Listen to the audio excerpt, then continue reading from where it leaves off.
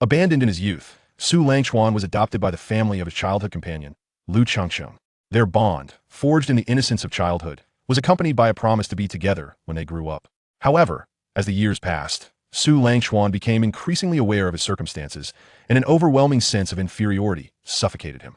Ultimately, he chose to leave her after the college entrance examination.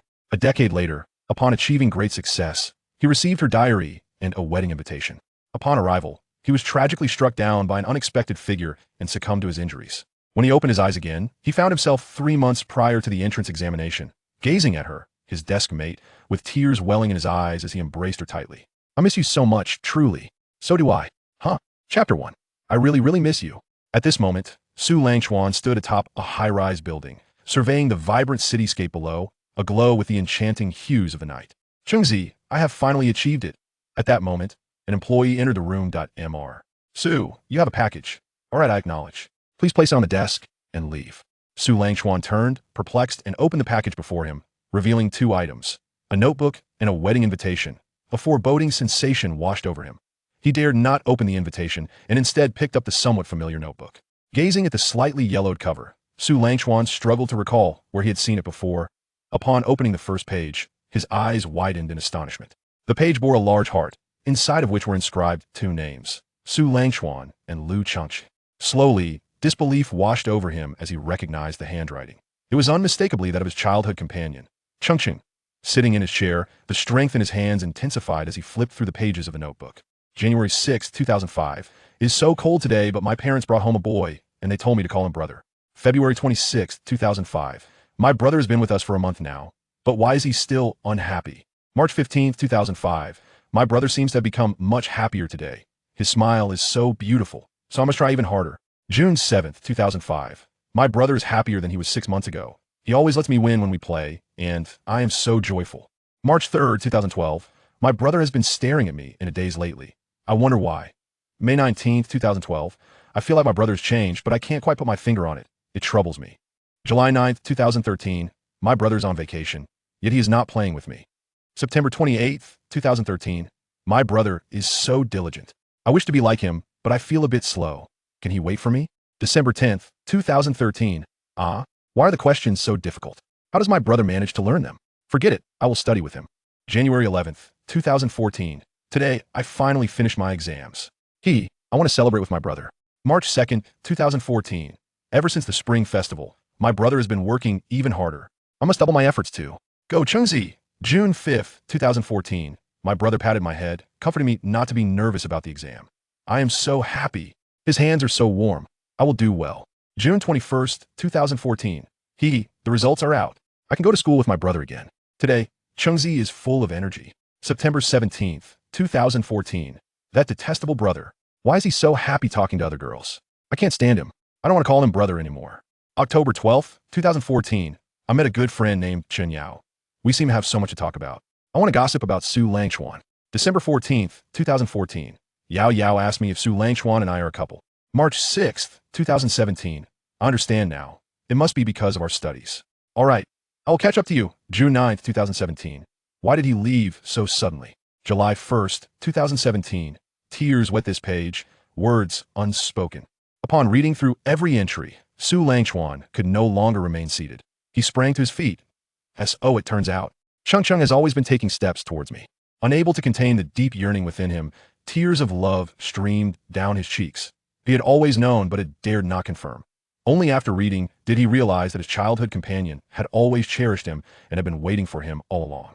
Su Langchuan had been abandoned as a child, living among other children with various fates in an orphanage until, at the age of 6, a pair of parents and a girl arrived. The girl, clad in a delicate white dress, stood shyly behind her parents, gazing at Su Langchuan. Lu Zhengyan, beaming with delight, beckoned to Su Langchuan, saying, "Langchuan, come here. This is your sister, Chengcheng. Say hello to your brother."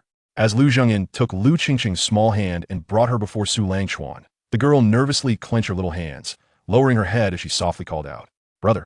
At that moment, the dimness of Su Langchuan's heart was illuminated by her voice, casting away the shadows that had lingered within him. Yu Lan, suppressing her excitement, approached and knelt to embrace the 2 little ones. "Good children, you are both good children. Tonight, we shall prepare a feast to celebrate." Thus, Su Langchuan was brought back to the Lu family. As time unfolded, The bond between the two children blossomed, much to the delight of Lu Zhengyin and Yulan.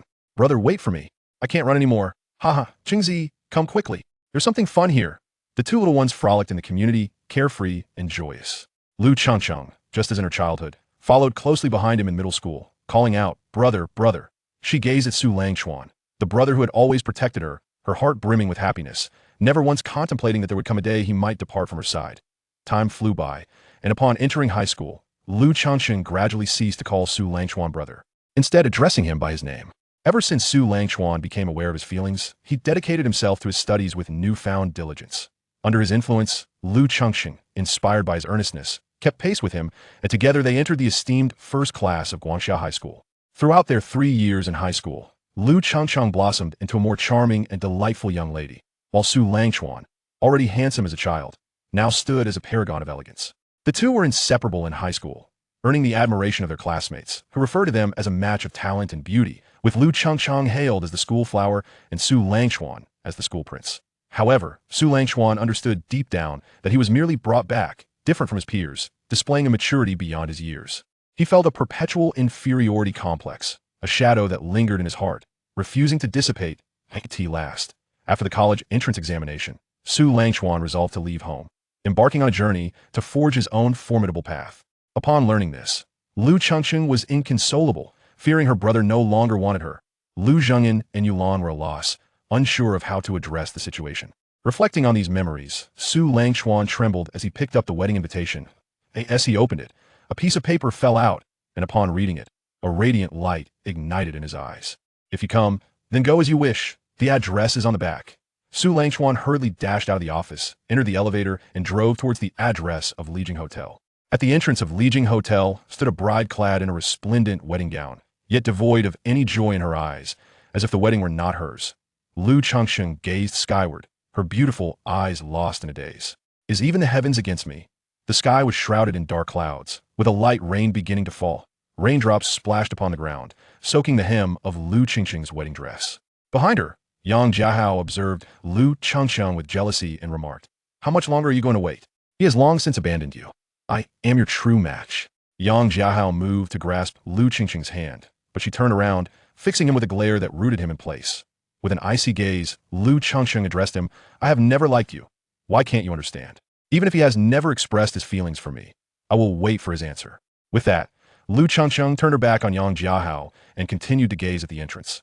Yang Jiahao, now seething with rage, thought to himself, "I've loved you for so many years, yet your eyes are only for that worthless fellow.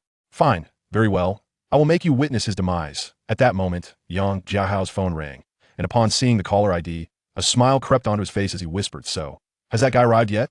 "Young Master Yang, the target is about to appear. Should we proceed with the plan?" "Execute. It must be done. Today I must have her, and let her see that guy die." "Understood." Moments later, as Su Langchuan entered the venue, he spotted the figure he had long yearned for standing at the entrance. He exited the car, without an umbrella, simply gazing at her. Their eyes met, and in that instant, they understood each other's thoughts, seeing the regrets of the past 10 years reflected in one another's gaze. Tears uncontrollably streamed down Lu Changcheng's face as she looked at Su Langchuan, stifling her sobs with her hands. Yang Jiahao could no longer contain himself and shouted into his phone, "Make your move." From the other side of Su Langchuan's car emerged a shadowy figure, swiftly approaching him from behind. A flash of steel glinted as a knife sliced towards his neck, then plunged into his chest before the assailant hastily fled. The event transpired in an instant. Upon seeing the assailant, Lu Changcheng kicked off her high heels and rushed forward, but it was too late. "Don't." Su Langchuan felt a chill at his neck, followed by searing pain in his chest, staggering back a few steps until he leaned against the car door, staring blankly at the crimson blood seeping from his wound. Lu Changcheng rushed to Su Langchuan's side, disregarding the rain and blood that stained her wedding gown, holding him tightly as she could no longer contain her tears. Langchuan, please don't fall asleep. I'm calling for an ambulance right now. Don't leave me. Langchuan, I beg you, please hold on. I can't lose you. Langchuan." Su Langchuan slowly raised his head to meet the tearful gaze of Lu Changcheng, trembling as he attempted to wipe away her tears, but his arm felt as heavy as lead, unable to lift. Ultimately, he leaned his head against Lu Changcheng's ear and whispered, "I'm sorry. Chengzi, I might have to break my promise. Please don't cry. I want to see you smile." "Okay." Upon hearing his voice, Lu Changcheng forced a desperate smile. "Langchuan, do I look good today? Am I beautiful? Today, Chengzi is the most beautiful in the world." With that, Su Langchuan could bear it no longer, spitting out a mouthful of blood as his eyes slowly lost their luster, his body falling still. Yang Jiahao observed as Su Langchuan finally breathed his last, erupting into a maniacal laughter. Lu Chengcheng, you can only be mine. Ha ha, this worthless guy is finally dead. This is the fate of those who oppose me. A delusional fool thinks he can compete for a woman with me. From now on, he will lie still. Lu Chengcheng gradually quieted, cradling Su Langchuan's lifeless form, her eyes devoid of spark. With her other hand, she lifted her skirt and retrieved a small knife bound to her thigh. In Yang Jiahao's astonished gaze, she swiftly plunged the knife in her own heart, letting it drop to the ground. As Su Langchuan's fading consciousness beheld her, she resembled a butterfly vanishing into the ether. Langchuan, wait for me. I'll be with you soon. You won't be alone. I will accompany you on this journey. Su Langchuan walked along a path of black pebbles, surrounded by impenetrable darkness, chilling to the bone. After an indeterminate time, a warm light appeared ahead, gradually growing brighter and more inviting. Su Langchuan abruptly opened his eyes, his right hand pressed against his heart, while his left hand instinctively touched his neck. Gasping for breath, that a deep and authoritative voice resonated. Su Langchuan, it is now a crucial time for the third-year review. What's the matter with you? And Lu Chengcheng sitting next to you. Sleeping during class is unacceptable. If you are truly fatigued, you may be permitted to splash some water on your face. Su Langchuan, bewildered, surveyed his surroundings. Familiar classroom, familiar classmates, familiar homeroom teacher, and a familiar Lu Chengcheng. At that moment, Lu Chengcheng abruptly lifted her head, her expression equally dazed as she glanced around, before her gaze fell in panic upon Su Langchuan. Their eyes met, and in each other's gaze, they discerned an expression of incredulity. Su Langchuan regained his composure, disregarding the stares of his classmates, and enveloped Lu Chengcheng tightly in his embrace, his voice trembling slightly as he whispered, "Qingzi, how could you be so foolish? Why would you undertake such an irrational act for me?" Still in a state of confusion, Lu Chengcheng could not fully grasp the situation, but instinctively patted Su Langchuan's back gently in an attempt to soothe him. It's all right, I'm here." The classroom erupted into a cacophony of surprise and laughter. "Kiss. Kiss." Liwen twitched his mouth in exasperation. "What is happening? Are we still having class? Or will you two indulge in your romantic antics indefinitely?" As these words registered, the two finally snapped back to reality, hastily releasing each other and bowing their heads. Their faces flushed crimson. Iwen declared, after class, "Come to my office. If you do not clarify the situation, I will have to summon your parents." Chapter 2. Stinky Water River. How long do you intend to keep this from me? In the teacher's office, Su Langchuan and Lu Chengcheng exchanged glances. While Liwen slowly sipped his tea, observing the two, he remarked, "All right, let's be mindful of our influence.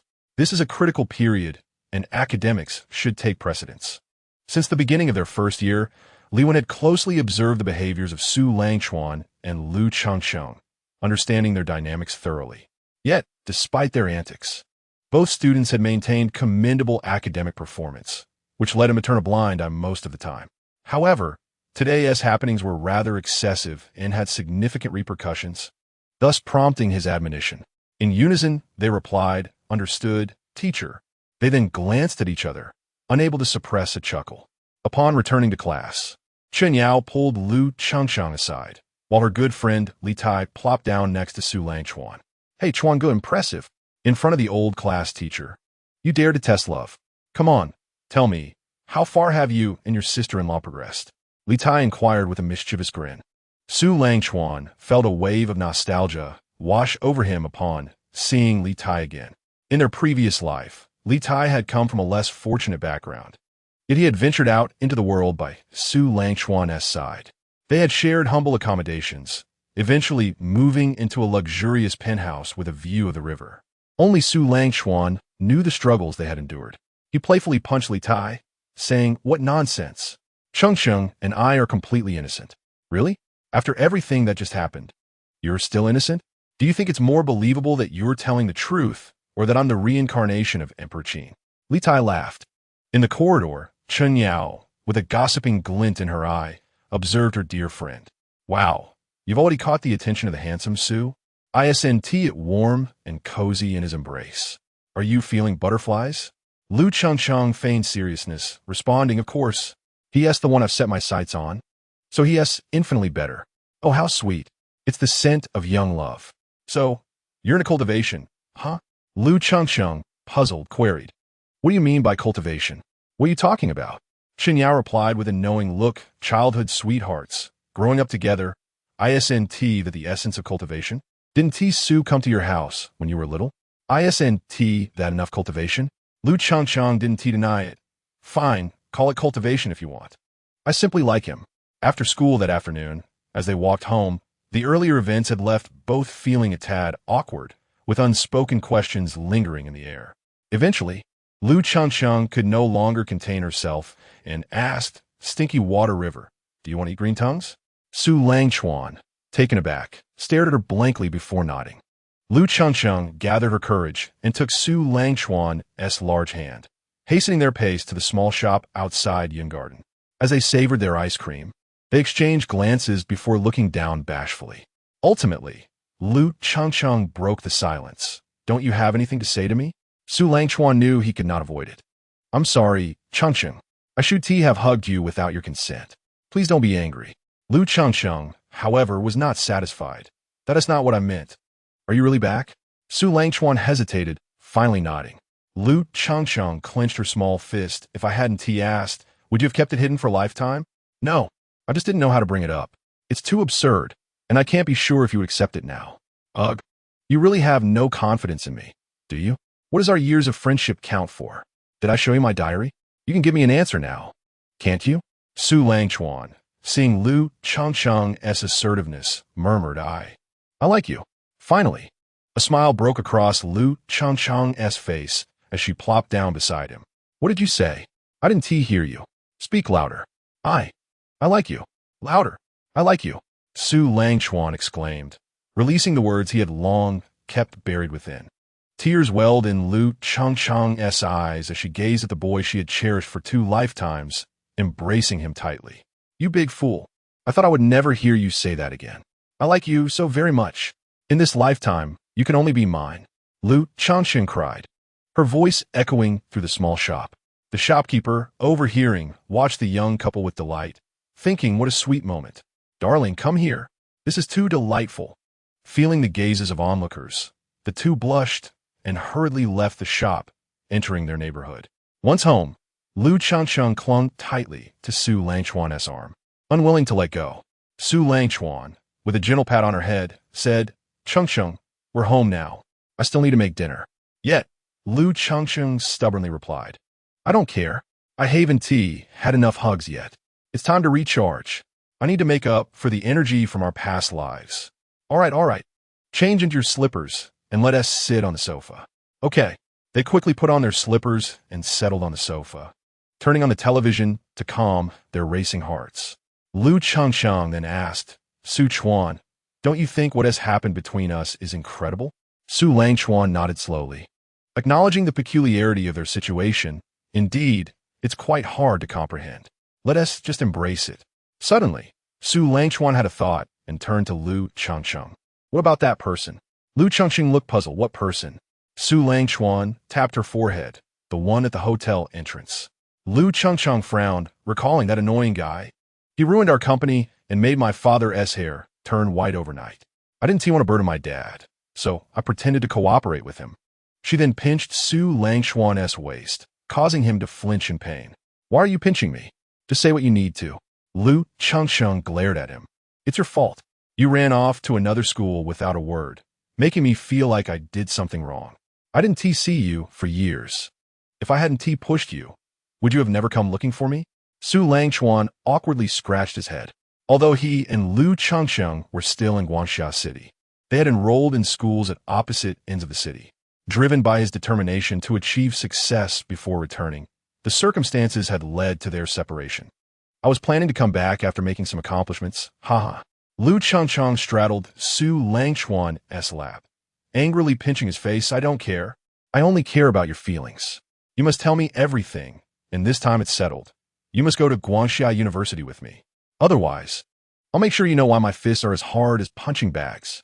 She waved her small fist in front of Su Langchuan, who couldn't help but find her playful demeanor endearing rather than intimidating. All right. I'll do as you say. But do you still remember what you learned now? Upon hearing this, Lu Changcheng froze, then hugged her head in realization. Oh no, I've already returned it to the teacher. What am I going to do? Lu Changcheng whimpered, That is such a pity. It looks like I'll have to go alone. Su Langchuan grinned mischievously, and Lu Chengsheng immediately threw her arms around him, pressing her whole body against him, whining, "If I can't go, then you can't either. You have to stick with me. For this lifetime, you must be by my side." At that moment, the sound of the door opening echoed through the room, and Yulan entered, carrying groceries. Upon raising her gaze, she was momentarily taken aback. "Xiao Chuan, Cheng Cheng, you too." Chapter 3. The Legendary Golden Finger? Seated at the dining table, Yulan observed the guilty expressions on the faces of the two across from her and couldn't help but chuckle lightly. "All right, let's eat. Afterward, it's time to review. The college entrance examination is fast approaching, and this period should be focused on that." "Mom, aren't you going to ask? Are you sure you want me to ask?" "Don't. Just forget it." The two hurriedly dug into their meals, silencing their chatter. Yulan smiled at them, continuing to eat while sending a message to Lu Zhenghan. "Old Lu, it's finally happened." Before long, a reply came in. "What has happened?" "Why, it's Xiao Chuan and Cheng Cheng. These two kids have started dating. They were so shy when I caught them." "Huh? So soon? I thought it would take a while, that they'd only start dating in college. I didn't expect it to happen now." "Well, that's great." "Huh." After finishing their meal, the two retreated to their respective rooms. Su Langchuan pulled out his textbooks and past exam papers to study. As he worked, his eyes gradually widened in disbelief. Wait, why are these questions so simple? After completing 2 more papers, he realized that his thought processes were even more agile than in his previous life. Faced with the exercises, he found himself crafting answers with surprising ease. Could this be some sort of golden finger bestowed by the convergence of 2 lifetimes? Rising from his room, Su Langchuan approached Lu Qingqing's door and knocked gently. She opened it, noticing the excited expression on his face. "What's with that silly grin?" Su Langchuan stepped inside, sharing his recent discoveries about the exam papers, only to find her expression darken. "I've been tearing my hair out over these questions, and you're telling me they're a piece of cake for you? How infuriating. It's so unfair. Why should it be? We both came back, yet you have all the advantages. I can't explain it. I just discovered it and wanted to share." Fuming, Lu Chengsheng rolled onto her bed in a fit. "I don't care. I'm angry now, so you better cheer me up." Su Langchuan closed the door and returned to his bed, pulling the small, angry pig plush toy towards him. All right, stop frowning. You'll get wrinkles. If it makes you happy, I'll help you study." Lu Chengsheng ignored the latter part of his statement. "Do you dare to criticize me for getting wrinkles? You're already judging me?"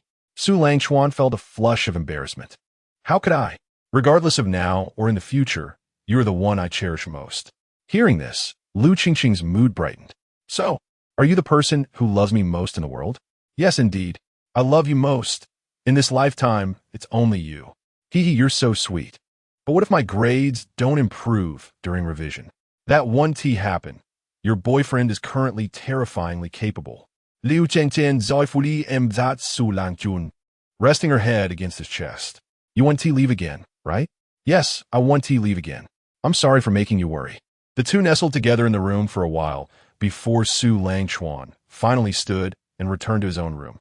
Seated at his desk, Su Langchuan, feeling a sense of commitment to his studies, began to reflect on his past life as work. In his previous existence, he had gained prominence in the field of computer programming through exceptional achievements. Eventually, he met Wei Jun, the owner of a nearly bankrupt game company. They quickly found common ground and collaborated to develop a game called Star Return, an open-world exploration game centered on cultivation, which firmly established its foothold in the market upon release. Notable for its equipment upgrade system, the game allowed players to elevate white gear to orange weapons, culminating in a series of forbidden weapons. Players could even craft their own gear, with thousands of talent choices facilitating the creation of dozens of builds. Once their experience points were maxed out, they competed in a battle royale mode, where only one among 100 could ascend. Su Langchuan vividly recalled the scene of himself in white robes, wielding a simple sword, besieged by 99 players. To progress to the celestial realm, players had to compete in tournaments, achieving a win rate of sufficient caliber. Each celestial-level player was a formidable contender, simulating the atmosphere of a fantasy novel where one fights through mountains of corpses and rivers of blood. The game also introduced numerous gameplay modes, and once its popularity reached a certain height, Su Langchuan and Wei Jun organized internet CAF tournaments and collaborated with various schools for college competitions, as well as professional leagues. Furthermore, they aspired to integrate the game into a virtual reality experience, enlisting medical professors specializing in neuroscience to allow players to truly navigate the world from a first-person perspective, wielding swords and traversing the martial realm, experiencing a more authentic sense of fulfillment in the fantasy of cultivation. With such thoughts in mind, Su Langchuan turned on his computer, downloaded programming software, registered on freelance coding websites, and began to work. At this stage, everything was merely a dream, to transform the achievements of his past life into reality. Finances were indispensable. As he scrolled through the web page, a particular message caught his attention. Hongjun Game Technology Company, Limited? ISNT that Wei Guo's company? Has a crisis arisen already? Upon examining the message, Su Langchuan steadied himself. It seemed Wei Guo had not yet reached that point. This was merely a small programming task. That night, leveraging the knowledge from his former life, Su Langchuan accepted several contracts for small programming projects, coding until after 1 in the morning before finally finishing. Stretching. He mused about the need for more exercise. His current physique was insufficient for the high-intensity work that lay ahead. The following morning, Yulan and Lu Zhengin left early for work, leaving breakfast money on the table. Soon after, Lu Chengcheng emerged from her room, rubbing her eyes, and knocked on Su Langchuan's door. Receiving no response, she opened the door and entered. Su Langchuan? Shui Chuan? Stinky Shui Chuan. Wake up, or you'll be late for class.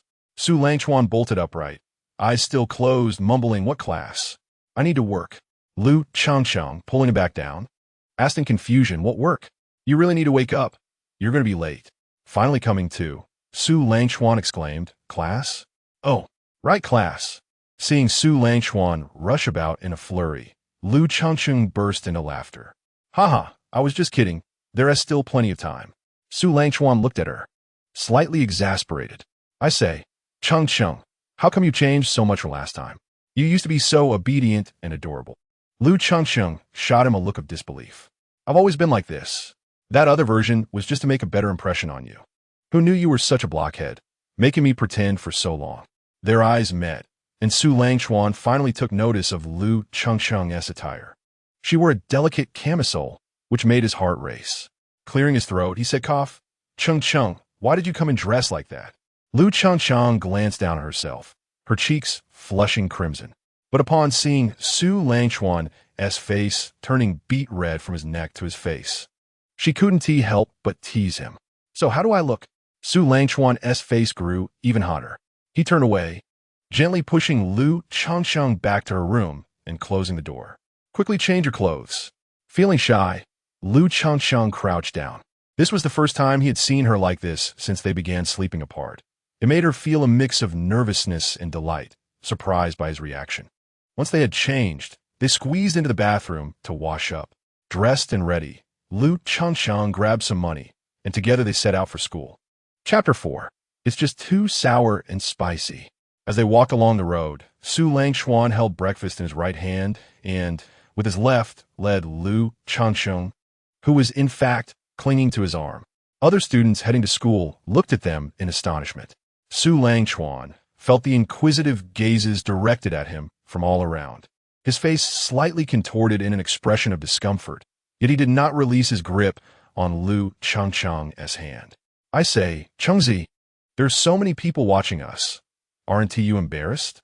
Lu Chengcheng glanced around nonchalantly and replied, "Oh please, I've lived 2 lifetimes. Why should I care about such trivial attention? Or is it that you find me distasteful?" As she spoke, Lu Chengcheng pinched the soft flesh at Su Langchuan's waist with one hand. Su Langchuan immediately yielded. No, how could I ever find you distasteful? Please let me go." Satisfied, Lu Chengcheng withdrew her hand. As they neared the school entrance, they finally released each other as hands, entered the classroom, and began to eat breakfast. At that moment, Chen Yao walked in and took a seat next to Lu Chengcheng. Chengzi, I'm so hungry. Do you have any extra?" Lu Chengcheng replied, "Here. There is only 1 bun left. Make do with it." Chen Yao looked at the bun in her hand and then at the bags on their table, clearly aware that there were more. One is not enough. Give me another. Not a chance. The rest belonged to Su Langchuan. With that, Lu Chengcheng wrapped her arm around Su Langchuan's right arm and smiled at Chen Yao. Chen Yao grimaced. Wait a minute, girl. Is this how you treat me first thing in the morning?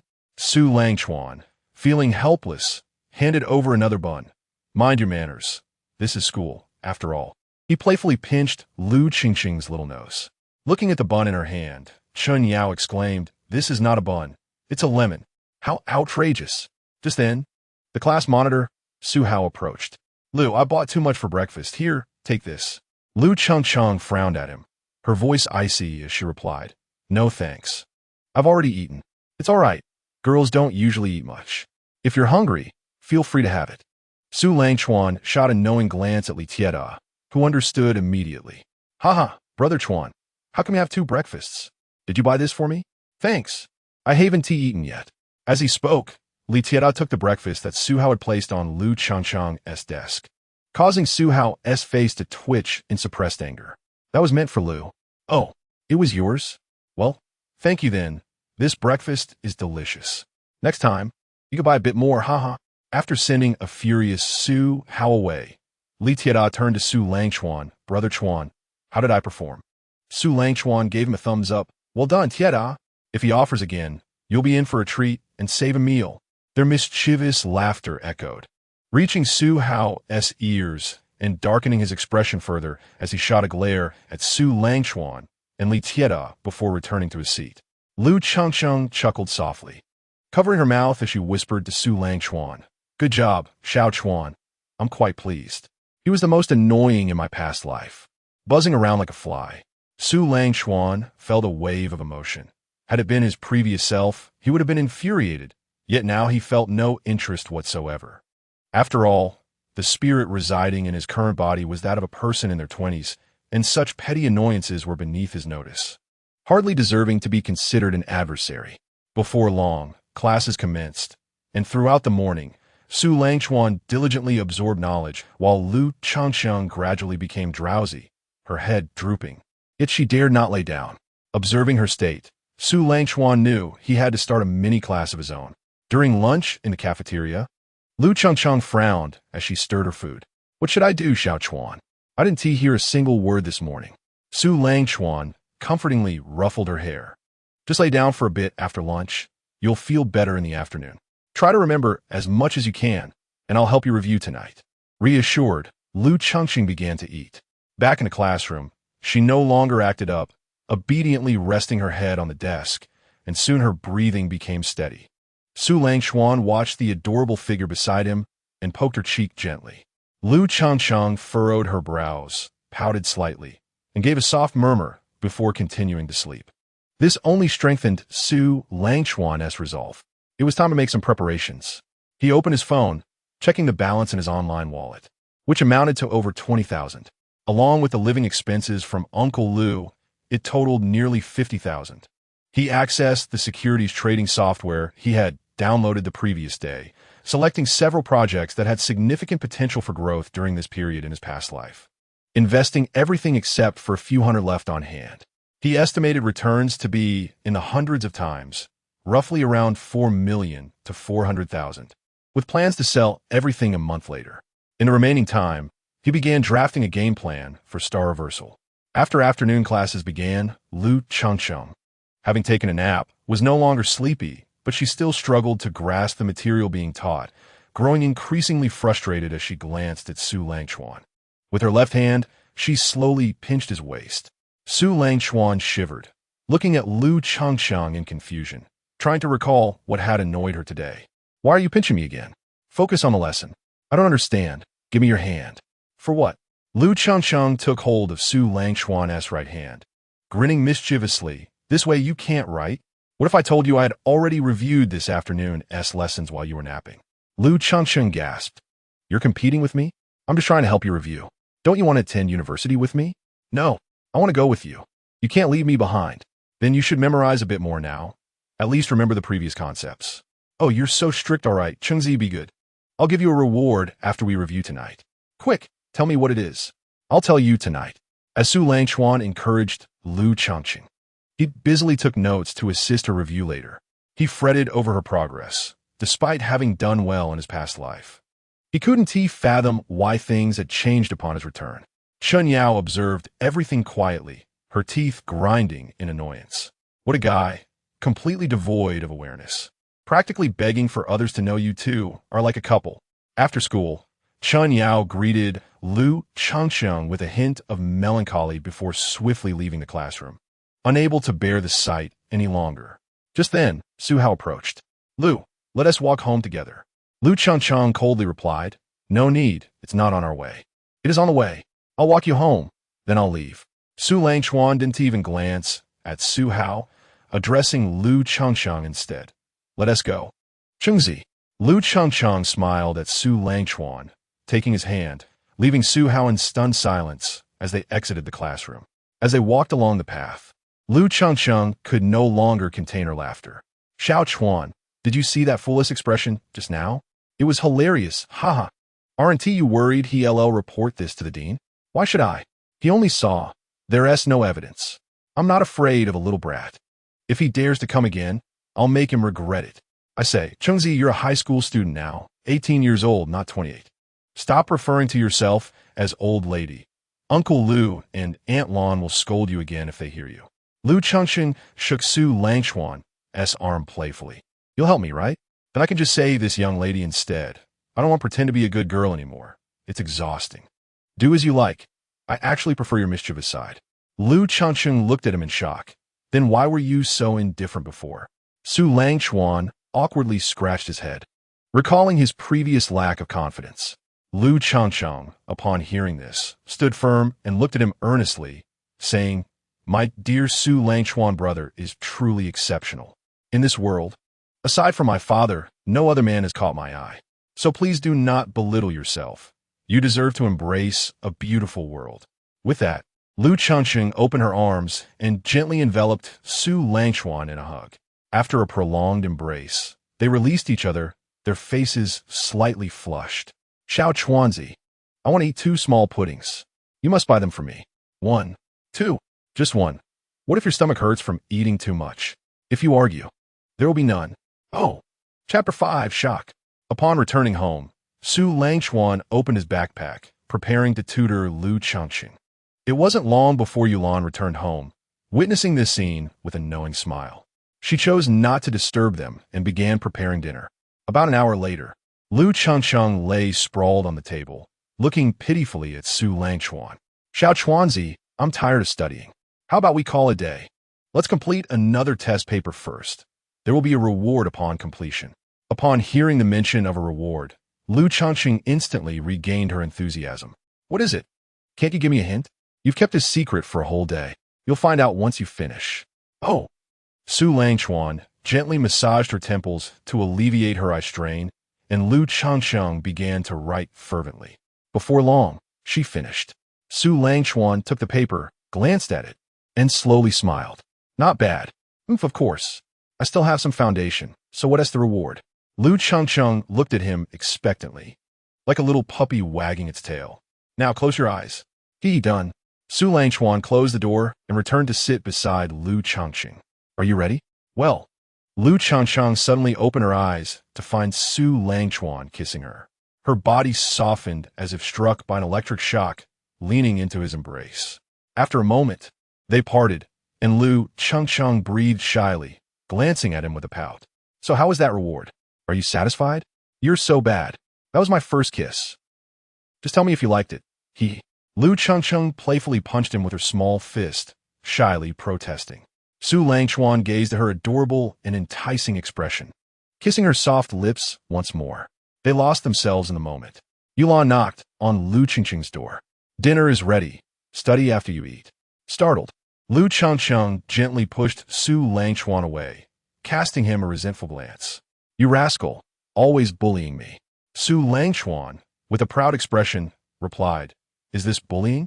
You seem to enjoy just now, haha. Lu Changcheng covered her face with the blanket, kicking him lightly with her petite feet. Get out first. I'll come out later. After pinching her waist playfully, Su Langchuan quickly left the room, leaving Lu Changcheng pouting and rolling on the bed. "You little rascal. Taking advantage of me and then pinching me, umph."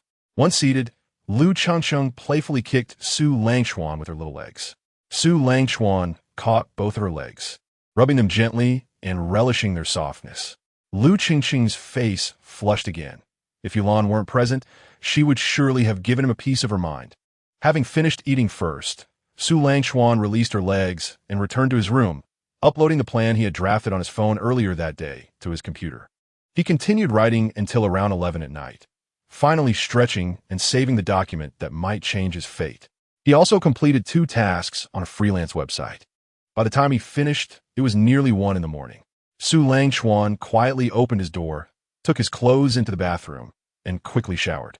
After drying his hair, he drifted off to a peaceful sleep. At 7 in the morning, the alarm rang. Lu Changcheng, yawning, pushed open Su Langchuan's door and saw him sprawled across the bed, an idea forming in her mind. She approached and pinched his cheek before pinching his nose. Su Langchun, unable to breathe, opened his eyes wide to see Lu Changcheng grinning mischievously. He swiftly pulled her into an embrace. Lu Changcheng gasped, then found her lips captured by his. After a moment, he released her. Su Langchuan declared, "Let us see if you can still be mischievous. From now on, I expect a kiss every morning." Lu Changcheng retorted, "You stink. You haven't brushed your teeth. No kiss for you." Su Langchuan shot back, "Aren't you in the same boat? Double standards, huh?" Lu Changcheng haughtily replied, "A beautiful girl is fragrant from head to toe." They playfully tussled for a couple of minutes before getting ready for the day. After donning their shoes, they headed to the bun shop to buy breakfast before making their way to school. Once in class, they settled into their seats, and Li Tai was already waiting for Su Hao with breakfast. When Su Hao entered, holding the food, he raised an eyebrow at Li Tai's playful expression, then returned to his seat, concealing the breakfast. Li Tai lamented dramatically, "What else with this kid today? He didn't bring breakfast for my sister-in-law?" Upon hearing the term sister-in-law, Lu Changcheng gave Li Tai a thumbs up, signaling her approval. "Li Tai, you're quite perceptive. I'll introduce some beautiful girls to you in the future." Su Langchuan, observing their smug expressions, chuckled helplessly. "Li Tai, you have a mock exam coming up next month. How is your review going?" "What? The teacher didn't mention an exam. Where did you hear that gossip, Brother Chuan?" "You'll find out when class starts." Lu Changcheng was unfazed, already knowing there would be a mock exam, but she furrowed her brow. "Shout, Chuanzi, do you remember what topics will be covered in the mock exam?" Su Langchuan pulled out the notes and practice papers he had prepared earlier, sliding them in front of Li Tai and Lu Changcheng. "You both need to memorize the contents on these. You'll surely do well on the mock exam." Li Tai looked skeptical. "Brother Chuan, are you some sort of fortune teller? How do you know what will be on the exam?" Su Lanjun smai now win li. "Some secrets are best kept. Now, let us focus. Class is about to start." Just then, the bell rang, and Li Wen entered, announcing, "Prepare for the mock exam at the beginning of next month. Everyone needs to be alert. Give it your all. If you don't perform well, I'll double your homework." A wave of discontent swept through the classroom. Throughout the morning, Su Langchuan paid close attention to the teacher's lecture, while Lu Changcheng diligently reviewed her notes and practice papers. Even during lunch, she clutched her notebook, munching while quietly reciting her notes. Su Langchuan observed her, pleased to see her immersed in study mode from her previous life, and chose not to disturb her. After lunch, as they returned to class, Su Langchuan took Lu Qingqing's notebook and said, "All right, Changcheng, take a good rest during the afternoon break. If you overstrain your brain, it might backfire. Go to sleep." Lu Changcheng pouted. "I'm just trying to keep up with you. You're like a runaway train. If I don't work hard, I want to be able to attend the same university as you." Su Langchuan gently held Lu Qingqing's small hand and reassured her, "Trust me, I want to let you leave my side." "Hee, you said it. I'll remember that." With that, Lu Changqing yawned and rested her head on the table, gradually drifting into a tranquil sleep, her breathing steadying. Su Langchuan opened his phone to check the stock and futures market, where his investments had risen several points, prompting a satisfied smile. He then finalized the proposal he had prepared and sent it to Wei Jun, the owner of Hongjun Game Technology, via email. In an office on the 17th floor of the technology building, Wei Jun gazed at the proposal in his inbox, his face reflecting astonishment. Could such creativity truly be conceived by a mere mortal? After regaining his composure, a fervent glint ignited in his eyes. He was determined to prove the naysayers wrong, especially those who claimed he had achieved nothing without the family's backing. Wei Jun swiftly opened WeChat and added the account number left at the bottom of the proposal. Meanwhile, Su Langchuan noticed the familiar WeChat ID and smirked, realizing that Brother Wei had indeed seen it. After clicking to add the contact, he initiated a conversation. "Hello, Mr. Wei. How should I address you? I am Su. You can call me Little Su." "All right, Little Su. Did you write this proposal?" "Yes, I trust Mr. Wei has already glimpsed the promising potential behind it." "Ha! The creativity is remarkable. When can you come to the company to discuss this further?" "How about this Sunday? I'm still in school and only have that day free." Wei Jun gasped in disbelief. This extraordinary proposal was crafted by a student? "You're still a student?" "Indeed. I am currently in my senior year of high school." "Truly impressive for someone so young." "Very well, let us meet this Sunday then. I shan't keep you any longer. Focus on your studies and aim for excellent results. Haha. Thank you for your kind words, Mr. Wei. See you this Sunday." Su Langchuan breathed a sigh of relief as he closed his phone, realizing that, with no open-world games yet on the market, he should be able to establish a foothold even more swiftly than in his previous life. Chapter 6. The Bet. After school, Su Hao approached, challenging. "Do you dare to compete with me in the exam 2 weeks from now?" Some classmates lingered, casting curious glances at Su Hao. Understanding that his challenge was spurred by their class S-Belle, Lu Changcheng. It was evident to all that, aside from Su Langchuan, the other boys maintained a distant rapport with her, while Su Hao appeared oblivious to this fact. Su Langchuan raised an eyebrow. "Why compete? Do you possess something I desire?" Su Hao's face flushed as he replied, "No, but I want to vie for Lu classmate." Lu Changcheng, incensed, slammed her hand on the table. "Are you done? What do you take me for? Even if Xiao Chuan loses, I will have no dealings with you." Su Langchuan gently took her hand, urging her to sit down. "You heard. You don't possess what I want." Unfazed, Su Hao pressed on. "Are you scared? Scared of losing face in front of Lu classmate?" Su Lanjun in Walis gulp. The version of himself from his past life would have already lost composure. The two boys glanced at the class rankings on the board, both within the top 10. "Let us have a friendly competition then. How about that?" At that moment, Li Tai interjected, "If you're done, hurry up and leave. Don't obstruct my brother Chuan and sister Changcheng." Su Hao, fuming, turned and departed. Su Langchuan packed his bag and stood up. "Let us go, Tai, Changcheng." Li Tai mischievously added, "Brother Chuan, sister-in-law, take care." As they walked, Lu Changcheng shook Su Langchuan's arm. "Only 2 days until Sunday. Are we going out?" "I have something to attend to this Sunday. You should stay home and review." Lu Changcheng pouted. "Where are you going?" "I want to go too." Su Langchuan lightly flicked her forehead. "I'm going out to discuss some matters. Be good. I want to allow it. If you don't clarify, I'll assume you're off to flirt with other girls." Su Langchuan was speechless. "Why do you always think of such things?" Lu Changcheng retorted. "It's all because of you. You took her small hand. Let us not dwell on that. How about I treat you to some pudding? After we get home, you can review your notes and study materials. The exam is just 2 weeks away." Hearing this, Lu Changcheng's face brightened. "I want 2. You can only have 1. There are no more." "Humph. Is this how you charm someone? Such a miser." Lu Changcheng complained, yet she did not release his hand. Su Langchuan led her to a nearby convenience store, purchased the pudding, and they returned home. Once home, they went to Lu Changcheng's room, where Su Langchuan began to help her review. He then massaged her shoulders and temples. Lu Changcheng felt comfortable continuing her exercises, occasionally letting out soft hums. However, she soon became distracted. Noticing this, Su Langchuan tapped her forehead lightly. "All right, focus and keep studying." Lu Changcheng beamed and resumed her work. Before long, a voice came from the entrance. "I'm back." Lu Changcheng rushed to embrace Yulan, while Su Langchuan took the groceries to the kitchen. "Mom, why are you home so early today?" Yulan playfully flicked her forehead. "What is wrong with me coming home early?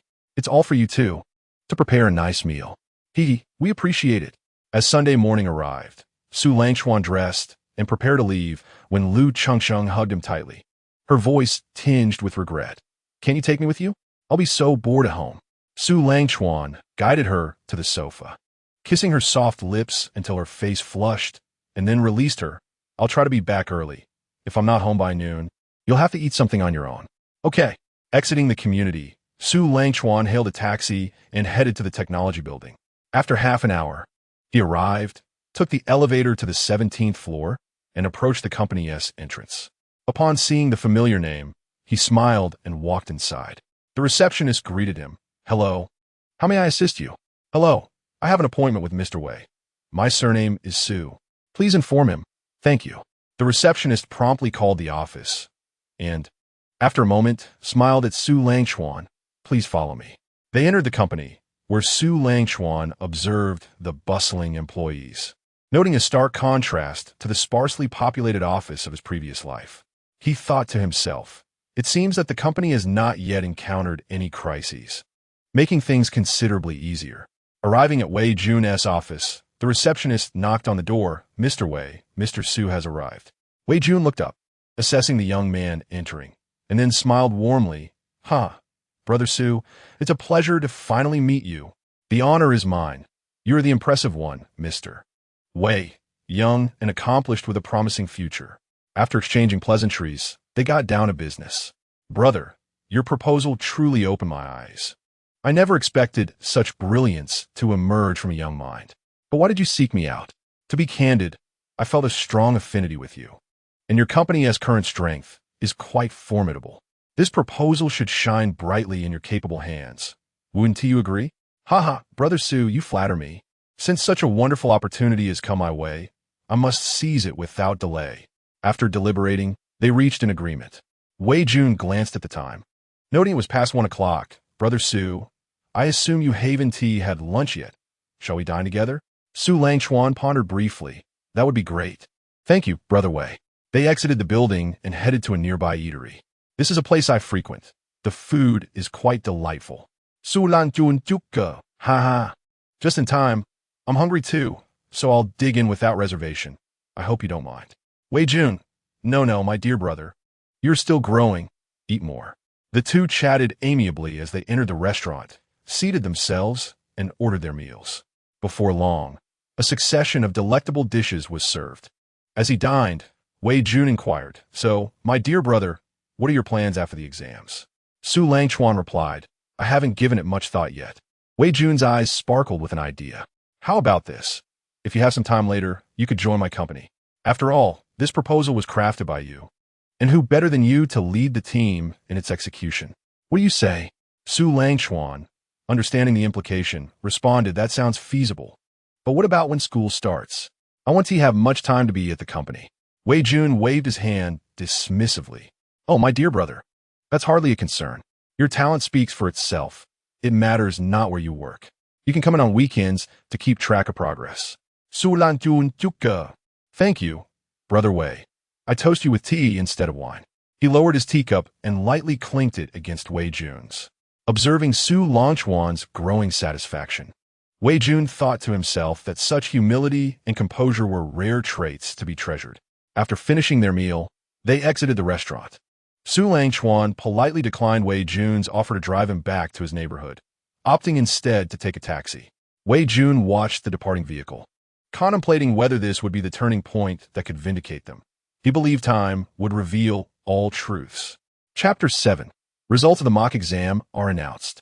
Once Su Langchuan settled into the taxi, he unmuted his phone to discover several messages from Lu Changqing. Xiao Chuan, I'm so hungry. Are you back yet? So bored. Xiao Chuan, are you still not finished? Xiao Chuan, if you don't return soon, I'll ignore you. Angry pig face, JPG. Su Langchuan shook his head in exasperation. Upon arriving at the community entrance, he stopped by a nearby supermarket to buy some snacks and 2 small puddings before heading home. Lu Changsheng was idly staring at the ceiling on her bed when she heard the door open. She sprang up and, upon seeing Su Langchuan, rushed to hug him, pouting, You scoundrel, why are you back so late? I thought you were kidnapped by some wicked woman outside.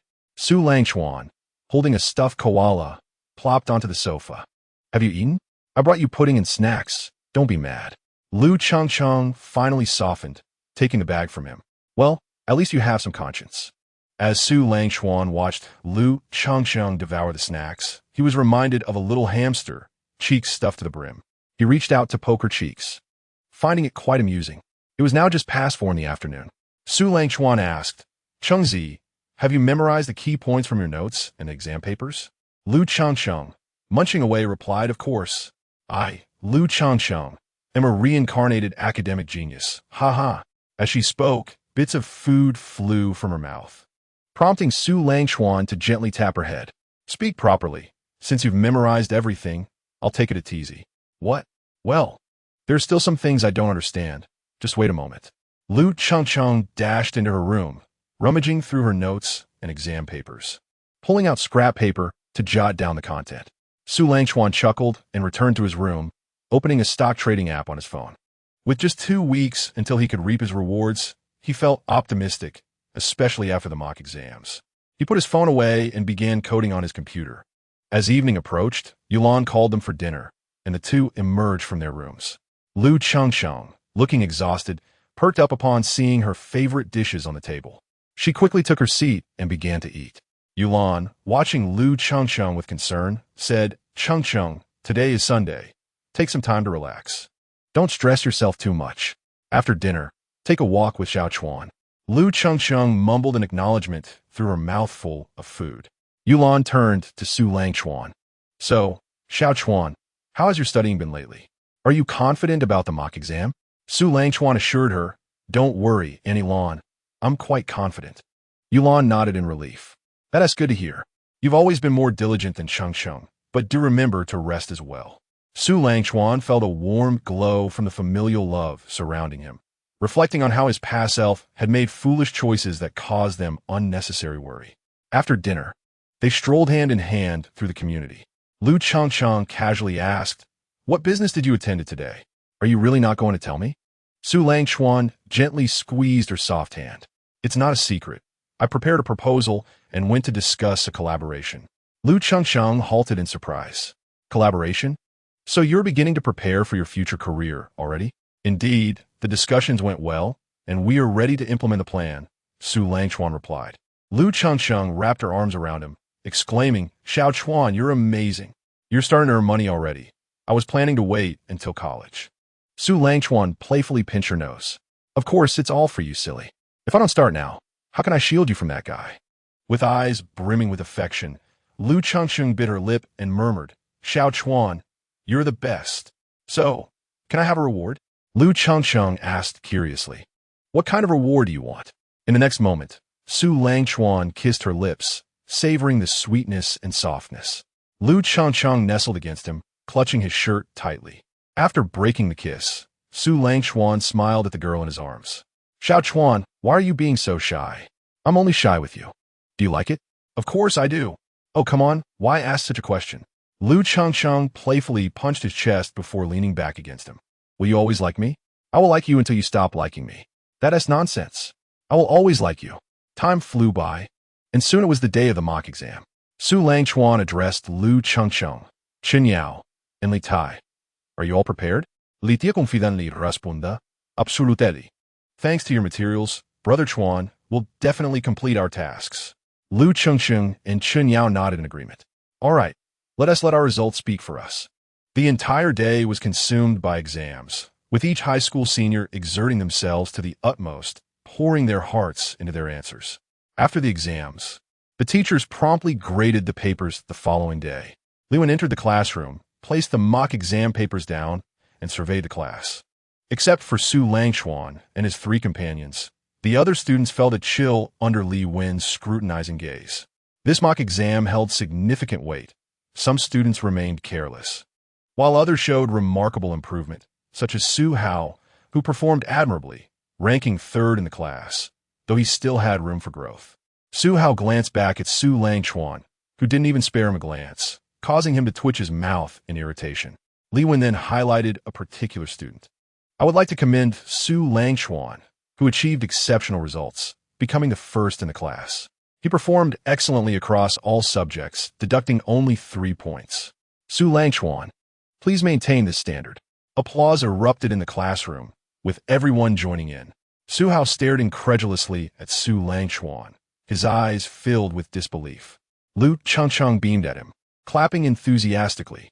Li Wen lowered his hands. Aside from these two other students also made it into the top 10 of the class, Li Tai and Chun Yao. The classroom buzzed with excitement. Chun Yao's strong performance was expected, but it was astonishing that Li Tai, who had always been in the middle or lower ranks, had done so well. Li Tai, feeling somewhat embarrassed, scratched his head, signaling for a low-key demeanor. Li Wen cleared his throat twice and announced, "Let us commence our class. We will review our mock examination papers. It is imperative that we remember the key points." Upon returning home that afternoon, the two were surprised to find Lu Zhengyan and Yu Lan had arrived even earlier than they had. Lu Changcheng kicked off her shoes and rushed to their side, linking her arms with theirs while playfully pouting, "Hey, Mom and Dad, why are you back so early?" Yu Lan affectionately ruffled her hair, revealing that she had heard in the parents' group chat about their daughter and Xiaochuan achieving commendable results, especially Xiaochuan, who had secured the top spot. "We thought we would return early to prepare a sumptuous meal to reward you both." Su Langchuan smiled and said, "Uncle Lu and Ilan, this is what we ought to do. Our studies are meant to elevate us to great heights." Lu Zhengyan laughed heartily at this. "Well said, Xiaochuan. Ambitious indeed. Now, sit down and rest. Dinner will be ready shortly." They had also brought back some fruits, and Lu Changcheng joyfully settled onto the sofa, indulging in grapes. Su Langchuan returned to his room to stow away his backpack. He opened the securities and future software, noticing that the stocks he had purchased were nearing their peak. To avoid any unforeseen complications, he decided to sell them off, eagerly awaiting the profits the next day. Su Langchuan contemplated, "If the funds arrive before school ends tomorrow, I shall buy a small gift for Chengsheng to brighten her day." The following noon, the funds finally arrived. Su Langchuan glanced at the message displaying a figure just over 4 million, feeling a wave of relief wash over him. After school, he mentioned having something to attend to and parted ways with Lu Changsheng, heading towards the shopping mall. At that moment, Chun Yao approached, linking her arm with Lu Qingqing's and said, "Let us go. With Su the Handsome absent today, accompany me for some milk tea and a chat about girl talk." Lu Qingqing's interest piqued, and she eagerly agreed. The two strolled towards the milk tea shop, drawing the attention of nearby male classmates, who were momentarily captivated by the sight of these youthful, radiant figures. Upon reaching the milk tea shop, they each ordered a cup of taro bubble milk tea and lemon soda, finding a cozy spot by the window. Chun Yao, unable to contain her curiosity, asked, "Chengsheng, what is it like being with Su Langchuan? Is he considerate?" Lu Chengsheng puffed out her chest proudly, letting her soft curves sway slightly, causing the surrounding boys to gasp in awe. "Of course, my Xiaochuan is the most thoughtful, and I adore him." A collective sigh of heartbreak echoed among the boys. "How infuriating! Which girl is lucky enough to be with her? My goddess is taken. Woe is me. Let us form a group and confront this little Carla." Chun Yao grimaced as she took a sip of lemon soda. "Ugh, this is even more sour." Chapter 8. The final class party before the college entrance examination. All right. We know you two are incredibly close. Just hearing about it makes my teeth ache." Chun Yao teased. "Humph. The man I choose is undoubtedly exceptional. And what about you and Li Tai? It's been nearly 3 years with no updates." Chun Yao thought to herself, feeling a twinge of guilt. "I only got together with him to ship you two, but Li Tai does seem tall and somewhat handsome." She coughed lightly. "Let us leave it to fate. If it feels right, we'll naturally end up together." Lu Changcheng observed Chun Yao with amusement. "Let me tell you, a good man should be grasped firmly in hand. Li Tai's grades are commendable, and he is of decent character. If you can engage with my Xiaochuan like he can, you ought to think it over." Lu Changcheng recalled her past life, where Chun Yao and Li Tai only confirmed their relationship in college, and she didn't mind lending a hand now. Chun Yao brushed it off. Yes, you're absolutely right." Meanwhile, Su Langchuan explored the mall, arriving at a jewelry store. After browsing, he discovered an exquisite women's wristwatch priced around 20,000. After a moment's thought, he called the sales clerk. "Please wrap this wristwatch for me." The sales clerk, admiring the handsome young man before her, remarked, "Sir, you have an excellent eye. I will prepare it for you immediately. Is it a gift for your girlfriend? She must be very fortunate." Su Langchuan smiled in return. "Indeed, it is for my girlfriend. Having her by my side is a true blessing." The clerk's eyes sparkled with envy. Here you go, sir. Thank you for your patronage, and we welcome you to visit us again. Su Langchuan hailed a cab back to his community. Upon entering his home, he noticed Lu Chengqing's shoes were absent from the entrance and decided to message her. Chengqing, why haven't you returned yet? Lu Chengqing's phone buzzed, and upon seeing Su Langchuan's message, her heart soared. I'm having milk tea with Yao Yao. I'll be back shortly. Chen Yao, noticing Lu Chengqing's blissful expression, knew it was time to take her leave. All right, see you tomorrow, bye. Without waiting for Chen Yao to say more, Lu Chengqing guzzled her milk tea, grabbed her backpack, and dashed out of the shop. Chen Yao shook her head helplessly. It's only been a little while, and she's already in such a rush. Truly, young love is terrifying. Lu Chengqing sprinted back home and found Su Langchuan seated on the sofa, engrossed in a key study guide. She quickly kicked off her shoes and leaped into Su Langchuan's embrace. Oh no, Chengqing, you're crushing me. Who told you to abandon me after school? Lu Chengqing playfully nuzzled against Su Langchuan.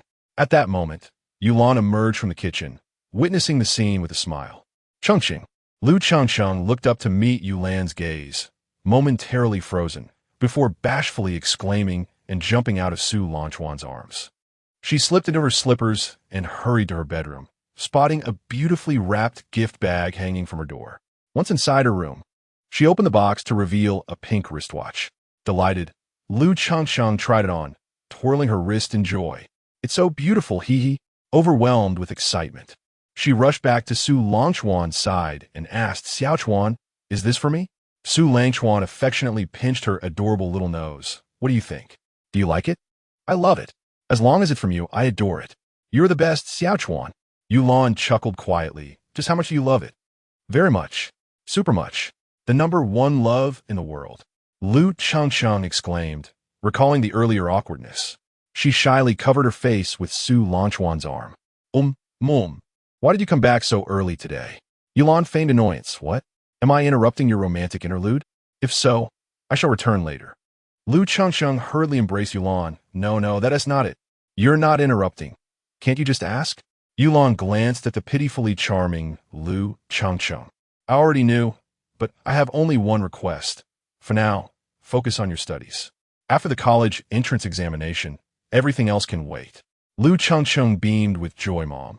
You're the best. Love you. With that, she planted a kiss on Yulan's cheek. Sulan Jun in dezet, I understand, O Nilan. Yes, I know Xiaochuan is the most sensible. Following the mock examination, Lu Chengqing, as usual, focused on her studies, returning home to study diligently. Meanwhile, Su Langchuan was even busier, balancing his studies, taking on coding tasks, hastening the progress of game development, and assisting Lu Chengqing with her review day after day. As the college entrance examination approached, Liwen decided to host a class party, aiming to help ease the tension among the students. They arranged to hold the party during the evening study session. Everyone moved their desks and chairs aside, clearing a space in the middle for classmates to perform. Su Langchuan, Lu Chengqing, Chen Yao, and Li Tai gathered together, watching the festivities with keen interest.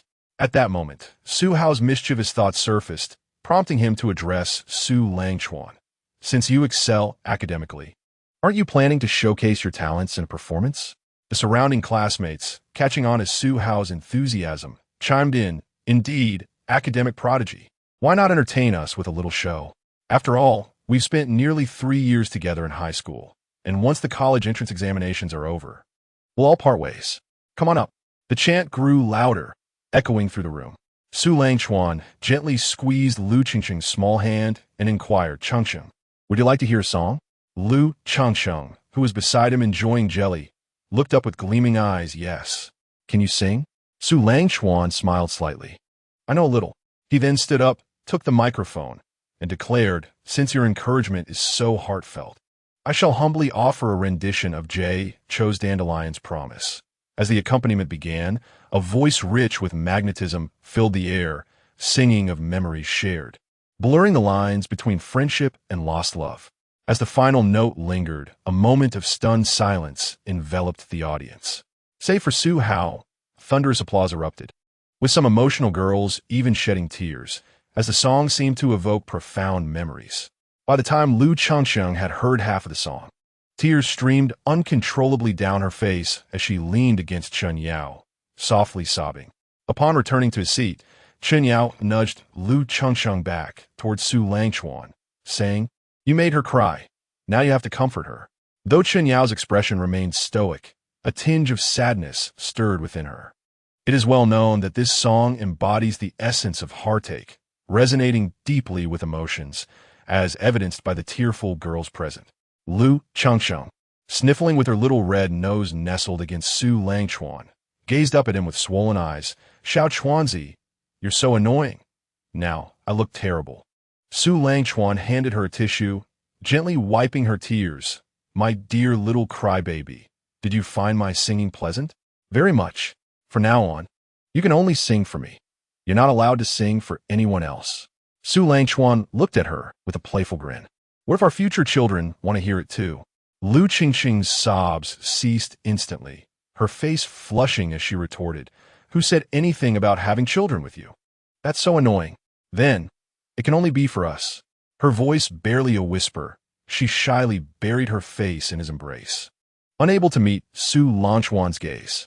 As the evening study session drew to a close, everyone tidied up the room, arranging desks and chairs before departing.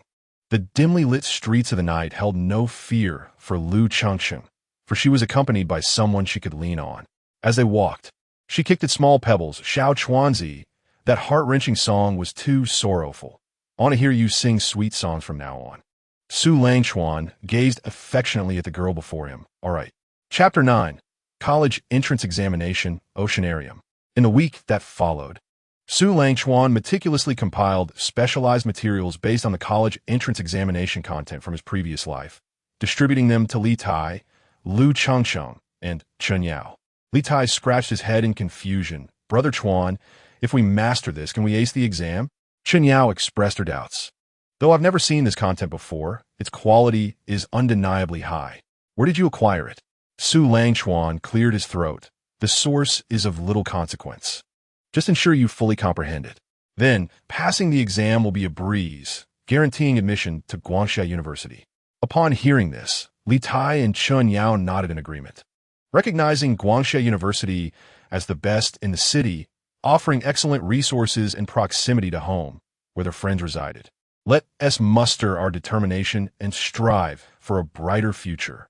Lu Changsheng looked on, stifling a smile at Su Langchuan's persuasive enthusiasm, almost ready to shout, "Let us hear it," for understanding.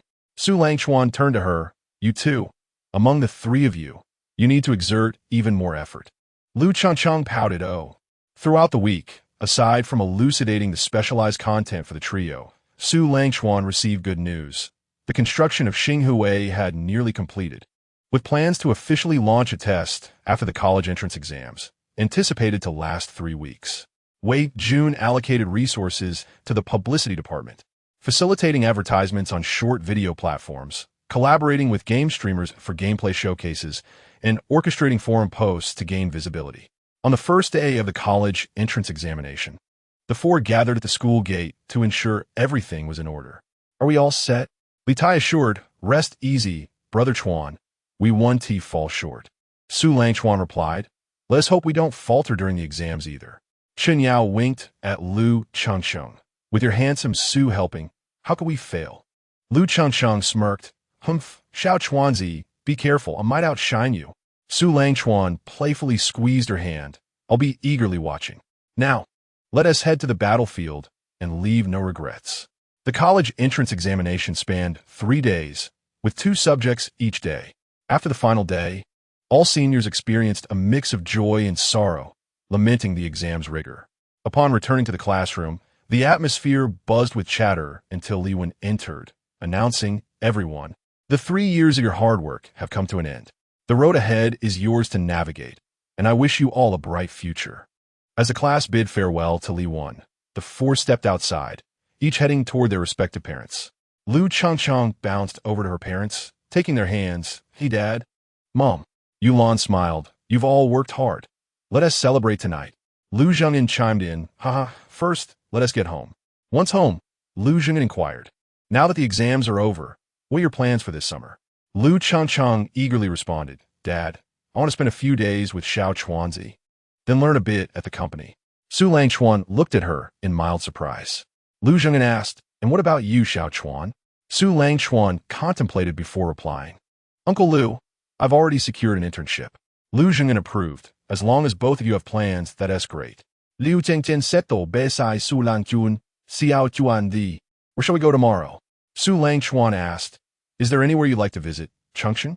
Lu Changcheng pondered. I want to go to the oceanarium, stroll around with you. And so much more. Su Langchuan reassured. No rush. We have plenty of time. Let's take a day to rest and recharge tomorrow. Lu Changcheng nodded enthusiastically. Okay, I'll listen to Xiao Chuanzi. The next morning, Su Langchuan slept in until he awoke naturally. After freshening up, he opened his phone and called Wei Jun good morning. Brother Wei. Wei Jun, bubbling with excitement, exclaimed, Su, have you seen the comments online? Su Langchuan asked, Not yet. Is there a problem with the game? Wei Yun responded, No problems, but the feedback is beyond our expectations. Haha.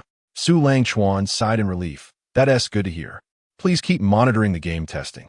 I'll be at the company in a few days. Thank you for your help, Brother Wei. Wei Jun assured him, No worries. You just finished your exams, so take some time to rest.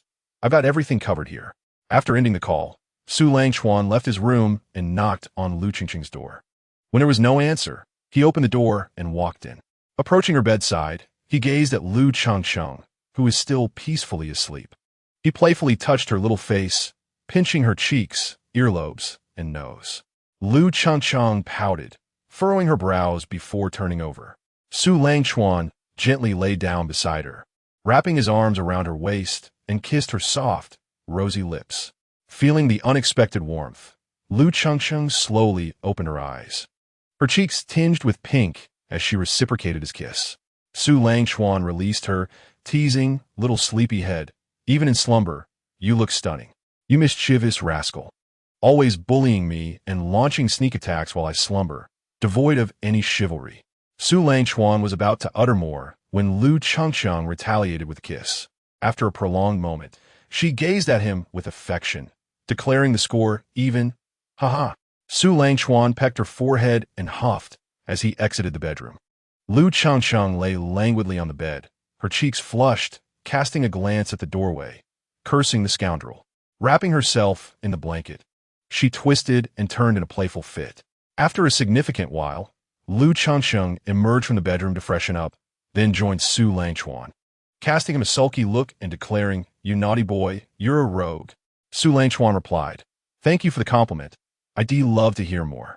Lu Changcheng playfully bit his arm, leaving a faint mark. Su Langchuan protested, Hey, that hurts. To which Lu Changcheng retorted, Good. That is precisely the point of. The entire day saw the couple inseparable, save for restroom breaks, until Yulan returned. The morning following the college entrance examinations, Lu Changcheng donned a floral light green dress, adorned with the watch Su Langchuan had gifted her, and slipped into white sneakers, exuding a refreshing charm. Su Langchuan, hurry up. We're going to be late, she urged. All right, let us go, he responded. The pair hailed a taxi and made their way to the aquarium.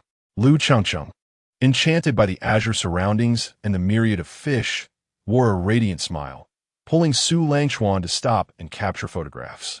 Before a dolphin, she exclaimed, Su Langchuan, come here. Let us take a picture together. Coming, he replied. 3, 2, 1, cheese. The dolphin, seemingly cooperative, opened its mouth wide for the shot. Overjoyed, Lu Changcheng placed a kiss on Su Langchuan's cheek, exclaiming, Su Langchuan, I am immensely pleased. This kiss is a reward. Su Langchuan playfully teased, I'm truly grateful. Little one, as night fell, Su Langchuan led Lu Changcheng to a riverside restaurant they had reserved, where they dined while admiring the beautiful night view. Su Langchuan, your choice is impeccable. The ambience here is delightful, and we can enjoy the riverside scenery, Lu Changcheng remarked, her eyes sparkling. Su Langchuan observed her, asking, Do you like it, my orange? Without hesitation, she nodded vigorously, Absolutely. Coming here with you makes it even better. Hee. Soon the dishes arrived, and having scarcely eaten throughout the day, they were ravenous. Lu Changcheng's eyes sparkled as she exclaimed, Wow, what a feast. spicy prawns, beer duck, fried ribs, and cooling mustard soup. Su Langchuan, you've done splendidly. I am thoroughly impressed. The succulent meat heightened their appetites. Without waiting for Su Langchuan to speak, Lu Changcheng dove into her meal with abandon.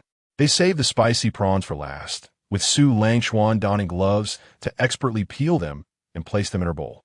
Lu Changcheng, relishing the benefits of having a boyfriend, savored every bite. After finishing, they settled the bill and strolled along the riverside. After a while, they rested on a nearby bench. Lu Changcheng sighed. Su Langchuan, tomorrow we must part ways temporarily, and I can hardly bear it. Su Langchuan wrapped his arm around her waist, drawing her close. I'll accompany you to your company first thing tomorrow, and it's not far. If I'm not busy, we can have lunch together. Lu Changcheng's earlier melancholy dissipated at his words. Really? Then it's settled. We must have lunch together. Can I ask for a kiss?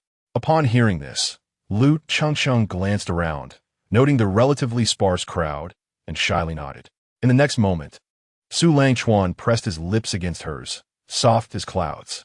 They shared a tender kiss, their breaths mingling, eyes reflecting the warmth of the moment, gradually closing as they immersed themselves in this tenderness. That morning, Su Langchuan and Lu Changcheng donned smart casual attire suitable for business, taking a taxi to her company. Lu Zheng owned a media firm primarily focused on an MCN agency, representing over 20 internet celebrities, with a side venture in film production, specializing in short videos, drama openings and endings, and animations. With fewer than 100 employees, it was a modestly scaled enterprise. At Lu Changcheng's request, Lu Zheng arranged for her to learn in the marketing department, while Su Langchuan accompanied her as she adjusted to her new environment at work. During lunch, Lu Changcheng was brimming with excitement. Su Langchuan, this time I'm determined to study diligently. I can't be a slacker like in my previous life. I want to impress you. Absolutely, I support you. You're the best, my orange. Once you earn big, I'll be the one lounging around, seeking your support. That SA deal. I'll take care of you in the future. After lunch, they parted ways. Su Langchuan made his way to Wei Jun's office. The door was slightly ajar, and as he peered inside, he found it empty. Just then, a voice called from behind. Haha, Su, my brother. You've come so quickly? Turning, he saw Wei Jun. Indeed, Wei. How was the data from the first phase? Let us discuss while we walk, Wei Jun replied, leading him to the game development department. Inside, the atmosphere buzzed with activity. Employees were engrossed in coding and game testing. Currently, only a few tens of thousands of players are participating in the first phase. Most feedback is from players who are here just for the fun of trying a new game, with only a handful providing valuable suggestions. Su Langchuan nodded thoughtfully. In that case, I should give it a try myself. Only through personal engagement can one truly comprehend existing flaws. Do we have a max-level account available? Wei Jun signaled to a standard programmer wearing black-rimmed glasses and a checkered shirt. Xiaolu, bring a max-level testing account for this brother. He is here to test it out. Xiaolu assessed Su Langchuan, noting his slightly mature attire but youthful visage. After acknowledging, he jotted down the account details and handed them over before returning to work. Wei Jun added, Xiaolu is the head of development for Xinghua Games. If you have any questions, feel free to consult him. I have other matters to attend to, so I'll take my leave. Understood. Wei Su Langchuan ziplit. Seating himself at the computer, Su Langchuan examined the game's login interface, which presented a standard MMORPG UI, quite commonplace, indicating the need for improvement. After entering the account details, he was greeted by the game's title and the production company's credit, which swiftly transitioned to the character selection screen, featuring a simple choice of male and female avatars. There was no opening animation, and the character designs appeared rather generic, lacking a character customization feature. As Su Langchuan noted these shortcomings, he entered the game, which commenced in a typical novice village. The NPCs, environmental details, and building textures were rather lackluster, reminiscent of games from several years prior, lacking sophistication. Currently, the game world consisted of 4 major regions: Desert, Moon Forest, Endless Sea, and North River Ice Chasm, each housing a world boss and 2 dungeons, along with various regional monsters. Su Langchuan navigated to the talent interface, which offered 600 talents. categorized into damage-increasing and functional talents. The talent descriptions were overly verbose, so he reset them, opting for a familiar build from his previous life that emphasized speed and evasion, allocating the remaining points into general damage-increasing talents. After reviewing the talents, Su Langchuan clicked on a realm list to explore the descriptions, which were divided into Blood Refining Realm, Dao Platform Realm, Divine Soul Realm, True Fusion Realm, and Godhood Realm, with each major realm subdivided into 10 tiers. Presently, the highest attainable realm was Godhood, as the first phase had yet to introduce a Battle Royale promotion mode. One could advance simply by meeting the requisite experience points. Su Langchuan had perused the contents thoroughly. His notes filled with several pages, and he let out a faint sigh, recognizing the arduous journey that lay ahead. Once he had familiarized himself with the controls, he guided his character to venture forth towards the moon forest just beyond the novice village. The scenery gradually dimmed as he roamed the moon forest, vanquishing both the moon wolves and elite monsters in the area, ultimately making his way towards the central zone, where the Wolf King resided. The trees around him thinned out, leading him to a vast clearing. Under the moonlight, the silhouette of the Wolf King emerged, letting out a ferocious howl directed at Su Langchuan. With a sword raised, he charged his skill, employing a combination of agility and technique that rendered his movements extraordinarily swift, allowing him to maneuver around the Wolf King. Just as he struggled to lock onto his target, the Wolf King unleashed a wide-area skill, Lunar Descent. Waves of moonlight cascaded down into the arena, and Su Langchuan skillfully dodged through the narrow gaps, though despite activating his dodging and speed enhancements, his character's rigid movements led to a hit. As his charged skill completed, Su Langchuan hesitated no longer. In a flash, he appeared aloft, aiming for the beast's head. With a swift stroke, a massive wave of sword energy erupted forth, piercing through the Wolf King's body, depleting its health bar in an instant. The Wolf King's form gradually collapsed, disappearing in a digital haze, leaving behind the materials dropped from the boss on the ground. This account had already reached the maximum level, allowing Su Langchuan to forcefully defeat the boss despite the damage taken. He deliberately refrained from investing points in health and shields, yearning to recapture the feel of his past life's gameplay. Exhaling deeply, Su Langchuan removed his trembling hands from the keyboard, exhilarated by the experience. Chapter 11. Game Feedback. Nearby players bore witness to a spectacular display of skill, flooding the world chat with their observations, typing or voicing their excitement. Wow, someone just soloed the Moon Forest Guardian boss and actually defeated it. Isn't that rather commonplace? With current top-tier gear, it's entirely feasible. Nothing to be astonished about. The key point is that person's build. No defensive points at all, purely relying on skill to engage the boss, and their health was nearly depleted. I reckon if that character were optimized for smoother movements, they could have done it without taking damage. Wait, is there really such a player? They must be using a dagger specialization, as only that class would lack defensive talents, right? I saw them wielding a sword. They're a swordsman. Could it be a streamer? Does anyone know which streamer currently possesses such skills in this beta? I'm definitely going to follow them. Su Langchuan subsequently defeated the bosses in this area's dungeon along with those from 3 other regions: the Desert Scorpion Lord, the Bear Emperor of the North, and the Dragon Sovereign of the Endless Sea. The desert inflicted a slowing effect, hindering Su Langchuan's movement speed and preventing him from executing his unique techniques, compelling him to switch to a defensive build to test the area's buff effects, which were indeed commendable. The icy ravine of the north brought about freezing debuffs that drained health continuously and posed a probability of freezing. Su Langchuan had no choice but to switch to a health build and purchase restorative potions to combat the Bear Emperor. The Endless Sea, however, bore no negative buffs, but proved to be the most challenging, as the Dragon Sovereign ascended to the skies upon reaching a certain health threshold, unleashing a raging tempest. During this skill, it could not be targeted, and due to the flight system's inadequacies, Su Langchuan met his demise for the first time against this boss. In the second encounter, he refrained from rushing in, opting instead to observe the Dragon Sovereign's attack patterns. After enduring the sweeping attack, he seized the opportunity to annihilate the boss in one fell swoop. After completing an entire circuit, Su Langchuan once again put pen to paper, detailing his feedback. A lack of a symbolically significant main city, the flight system requiring optimization, the monsters and bosses needing refinement, and the characters' movements appearing rigid, among others. At that moment, his phone, resting nearby, rang. The caller ID displayed orange. He answered, "Hello, Orange, what is up?" "It's after work, Xiaochuan. It's already 6 o'clock. Are you not finished yet?" Su Langchuan was momentarily taken aback, realizing that dusk had fallen outside the window. "Not yet. Since you're off, you should head home. I reckon I'll be busy for a while longer." Lu Chengcheng whined. "Then let me keep you company. I don't want to go back alone.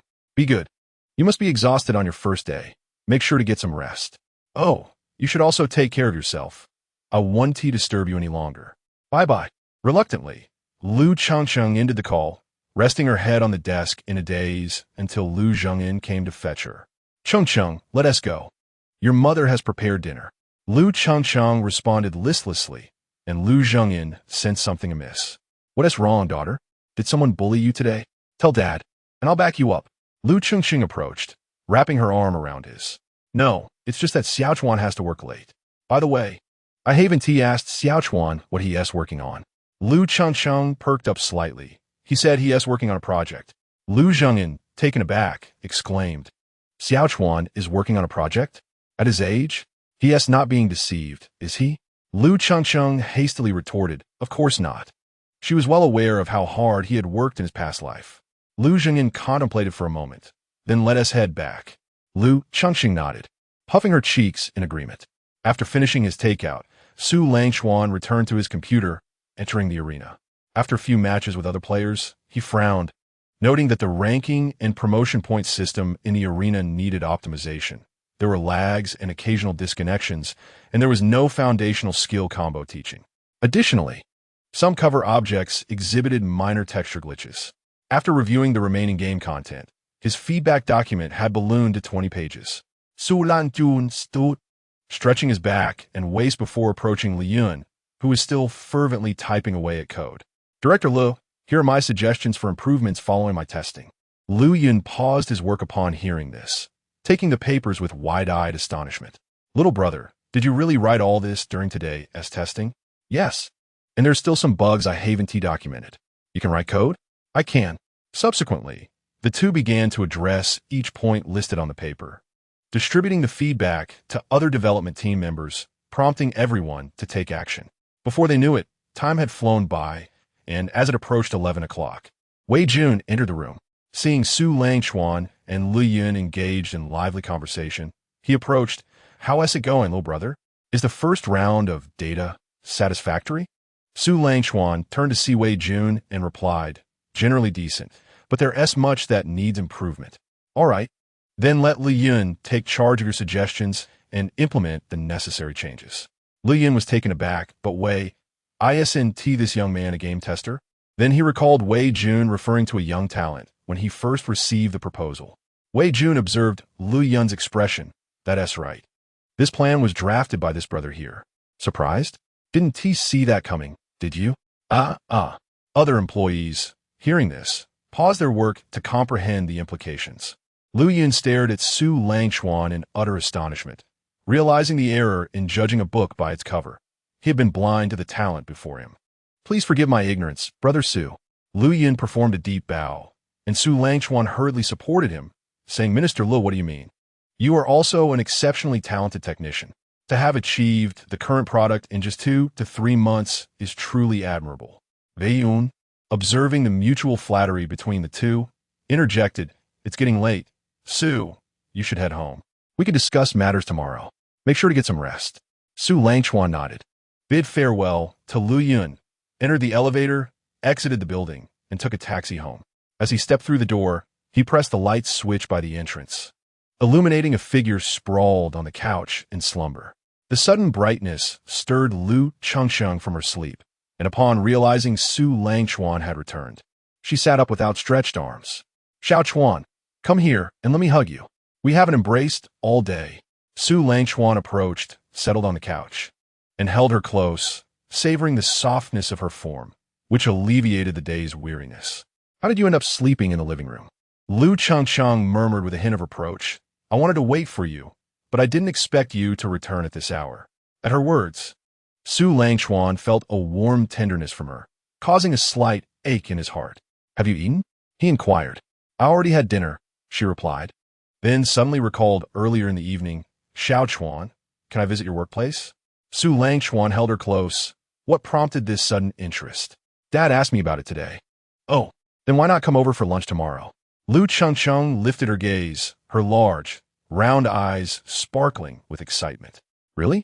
I won't be a bother, will I? Not at all. We should be able to showcase it by next year's spring festival. All right, I understand. But we need to rise early tomorrow. So you should get some sleep. Lu Changcheng leaned in and kissed his lips, then added with a playful giggle, good night. Chapter 12. All set.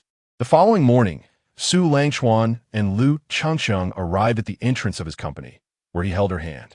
With one hand, he gestured toward the imposing building across the street. Changcheng, I work on the 17th floor of that building. The company is called Hongjun Game Technology Company, Limited. Lu Changcheng exclaimed in surprise. Oh, it's so close, just a 10-minute walk. All right, see you at noon. Su Langchuan acknowledged her and turned to head to his company. Upon arrival, Lu Changcheng made her way straight to Lu Zhengyan's office and knocked before entering. Dad, do you know about the company on the 17th floor of that building? Lu Zhengyan pondered briefly. I have some recollection. It seems to be a new company that opened in the past couple of years, focused on game development. Why do you ask? Lu Changcheng recounted Su Langchuan's earlier words. Xiaochuan is quite capable. Let's go visit it together for lunch. Oh, Dad, I'll go work now. As Su Langchuan stepped into the office, the employees regarded him with astonished expressions, whispering amongst themselves. Uncertain of the cause, he proceeded to the R&D department, where Lu Yun immediately spotted him and respectfully greeted. Good morning, Su Su. Hearing this, the R&D staff greeted Su Langchuan in unison, likely due to Wei Jun's official announcement within the company. Everyone, there's no need for such formality. Please, carry on with your work, he said, raising his hand to ease their tension. The atmosphere relaxed, revealing that the lead game designer was indeed approachable. Lu Yun approached him with a tablet, saying, Su, please review the data on yesterday's game modifications. Continue with the direction. It's sound, but we need to accelerate progress. Su Langchuan replied, taking a seat beside Lu Yun, opening his computer, and collaborating on testing and optimization. At noon, a receptionist approached Su Langchuan. Su Zong, someone is looking for you. He nodded and followed her to the entrance, where he was momentarily taken aback. Alongside Lu Changcheng stood Lu Shu. Lu Shu, what brings you here? Just can't take a look at what Xiaochuan is up to. Su Langchuan welcomed both into the conference room, deciding it was time to disclose everything. Well, Lu Shu, I'm currently leading the development of a game. Lu Zhengyan expressed his surprise. Xiaochuan, you're quite impressive. After some conversation, Wei Jun arrived, escorting Lu Zhengyan to his office. Lu Changcheng couldn't contain her laughter. Xiaochuan, why are you even more nervous than usual? I thought you were just an employee on a project, but you're actually leading it. Su Langchuan relaxed. Let us go grab a bite. How about ordering takeout? It's sweltering outside, and we have air conditioning here. Su Langchuan nodded, leading her out of the conference room to the employee lounge. The staff cast curious glances, wondering when such a beautiful employee had joined the company. A member from the R&D department approached. Su, who is this? Is she your girlfriend? Before Su Langchuan could respond, Lu Changcheng asserted, Yes, I'm his girlfriend. Thank you for taking care of my Xiaochuan. The colleague, envious, replied, Oh no, it's Su who looks out for us. He is our lead designer. Afterward, they moved on, and as the news spread, more employees from R&D and other departments gathered in the lounge, discreetly observing the striking couple. Changcheng, with such a display, if your gaze could kill, your boyfriend would have been done in 100 times over. I want everyone in the company to know I'm your girlfriend. That way, no vixens will tempt you. Su Langchuan chuckled helplessly. I'm here to work, not to flirt. Besides, do you have so little faith in me? My man is not someone anyone can steal. Regardless, from today onward, I'll come here every afternoon after work. After calming the increasingly agitated Changcheng, Su Langchuan glanced at his phone. All right, the takeout has arrived. Let us eat first. Before long, Lu Zhengyan and Wei Jun emerged from the office, laughing and chatting, and upon spotting the two, exchanged knowing glances before heading towards the company entrance. Over the next 2 weeks, under the diligent efforts of Su Langchuan, Li Yun, and the entire department, they finally completed the optimizable program, compressing it into an update package for release, while also extending the first testing phase by another week to assess the updated game conditions. During this period, Lu Changqing frequently visited around lunchtime and in the afternoons, becoming a familiar sight to all employees, almost like a company fixture. Occasionally, she would treat the RD team to milk tea beverages, much to their envy. The flattery she received left her beaming, and Su Langchuan could only smile in amusement. As Su Langchuan observed the revitalized game, he began testing the new version. After some contemplation, he renamed his character to Waves Without Trace. He then proceeded to select his equipment, intending to adopt an MP-centric build, focusing on using mana to mitigate damage, primarily relying on the mana-regenerating robe, which replenished mana after a certain consumption, enhancing regeneration speed. For headgear, he opted for a critical strike helm, paired with evasive trousers and speed-enhancing shoes. As for the weapon, Su Langchuan chose a katana for this update, which introduced an essence and reforged system. The enchanted robe does not mitigate damage. It requires the infusion of essence magic resistance to reach its true potential. The process of reforging encompasses both single and dual enchantments. Currently, on the testing server, resources abound. However, should fortune not favor this singular item, the endeavor may demand a considerable investment of resources and equipment for refinement. Su Langchuan imbued the robe with magic resistance essence, selecting the shoe slot and maximum MP limit for reforging. For the critical hit headgear, he opted for essence that reduces enemy evasion, with reforging focusing on enhancing primary attributes and maximum MP limit.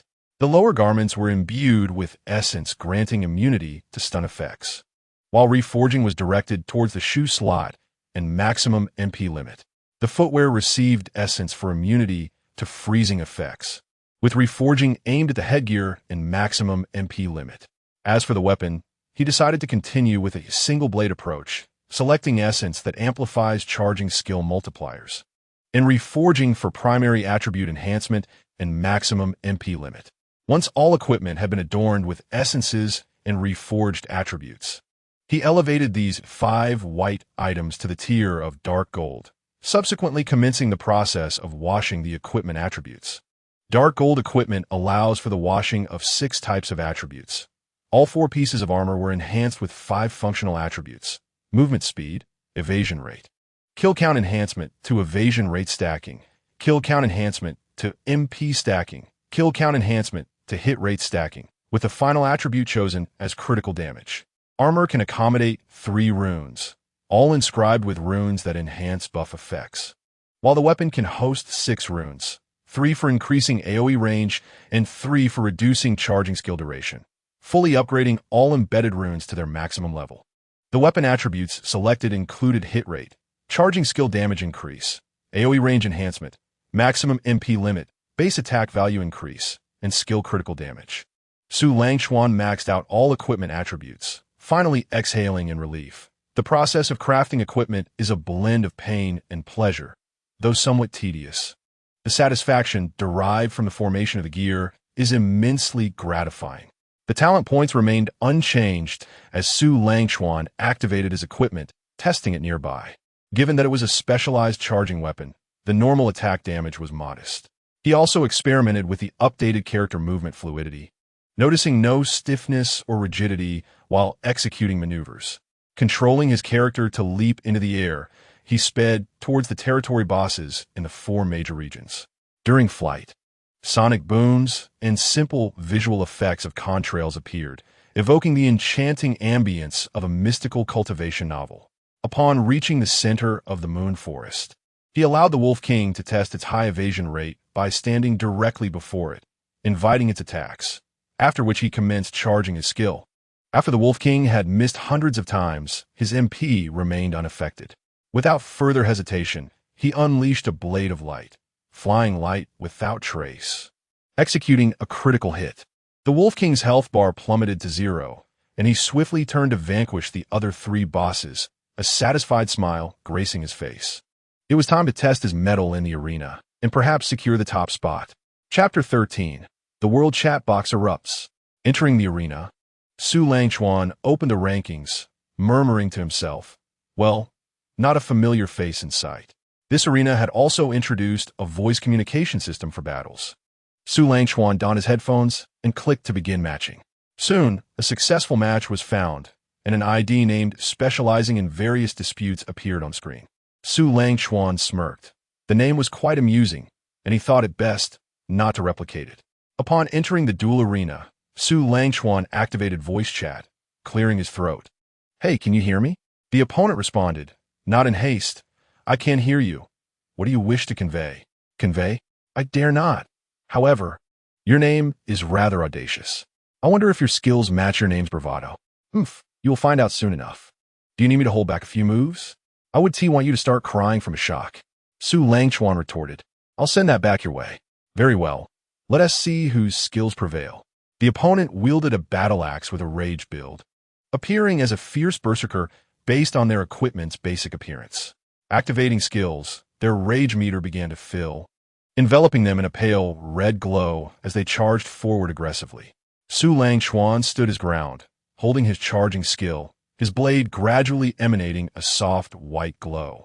The axe struck his right shoulder, descending towards his left abdomen, yet the portion of his body struck shimmered with a phantasmal effect, and a miss notification popped up beside it. The opponent was momentarily stunned, quickly regaining focus to continue swinging the axe. Within a minute, they had swung at least 100 times, yet their hits barely exceeded 20, with each strike draining less than 1% of Su Langchuan's MP, which replenished almost immediately. After over 2 minutes of relentless hacking, and with fingers weary from clicking, the opponent pulled back, exclaiming, What the heck, brother? What's going on here? Are you cheating? This is quite dull. My last opponent dealt significant damage with each strike, and you seem impervious. Su Langchuan stifled a laugh. Could it be that my evasion rate exceeds your hit rate?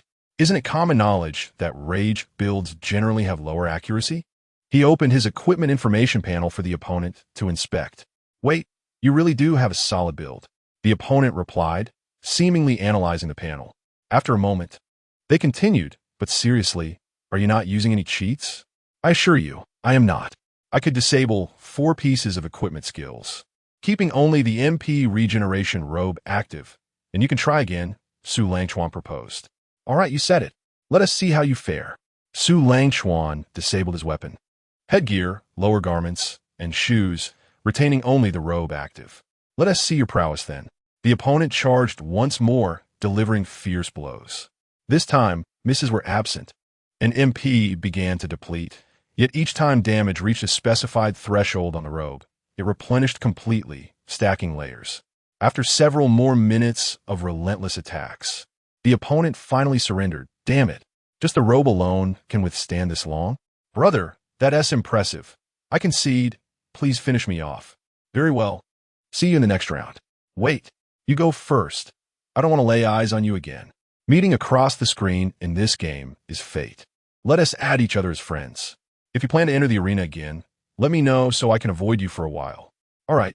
Let us chat outside the arena.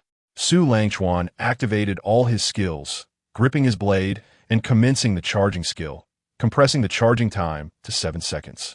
He executed his maneuvers, stepping forward to confront his opponent, and in a flash of blades, a cascade of critical hit numbers erupted, leading to the opponent collapsing and slowly vanishing. Whoa, this guy is incredibly fast. Such explosive power. In the blink of an eye, he was gone. I must see if this match was recorded. Huh? It truly is? And I can share it? Perfect. He thought, such a disgraceful event shouldn't be mine alone to bear. He posted it in the world chat, urging everyone to take notice of this ID. Unbeknownst to Su Langchuan, he was on the brink of becoming renowned. As he continued into the next battle, this time, he faced a staff-wielding mage with the ID Full-Time Mage Emperor. As he entered the arena, Su Langchuan called out, Hey, can you hear me? Is there something you need? No, just wanted to chat. Are you looking to have me intentionally lose for an off-the-books transaction? Huh, what do you mean? Some of the previous opponents have done that, offering gold for points. Oh, that happens? Rest assured, I am not that type. I prefer to earn my victories. That's good to hear. I despise such individuals. Let us begin. Su Langchuan, much like the previous match, stood firm, not rushing for victory. Pondering the earlier question, wasn't this akin to throwing a match in the World Cup? The full-time sorcerer maintained distance, unleashing a barrage of luminous orbs towards Su Langchuan. This time, the opponent had learned from experience, stacking their accuracy, yet a few missed notifications still flickered on the screen. Realizing something was amiss after a while of fruitless assaults, the opponent paused to inspect Su's equipment panel. I say, my friend, are you here to fish? With this gear and playstyle, you shouldn't be at this rank. Well, I just crafted my gear today and started playing.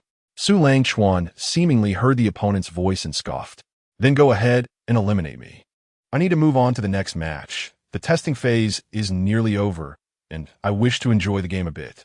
Upon hearing the opponent's mention of enjoyment, Su couldn't help but chuckle. Finding a kindred spirit in such a vast world felt comforting. All right, then, I must apologize in advance. Su Langchuan stepped forward, brandishing his weapon in a swift motion, the blade gleaming as it returned to its sheath, a seamless execution. The opponent, now back at the results page, fixated on the ID, silently committing it to memory. Su Langchuan, now fueled by the thrill of the game, clicked for another match, encountering a summoner wielding a magic wand. Their ID was Piggy, which he found rather endearing. Su mused, could this possibly be a girl? The name is quite kawaii. As the match commenced, Su followed his usual routine, calling out, "Hey, can you hear me?" A timid female voice replied, "Why you, hello." Haha, I figured from the ID that it might be a girl, and indeed it is. What made you choose this online game? I wanted to try out games that boys typically play, and I happened to stumble upon this one. Su asked, if the public beta launches, will you still be interested in playing? Well, we'll see, but it seems quite enjoyable for now. Can we start? Haha, of course. Let us begin. Su Langchuan, not one to bully, stood his ground as the opponent began summoning spirit beasts. Being a test phase, the summoning types were limited to 3, porcupine, moonwolf, and sand scorpion, creatures native to the area. The opponent chanted continuously, and soon a swarm of porcupines materialized, charging at Su with ferocious attacks. Yet, surprisingly, the girl did not enhance their accuracy, leading to an onslaught of missed notifications for Su. Observing the relentless summoning, he decided to stop wasting time and struck down the nearest porcupine, triggering his kill bonus to increase both MP and accuracy. Gradually, the adorable Piggy ran out of MP and could summon no more, trembling in place. Please don't come any closer. Su Langchuan watched with amusement as the opponent frantically launched basic attacks. Enjoy the game. I hope it doesn't leave you with any scars. Not holding back any longer, he activated a charged skill, the blade slicing through the air, and the opponent fell, vanishing from the screen. The girl, staring at the results page and recognizing Su's ID, clenched her teeth, silently vowing to make him pay next time. While Su Langchuan continued his journey through the arena, Lu Yun entered Wei Jun's office with good news. Wei? Great news. After the update, the online player count has surpassed 500,000 and is still climbing, likely to exceed 1 million before the test ends. Wei Jun couldn't help but burst into laughter. Haha, it seems your Su is quite remarkable. In just 2 weeks, the update has garnered such a response. I believe it's time to apply for the game license. We might officially launch the public beta by early next year. Indeed, suchis capabilities surpass mine. Demonstrating such talent at a young age. As they conversed, both envisioned the boundless prospects awaiting the game post-launch, filled with confidence. Within the global chat, more and more players were watching that PK video, fervently discussing it. Who is this person? Surely they must be cheating, standing there taking hits without losing health. Exactly. It's too suspicious. I'll report them next time we meet in the arena. However, this individual is incredibly powerful. That final strike was the pinnacle of damage for this test phase. I couldn't produce such a long string of numbers. Is there anyone else who has encountered them? Can you share your experience? As Su Langchuan played until dusk, Orange finally arrived, prompting him to take a break, stretching after sitting for too long. Xiao Chuan, let us head home. All right. Ignoring the curious glances from their colleagues, they left hand in hand, inciting envy among the single men in the office, who nearly ground their teeth in frustration. If only they didn't know that Su Langchuan was their superior, they would have surely given him a piece of their minds. Chapter 14. Exam Results and Enrollment. 2 days later, the test data stabilized, with online players ranging between 1 to 2 million. The results of the college entrance examination were also released. On this day, Su Langchuan did not go to the company, but instead joined Lu Changcheng at their own office, where Lu Zhengyin and Yulan anxiously stared at the computer screen.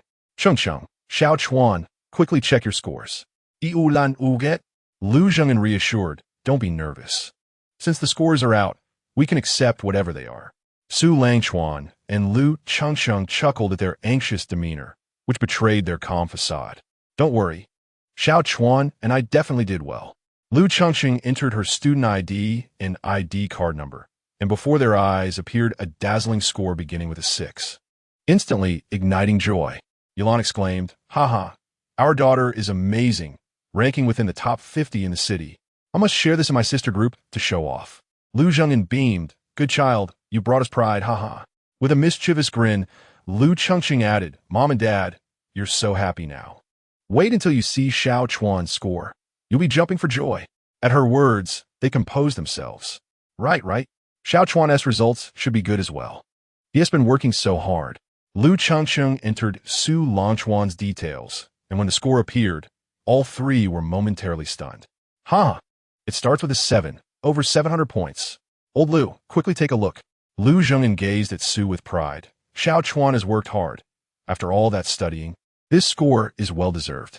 I told you, Xiao Chuan would surely score higher than me. It's a pity he missed the top 10 by just a bit. What a shame. Su Langchuan comforted her by patting her head. There's nothing to regret. As long as you did well, I have no regrets. Lu Zhengyin contemplated for a moment. Changcheng, you don't need to work today. Why don't you and Xiao Chuan go out and have some fun? We'll celebrate properly tonight. Yulan nodded in agreement. Xiao Chuan, if you're not busy today, take Changcheng out for a good time. Su Langchuan observed the unmistakable contentment on their faces and mused. You two are excellent wingmen. Had it been my previous life, I would likely have been with Orange at this moment. Not busy at all right then, Uncle Lu. Aunt Lan, Changcheng and I will take our leave. Mom and Dad, you're the best. Love you, Mua. Until the couple vanished from sight. The smiles on their faces remained unyielding, their lips curving in uncontainable delight. Once aboard the subway, Lu Changcheng inquired within their small group about the results of Chun Yao and Li Tai. Yao, Li Tai, I, and Xiao Chuan have received our scores. What about you two? It wasn't long before the responses arrived. Chun Yao, I got mine. Su, the academic prodigy, is simply astounding. He scored over 600. Li Tai, Brother Chuan, you are my idol. Thanks to you, I also surpassed 600. Lu Changcheng, brimming with pride, declared, well, just look at who Xiao Chuan is. Shall we apply together for Guangxi University's unified major? Li Tai, sounds good. Following Brother Chuan, the future is limitless. Chun Yao, great. I can be with Changcheng again. Su, you won't mind, right? Su Langchuan, do as you wish. Lu Changcheng, then it's settled. Let us apply for Guangxi University's media studies together. Li Tia, Chun Yao 1. Lu Changcheng contemplated for a moment. Xiao Chuan, how about we visit the amusement park? Should we invite them along? Sure, let's invite them. Lu Changcheng joyfully continued to send messages. Xiao Chuan and I plan to go to the amusement park. Would you like to join us? Chun Yao, absolutely. Changcheng, it's been a while since we gathered. I thought you might have forgotten your friends in favor of romance. Boo-hoo. Li Tai, shall we meet at the park entrance? Lu Changcheng, haha, see you soon. Moi Yao. Chun Yao moi. At that moment, the subway grew increasingly crowded, and Su Langchuan cornered Lu Changcheng against the door. Their gazes intertwined, gradually deepening in affection. Su Langchuan pressed his lips to her rosy mouth, causing Lu Changcheng to flush crimson. Xiao Chuan, there are so many people. Be careful.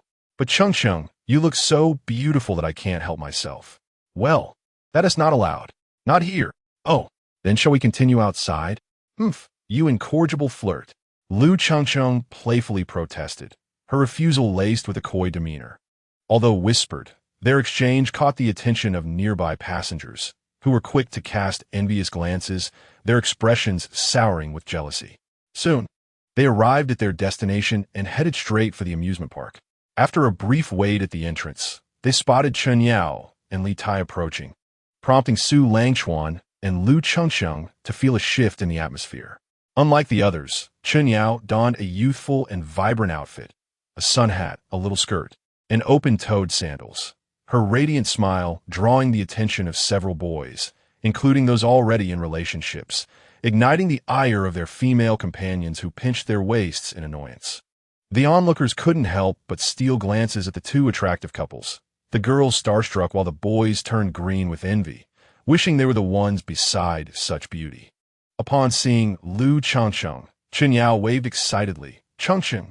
The two girls joined hands and entered the amusement park together, leaving Su Langchuan and Li Tai behind. Su Langchuan scrutinized Li Tai, who seemed unable to meet his gaze. Hey, brother, are you and Chen Yao an item? It can't be that coincidental that you both came together, right? Li Tai grinned sheepishly. Brother Chuan, you have keen eyes. We got together this month. Su Langchuan punched him playfully. Well done, Li Tai. I thought it would take longer. I didn't expect it to happen so fast. A treat is in order. Ha! Sure, Brother Chuan, eat heartily. The four arrived at the pirate ship ride, and Su Langchuan and Li Tai gulped nervously. Li Tia, why don't you join them for a ride? I'll take your picture. No way. I should be the one taking pictures. Brother Chuan, you should go with them.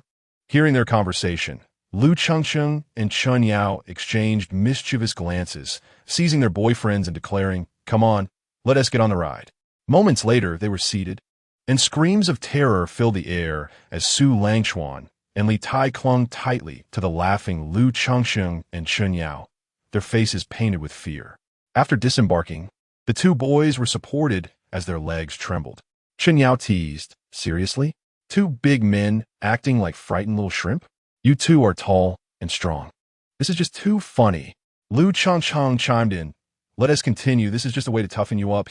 By the end of the day, Su Langchuan and Li Tai's faces resembled that of dried liver, having braved thrilling rides like the swinging pendulum and roller coasters. Eventually, unable to endure any more, they pleaded for a gentler experience, opting for the carousel and Ferris wheel, finally exhaling in relief. Indeed, those were the rides real men should enjoy. Seated in the Ferris wheel, the two boys slumped in their seats, their gazes vacant as they stared at the cabin ceiling. Chen Yao stifled a laugh. "Look at them. They're almost curling up like quails. Next time, we should find more thrilling rides to toughen them up." Lu Chengsheng replied, "Indeed, their courage is rather lacking as boys. But witnessing Xiao Chuan's plight brings me joy." Chen Yao agreed. "I've never seen him so flustered before. He usually carries himself with such composure." Upon hearing this, Su Langchuan and Li Tai felt even more embarrassed. Su Langchuan said, "Chengsheng, it's getting dark. Let us head home after we disembark. I'm exhausted." Li Tai chimed in, Yes. I second that. Yao, let us call it a day. There will be plenty of opportunities in the future." After hearing their words, Lu Chengsheng and Chen Yao felt sympathy for them, realizing they had indeed enjoyed themselves thoroughly. After disembarking from the Ferris wheel, each girl supported her boyfriend as they bid farewell at the park entrance before parting ways. On the subway ride home, Lu Chengsheng noticed Su Langchuan was lost in thought and felt a twinge of guilt. "Xiao Chuan, are you all right?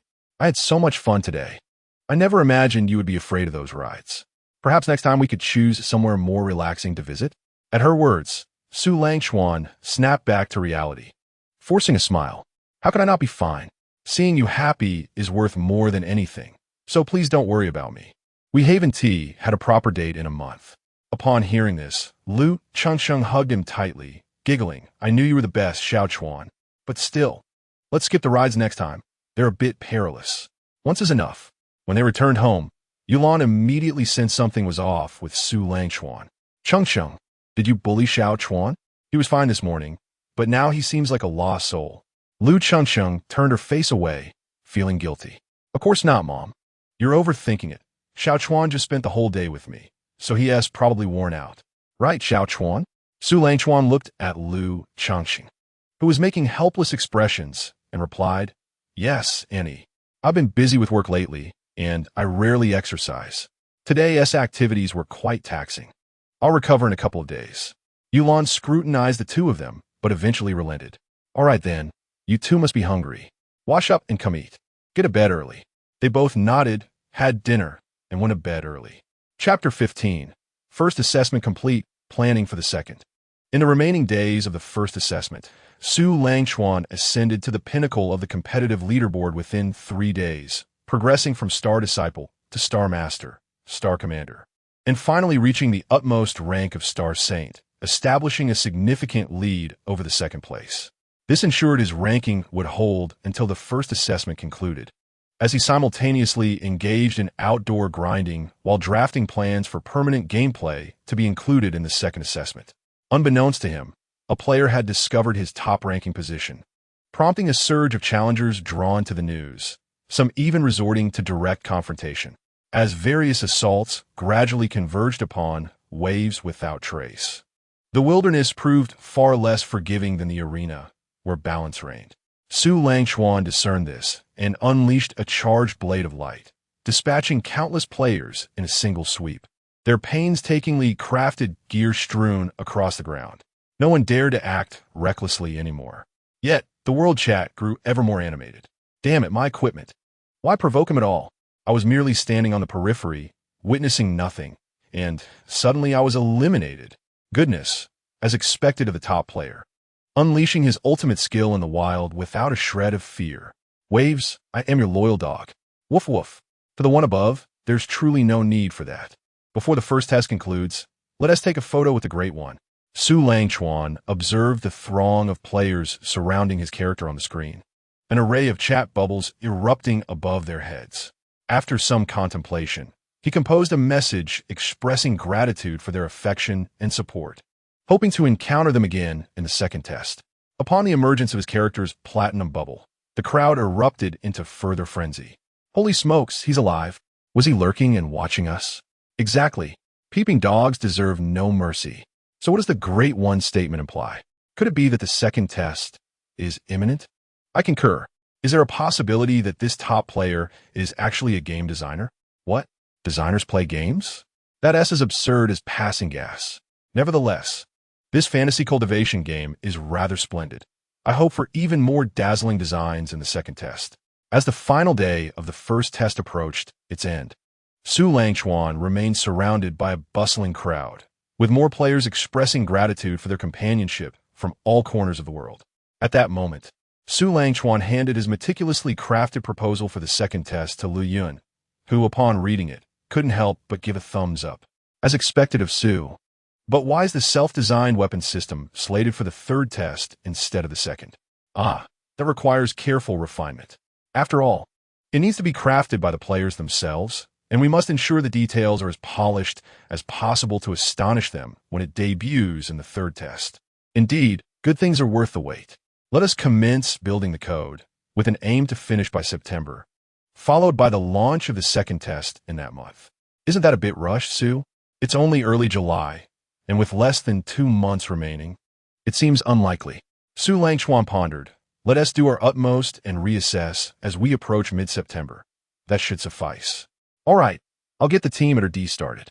I'll propose a salary increase to General Wei. Haha, many thanks for your kindness, Su. The second test will introduce ancient star refining, star abyss mine, tower climbing, soul realm, base wars, and a sex system akin to guilds and other games, along with a set of skins named Supreme Immortal Robes consisting of 4 pieces: headgear, upper garment, lower garment, and footwear. The probability of acquiring them will not be low, as they can be easily obtained during the second test by spending star stones for draws. Who wouldn't desire a set of ethereal skins in the realm of cultivation?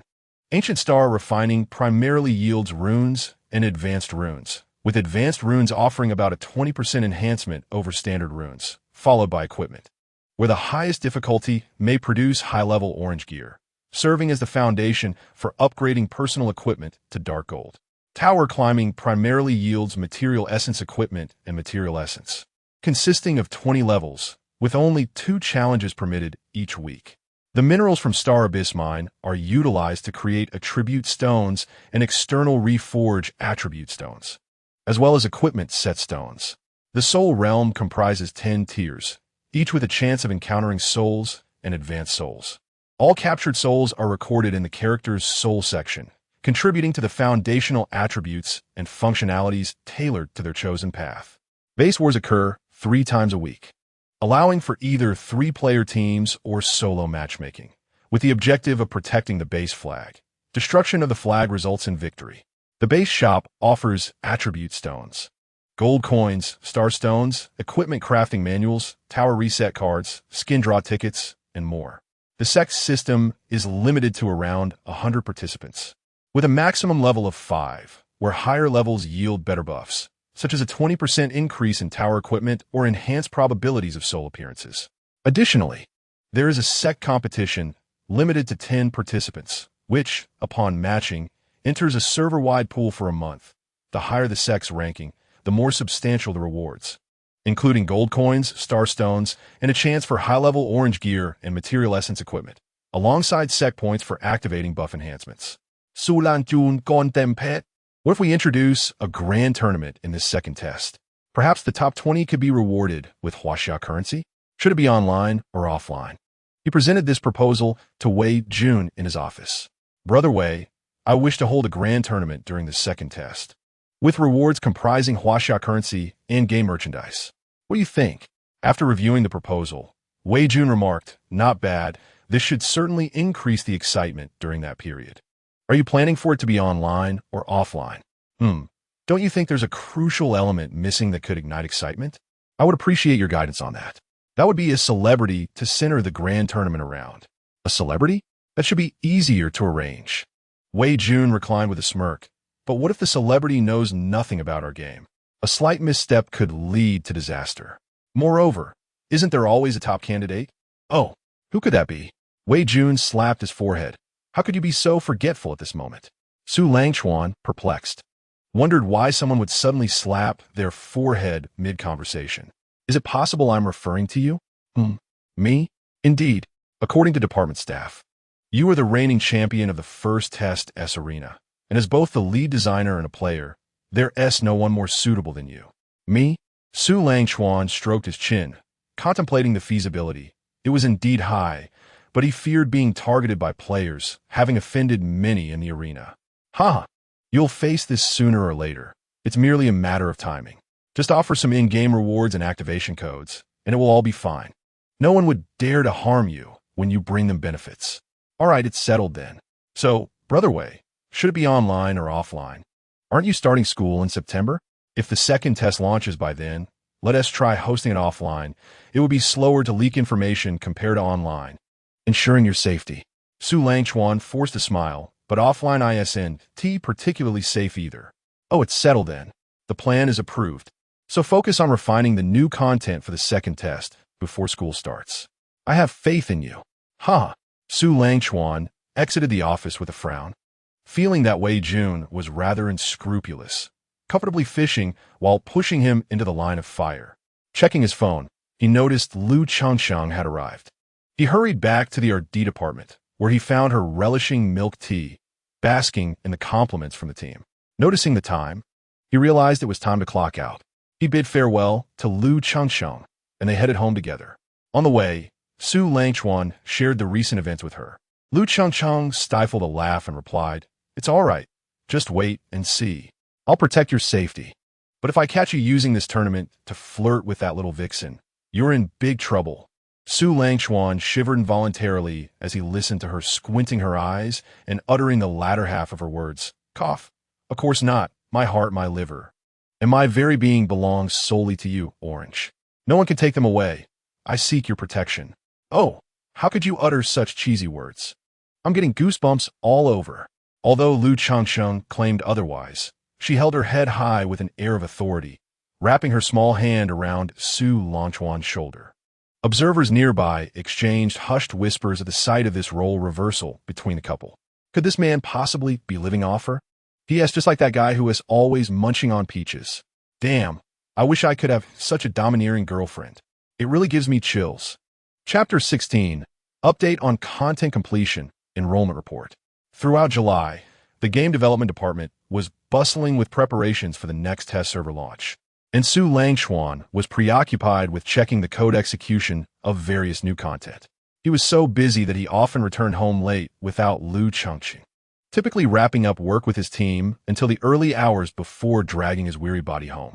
Lu Changchang noticed the fatigue etched on his face and wished she could alleviate his burden. Never mind, starting tomorrow, I shall insist on staying by his side. At the beginning of August, one evening, Lu Changqing, as usual, entered the company with familiarity, making her way to the development department and sitting beside Su Langchuan. He sensed a peculiar presence beside him and rubbed his tired eyes to glance over. Orange is here. Apologies, but I fear I'll have to work overtime again tonight. You should head home first. Without waiting for her response, he turned back to his computer and resumed typing. After a while, when there was no movement from her side, Su Langchuan curiously looked over again, only to find Lu Changcheng gazing at him with a resentful expression. Not daring to meet her gaze, he coughed awkwardly. What's wrong? Orange? It's getting late. Should I call Uncle Lu to come pick you up?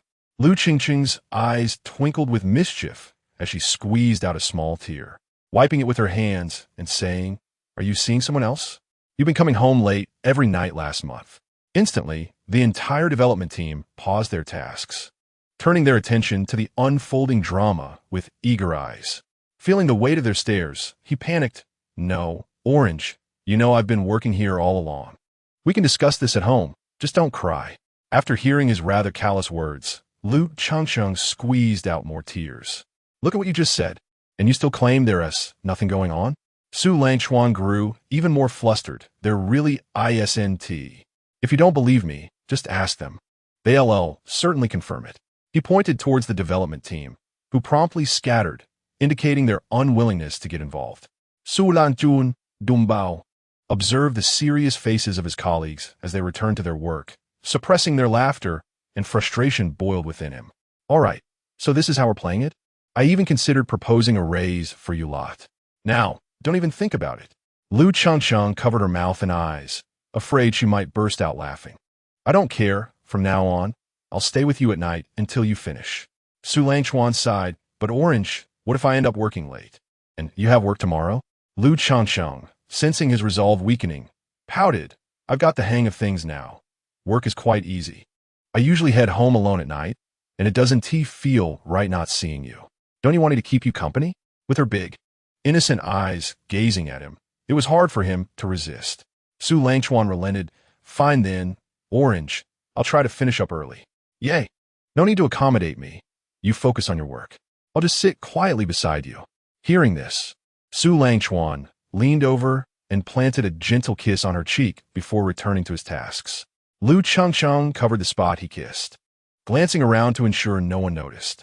Unbeknownst to her, the moment Lu Changcheng started frequenting the department, they had secretly created a group chat, where daily comments about the couple's antics were shared. Just moments ago, that scene had been captured and sent to the group, igniting a wave of outrage. Oh, come on. Does this mean single folks like us can't even catch a break? Our lives don't matter? What a treat. Love it. Bring on more. Anything goes. It just keeps my diet balanced. The group was abuzz with heated discussions when Li Yun interjected. All right, enough chatter. Let us get back to work. There is plenty of time to feast on gossip later. Not one to sit idly. Lu Changcheng fetched water, share meals with them, and even ordered desserts to replenish Su Langchuan's sugar levels. The group's sentiments shifted dramatically, earning her unanimous praise from the department staff without her knowledge. Time passed swiftly, and soon it was the eve of the enrollment report. Su Langchuan was discussing future matters with Li Yun. The content for the second test is all set up. We just need to test it before the launch. Tomorrow, I'll be heading to school. If anything comes up, just message me, and I'll try to make time. Lu Yun waved his hand dismissively. No need for such formalities, Suso.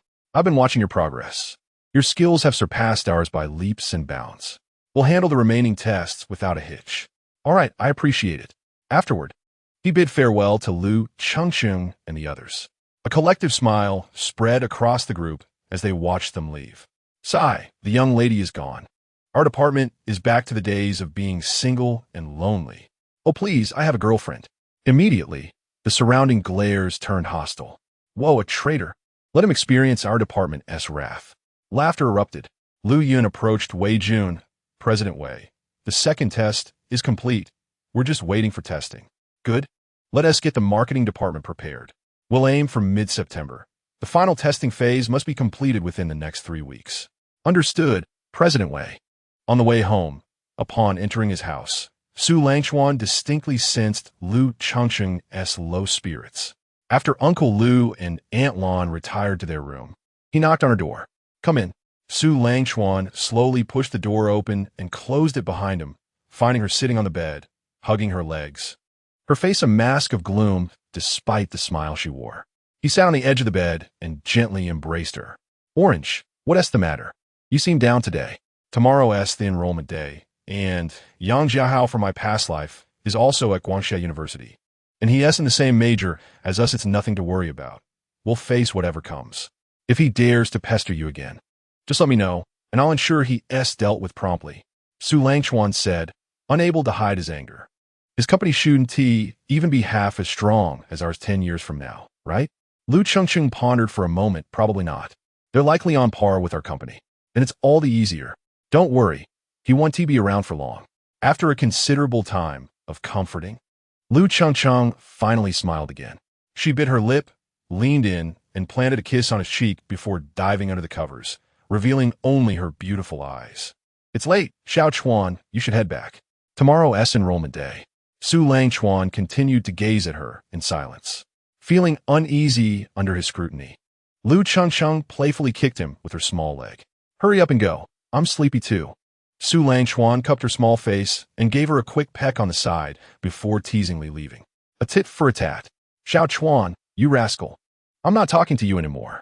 Su Langchuan pursed his lips in silence as he exited the room, gently closing the door behind him. It was only then that Lu Chengcheng peeked out, her rosy cheeks particularly alluring at that moment. Her naturally pink lips were so red they seemed to invite a playful bite. You rascal. I shall never grant you another kiss, though perhaps I could still hold your hand. Her mind swirled with a myriad of whimsical scenarios, and it was not until the late hours of the night that she finally succumbed to slumber. The following morning, Su Langchuan emerged from his room, refreshed and invigorated, only to find Lu Chengcheng gazing at him with a melancholic expression accentuated by dark circles under her eyes. Stifling a laugh, he completed his morning routine and sat beside her, taking a sip of water without uttering a word. Eventually, Lu Chengcheng could no longer contain herself and, with gritted teeth, exclaimed, Xiao Chuanzi, you slept quite well last night, didn't you? Indeed I did. And you? Instantly, Lu Chengcheng's irritation flared. How dare you ask? If it weren't for you, I. What? What would you do? I would make you pay. With that, Lu Chengcheng extended her small hand and twisted it sharply against his waist. Su Langchuan yelped in pain. Ouch, ouch. Let go. I was wrong. Isn't that enough? Satisfied, Lu Chengcheng retracted her hand, her expression triumphant. Let us see if you dare to bully me again. At that moment, Lu Zhengyin and Yulan emerged from their bedroom, witnessing Su Langchuan's pained expression juxtaposed with their daughter's triumphant demeanor, leaving them somewhat perplexed. Have you both prepared yourselves? Yulan inquired. It's time to report to school. All set. We're just waiting for Xiao Chuanzi, Lu Chengcheng replied. I'm ready as well.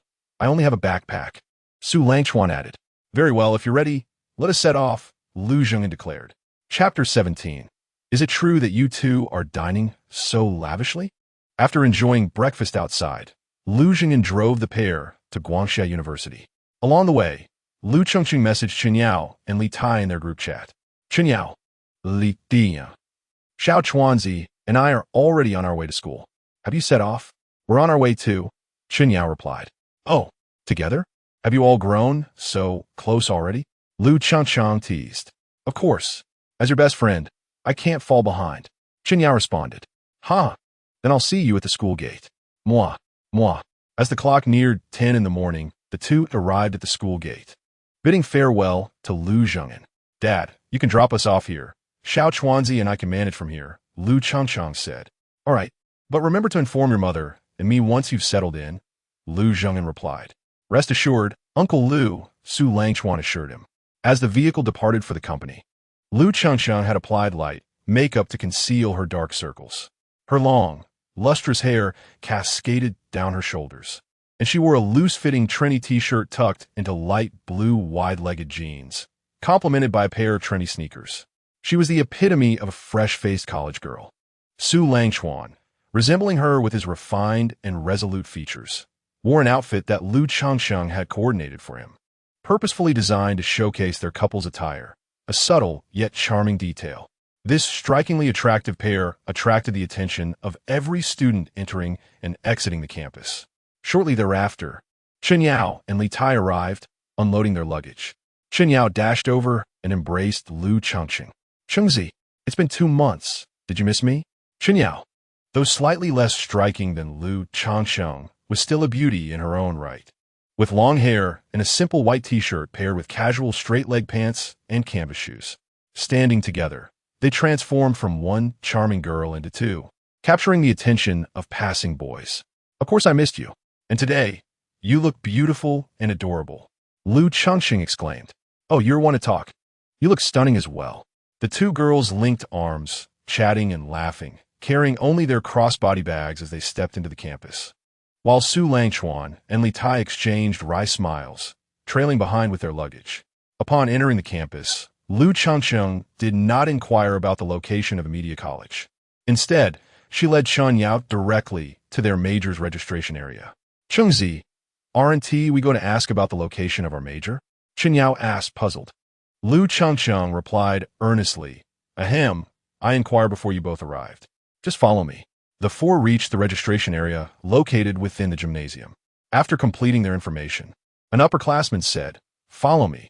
First, we'll head to the girls' dormitory. These 2 large suitcases surely aren't for you boys?"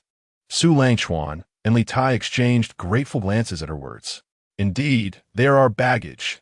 Our boyfriends aren't exactly fitness enthusiasts, so we let them carry our things to get some exercise," Chen Yao explained. The upperclassman replied with a hint of envy, "Haha, indeed they should exercise. I didn't expect such handsome juniors to already have girlfriends. How enviable." Lu Changsheng and Chen Yao exchanged pleased smiles.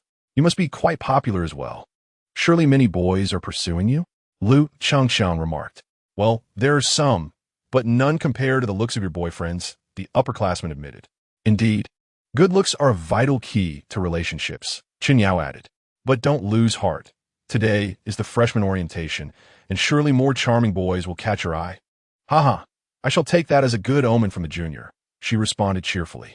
Soon, the 3 girls were engaged in lively conversation, becoming a vibrant sight on campus. As the number of boys dwindled, they quickly arrived at the girls' dormitory. The upperclassman said, "Your dormitory is on the 3rd floor, room 303. Please have your boyfriends assist and carry your luggage upstairs."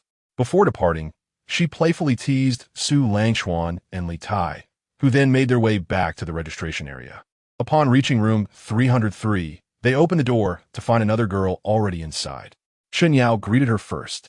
"Hello, I'm Chen Yao, and this is Lu Changxing. We are freshmen from the media college." The girl looked up from her handheld device and replied, "Hello, I'm Xie Xiao Xiao, also a freshman in the media college." Xie Xiao Xiao gave off a subtle impression of a homebody, yet her attire was anything but casual. Lu Changxing added, "These 2 are also freshmen in our major. Su Langchuan and Li Tai. They're our boyfriends." Su Langchuan and Li Tai nodded in acknowledgement, and Xie Xiao Xiao offered a brief, polite response. Prompted by the girls, Su Langchuan and Li Tai were gently ushered out of the girls' dormitory. "It's my first time in a girls' dormitory. I must admit, I'm a bit excited," Li Tai confessed. "Let us head to the supermarket to buy some daily necessities before returning to our dorm," Su Langchuan suggested. They inquired with a classmate about the location of the supermarket and proceeded there. After purchasing their items and carrying a multitude of bags, they arrived at their dormitory, room 301. Upon opening the door, a refreshing wave of air conditioning greeted them, instantly providing relief. Inside were already 2 boys. "Hello, bro. Are you both in this dormitory as well?" One of them greeted. "Yes, we are. What's your name?" Li Tai responded. "I'm Xie Chendong, and this is Li Hengyu. We came together," he introduced. "What a coincidence. Xiao Chuanzi and I are also here together," Li Tai replied jovially. "Nice to meet you both." "I'm Su Langchuan," he added. "Great. Let us put our things down, It's tiring to carry so much, Li Hengyu suggested. As they settled in, they learned that Xie Chendong and Li Hengyu were locals and hailed from families that owned businesses, true second-generation wealth. As lunchtime approached, the four felt their stomachs growl and decided to head to the cafeteria together for a meal, ready to enjoy their first dining experience as new students. Su Langchuan sent a message to Lu Chengsheng, inquiring whether she had eaten. "Tizi and I have arrived at the cafeteria. We're here too," came the reply. Su Langchuan then lifted his gaze and spotted Lu Chengsheng and her group of four, waving at them. Upon noticing, Lu Chengsheng approached with her friends. Xie Chendong also noticed the girl Su Langchuan was signaling to and was momentarily taken aback, followed by a hint of confusion. "Chuanzi, do you know them?" Upon hearing this, Su Langchuan nodded, explaining that two of them were his and Tizi's girlfriends. One was Xie Xiaoxiao, whom he had just met, and the last one was unfamiliar to him. Lu Chengsheng took a seat next to Su Langchuan, followed closely by a girl named Chen Yao who sat beside Li Tai. Meanwhile, Xie Xiaoxiao sat next to Xie Chendong and timidly called out, "Brother." Su Langchuan and Li Tai exchanged knowing glances, realizing they were siblings. Lu Chengsheng introduced herself. "Hello, everyone. I'm Lu Chengsheng, Chuanzi's girlfriend, and a freshman from the School of Media." Chen Yao added, "Me too. My name is Chen Yao, and I'm in a relationship with Li Tai." Xie Chendong, slightly astonished, remarked, "Wait, you two are doing quite well, huh?" The two girls were puzzled by his comment. Li Hengyu patted Xie Chendong's shoulder to bring him back to reality, introducing himself. "I'm Li Hengyu, and this is Xie Chendong, also a freshman from the same college." Chen Yao responded. "Xiao Xiao mentioned she came with an older brother. Turns out you all are in the same dorm." Li Tai chuckled. "Indeed, quite a coincidence, haha." At that moment, the serene and elegant girl beside Lu Chengsheng spoke up. "I'm Nan Xiangxue, also a freshman from the School of Media." Xie Chendong, without thinking, asked, "So, do you have a boyfriend too?" Xie Xiaoxiao shot him a glare and nudged him with her elbow. Nan Xiangxue smiled and replied, "Yes. He is also from our college. His name is He Wenqing." At the mention of this name, Su Langchuan's mind conjured an image of a formidable figure from his previous life, the fearsome Gu master who had established the Gu control hall single-handedly. His cunning skills had caused many to fall without understanding the danger until it was too late.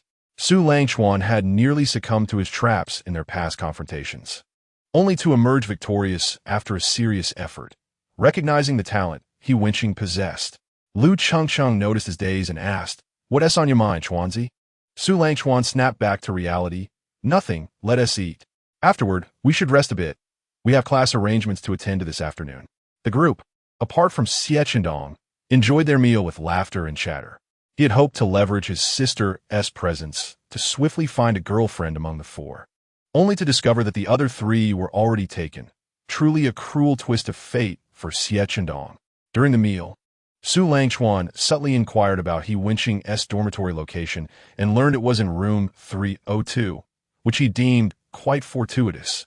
After finishing their meal, they escorted the girls to the dormitory before returning to their own accommodations. Upon arrival, Xie Chendong lamented, "Chuanzi, Tizi, you two are really impressive, managing to land such great partners. Here I am, tragically single for 18 years. Li Tai teased, "Come on, Dongzi, with your looks and wealth. Why would you worry about finding someone in college? With so many options, surely one tree will bear fruit for you. Don't talk nonsense. If I had the chance, I wouldn't need to hide," Xie Chendong retorted. Li Hengyu looked on in silence before heading to the bathroom to wash his face and take a short rest. Su Langchuan suggested, "Let us take a break. Who knows, maybe your springtime love will blossom when we return to class this afternoon." "True enough. I'm exhausted after this morning," came the reply as they settled in for a nap. Chapter 18, The Infuriating Fellow. At 2:30 in the afternoon, Su Langchuan and his companions arrived at the girls' dormitory to wait for them to head to class together. Looking around, they noticed several boys in the vicinity, though it remained unclear whether they were here for their girlfriends or simply acting as sycophants. Among the crowd, Su Langchuan spotted a quiet boy exuding an air of scholarly demeanor. Soon after, Lu Chengsheng and her friends descended, and Nan Xiangxue approached the gentle-looking boy. With a soft smile, she asked, "Have you been waiting long?" "Not at all, just a moment," he replied, Under the curious gaze of the others, Nan Xiangxue introduced him. This is my boyfriend, he winching. Su Langchuan found himself perplexed. The once cold and ruthless goon master he remembered from his previous life seemed unrecognizable in this gentle young man. Chun Yao cast a teasing glance, exclaiming, "Wow. So like this type, huh? A refined little puppy. Hee hee." Nan Xiangxue blushed slightly, shyly retreating partially behind, He Winching, not denying the implication. He Winching greeted, "Hello. I'm He Winching, a freshman from the School of Media." Xie Qindong felt a twinge of discomfort watching everyone share laughter and joy. Let us go. Time is running out, and it's sweltering. Isn't it better to be in the classroom with air conditioning? Upon hearing this, everyone promptly moved on, heading to the classroom together. Once inside, many classmates had already taken their seats. Lu Chengsheng and her friends settled in the front row designated for girls, while Su Langchuan and his companions took the row behind them, sitting directly behind their girlfriends.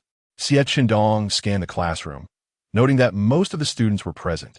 Yet he did not see any strikingly beautiful girls. Instead, he spotted one slumped over her desk, pondering the meaning of life.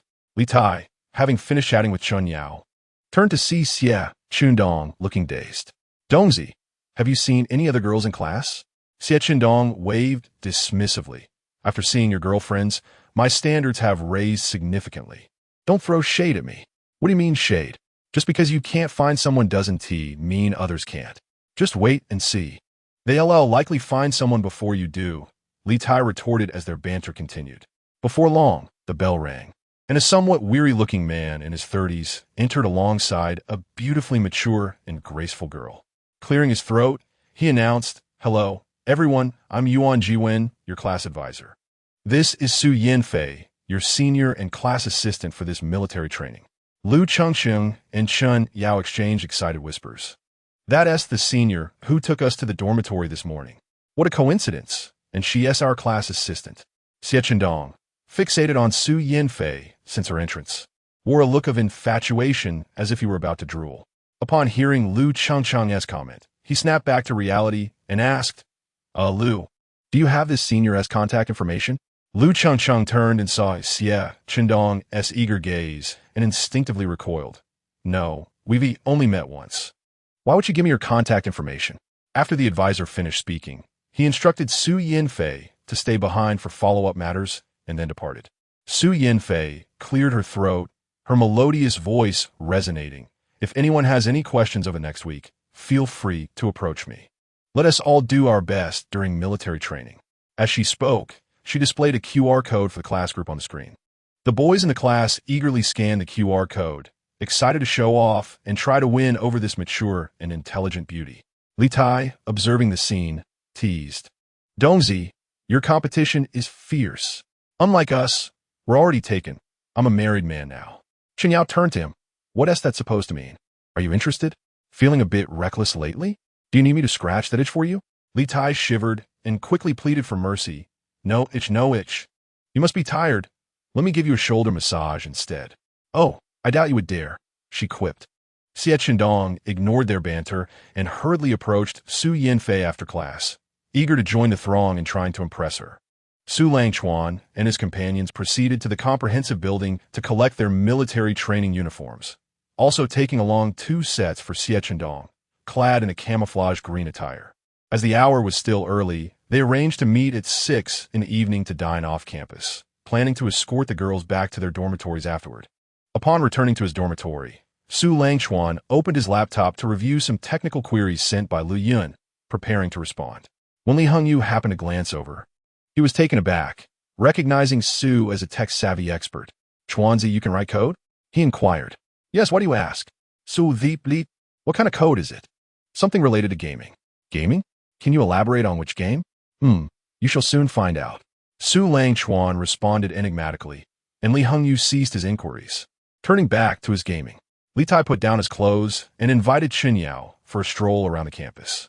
As evening descended, the group reconvened at the school gate, where the girls, save for Xie Xiao, had adorned themselves to varying degrees, attracting the attention of surrounding students. Lu Chengsheng linked her arm with Su Langchuan's. "Xiao Chuanzi, what shall we eat?" Su Langchuan turned to Li Hongyu. asking, "Where's Dongzi? Why isn't he here?" Li Hengyu shook his head. "That guy is busy playing the fool. Let's not bother with him." The group, undeterred, made their way to a well-known hot pot restaurant on a nearby pedestrian street. Despite the sweltering heat, the prospect of indulging in steaming hot pot was utterly satisfying. The 8 of them settled at a large round table, and after the boys prepared the dipping sauces, they returned to the table, handing them to Lu Chengcheng and the others. Li Hengyu surprised everyone by offering his sauce to Xie Xiao, causing a stir of astonished glances. Blushing, Xie Xiao lowered her head, clutching the sauce with her hands resting awkwardly in her lap, prompting a silent understanding among the group. At that moment, an individual approached from the adjacent table, causing Su Langchuan and Lu Chengcheng's expressions to darken. Yang Jiehua, after surveying the girls, exclaimed, "Hello, beautiful ladies.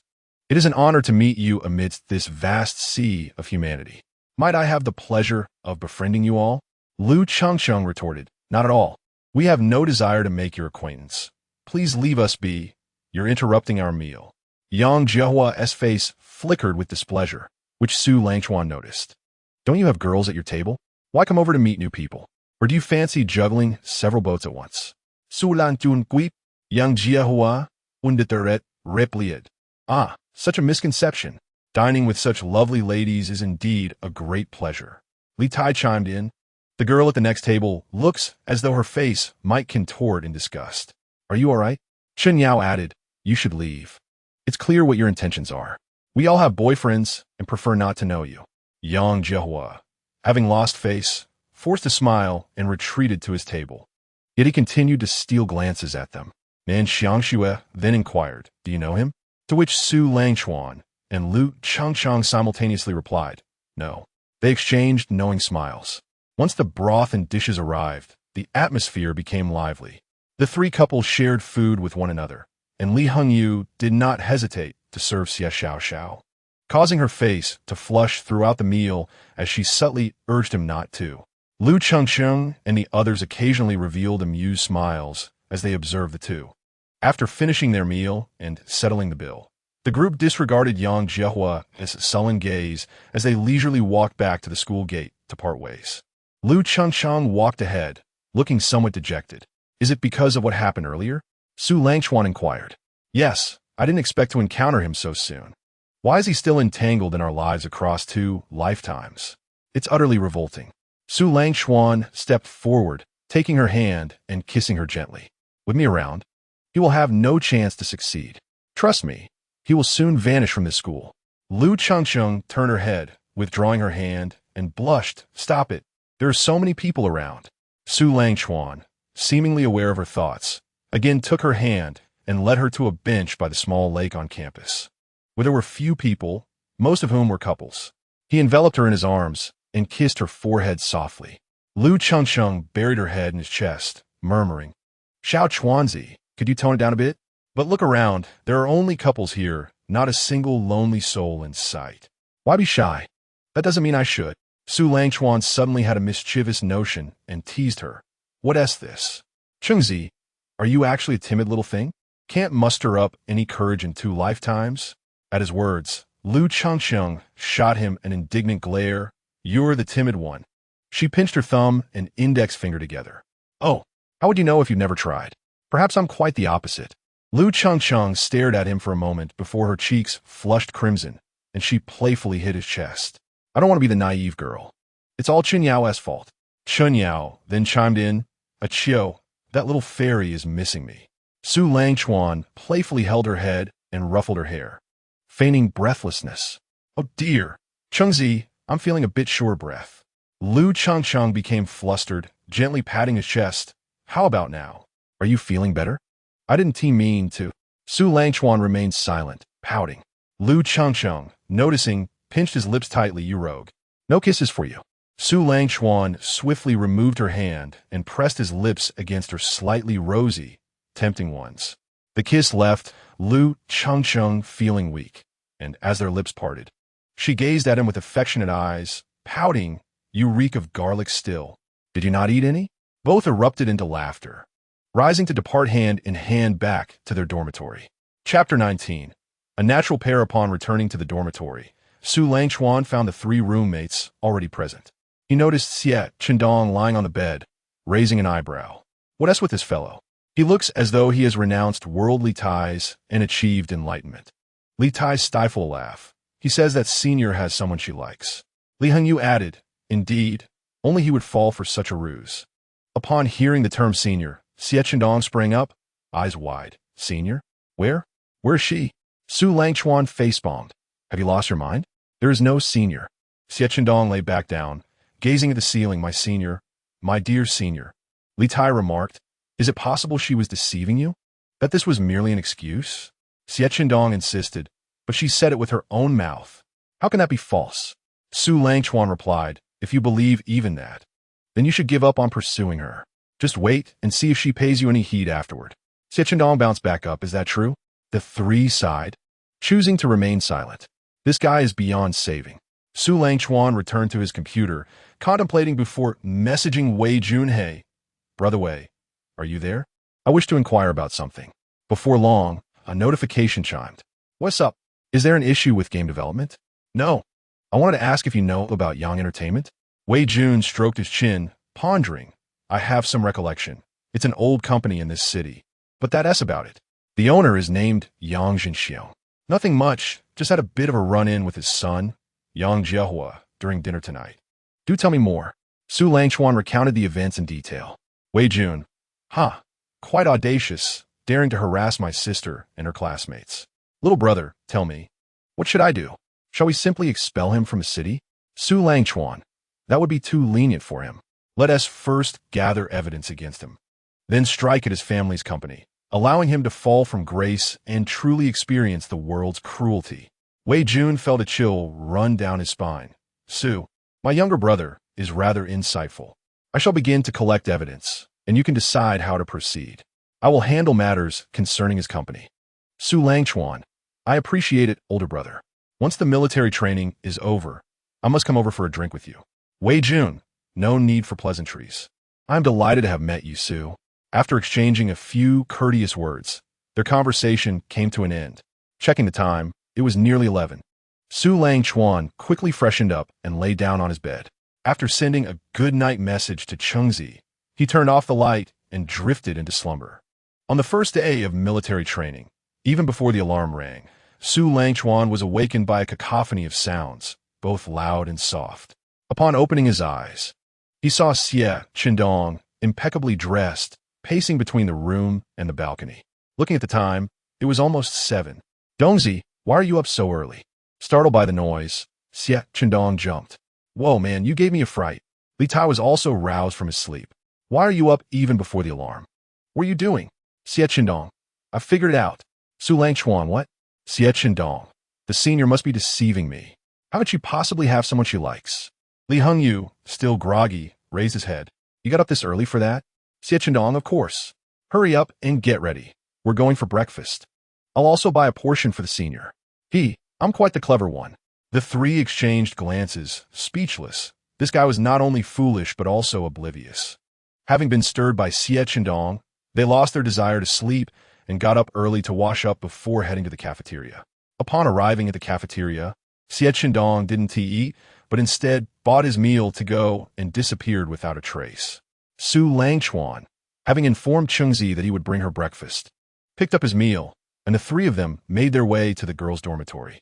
As the girls emerged from the building, they couldn't help but steal glances at the three tall and handsome young men standing across the entrance, each with a distinct style. A few girls even approached, wanted to add them on WeChat. Before long, Hu Wenqing joined them and greeted the three. The girl's eyes brightened upon seeing her. She exuded an aura of calmness and protectiveness, resembling a charming little puppy. When Lu Changsheng and the others came out, seeing the four surrounded by girls, she glared with murderous intent and swiftly approached, linking her arm with Su Langchuan's. Xiao Chuan, you're here so early. Upon recognizing Lu Changsheng, the girls understood the situation and promptly dispersed. Chen Yao pinched Li Tai's waist, causing him to wince in pain. Did you manage to get her contact information? If you lied to me, you're dead meat. Li Tai gritted his teeth. I swear, there's nothing. Brother Chuan can vouch for me. My phone is right here. Feel free to check. Now let go. Xie Xiao looked around and asked Li Hengyu, "Where's my brother?" Li Hengyu replied, "That guy is still busy being a sycophant." Xie Xiao pouted, taking her breakfast and nibbling on it while watching Chun Yao chastising her boyfriend. Su Langchuan said, "Let us go. We need to gather at the playground." Upon reaching the playground and locating their class, Su Langchuan pulled Chung down onto the grass, donning a disposable glove and offering her the dumplings and sticky rice chicken from his bag. Without concern for the surrounding gazes, she joyfully accepted her boyfriend's offering, her face lighting up with delight. Onlookers observed the scene, sensing an unspoken bond between the couple. The boys felt a twinge of envy, while the girls looked on with admiration, some even nudging their boyfriends to take notes. Once breakfast was finished, Su Langchuan removed the glove, using a tissue to wipe the oil from Cheng's rosy lips. Lu Cheng took out sunscreen from her bag, applying it evenly on his face, neck, and arms before gesturing for him to do the same for her. The nearby boys were overwhelmed with jealousy, their eyes filled with sparks of frustration, as if they had been unexpectedly kicked. They turned their heads away, unwilling to witness the scene any longer. Chen Yao and Li Tai had grown accustomed to such displays. But Xie Xiao and Nan Xiangxue exchanged glances and inquired, "Are they always this natural and in sync?" Chen Yao responded, "A real-life childhood sweethearts, what do you think?" Xie Xiao, indeed. At that moment, Xie Chendong hurried back, one hand covering his mouth and the other clutching his stomach. "Li Tai, Dongzi, what is wrong? You're not about to burst, are you?" Hearing this, Xie Chendong retorted, "You're the one about to burst. Your entire family is." "Li Tia, hey, why are you being so ungrateful?" "Li Hengyu, what happened? Did you hit a wall?" Xie Chendong turned away, choosing silence, and Su Langchuan and the others exchanged knowing glances. Before long, the school leaders and instructors took the stage, beginning a lengthy discourse. The crowd, under the blazing sun, struggled to stay awake. After nearly an hour, the speech finally concluded with a sharp whistle from the instructor. The military training for the day commenced. While standing at attention, Su Yinfeng approached the nearby shade, raising her camera to snap photos. After reviewing them, she smiled at the boys, causing them to straighten their backs and compare themselves. Each boy thought, "She smiled at me. She must like me." This was a delusion. After completing the exercises of standing at attention, marching, and various formations, they finally earned a 30-minute break. Su Yinfeng approached, saying, "Thank you for your hard work, everyone. Have a sip of water, just a bit more, and we'll break for lunch." In the sweltering summer heat, Su Yinfeng's voice flowed like a refreshing spring, quenching the thirst of the boys. Lu Chengcheng produced 2 water bottles, identical in design, but differing in color, and handed one to Su Langchuan. Chen Yao teased, "Chengcheng, you even got matching couple water bottles. This is bound to make others envious." Lu Chengcheng raised her nose and puffed out her chest. "Let them envy. They should all see that Xiao Chuan is mine."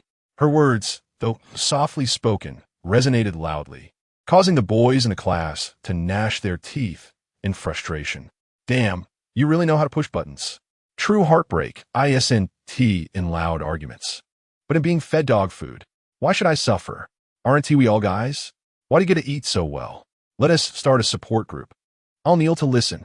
Nan Xiangxue took a sip from the water bottle handed to her by He Wenqing. "Chengcheng, you're fierce. I support you." Lu Chengcheng, "Naturally, my man deserves to be pampered." A figure approached from the adjacent class, revealing Yang Jiahao. "Hey, classmates, what a coincidence. It turns out we're from the same college. Shall we get acquainted?" As he spoke, he extended a water bottle towards Lu Chengcheng. Lu Chengcheng coldly replied, "I have water, and I don't want anything from strangers."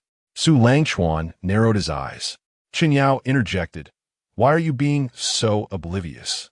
Can't you see the signs? Or are you genuinely blind?" Xie Chendong looked over to Li Hengyu and asked, "Who is this guy?" Li Hengyu answered, "Just a clown. A particularly persistent one. Even Batman can't shake him off."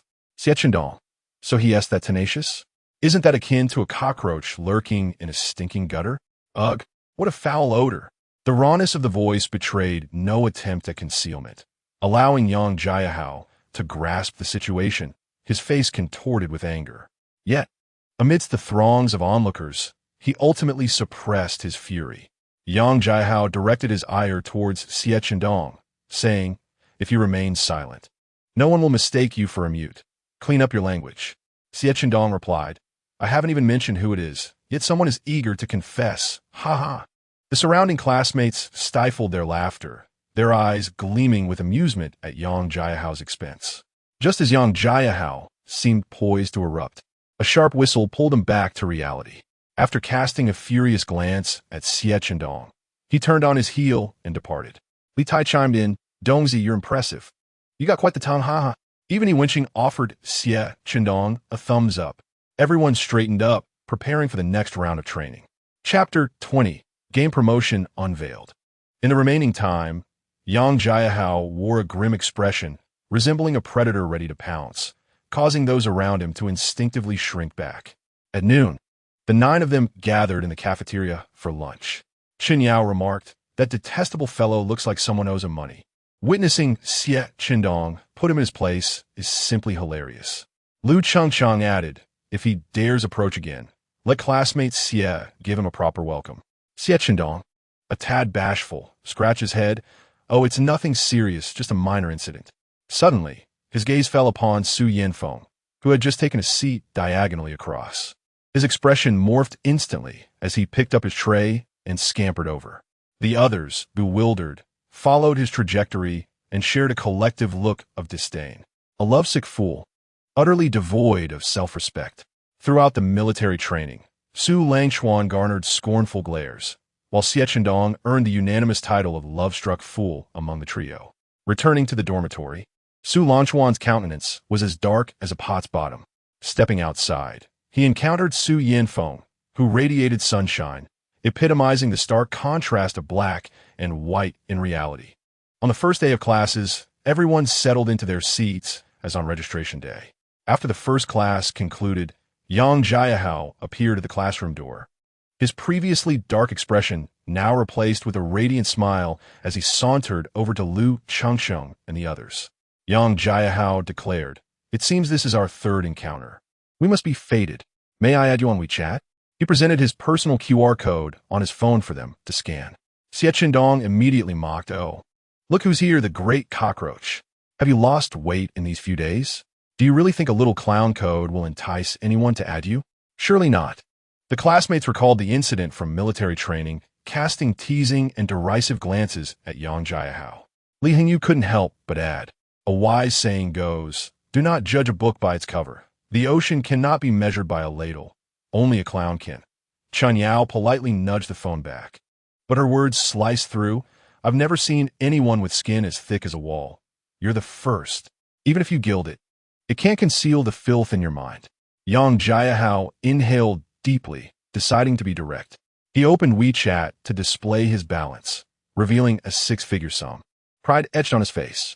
The girls immediately recoiled in disgust, with even Nan Xiangxue unable to restrain herself, exclaiming, "You're not only uncouth, but also shallow." Xie Chendong perked up. "Oh, flaunting wealth, are we? I've never backed down from anyone." He then pulled out his phone alongside Li Hongyu's. Xie Chendong asserted, "Not much. Just a tad more than yours." Yang Jiahao's face twitched, his neck stiffening as he retorted, "So what? We're just two sides of the same coin." Su Langchuan produced his phone to display his messages. "And what of now?" The trio, except for Lu Changcheng and Chen Yao, stared at Su Langchuan in disbelief, surprised by his substantial amount. Yang Jiahao gazed at the 7-digit figure beginning with a 4, his complexion shifting to a shade reminiscent of liver. His confidence wavering as he muttered, "Well, messages can be faked. Who knows if you're not merely acting?" Su Langchuan opened his banking app again for display. "Can you leave now? This is not your domain." The classroom erupted in jeers. "You should leave. You're embarrassing yourself standing there. What audacity do you have to pursue the girls in our class? I suspect the quality in your class isn't much better." Yang Jiahao stuttered, unable to form a retort, glaring at them before shamefully exiting the classroom. Xie Chendong exclaimed, "Wow, a wealthy guy right beside me. Transfer me 50 to see your prowess." Liang Yu, understanding the context, realized that Xie Chendong must have considerable fun from his gaming ventures. Li Tai added, "Brother Chuan is indeed impressive, making a grand entrance. Remember, Wealth does not equate to forgetfulness. Chen Yao chimed in, "Wow, Su the Handsome, you're quite capable. When will you take us along?" The group engaged in lively banter. Su Langchuan smiled, assuring them that opportunities would surely arise, perhaps sooner than they anticipated. The entire class observed the scene, now aware that a remarkably affluent individual resided among them, prompting both boys and girls to seek Su Langchuan as acquaintance. University is but a microcosm of society, with diverse interactions continually unfolding. Lu Chengcheng watched Su Langchuan bask in admiration, feeling a sense of pride reflected on her own face. In the afternoon, after classes, Su Langchuan bid farewell to the others, taking a cab alone to Hongjun. After knocking on Wei Jun's office door, he entered, greeted warmly by Wei Jun. "Ah, my dear brother has arrived. Please, take a seat. I just brewed some fine tea. Let us enjoy together." Su Langchuan, without hesitation, settled into the guest chair. "How is the game testing progressing, Brother Wei?" "We're nearing completion. The second test will undoubtedly launch by mid-September." Wei Jun brewed the tea and handed it over. "Give a taste." Su Langchuan took a sip, savoring the exquisite Dahong Pao, its fragrance lingering delightfully on his palate. "Brother Wei, you've got great luck." Wei Jun waved his hand dismissively. "The game promotion has been released, and the official account has already disseminated the news. The response is quite positive so far. I'll come to your school tomorrow to discuss the grand tournament." Su Langchuan scratched his head. "Is there truly no chance to select someone else for that tournament?" "Come now. Brother, what are you saying? Without you, there would be no star return. You're the only choice for this role, as I trust no one else." Upon hearing this, Su Langchuan ceased to decline. "Then, brother, how are matters with Yang's entertainment progressing?" "Just right. I've gathered almost all the information on that brat. His company's situation is still under investigation. I'll send it to you shortly." Wei Jun took his phone, tapped a few times, and sent the details. "Thank you for your assistance, brother." "Ah, your affairs are my affairs. If you keep being so polite, we'll grow distant." Su Langchuan felt warmth in his heart, grateful to reconnect with Wei Jun, who had always exuded a sense of righteousness in his previous life. After some pleasant conversation and finishing a pot of tea, Su Langchuan took his leave, heading back to campus. Upon returning to the dormitory, he was greeted by Xie Qindong's boisterous voice. Xie Qindong exclaimed, "I never expected Star Return would be ready for the second test so soon. This time, I must show that fellow named Langhua Wuhan a thing or two." Li Hingyu nodded seriously. "That guy is indeed formidable. Once he hits the top, he never comes down." As Su Langchuan took a sip of water, he suddenly coughed violently. Li Tai rushed over, patting his back. "Why are you so worked up, Brother Chuan?" After regaining his composure, Su Langchuan asked, "Is this Langhua Wuhan really that strong?" Xie Qindong replied, "Absolutely. When I first started playing and had no clue, I just copied strategies and entered the arena without a care. I barely played a few rounds before I encountered him and was thoroughly toyed with. Li Hengyu, if we encounter him again, we must not be careless. His comprehension of this game is astonishingly profound." Su Langchuan, what was your ID back then? Xie Qindong, specializing in various grievances. Quite impressive, isn't it? Against anyone else, I consider it a 50-50 chance. Li Hengyu, a full-time magic emperor. Su Langchuan began to reminisce about his memories of the arena, his eyes widening as he silently pondered. Could it be that those two players I faced when I first started ranking are actually them? Xie Qindong, why are you staring at me with such wide eyes, Chuanzi? Do you know who that person is? Su Langchuan, ahem, no. Su Langchuan fell silent, retracting his neck, and after freshening up, he went to bed, hoping that after the publicity day for the grand tournament, these two would not come looking for trouble. The next morning, with only one class scheduled, he met with Wei Jun in the comprehensive building. Wei Jun had already secured a meeting with the school's director of cultural and sports activities. The two entered the building and headed straight for the director's office.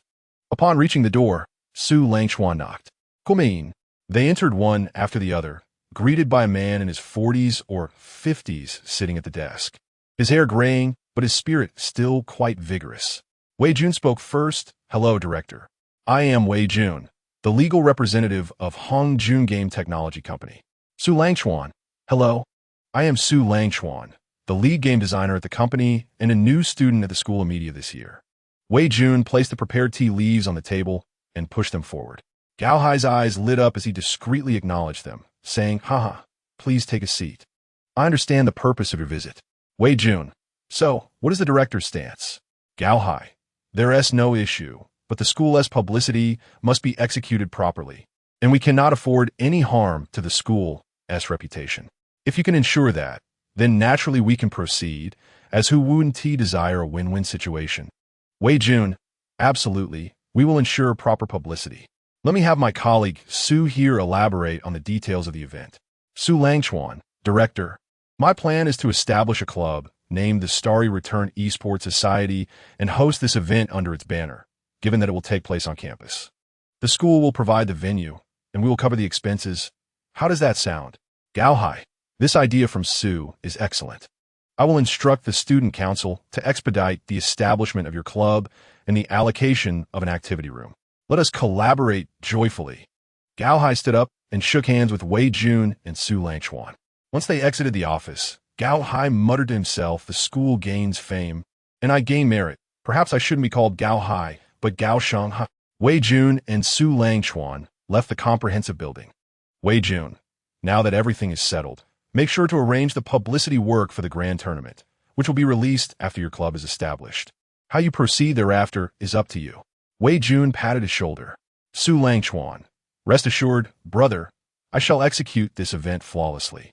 After escorting Wei Jun to the entrance and watching him get into his car, Su Langchuan turned and walked back to campus. Chapter 21. What? It's you. You little rascal.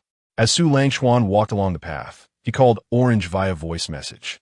In the dormitory, Lu Qingqing's phone rang. Upon seeing the caller ID, she hurried to the balcony to answer.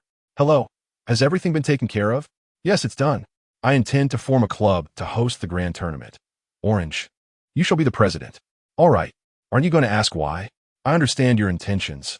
I am willing to stand by you and face it together."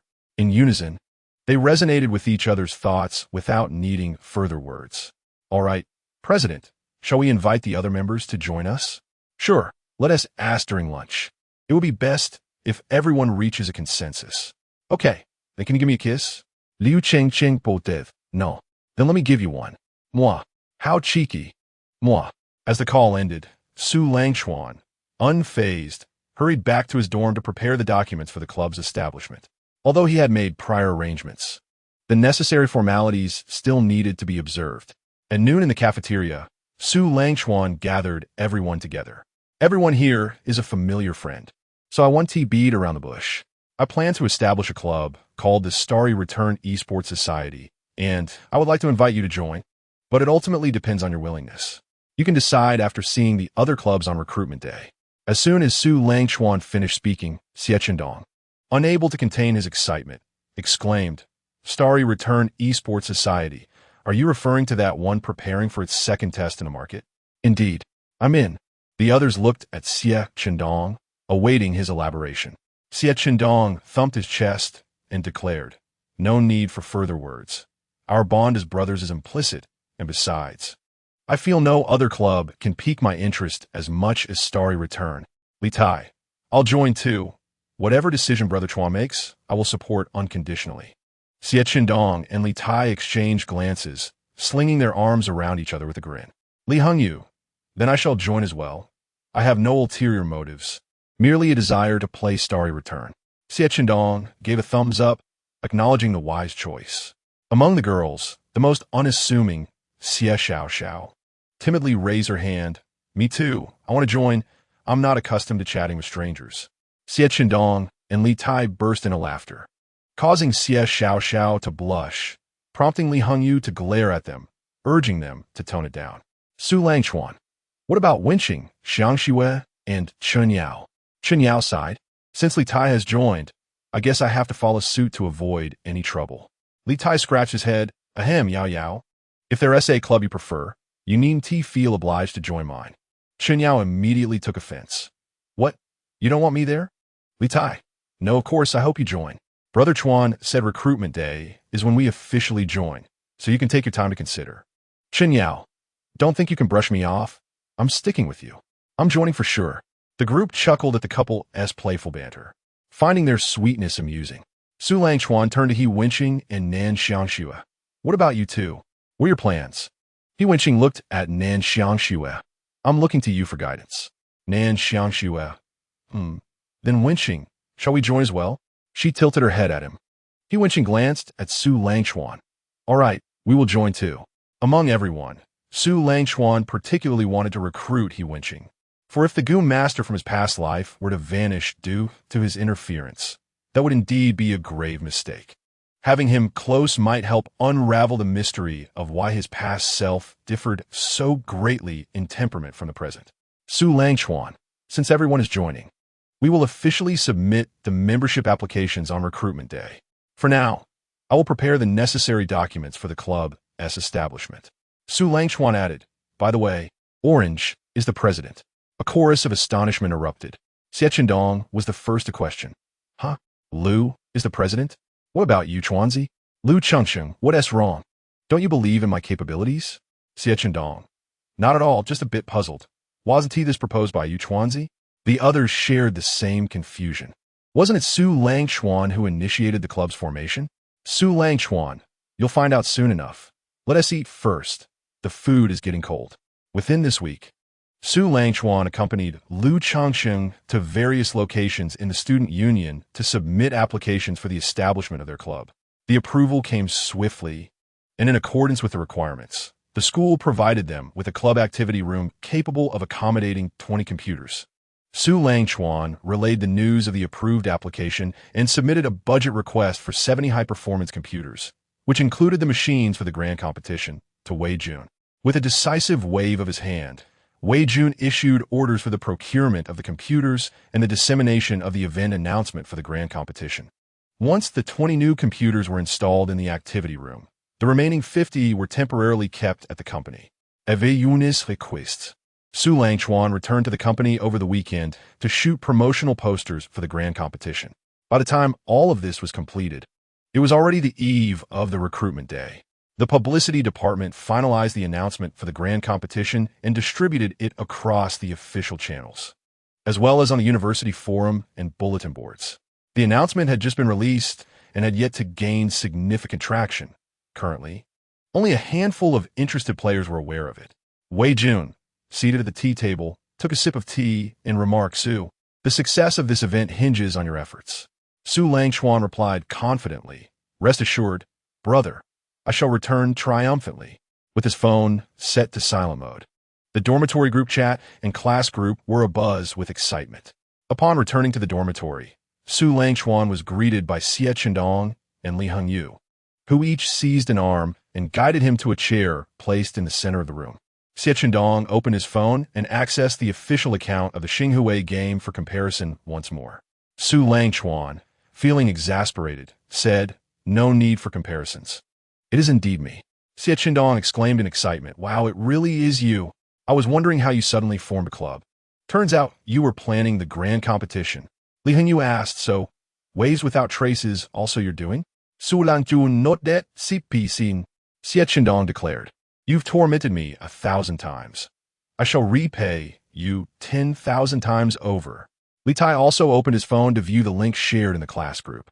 Dear Star Refiners, our company has decided to hold an offline grand competition at Guangxia University, managed and supervised by Mr. Su Langchuan, the top player of the first test. Known as Waves Without Trace. Relevant details about the competition will be displayed below the poster. Interested parties are encouraged to sign up. Wishing all Star Refiners great success in their martial endeavors. Accompanying the text was a promotional poster featuring Su Langchuan, who had been photographed over the weekend, alongside the competition's prize details. Brother Chuan, you're the planner of this game? I've never played it, but it seems you are bound to become a sensation in the school. Su Langchuan produced the club application forms and said, I expect many people tomorrow. You should fill these out first. You will be the provisional leaders of the club, while I deliver forms to Chengsheng and the others. With that, Su Langchuan swiftly exited the dormitory, sending a message to Chengsheng. Upon arriving at the girls' dormitory, he found her waiting. Lu Chengsheng took the forms and asked Xiao Chuan, how many members do you expect to recruit tomorrow?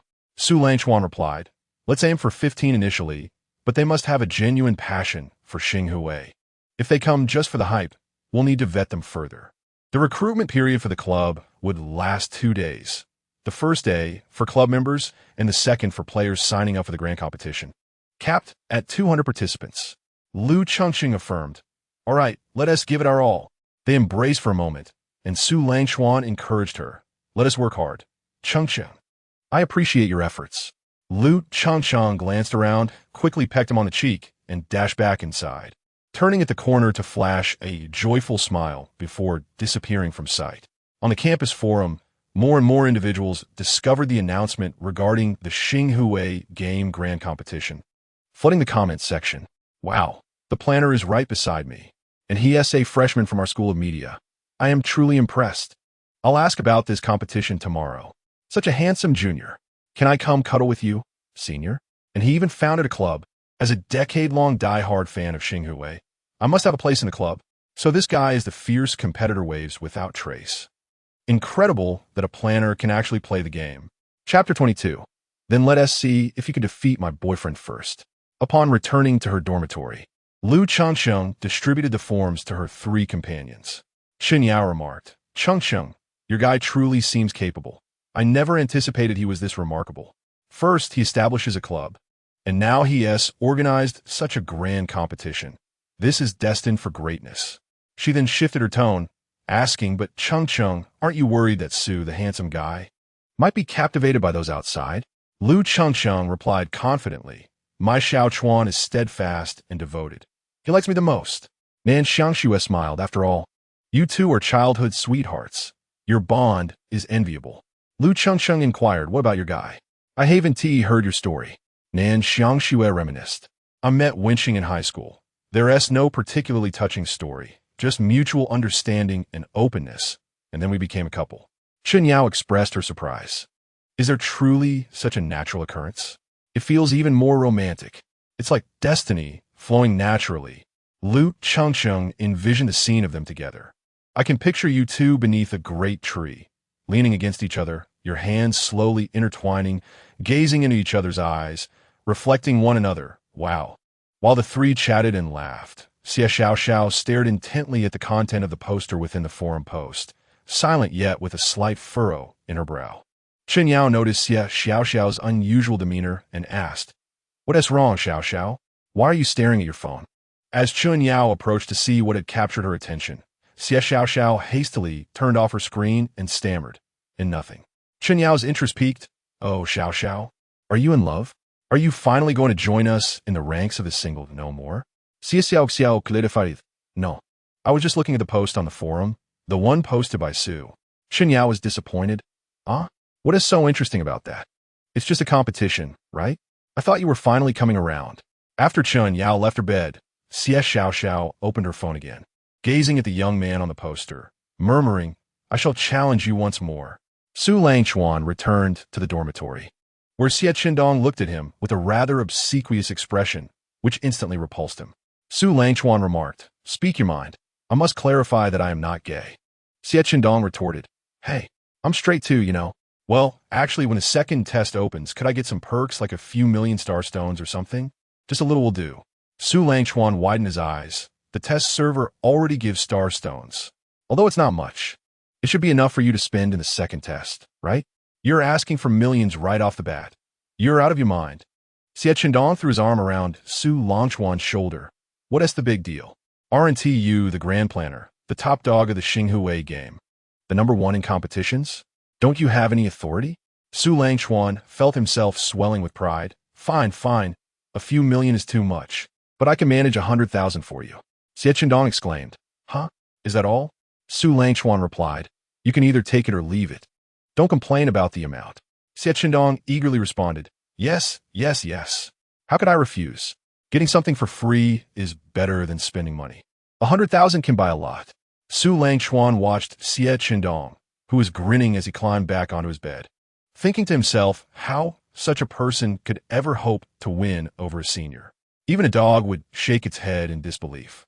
Today was the recruitment day for the club, and there were no classes in the afternoon. The group arrived early at their designated area to set up and settle down. But as the event had yet to commence, only a few people were present around them. Su Langchuan whispered to Lu Chengxing, Chengzi, I've arranged for TZ and Chun Yao to assist you. The others can manage themselves. Lu Chengcheng smiled gently and replied, Sure, I trust your judgment. Before the event commenced, Su Langchuan took her small hand and gently kneaded it, while Lu Chengcheng appeared to relish the sensation, her hand receiving a tender massage. As the club recruitment began, Su Langchuan moved the recruitment poster of the Xinghui Esports Club to a more conspicuous location.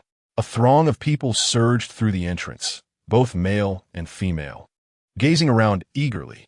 Upon spotting the Xinghui Esports Club, they hurried over. The crowd began to welcome the newcomers, bustling with activity. The boys, upon learning that the president was none other than Lu Chengcheng herself, became even more fervent, especially with the presence of 3 other charming female students. The girls who came to register looked at Su Langchuan and his companions with sparkling eyes, many of whom were seniors, with even students from different faculties joining in the excitement. President, I'm a diehard fan of Xinghui for 10 years. I want to join the club, one boy declared, his eyes fervent with determination akin to a fervent party member. Lu Chengcheng chuckled lightly, but I heard the game hasn't officially launched yet. How could you be a 10-year veteran? I didn't expect the president to be so knowledgeable. I thought girls didn't play games, he replied, somewhat sheepishly. Lu Chengcheng responded, I don't, but my boyfriend does.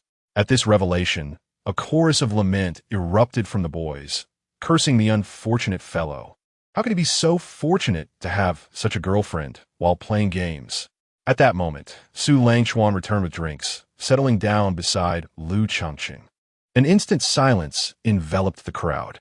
Someone finally broke the stillness. President, is your boyfriend Su Langchuan? Lu Chengcheng smiled, linking her arm with Su Langchuan. Yes. Isn't he impressive? The crowd exchanged glances, the senior girls particularly heartbroken, desperately needing Xie Chendong's comfort for their shattered hearts. Lu Chengcheng then shifted her tone. However, if anyone could defeat my boyfriend.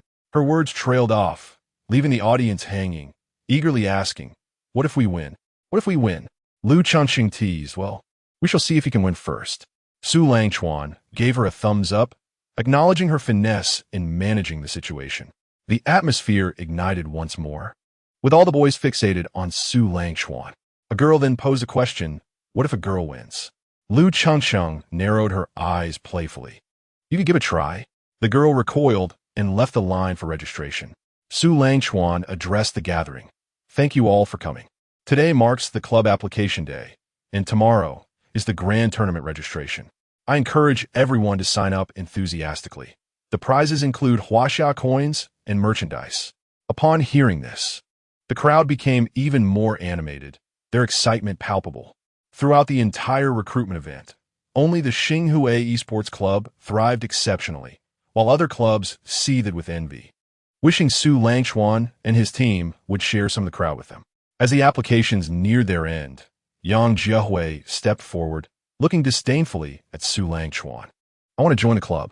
Lu Chengcheng swiftly retorted, your application has been denied. Please leave. Yang Jiehui then turned to Su Langchuan, surely, I can participate in the grand tournament. You wouldn't deny me that, would you, Su? It was evident that Yang Jiehui had caught wind of Lu Chengcheng's earlier remarks. Before Lu Chengcheng could respond, Su Langchuan interjected, that's fine. Just come to register tomorrow. Yang Jiehui cast a smug glance at Lu Chengcheng and strode away. Lu Chengcheng expressed her discontent. Why did you let that annoying guy join?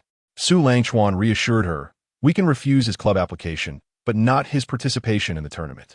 Publicly rejecting him could lead to unnecessary trouble. And besides, do you really think he can go far? Lu Chengcheng pondered and understood the reasoning. Indeed, under their watchful eyes, he would likely refrain from any mischief. After the recruitment concluded, as they disbanded, Xie Xiaoxiao called out to Su Langchuan when the game launches. I want to have a match with you. Su Langchuan looked puzzled, huh? Why? Xie Xiaoxiao retorted with some indignation. Because you defeated me during the beta test, and I want a rematch. Feeling somewhat awkward, Su Langchuan scratched his head. May I ask for your ID? Xie Xiaoxiao shyly murmured. Zhu Zhu Zhu is quite cute too. Su Lanjun Su de Li Zilit. Ah, so it was you. I didn't expect this coincidence. Xie Chendong chimed in, great, Su. Now you have another victim to face. I'll join in for a match too. Li Hengyu, standing beside Xie Xiaoxiao, remarked one. Su Langchuan replied, sure. Let us all compete together. Xie Chendong teased, that is quite bold. It's settled then. You'll face the consequences. Chen Yao, smiling, noted, I didn't expect you to offend so many people through a game. The grand tournament might be challenging for you. Su Langchuan shrugged nonchalantly, it's fine. Let them come. I can handle it all. Lu Chengcheng gazed at him with starry eyes. Xiaochuan, you're so cool. Just don't mess up what I said. Otherwise, your girlfriend might be taken away. Su Langchuan pulled her close. No one can take you from me. That will never happen. Chapter 23. Let us have a moment alone. The next afternoon, the grand tournament registration was still bustling with activity, the game reaching an unprecedented height of excitement. Many players, anticipating the second beta test, flooded the comment sections. Why is the grand tournament being held offline in Guangxia? I want to participate too. The lead planner is so young. P.S. just a freshman. Hey, I could get behind that. What do you mean, my husband? P.S. mine. How dare you? I don't care. I want to duel with my husband offline. Wei Jun sipped tea leisurely in his office, observing the trending topics on Weibo. Xinghui game was trending, with numerous photos of Su Langchuan captured offline appearing in the search results. Xinghui game second beta. Xinghui game offline grand tournament. Xinghui game chief planner exposed. Wei Jun hummed a tune, murmuring, just as expected from my little brother. He can generate immense hype and traffic with just an idea. In just 2 days, the club completed its recruitment and registration tasks. Su Langchuan contemplated, Chengzi, please notify everyone in the club group that when the game launches next Monday, they should come to our activity room for the first club event. Lu Chengcheng linked her arm with his and said, all right, but Xiaochuan, I've worked hard these past few days. Is there a reward? What reward do you want? I want to eat some pudding. It's been ages since I had it. Su Langchuan looked at her. Is it really that simple? Well, I also want to spend some time alone with you. It feels like ages since we've had that. Lu Chengcheng pouted, her cheeks puffed up adorably. Su Langchuan affectionately ruffled her hair. All right, let us go. The rest of today is all yours. Lu Chengcheng beamed with joy. Really? You're the best, Xiaochuan. After saying their goodbyes to the others, the two left hand in hand, their closeness evident under the watchful eyes of their peers. Xie Chendong lamented, how infuriating. I'm drowning in jealousy. When will I get such a sweet romance? Li Hengyu patted his shoulder, gesturing for him to look at the direction of his finger, where Su Yanfang was passing by with a stack of books. Xie Chendong broke into a grin and dashed over, casting aside the emotions he had just been cultivating. Li Tai and Li Hengyu were utterly speechless. This person's mood swings rivaled the flipping of pages in a book. Once they exited the school gate, Su Langchuan bought 2 small puddings from a nearby convenience store. Lu Chengcheng accepted them with delight, savoring each lick as if the pudding were a rare delicacy. Where shall we go now, Orange? Let's grab a bite first, then go watch a movie. Su Langchuan took her tiny hand in his. All right, let's go. They had no intention of indulging too much, saving some space for popcorn later. Arriving in noodle shop, they ordered 2 servings of snail noodles.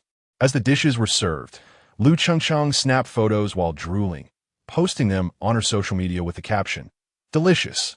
Love to eat, especially when I'm with you. The two then began to relish their meal.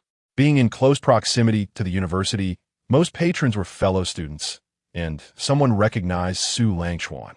Hesitantly, they approached him. Hello. Su, the planner.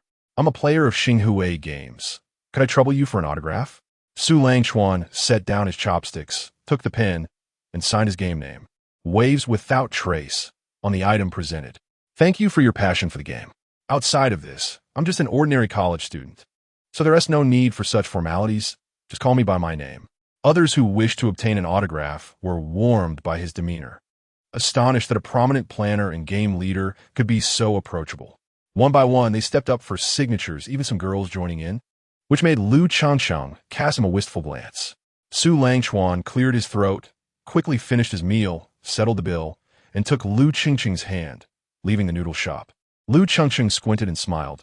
Xiaochuan, you are truly popular. Ever since you became known, girls have been flocking to you. Su Langchuan hurriedly reassured her, cough, cough, Orange. That's not the case. What movie do you want to watch? Lu Changcheng, not dwelling on it, cheerfully replied. Let us check out what's playing at the cinema first. They took a taxi to the nearby Jinxian cinema and entered the lobby to peruse the latest popular films. Upon seeing a promotional clip for Under the Clouds, Lu Changcheng pointed out, saying, "Let us watch this." Su Langchuan raised an eyebrow at the title, Orange. Are you sure you want to see this? Lu Changcheng replied with confusion, Of course. The cover and synopsis are quite enticing. Without further explanation, he led her to the counter where they purchased couple seats, 2 cups of cola, a small popcorn, and 2 packets of tissues. Lu Changcheng, holding the small popcorn, pouted, I can finish this. Why not get a medium size? Su Langchuan smiled enigmatically. You'll see soon enough. Why are you being so mysterious? As the movie was about to begin, Su Langchuan guided her into the theater, locating their seats. Being a couple seat, there was no armrest separating them. 10 minutes passed, and the lights dimmed, signaling the start of the film.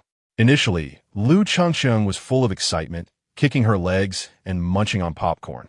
However, halfway through, she sensed something amiss, setting down the popcorn and tightly clutching Su Langchuan's arm as she focused on the screen. As the movie neared its conclusion, soft sobs echoed in the theater, with Lu Changcheng gently wiping her tears, quietly weeping herself. When the film ended and the lights came back on, she leaned against him, still crying. Su Langchuan sighed, retrieving the tissues he had prepared, wiping away her tears repeatedly. They only left the theater when the next showing was about to begin. The night was enchanting as they walked back, Lu Changcheng still lost in the film's emotions, held by Su Langchuan. Upon reaching the girls' dormitory entrance, she hugged him tightly, reluctant to let go. Xiao Chuan, we will definitely be together in the future, right? Su Langchuan affectionately tousled her hair, affirming, we will. Lu Changcheng looked up into his eyes, her reflection shimmering in them, feeling an unprecedented sense of tranquility, which allowed her to smile brightly. Su Langchuan kissed her forehead. It's late. You should head back and rest early. I'll bring breakfast for you tomorrow, but I want to sleep next to you. Su Langchuan coughed awkwardly. That Orange, we're still young. Lu Changcheng retorted, What do you mean young? We are destined for 2 lifetimes together, just with a younger physical age.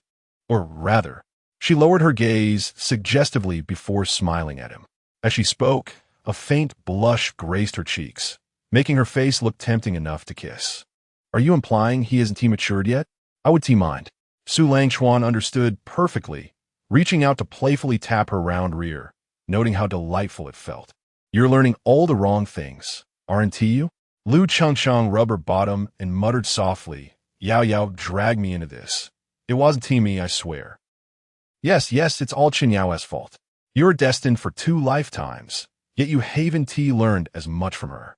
Do you expect me to believe that? Lu Changcheng blushed and escaped his embrace, dashing into the building while glancing back to give Su Langchuan a cheeky grin. Su Langchuan chuckled and made his way back to the dormitory. Upon her return, Lu Changcheng found Chen Yao looking her way. Despite the smile on her face, traces of tears lingered at the corners of her eyes. Orange, why are you crying? Did Su Langchuan bully you? Tell me, I'll teach him a lesson. Xia Xiaoxiao and Nan Xiangxue also turned their attention, eager to hear more. Recalling her earlier actions, Lu Changcheng shyly replied, No. Xiao Chuan has been really nice to me. Then what with the tears? Chen Yao pressed. Lu Changcheng recounted the movie experience, leading the trio to a moment of clarity. Indeed, the film's packaging can easily deceive a young girl like you who hasn't seen the original text. Nan Xiangxue added, That novel is indeed quite good. It's worth a read. Lu Changcheng sighed. Maybe not. I can't quite handle it. Chen Yao chuckled. Then why not watch it with Su Langchuan? If it makes you cry, he can comfort you. Lu Changcheng proudly puffed out her chest. Xiao Chuan didn't cry either. I must be strong.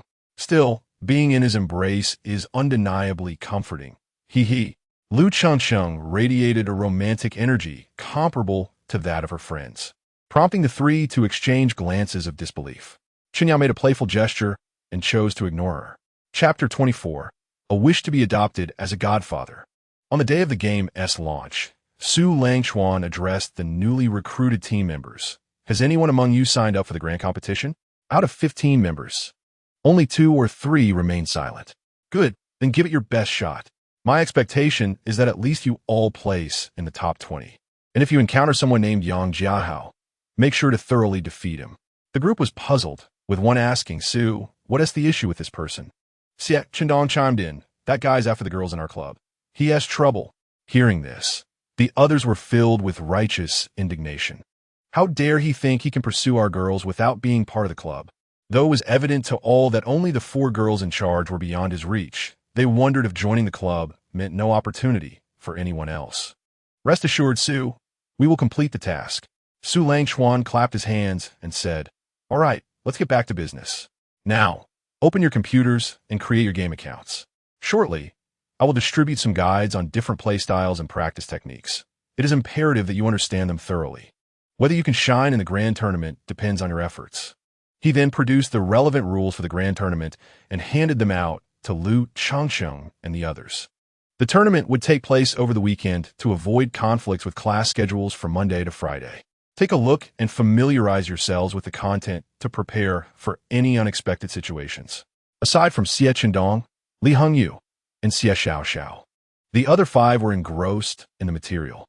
Su Langchuan logged into the internal network database of the Xinghui game and, employing a few clever tactics, transferred his account from the first test to the second, while also sending Xie Chendong and the others 100,000 star stones via email. After sharing 2 guides in the club group, he left them to their own devices. Within the game, Su Langchuan first drew a new skin, adorning his character with long black hair, cascading like a waterfall, a snow-white robe, and a celestial cloak, rendering the character ethereal and exuding an aura reminiscent of an immortal. He then began crafting another sword, creating one named the Avatar Blade, which, upon a critical hit, would summon a doppelganger that could inflict 50% of the main character's damage. He allocated his talent points to reduce charge time, while opting for increased attack speed and enhanced doppelganger limits, as well as affixing runes that further amplified these attributes. Additionally, he infused the weapon with essence to boost physical attack multipliers and enhance the main attributes, along with maximizing the mana limit. He upgraded the equipment to dark gold, maxed out the level and enhancements, and selected stats such as accuracy, physical attack increase, melee skill enhancement, doppelganger attack boost, maximum mana limit, and critical damage. Su Langchuan nodded in satisfaction. It was perfect. As the others were engrossed in the screen, the door to the activity room swung open, revealing a graceful and mature figure. Upon reaching Lu Qingqing's side, she paused, prompting Lu to clap her hands and signal the group to pay attention. We have invited senior Su Yanfei from the 2nd year of the Media Academy to provide us with guidance. Remember, while enjoying our time in the club, we must also strive to improve our academic performance, except for those not in the Media Academy, of course, as it is not their field of study. The boys erupted into enthusiastic applause, cheering loudly, with Xie Chendong's eyes wide in disbelief at such a serendipitous turn of events. As everyone's attention was focused forward, Xie Chendong stealthily approached Su Langchuan and exclaimed, wow, what's going on? A senior actually comes to guide a gaming club? Su Langchuan looked at him, speechless, realizing he had yet to grasp the situation. He leaned back tactically and said, oh, it took quite a bit of effort for Orange and me to invite Senior Su. Can't you tell who it's really for? Xie Chendong scratched his head, suddenly pointing to himself. Could it be because of me? Su Langchuan nodded in satisfaction. If not, then what? If you don't seize this opportunity, it will be a waste of my efforts. Xie Chendong was about to kneel in reverence when Su Langchuan quickly stopped him, saying, what are you doing? No. Xie Chendong, with a sincere expression, proclaimed, I have wandered for half my life without encountering a wise master. If my adoptive father does not abandon me, I wish to pledge my loyalty. Su Langchuan replied, oh, what is this? After all this talking, I'm feeling a bit thirsty. Xie Chendong waved his hand and declared, haha, today I'm in a good mood. Drinks are on me. Everyone can have milk tea. The crowd applauded, reveling in the prospect of free refreshments, affirming they had made the right choice in joining this club. Xie Chendong jogged over to Su Yanfei and asked, Senior, what would you like to drink? Su Yanfei, not wanting to embarrass him in front of the crowd, sighed. Just be mindful, Junior. Xie Chendong, delighted, replied, sure, I'll place an order at the school's milk tea shop right away. Su Yanfei added, all right, everyone, Please continue with the club activities. After speaking, she and Lu Changsheng, along with several other girls, settled down to chat animatedly. Their laughter, youthful and melodious, causing the boys to feel even more enamored and exhilarated. Su Langchuan sent a message to Wei Jun, Brother Wei. The venue for the grand tournament is arranged for this weekend. You can begin coordinating the setup. Wei responded, Haha, Su, your efficiency is impressive. I'll relay this immediately. By the way, we will be live streaming the event to promote our game, so remember to dress nicely. It's a great opportunity for exposure. Su Langchuan smirked in response, realizing he would indeed have to make an appearance. About half an hour later, the milk tea arrived. Xie Qindong handed a cup to Su Yanfei and said, Here you go, senior. I wasn't too sure what flavor you liked, so please don't mind. Su Yanfei replied, How much is this milk tea? I'll transfer you the money. Xie Qindong quickly shook his head. Oh, it's not much at all. No need. Su Langchuan coughed twice and interjected. Since the senior has offered, you should accept graciously. Xie Qindong suddenly realized and opened his WeChat personal QR code, saying, All right, senior. Let us add each other on WeChat. Next time you want something, just let me know. I'll be at your service. Su Yanfei quietly observed the exchange, choosing not to expose them, and scanned his QR code. Next time, I'll treat you instead. As a senior, I can't let my juniors bear the cost.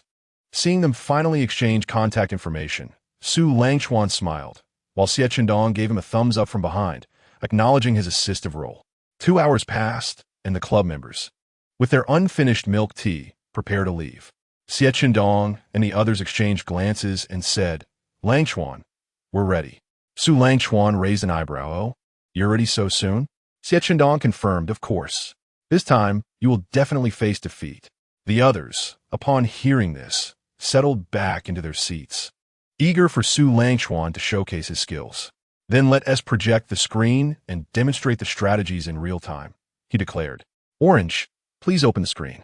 Lu Changsheng got to work, connecting to the computer, and upon seeing the game interface, sat down beside Su Langchuan, intrigued.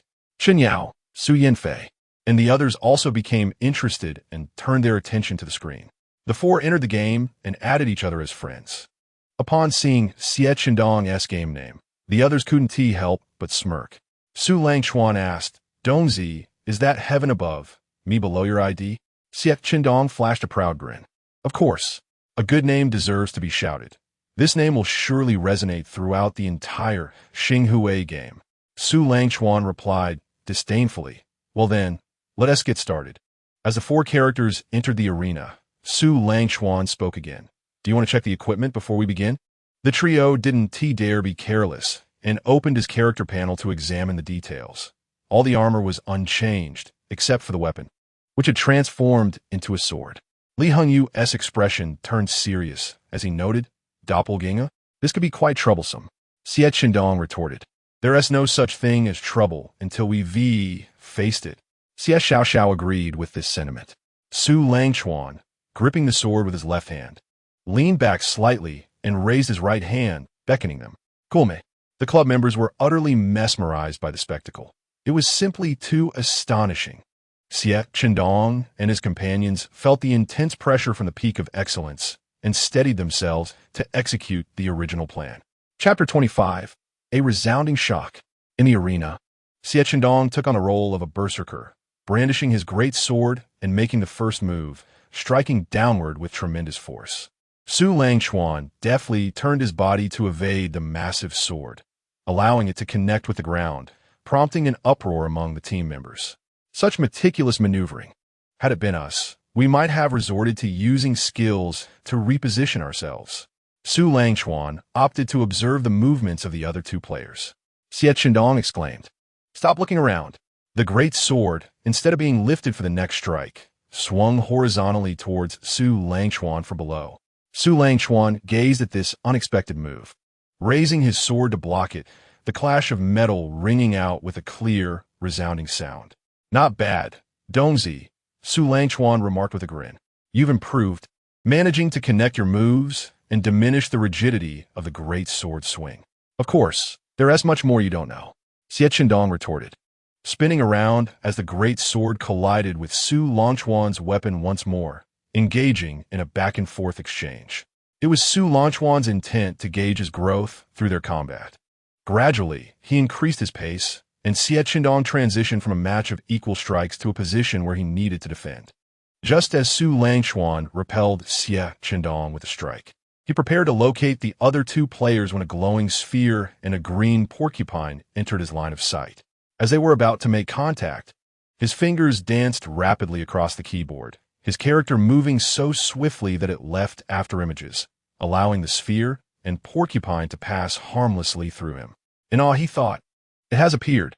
The elusive technique known as Phantom Step from the strategy guide. Such impeccable timing.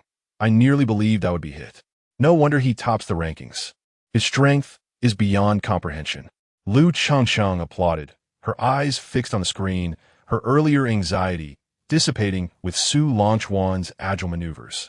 This distraction allowed Xie Qindong to re-engage him.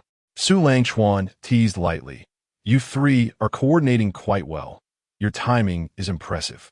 Feel free to unleash any remaining tricks. Otherwise, you may find your chances dwindling." The trio, undeterred by his provocation, intensified their collaboration, becoming increasingly adept.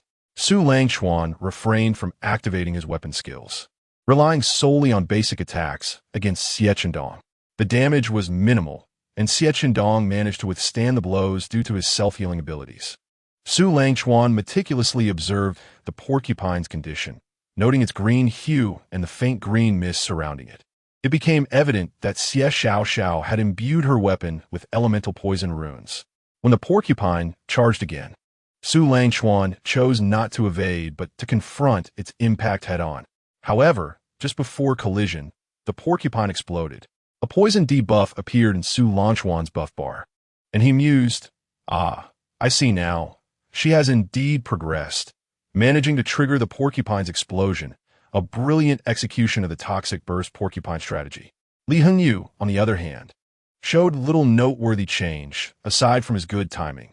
There were no signs of him altering his strategy. Upon witnessing Su Langchuan finally take a hit, the trio pushed themselves harder. Xie Qindong's coordination with the great sword improved significantly, his fluidity enhanced, and his confidence swelled. "Watch out, Chuanzi! Earth-shattering strike!" Xie Qindong announced as he leaped into the air, the great sword emitting a dazzling red glow. Su Langchuan smirked and unleashed his agility, slipping past Xie Qindong's alarmed gaze and penetrating the defenses of Li Hengyu and Xie Xiaoxiao. The two cursed under their breath, hastily unleashing a wide-range attack to prevent Su Langchuan from closing in, thereby granting Xie Qindong another opportunity to engage. A torrent of colorful spheres and swarming porcupines surged towards Su Langchuan, yet he did not flinch, charging straight ahead, leveraging his character's substantial MP to withstand the onslaught. As their attacks collided, a cloud of smoke erupted, shrouding the area. Xie Qindong stood dumbfounded, awaiting the smoke to clear. As silhouettes gradually emerged, Li Hengyu's expression shifted dramatically. "Dongzi, don't just stand there. Keep the pressure on him. Don't give him a moment to recover." At this, Xie Qindong snapped back to reality and rushed towards the figure, raising his sword to strike. Just as Su Langchuan exited the smoke, he noticed the incoming attack. "Have you exhausted all your tricks? It's time for me to unleash my full power." Before the sword could descend, Su Langchuan's figure flickered around him, appearing behind Xie Qindong. The delayed attack struck him in midair, several afterimages slashing at his character, instantly depleting his health bar to 0. Xie Qindong buried his face in despair, gazing at the screen. "Brothers, I did my best. This guy is simply too strong. He is not someone who could be defeated." Li Hengyu and Xie Xiaoxiao were profoundly shaken by this scene. Though it didn't quite match the astonishment of being one-shot previously, it left a significant dent in their psychological defenses. "Xiaoxiao, hold him for 10 seconds. Li Hengyu commanda." In response, Xie Xiaoxiao swiftly unleashed a swarm of green porcupines, which rushed towards Su Langchuan and exploded upon reaching him in an attempt to hinder his advance. Su Langchuan, intrigued, observed Li Hengyu's ultimate move. "Brother Hengyu, are you attempting to replicate my charged ultimate technique? Forgive my audacity. Your move inspired me greatly. I believe this will suffice to take you down, Li Hongyu declared, watching the enormous blue sphere above his head expand to nearly engulf the entire arena. Su Langchuan pondered for a moment, dismissing the notion of eliminating both of them instantly, opting instead to switch weapons and charge a skill to counter Li Hongyu's deadly attack head-on. Xie Chendong had already approached his side, perplexed by Su Langchuan's actions. Chuanzi, why are you changing weapons? Isn't this a perfect opportunity? You could easily take them out using your agility. His voice, though soft, resonated throughout the activity room. Li Hongyu and Xie Xiaoxiao shot him lethal glares, causing him to shrink back. Su Langchuan remained silent, calculating the damage values of their ultimate moves to see if they could mutually negate each other. Once Li Hongyu completed his charge, he shouted, propelling the glowing sphere towards the stationary Su Langchuan. A wave of heat surged forth, and the massive sphere hurtled towards him. Everyone held their breath, captivated by the unfolding scene. Lu Changcheng clasped her delicate hands tightly together, praying for Su Langchuan to overcome this challenge. Su Langchuan turned to her with a reassuring smile. Don't worry, I won't lose.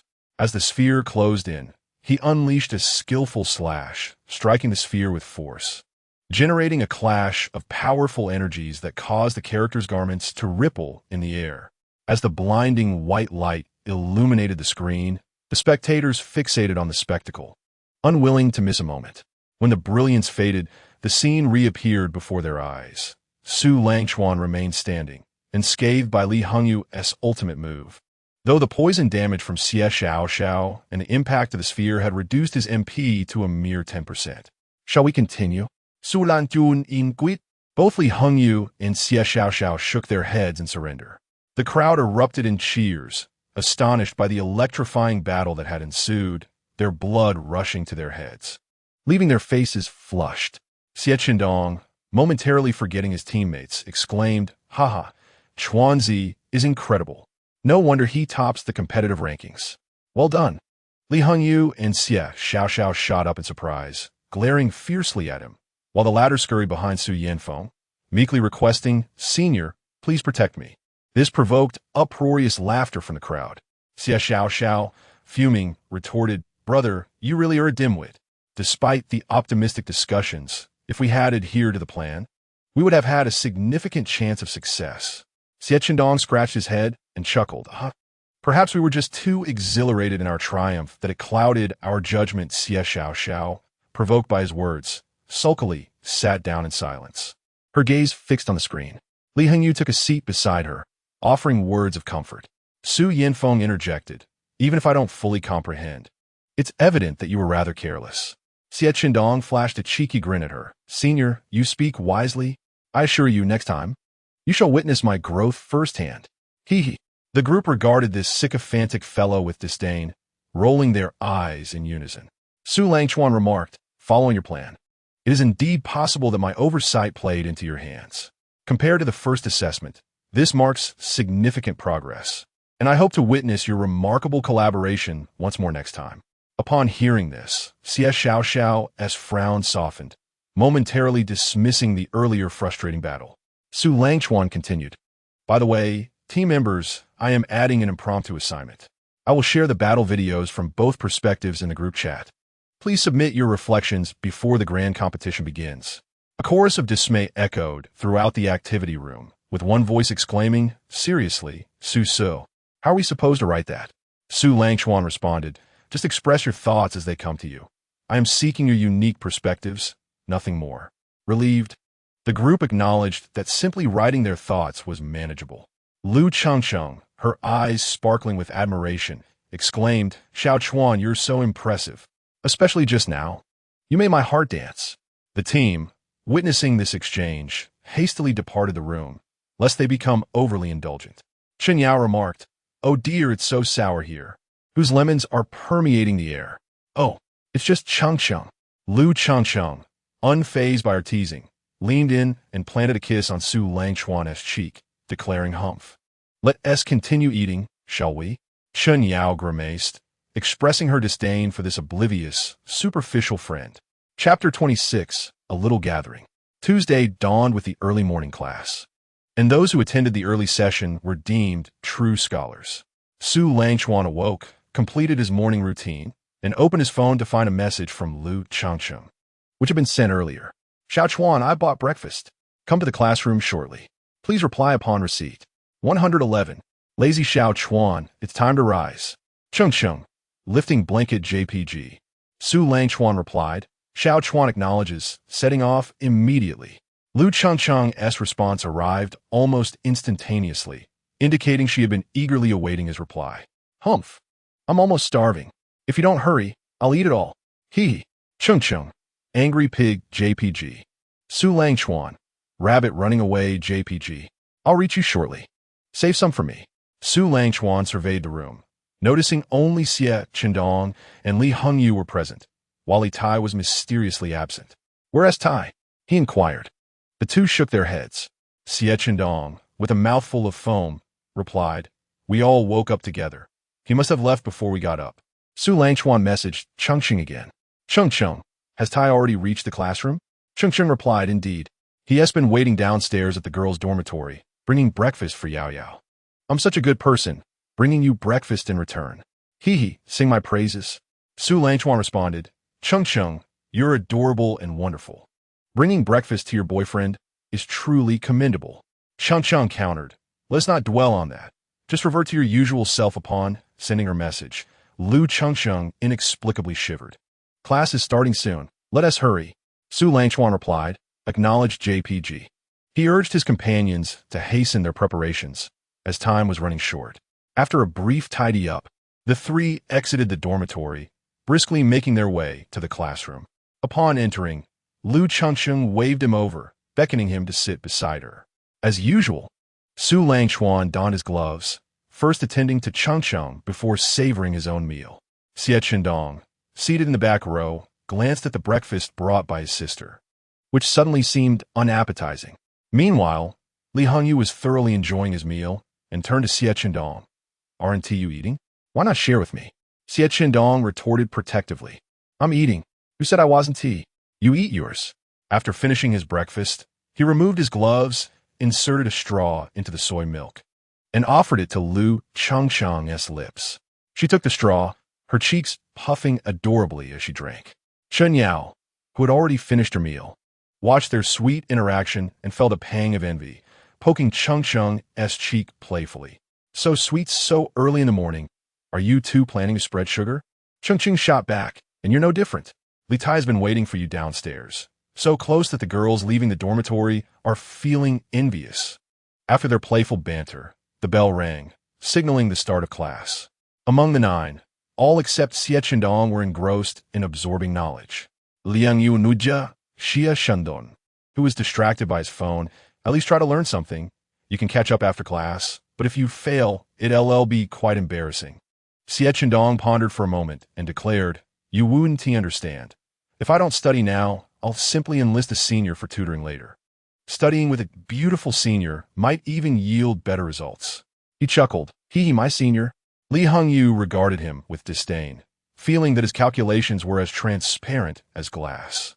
Ignoring him, Li Hongyu resumed discussing class material with Xie Xiao.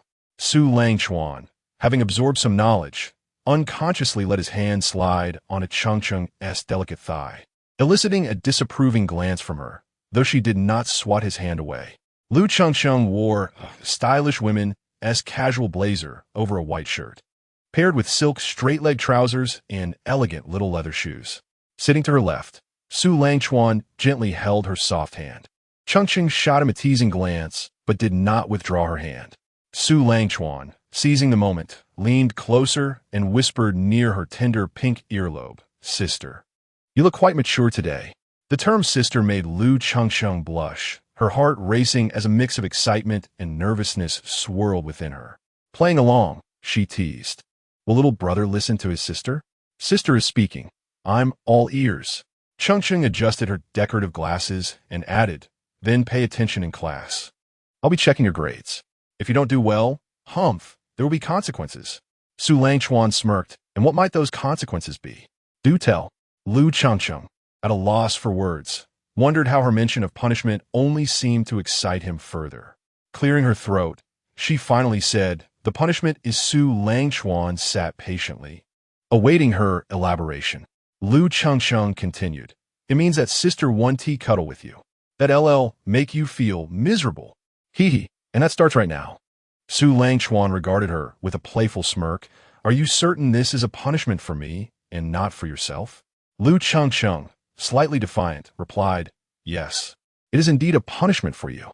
Su Langchuan, after hearing this, withdrew his body and turned to sit upright. Then let us study diligently, sister. With that, he no longer paid her any heed and immersed himself in his studies. Lu Chengsheng gazed at him in shock, unable to comprehend his sudden change. And then, furrowing her brows and pouting her lips, she let out a soft huff before also starting to study. Before long, unable to contain herself, she stretched out her little leg and nudged him. Upon feeling this, Su Langchuan smiled, crossed his left leg over his right, and propped it up, denying her the opportunity to continue kicking. Seeing that he still ignored her, she felt even more aggrieved and pouted, tugging at the hem of his shirt with a pleading look in her eyes. Brother, I was wrong. Please pay attention to Chengsheng. Su Langchuan, observing her pitiable demeanor, decided to cease his teasing. Is Chengsheng still playing? Lu Chengsheng tilted her little head, replying, No more playing, just let me hold your hand. It feels so comfortable and makes me so happy.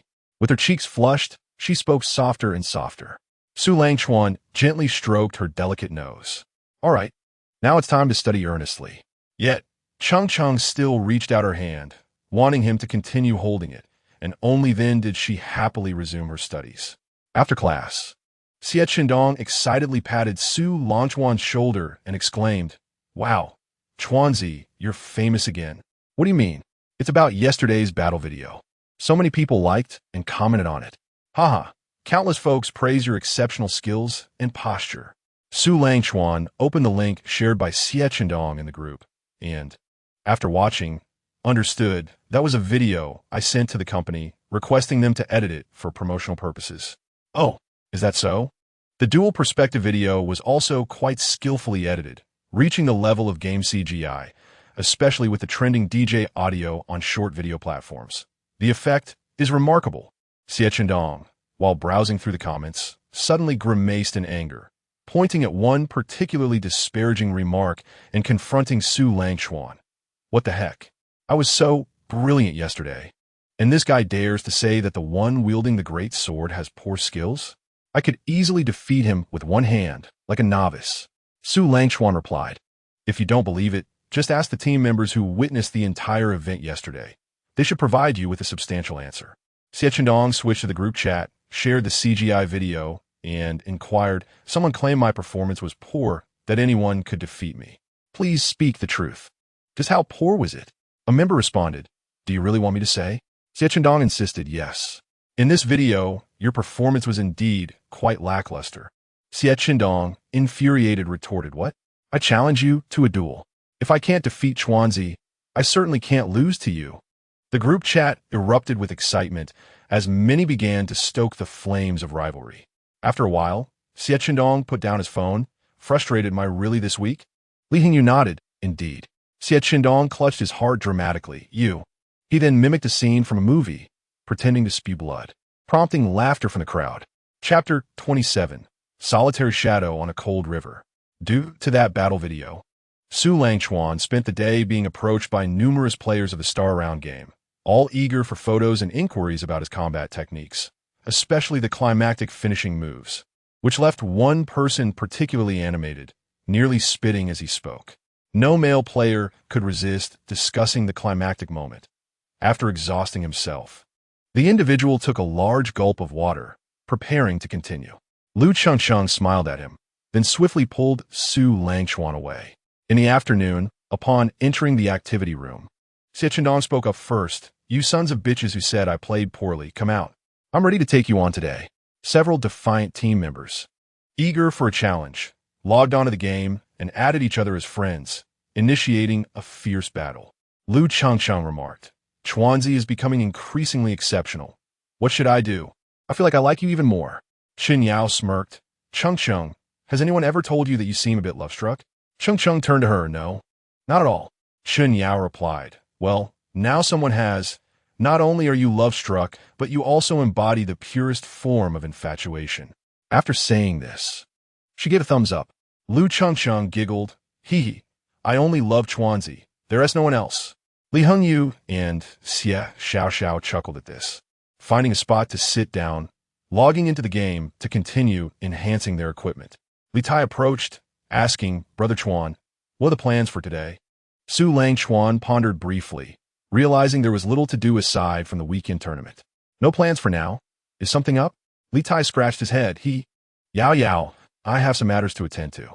Su Langchuan understood. Go ahead, enjoy yourselves. Being in college means you should get out and experience life. Li Tai took her hand, waved goodbye to everyone, and the two disappeared from the activity room. Cheng sighed. What a youthful vibe they have. Su Langchuan replied. How can you say that as if you're not in the same boat? We're college students too. Cheng retorted, but it's different. Su Lanjun, Pu Dao, asked, different how? Cheng responded, our mindsets are different. We carry the weight of 2 lifetimes. Su Langchuan gently tapped her little head. What nonsense! Why make it so profound? Regardless, our age is what it is. Since we VE returned to this time, we should cherish every moment. Shouldn't we? He then wrapped his arm around her, letting her lean against him, taking her small, tender hands into his own. Regrets have passed. Happiness has arrived. Aren't our hands tightly clasped at this moment? Upon hearing this, Lu Changcheng pouted, gazing at him with affectionate eyes, wondering why he suddenly became so sentimental. Su Langchuan used one hand to wipe away the glistening tears at the corners of her eyes. Little crying cat, I'm worried you might lose something precious along this wondrous journey, because to me, you will always be the cherished little girl. Lu Changcheng turned her face to his chest, hiding from everyone, quietly sobbing. The others, glancing over, only saw a significant display of affection, returning to their tasks as if they hadn't seen anything. As long as I don't look, I won't be envious. What a reality. Lu Changcheng lightly hit him. You're so annoying, always making me cry. My eyes are all swollen. Then let me help you massage them. As Lu Changcheng watched him tenderly rubbing her puffy eyes, she broke into a smile, saying, Chuanzi is the best. Just then, Xie Qindong's loud shout shattered the warmth of the moment. Are you all convinced now? Do you dare to say I'm weak? You little trash. The other person stubbornly retorted, it's merely luck. If you have the guts, take on 2 opponents. Xie Qindong challenged, what are taking on 2? Bring it on. Today, I'll teach you a lesson in humility. The battle commenced as Xie Qindong charged at an opponent of the same class, striking with a fierce blow, engaging in a fierce duel. Meanwhile, a nearby mage occasionally interrupted him, prompting Xie Qindong to maneuver toward the mage, ready to unleash his skills. Seeing him charge, the mage activated a teleportation skill, fleeing while casting ranged attacks. Xie Qindong, exasperated, shouted, You coward! If you're so skilled, don't run. Let us see if I can't grind you into dust. The mage retorted, If you're so capable, then don't chase me. Another berserker was relentlessly pursuing Xie Qindong from behind. Ultimately, Xie Qindong's skill cooldown was just a tad quicker, allowing him to leap dramatically onto the mage's face, unleashing a barrage of attacks. The mage fell to the ground, consumed by resentment. Xie Qindong turned his head and charged towards the last opponent. Engaging in fierce combat once more, the sound of metal clashing ringing sharply in the air. In the end, Xie Qindong's technique proved superior, vanquishing his foe on the ground. At this moment, Xie Qindong felt a surge of pride, exclaiming, Is this all you've got? 2 of you can't even handle me. Truly, I am but a solitary shadow amidst the cold river, a relic from the martial world. The 2 individuals, witnessing his arrogance, provoked him further. You're impressive. Why not try taking on 3 like Su So? Are you daring enough? Xie Qindong scoffed without much thought. Why wouldn't I dare? If Chuanzi can do it, so can I. Let me show you my true strength. Ha ha ha ha. The 2 exchanged glances, summoning a 3rd person, and together they entered the arena to commence battle. The initial pair had already deciphered Xie Qindong's tactics, and with the addition of a 3rd, the tide swiftly turned against him. He found himself being relentlessly pursued around the arena, ultimately facing defeat. Coughing, Xie Qindong muttered, a miscalculation, a miscalculation. The trio taunted him. Aren't you the mighty one? Didn't you boast about taking on 3 like Su So? Where's your prowess now? Ha ha ha. Xie Qindong's face flushed, responding defiantly. If you have the guts, I can call for reinforcements too. 3 against 3? Come on, and I'll guarantee one of you will be eliminated. He called out to Li Hongyu and Xie Xiao. Yuzi Xiao. Hurry into this room. Our blades combined shall be invincible. Li Hongyu and Xie Xiao sighed, understanding that he couldn't bear such provocations, yet they followed him into the room, willing to lend him some support. Xie Qindong declared, "Humph, your end is nigh. With the 2 of them, I shall obliterate you."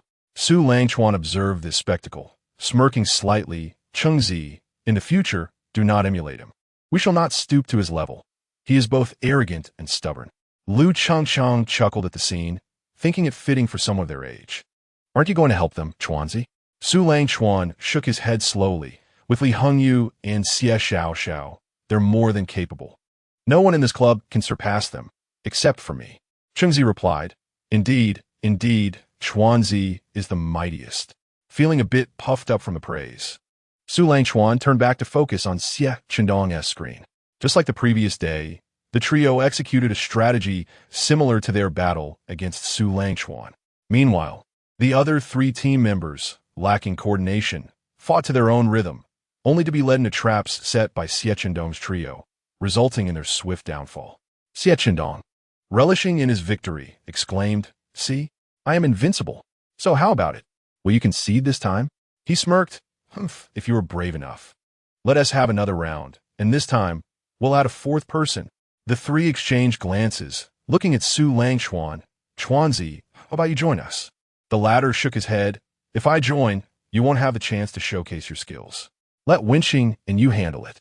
Xie Qindong turned to the corner where Wenqing and Nan Xiangxue were. "Wenqing, come on, we need one more." Wenqing turned to Nan Xiangxue, asking, "Can I go?" Nan Xiangxue smiled sweetly. "Go for it. I'll be on the sidelines cheering you on." She clenched her small fist as she spoke. Wenqing replied, "All right, send me the room number." With 1 more member added, it became a 4 versus 4 match. Su Langchuan, having never seen Wenqing's account before, felt a surge of curiosity as he watched the screen. Wenqing was indeed playing the beast spirit summoning and curse insect specialization, just as in his previous life. As the battle commenced, Wenqing took the lead, applying enhancement curses to the other 3, boosting their recovery, speed, and dispelling effects. Su Langchuan's eyes brightened. Recognizing the prowess of the curse master, she knew her craft well from start. Wenqing maintained control over the battlefield, yet refrained from launching her own attacks, which puzzled Su Langchuan. The opposing team's control was far from Wenqing's foresight. While they were on the first layer, she was already in the stratosphere. Unsurprisingly, after an intense battle, Xie Qindong's team emerged victorious with even greater ease than before. Xie Qindong exclaimed, "Wow, Wenqing, you're exceptional at this game. Let us become friends and play together sometime." Li Hongyu and Xie Xiao agreed, recognizing the rarity of a good support player. Wenqing replied, "Sure. If you ever need my assistance, just let me know." Nan Xiangxue smiled at the scene, delighted that Wenqing was integrating into their small group, knowing this would be her best decision in the future. Su Langchuan approached and patted her shoulder. "Well played.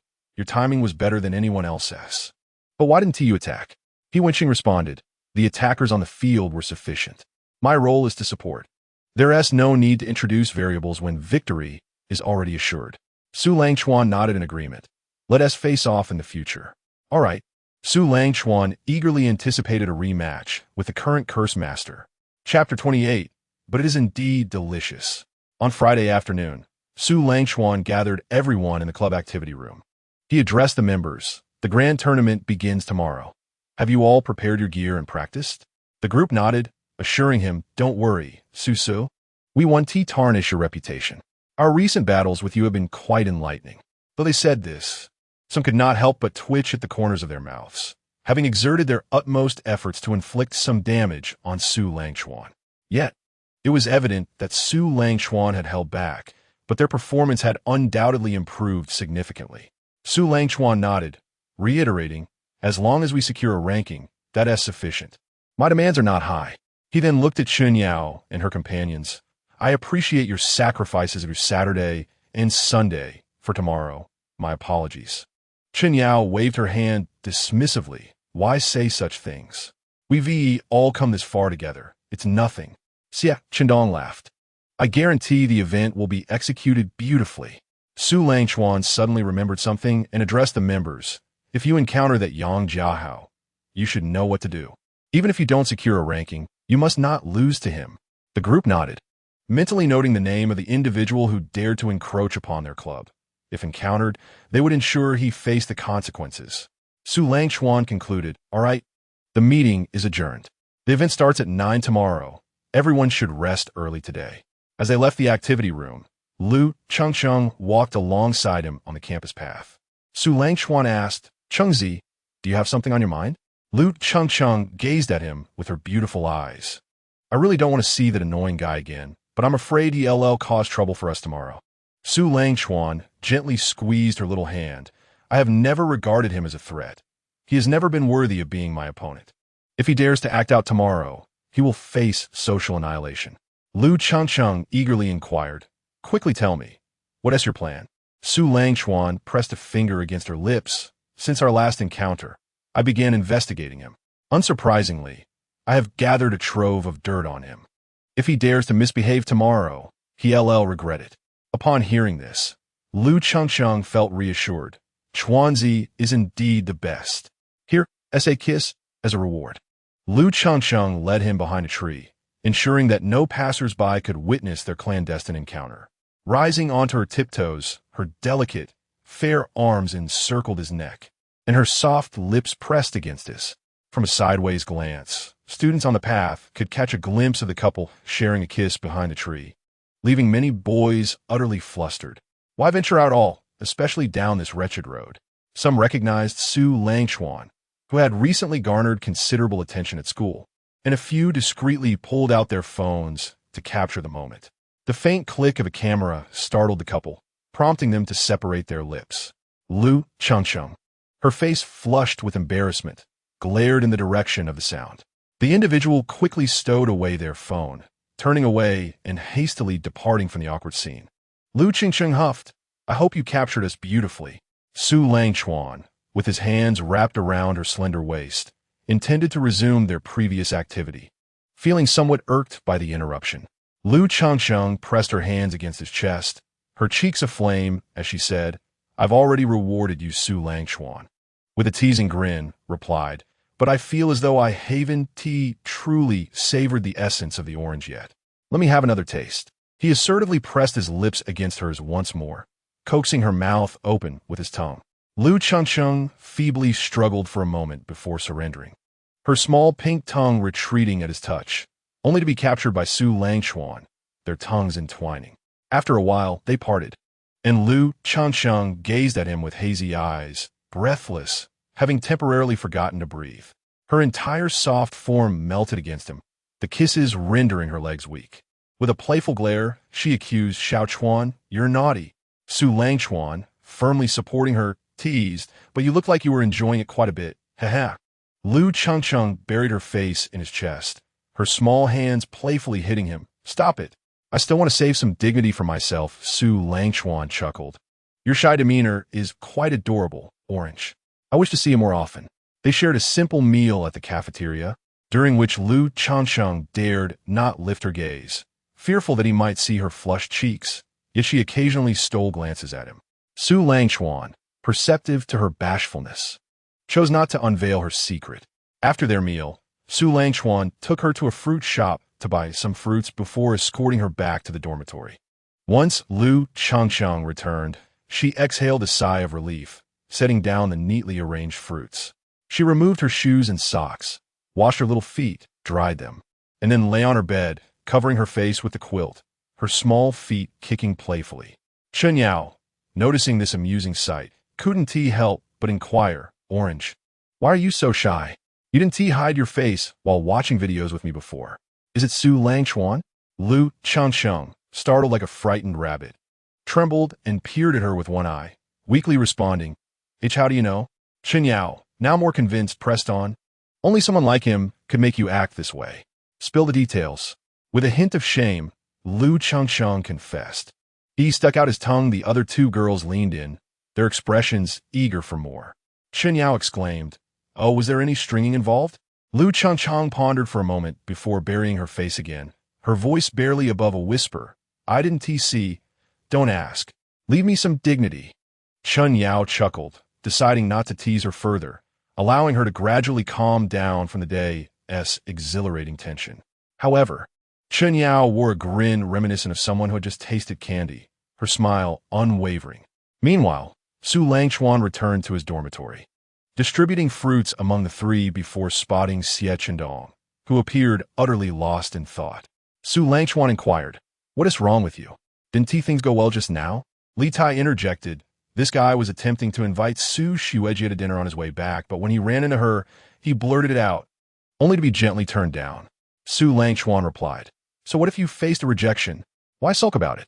Whereas that usual determination of yours?" Xie Chendong sighed. "I'm just tired. Let all," and Su Langchuan encouraged him. "Have you considered changing your approach? If she doesn't appreciate that, then find a way to assist her with something she struggles with. Show her your unique qualities and curiosity. That's your first step. Remember, details determine success. What do you think?" Xie Chendong's eyes lit up as he murmured, "Details, details." Gradually, he seemed to grasp the concept, exclaiming, "I understand now, Foster." Su Langchuan, observing his roller coaster of emotions, sighed and returned to his laptop to organize materials for the next day. On Saturday morning, Su Langchuan and his friends arrived early at the venue to prepare for the competition. Wei Jun was also present, directing staff to set up for the live broadcast. Su Langchuan approached him, saying, "Wei, there might be some unexpected events today, so be prepared." Wei Jun, puzzled, replied, "Everything is ready. What else could possibly happen?" Su Langchuan recounted how Yang Jiahao would be participating in the grand competition, hinting at possible underhanded tactics. Wei Jun reassuringly patted his shoulder. "No worries, you're here. I trust you completely. If he dares to pull anything, I'll handle it. You just focus on your game here, haha." Su Langchuan nodded, adding, "The game's popularity should be significantly better than during the first test, right?" Wei Jun grinned. "It's all thanks to your brilliant idea. The response to that battle video was phenomenal, haha." Su Langchuan replied, "That's great. Time is of the essence.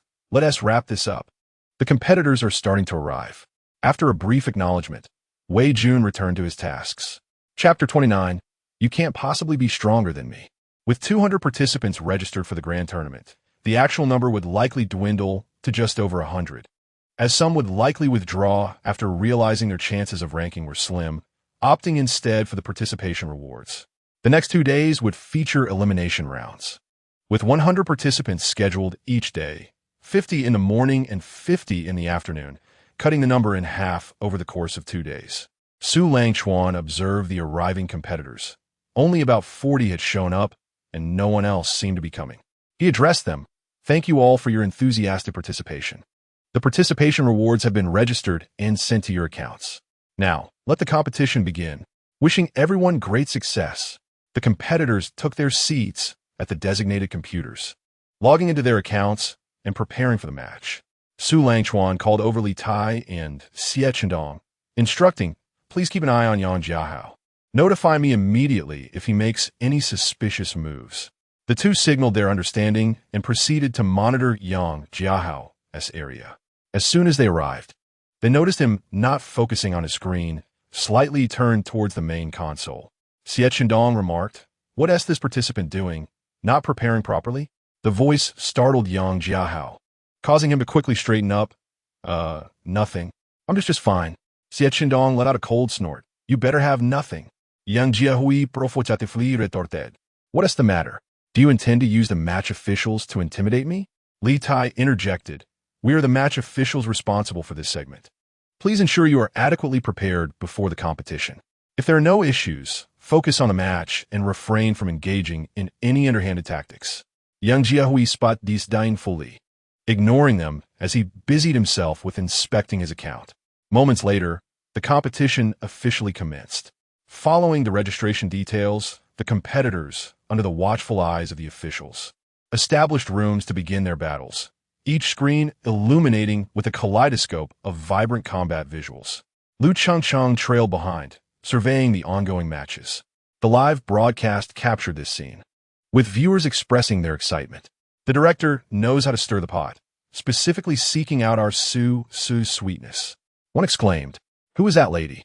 They look so well-matched standing together. Their occasional smiles are simply delightful. Another chimed in, "How infuriating. Why is there another woman beside my husband? I am his rightful partner." A voice from above complained, "Oh, pray tell, how is one locking down a man?" Came the teasing replies. With over 1 million viewers watching the live stream, gifts flew in from all directions, while the number of online players surged, breaking the 5 million mark and continuing to rise. Wei Yun, observing the real-time data from behind the camera, couldn't suppress his delight, reveling in the profits being amassed. Su Langchuan conducted a quick inspection and noted only a few standout competitors among the participants, one wielding boxing gloves and the other summoning flying swords. These two might make their presence felt in the upcoming qualifying matches. The club members had been arranged to participate in this morning's matches in advance, aiming to complete their battles and subsequently assist in monitoring the grand tournament alongside the officials. Among the dozen or so members, some crossed paths with Yang Jiahui. Before the match commenced, both sides reviewed each other's equipment panels, prompting team member Liao Xinxing to twitch his mouth upon seeing Yang Jiahui's gear. How dare he copy Su's style? Surely he doesn't intend to imitate Su's path? Liao Xinxing thought, feeling a slight tremor of PTSD from his previous encounters with Su Langchuan. However, reassured that this individual could not possibly match Su Langchuan's skills, he steeled himself. Since fate has brought us together, this impostor shall not advance in the match. He shot Yang Jiahui a menacing glare. Yang Jiahui, perplexed, wondered why this person harbored animosity towards him. It was utterly absurd. Liao Xinxing specialized in the venomous scorpion summon class, having previously equipped his weapon with dispel runes to counter Su Langchuan. The scorpion's minor aura also inflicted a slowing effect, but after being struck only once. Su Langchuan had evaded further hits. As the match began, Liao Xinxing took the initiative, summoning scorpions that emerged one by one, surrounded by a slowing aura as they advanced towards Yang Jiahui. Just as the scorpions were about to strike, Yang Jiahui dispatched them, but the slowing effect lingered, rendering his movements increasingly sluggish. His speed plummeted to near immobility, and even the buffs on his character were dispelled by the relentless onslaught of attacks. Yet, Yang Jiahui remained unfazed, leaving Liao Xinxing puzzled. Why does he appear so composed when defeat is imminent? Dismissing his doubts, Liao Xinxing pressed on, determined to eliminate his opponent. He couldn't help but fantasize about the rewards Su would bestow upon him if he managed to take down Yang Jiahui, a thought too tantalizing to ignore. Suddenly, an unexpected turn of events unfolded as Yang Jiahui's character began to move, increasingly gaining speed, while his debuffs remained unchanged. Ignoring the surrounding scorpions, he charged forward. Initially, Liao Xinxing dismissed this as a desperate struggle, but soon it became apparent that something was amiss. Why does he seem unaffected by the debuffs? After narrowly dodging multiple attacks, Liao Xinxing found himself drenched in sweat, his opponent's movements eerily aligning with Su Langchuan's style, triggering his PTSD once more. Under Yang Jiahui's relentless offensive, Liao Xinxing found himself overwhelmed, making frequent mistakes that led him into perilous situations. Ultimately, he fell victim to a lapse in defense, his health depleted to zero. Marking the end of the battle, Liao Xinxing sprang up, shouting at Yang Jiahui, "You must be cheating. It's impossible to evade the scorpion's attacks in the latter half of the match. This is illogical." The arena fell silent for a moment, startled by his sudden outburst. Xie Chendong and Li Tai hurried over, inquiring about the commotion. "What's going on?" they asked. Liao Xinxing replied, "Referee, I demand an inspection of his computer. I suspect he is using hacks." Both officials turned their gaze toward Yang Jiahui, who wore a nonchalant expression, unbothered by the accusation. "What is this? Now that you've lost, you come groveling to the referees? Shouldn't that mean everyone who loses can demand a rematch?" Yang Jiahui scoffed.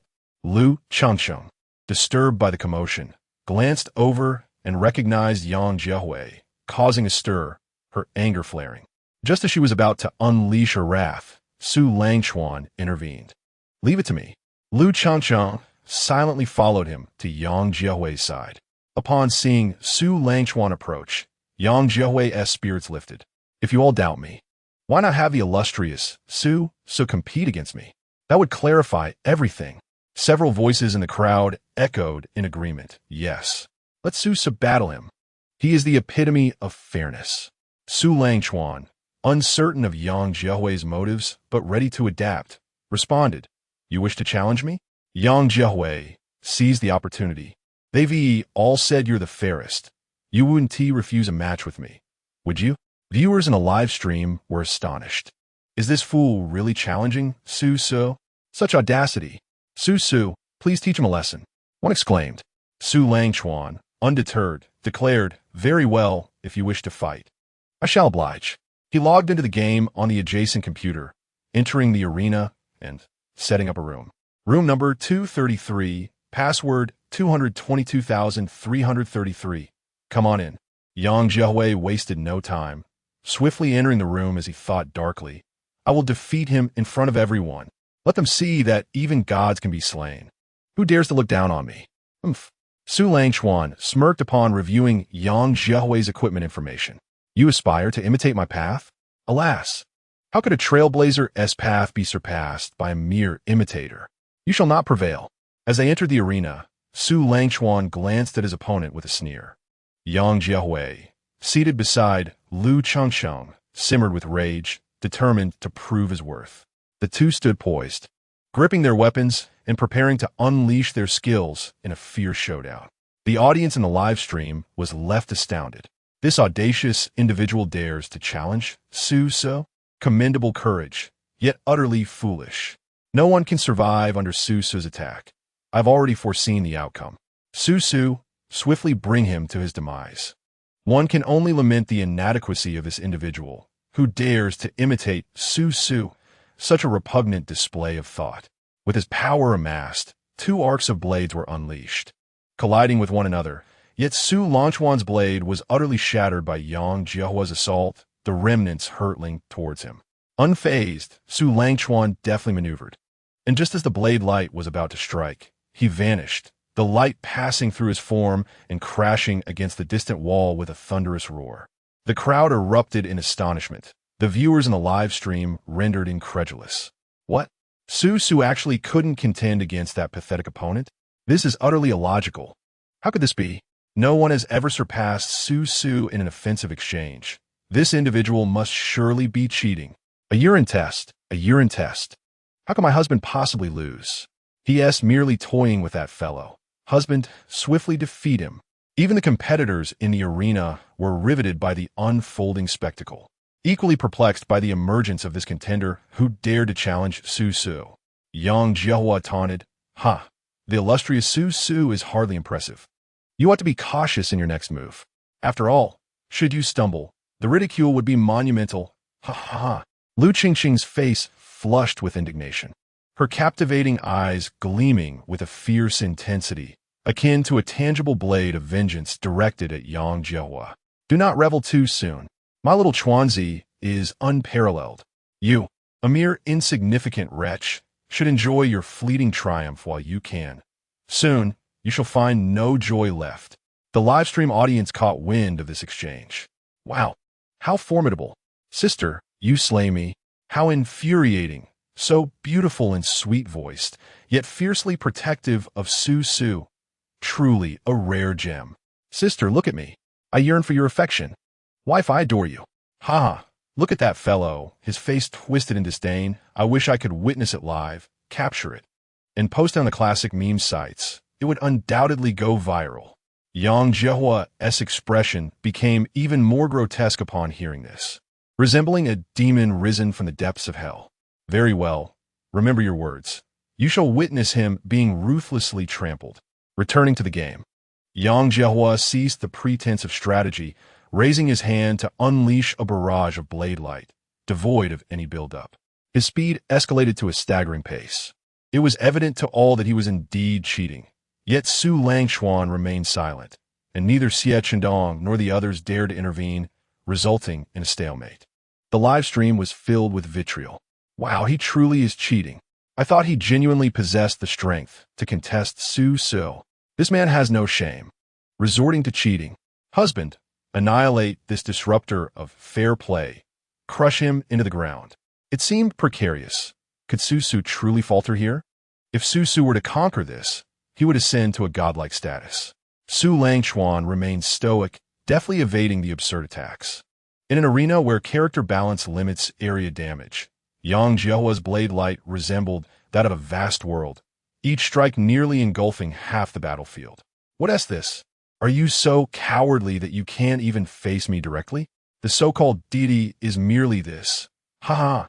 All competitors watched Yang Jiehua's smug visage, barely restraining their urge to strike him. Their collective breath held, unwilling to witness Su Langchuan's downfall, their faith teetering on the brink.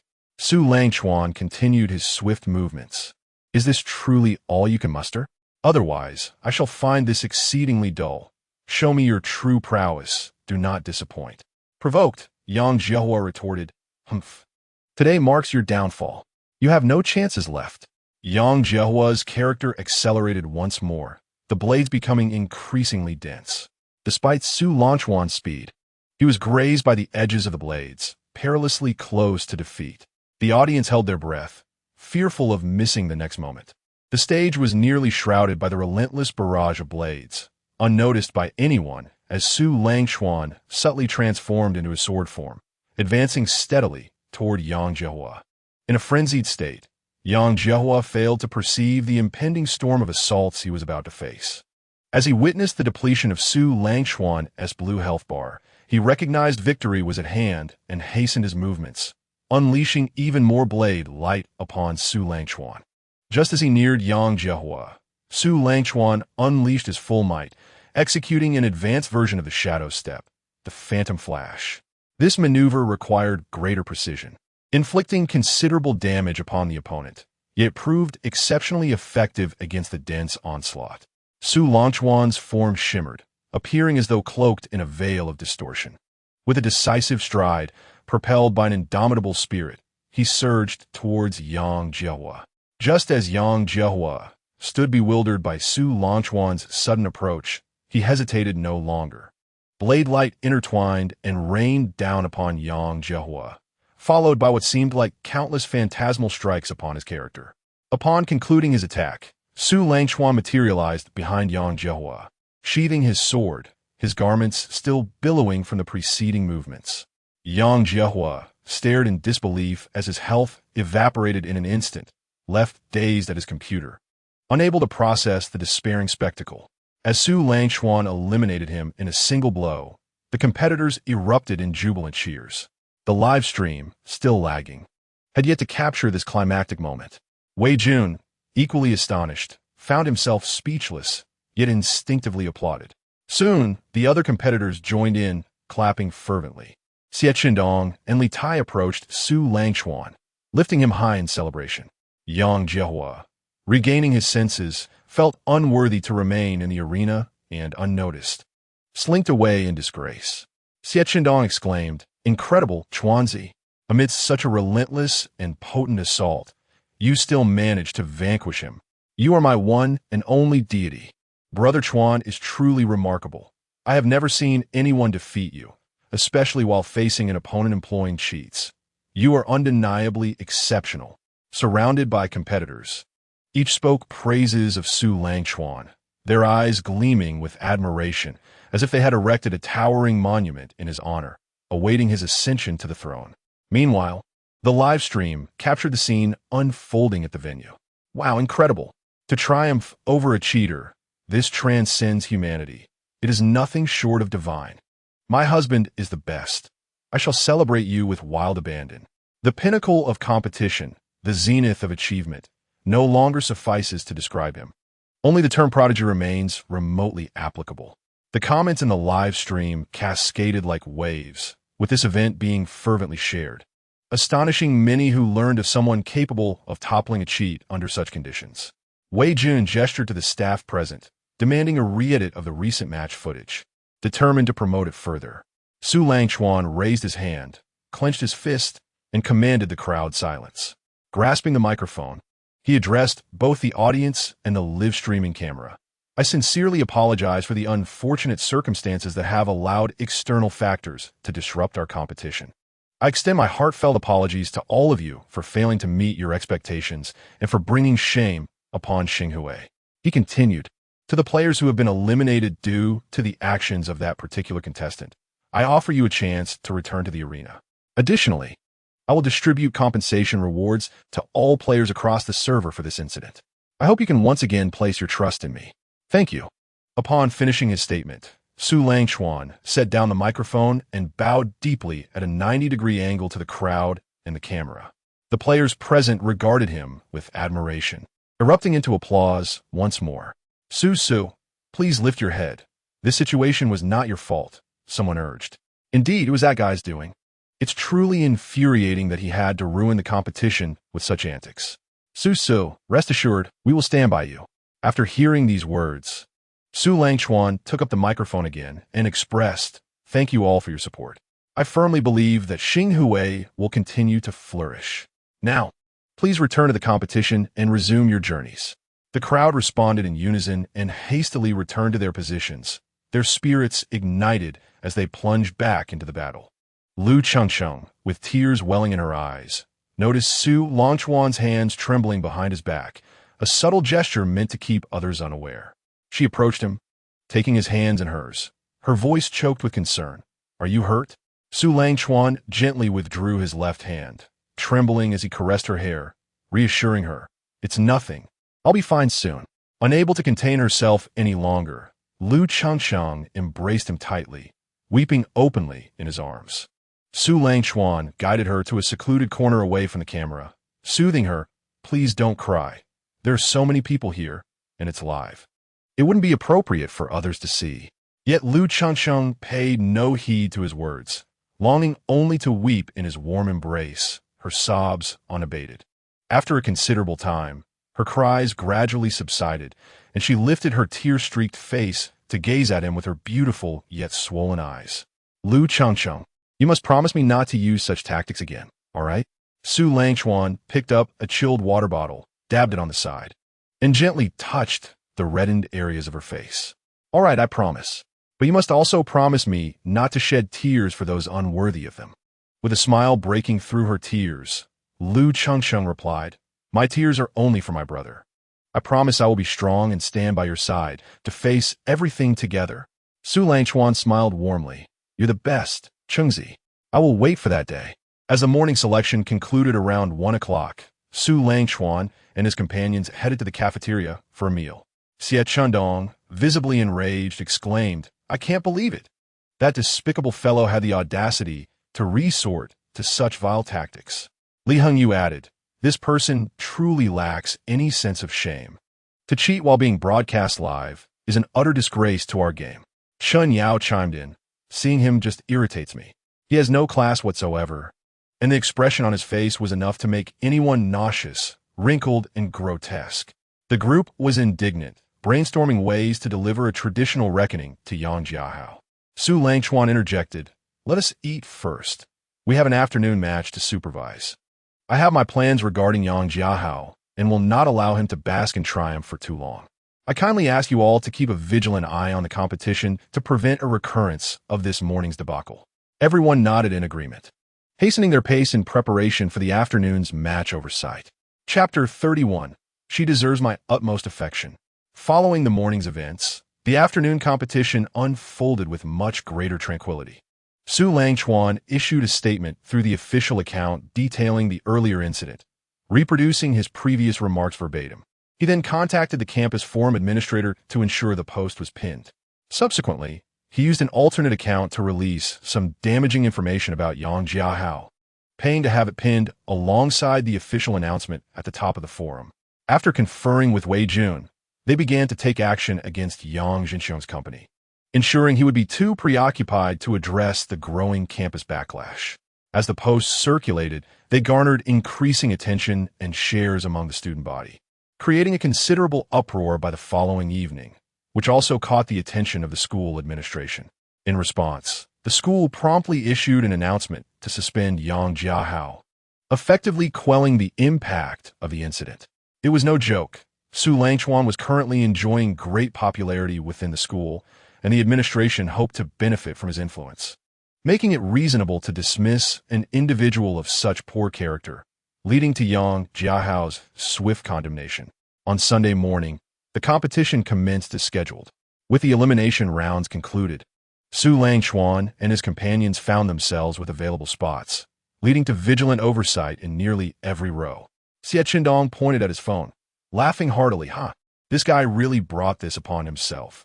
Who knew he had offended someone so formidable that all his dirty deeds would be exposed? Li Hingyu glanced at Su Langchuan thoughtfully, who responded with a friendly smile. Realizing Su Langchuan had likely anticipated this, Li Hingyu felt a chill run down his spine, understanding that Su Langchuan had been waiting for the right moment to strike decisively against Yang Jiahao. Lu Chengxing leaned closer to Su Langchuan, her lovely eyes sparkling as she whispered, "Xiao Chuanzi, you were behind the second post, weren't you?" Su Langchuan replied, "Chengzi, you are truly clever." Lu Chengxing pouted playfully. "I've always been clever, and it's clear that the dirt you mentioned yesterday is in that post. Only I truly understand you." Humph. With a triumphant toss of her head, she seemed to declare her brilliance. Su Langchuan affectionately ruffled her hair. "Indeed, you're as sharp as ever, Chengzi. Nothing escaped your notice. But tell me, do you know what I plan to do next?" Lu Chengxing furrowed her brow. "Haven't you already taken down? What more could there be?" Su Langchuan gazed at her with delight, enjoying the innocence reflected in her eyes typical of a university student, relishing the moment. "What do you think?" Lu Chengxing pondered for a moment before shaking her head, tugging at his arm. "Just tell me." Chengzi can't guess. Su Langchuan led her away from the livestream's view to a secluded area behind the scenes. Observant viewers immediately noticed their every move. "Wow, director." Quickly switched the camera to Su So. "Hey, what is something a VIP can't see? Hurry up and switch." "How frustrating. I want to hear what they're whispering." The considerate director was riding high, while the uninformed were left on the sidelines, yearning for a glimpse of the unfolding drama. Su Langchuan settled Lu Chengxing back in their previous corner, saying, "What I wish to do now is..." Lu Chengxing leaned in eagerly. "Hurry and tell me." Without warning, Su Langchuan planted a soft kiss on her rosy cheek, leaving a faint, round mark. As Lu Chengxing regained her senses, her cheeks flushed with embarrassment as she glanced at him. "Xiao Chuanzi, there are so many people here. Don't let anyone catch us." Su Langchuan grinned, "But Chengzi, you look so adorable. I want to do this for ages." Su Langchuan gently lifted her onto his lap, his left arm encircling her slender waist while his right hand rested on her thigh, continuing his work as a craftsman. Although Lu Chengxing was taken by surprise and her cheeks puffed up in indignation, she allowed his actions, quietly leaning against him, savoring his affectionate gestures. Her heart swelled with sweetness as her petite legs swayed gently, a clear indication of her delight. Su Langchuan playfully poked her puffed cheeks, pressing and releasing, only to watch them inflate once more, indulging in this delightful game with unrestrained joy. After a brief interlude of playful banter, the two appeared again before the camera. Hand in hand, observant viewers noticed that Lu Chengxing's face had grown even redder than before, igniting a frenzy in the chat. "How infuriating. They must have engaged in some unspeakable antics, my wife. Oh dear. Come on, if you can defeat Su So, why worry about finding a girlfriend of equal beauty?" Exactly. There are countless wives, but Su Su's girlfriend is truly exceptional. The more I see her, the more enchanted I become. Goodness, you rascal. You possess the demeanor of a chancellor. Fellow, kindred spirit, the spirit of Jinan, the legacy of Wei Wu. What a pleasure to meet. At that moment, Su Langchuan's phone rang, revealing a call from Wei Jun. He answered, "Hello, brother. I need your cooperation on something." "What is up? Has something gone awry with the game?" "Not all. The game is thriving. It's merely a minor matter. At the school's request, a reporter from the local central television station will be coming to interview you this afternoon. Remember to mind your words." Su Langchuan paused, slightly taken aback. "Oh, but I haven't prepared a script." "Oh, just say whatever comes to mind, perhaps some kind words about the game and the school." "That has settled then. I'll hang up now." With a click, the line went dead. Lu Chengxing, observing his bemused expression, inquired, "What's the matter? Did something happen with Wei Ge?" "No. It's just that the school has arranged for a reporter to come for an interview. I'll likely need to host them in the competition venue this afternoon." Lu Cheng's eyes sparkled with excitement. "Great. We're going to be on television. I've never been on TV before." Su Langchuan playfully pinched her little nose. "Then come along to host them with me this afternoon." However, Wei Ge didn't specify what questions they would ask, so we'll just have to adapt on the spot. Lu Cheng, brimming with excitement, murmured to herself, on TV, he."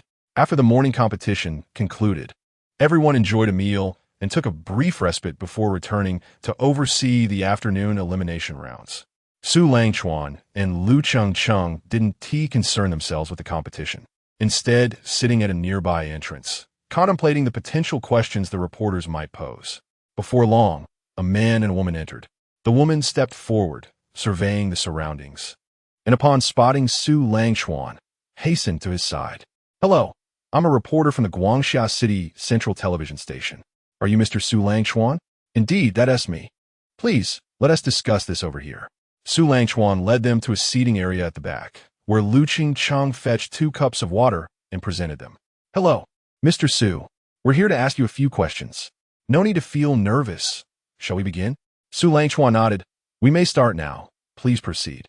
"The first question is, what inspired you to create this game?" Su Langchuan pondered for a moment. "I have a fondness for fantasy literature, so I wish to present everything from those stories in a gaming format, hoping that players who enjoy fantasy novels can experience the authenticity of cultivating immortality within this game." The reporter nodded, continuing with her inquiry. "The second question is, since you've already held competitions during testing, will similar contests be organized after the public release?" Su Langchuan abfim absolutin. "Once the game receives its license for public release, I plan to host even larger competitions, such as internet CAF leagues, university leagues. And I'll also propose a professional league to the relevant authorities. I hope many players will eagerly register to participate." The reporter glanced at her watch and asked, "Lastly, and perhaps the question most on the minds of our players, regarding yesterday's incident, how did you execute that final move?" It was no surprise that players would pose such inquiries, as no one had yet faced Su Langchuan head-on in the current gaming environment. Had it not been for Yang Jiahao's cheating, that move would not have been forced into play. Su Langchuan ziplit. That move was executed through the game's dodge-type functional talents and certain equipment skills, combined with practice technique. However, the difficulty of this move is significant and carries inherent risks, so behind every dazzling maneuver lies the sweat of the player's effort. I encourage players to explore their own creative techniques. The reporter nodded in satisfaction, but seemed to feel something was missing. Glancing at Su Langchuan and Lu Cheng, a spark of inspiration struck her. "May I ask one final, off-topic question?" Su Langchuan nodded. "Certainly. Please go ahead. You two appear to be a couple. Could you share your love story?" Su Langchuan turned to Lu Cheng, who shyly nodded, glancing down in a bashful manner, undeniably adorable. "Certainly, but let us keep it brief. We've known each other since childhood, so she deserves all my affection." Lu Cheng, feeling shy, hid behind him, avoiding the camera's gaze. The female reporter beamed with a knowing smile and, after exchanging a few more words with Su Langchuan, departed from the venue. In truth, the first 3 questions were somewhat trivial, likely lacking any real intrigue, which is why the reporter opted for that final personal question to add color to her interview. Imagining the potential scenes that might unfold upon the publication of tomorrow's news, she quickened her pace, eager to return and draft her article. Chapter 32, Like Love. River Orange. Lu Cheng, feeling bashful, hesitated as she gazed at him. "Do you have something you wish to say?" Su Langchuan prompted. She softly asked, "Was what you said earlier true?" Su Langchuan ziplit. "Mama." "Which part?" He was well aware of what she was referring to, yearning to hear her confirmation. Lu Cheng, a mix of annoyance and shyness, pressed on, "I mean the last sentence you said just now." Su Langchuan remained silent, playfully observing her.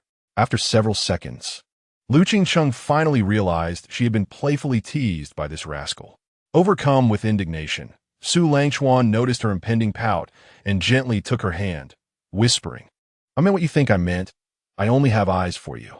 Upon receiving her answer, Lu Cheng's expression brightened, allowing him to hold her hand as she nestled her head on his shoulder. Feeling slightly uncomfortable, she shifted closer, settling into his embrace with a contented hum.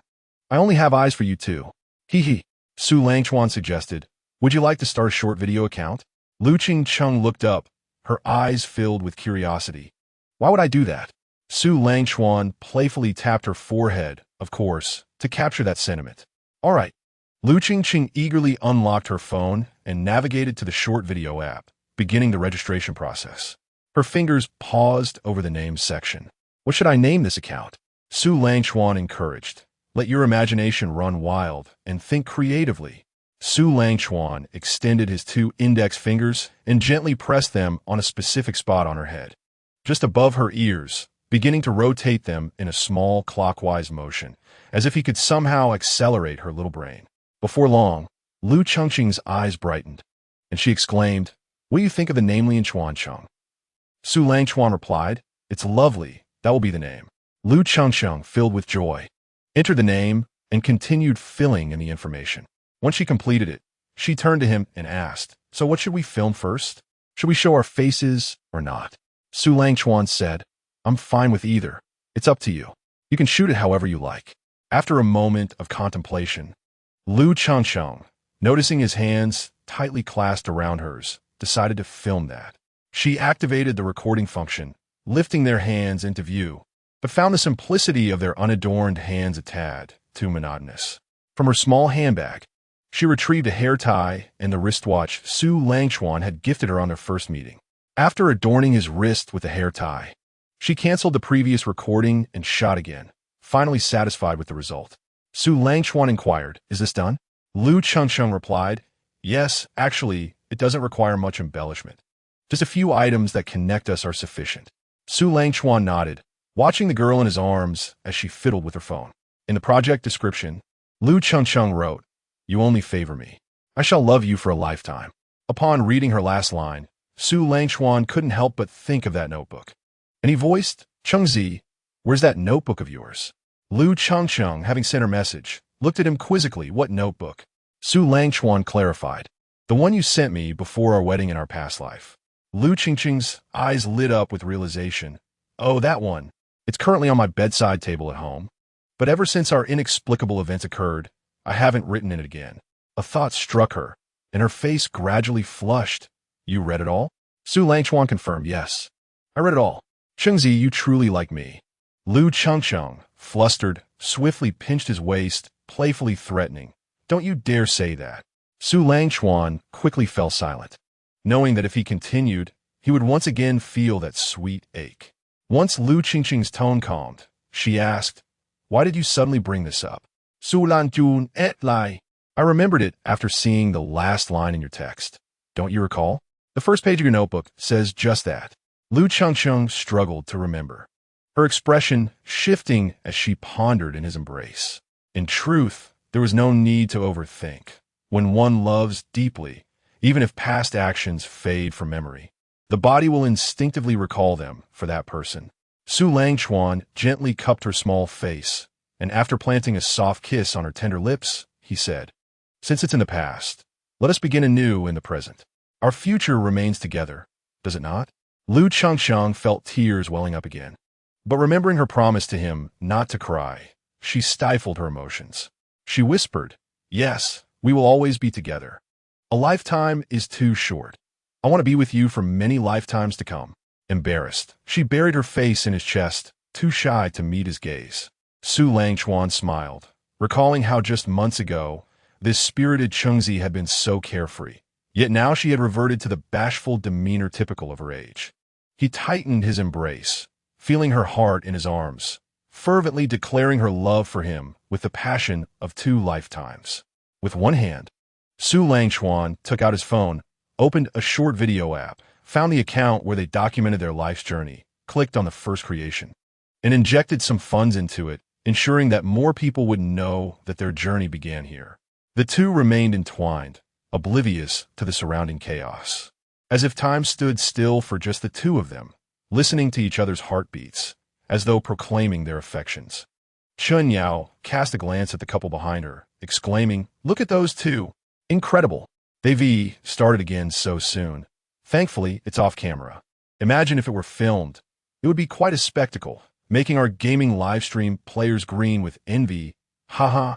Although Chun Yao spoke lightheartedly, she was genuinely rooting for their romance. Having known each other since high school, their dynamic was essentially that of a couple, save for the unspoken barrier. Initially cringing at their interactions, she now found herself indulging in their sweetness, feeling utterly satisfied. Li Tai scratched his head. Should we do the same? Chun Yao's face flushed at the suggestion. Oh, come on. There's so many people here. Can't you be more discreet? If we're going to do that, it should be when no one else around. Her voice trailed off as she spoke, and Li Tai, noticing her shy demeanor, gulped, unable to resist her charm.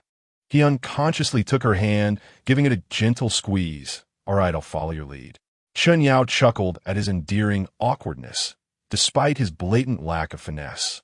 She found herself drawn to his innocence, appreciating how rare such sincerity was.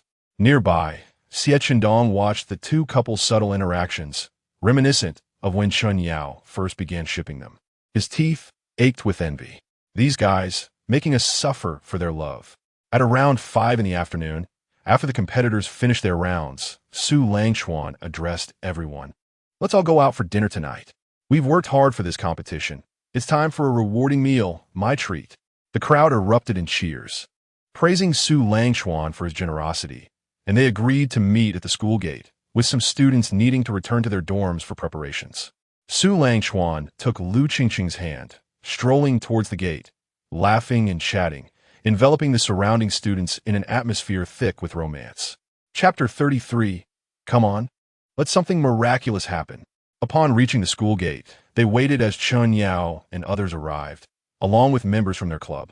After some discussion, they decided to follow a recommendation to a nearby private dining establishment. As the others moved ahead, Su Langchuan pulled Xie Chendong aside. Don't you think we're missing someone? Xie Chendong scratched his head. Isn't everyone here?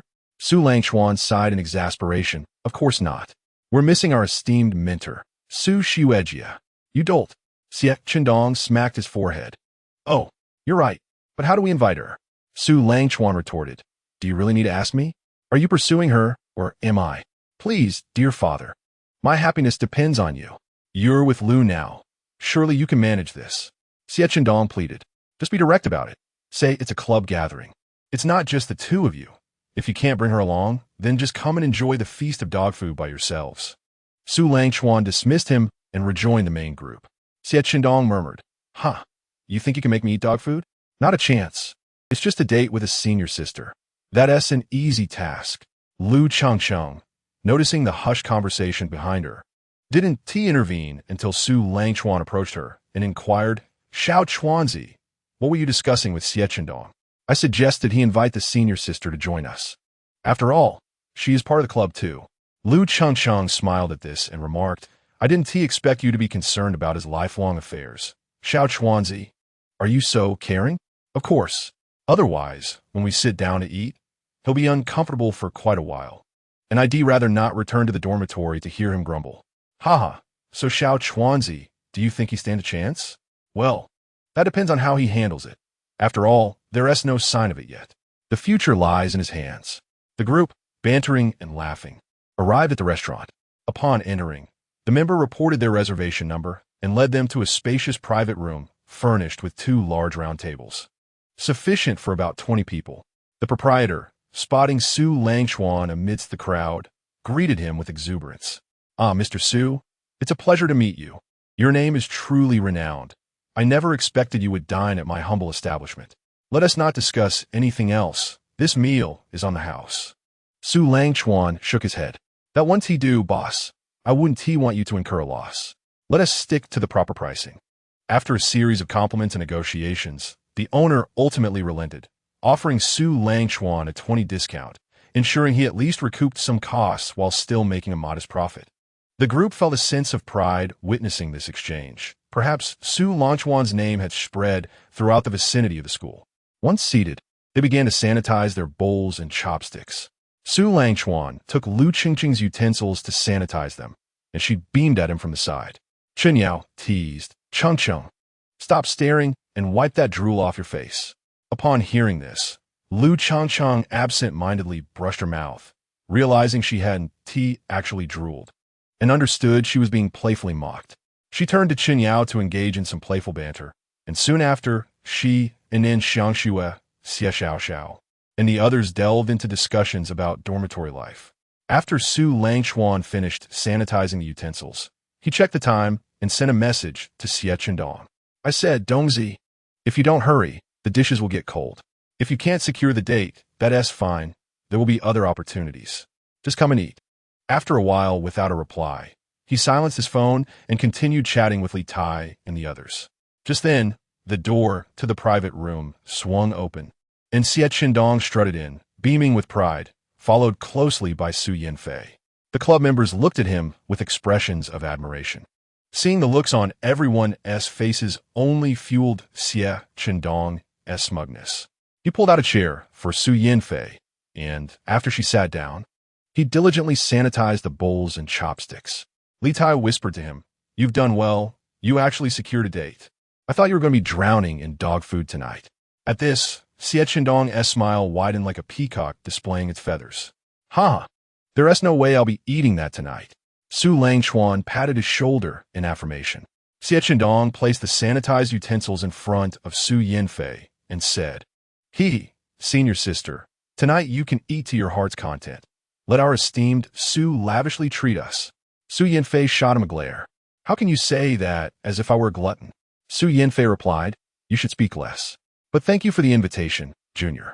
I haven't been much help, but if something comes up, feel free to reach out to me. I'll do my best to assist everyone. Su Langchuan waved his hand. What are you saying, senior sister? We're in the same major. If there's anything we don't understand, we hope you look out for us. He cast a knowing glance at Xie Qindong, urging him to chime in. Xie Qindong caught on. Exactly, senior sister. Our studies depend on you. Please don't think us foolish. After a while, the door opened, and the dishes began to arrive, prompting everyone to dig in. Since there were girls present, they refrained from ordering alcohol, especially with Monday looming ahead and the dreaded early class. So they savored their meal before leaving the restaurant, strolling back to the school. Upon reaching the school gate, they parted ways, and after escorting the girls back to their dormitory, Su Langchuan and the others returned to their own dorms to wash up and retire early for bed.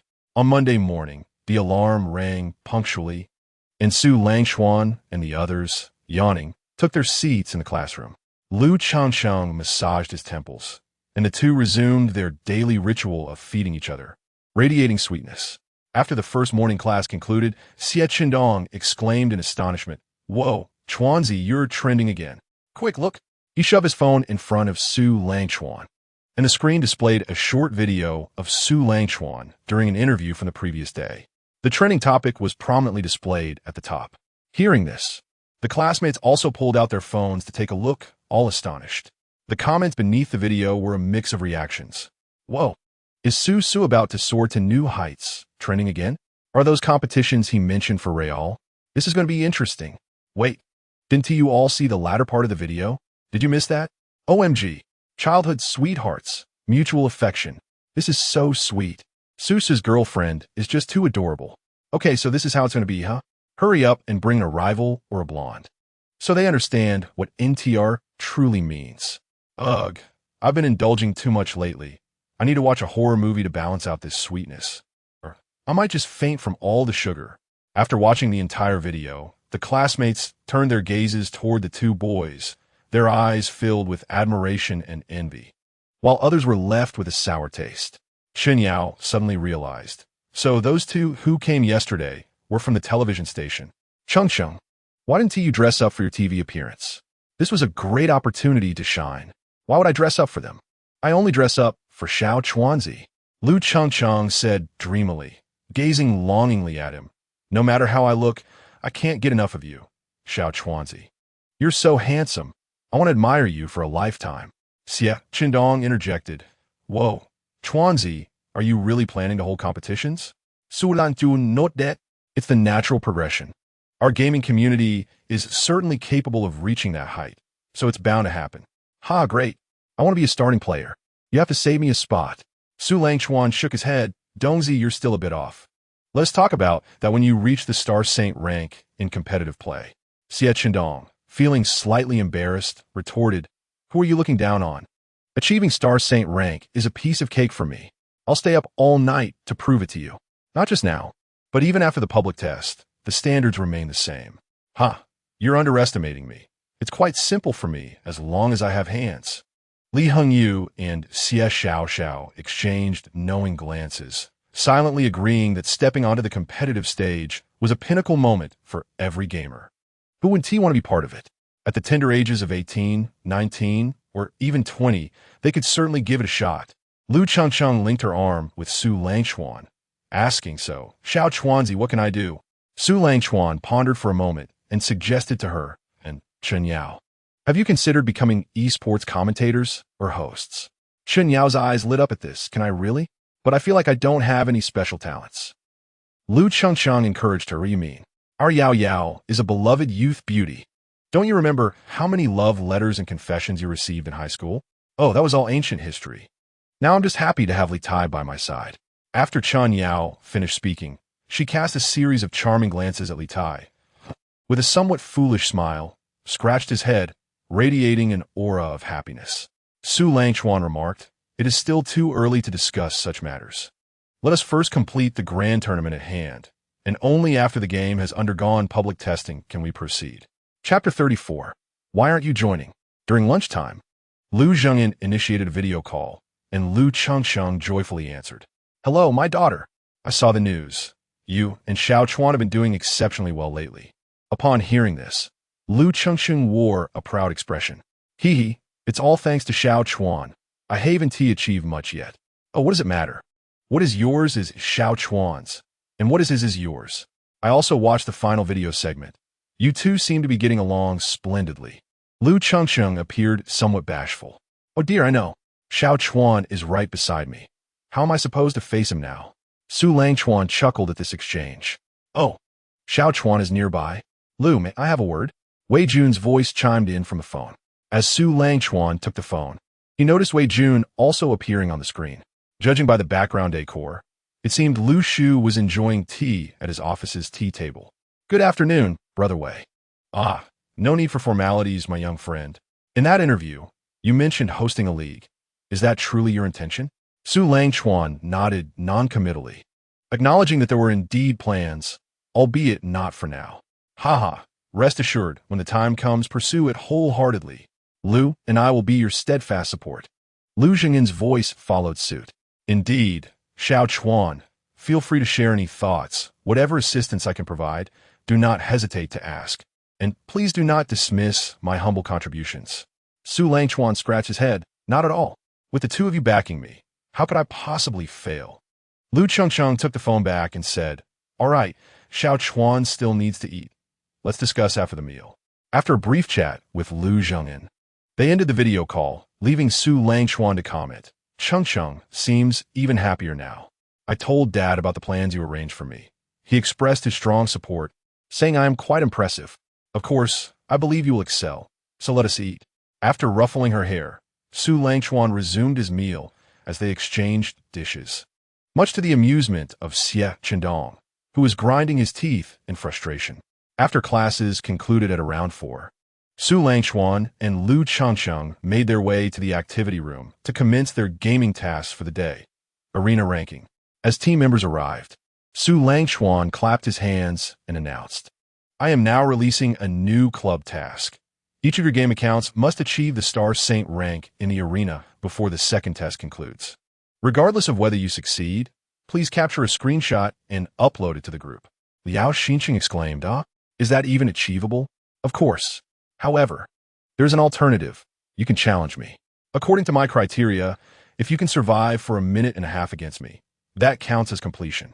Su Langchuan continued, "You may also form teams of up to 5. However, the time required will increase by 1 minute, meaning you must endure until nearly the end." The group exchanged glances. Everyone knew that surviving even a few rounds against Su Langchuan was a feat reserved for the elite. Sichenon scoffed. "What's wrong? Are you all too scared for this? I've fought alongside Xiao Chuan for quite some time. It doesn't seem too difficult." The others shot him disdainful looks. well aware that he was merely benefiting from Su Langchuan's leniency while boasting about his own prowess. Su Langchuan looked at him and proposed another option.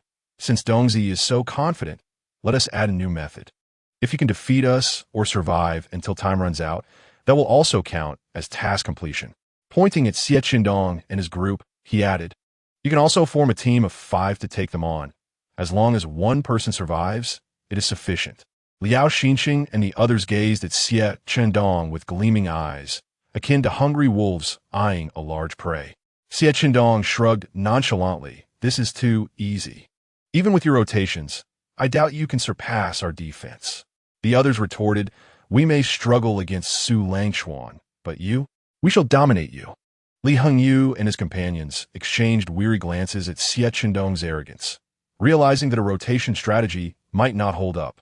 Su Langchuan declared, then let us settle on this delightful decision. Oh, by the way, if anyone has thoughts about the league, please ensure your arena rank reaches the Star Saint level. This is merely the baseline. Having yet to inquire about He Wenqing's thoughts, Su Langchuan approached him. Wenqing, are you interested in participating in the competition? He Wenqing glanced at Nan Xiangxue, seemingly seeking her opinion. Nan Xiangxue smiled knowingly and replied, I wish to see Wenqing shine brilliantly on the competition stage. He Wenqing nodded in agreement. I will participate. Su Langchuan breathed a sigh of relief. Having him on the team meant a significant boost to their confidence. Thus, the team was finalized. Su Langchuan, Xie Qindong, Li Hengyu, Xie Xiaoxiao, and He Wenqing would form the inaugural roster of the first team following the public test. Returning to Lu Qingqing's side, Su Langchuan sat down and opened his computer, preparing to prioritize the content for the third test, striving for a launch in December. He meticulously documented the Battle Royale upgrade system, character customization features, and, most crucially, the weapon design system, marking them as key areas of focus. He also incorporated several optimization details into the third test plan. Lu Changchang sat nearby, captivated by his earnest demeanor while he worked. It was undeniable. Her boyfriend was most enchanting when engrossed in his tasks, though he was equally charming at all times. His image lingered in her mind, and she longed to watch him endlessly. Once Su Langchuan had drafted everything he could think of, he saved the document and sent it to Li Yan, who responded with an OK emoji. Stretching, Su Langchuan noticed Changcheng gazing at him dreamily. He waved his hand in front of her, but she remained in a trance until he gently shook her shoulder. Changcheng, why are you daydreaming? Startled, Lu Changcheng instinctively wiped her mouth, seemingly sensing a glistening droplet escaping. Huh? No, not at all. Then what were you pondering? I waved my hand right in front of you, and you didn't T-react. I was definitely thinking of you, imagining all the handsome ways you carry yourself. Su Langchuan wrapped his arms around her, asking, what do you consider handsome? Care to share? Hee, naturally. It's you and your working, the way you look at me, and how you comfort me when I'm feeling down. During those moments, you are the most handsome. Su Langchuan playfully teased, there's another side to me you haven't seen. Are you curious? Lu Changcheng, puzzled, asked, what could that possibly be? Tell me. Leaning close to her delicate ear, Su Langchuan whispered a few words, causing Lu Qingqing's cheeks to flush crimson and her fists to clench as she prepared to hit this mischievous fellow. Xiaochuan, how can you say such things? But I can see that you clearly enjoy it. Your cheeks are all rosy. Surely you imagine it again after hearing me? Lu Changcheng exerted her strength, gripping both sides of his waist, and executed an astonishing 180-degree spin. Su Langchuan clenched his teeth in silence. After a moment, Lu Changcheng's anger subsided, and she gently massaged her now red waist, pouting as she remarked, naughty little Chuanzi, let us see if you dare to say no again. Next time, I'll Su Langchuan continue to provoke her, you'll what? You'll just make yourself feel miserable. Lu Changcheng, with a clever glint in her eyes, replied mischievously. Su Lanjun. Indeed, it seemed that Chengzi was the real troublemaker here. He might as well cry. Now it was Lu Changcheng who was taken aback. Wasn't he the one bullying her?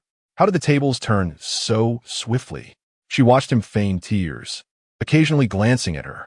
Realizing he could no longer maintain his act, Su Langchuan said earnestly, why won't Chengzi comfort me a little? Oh, you little Chuanzi. Playing the green tea act, are we? I'll punish you by forbidding you from holding hands.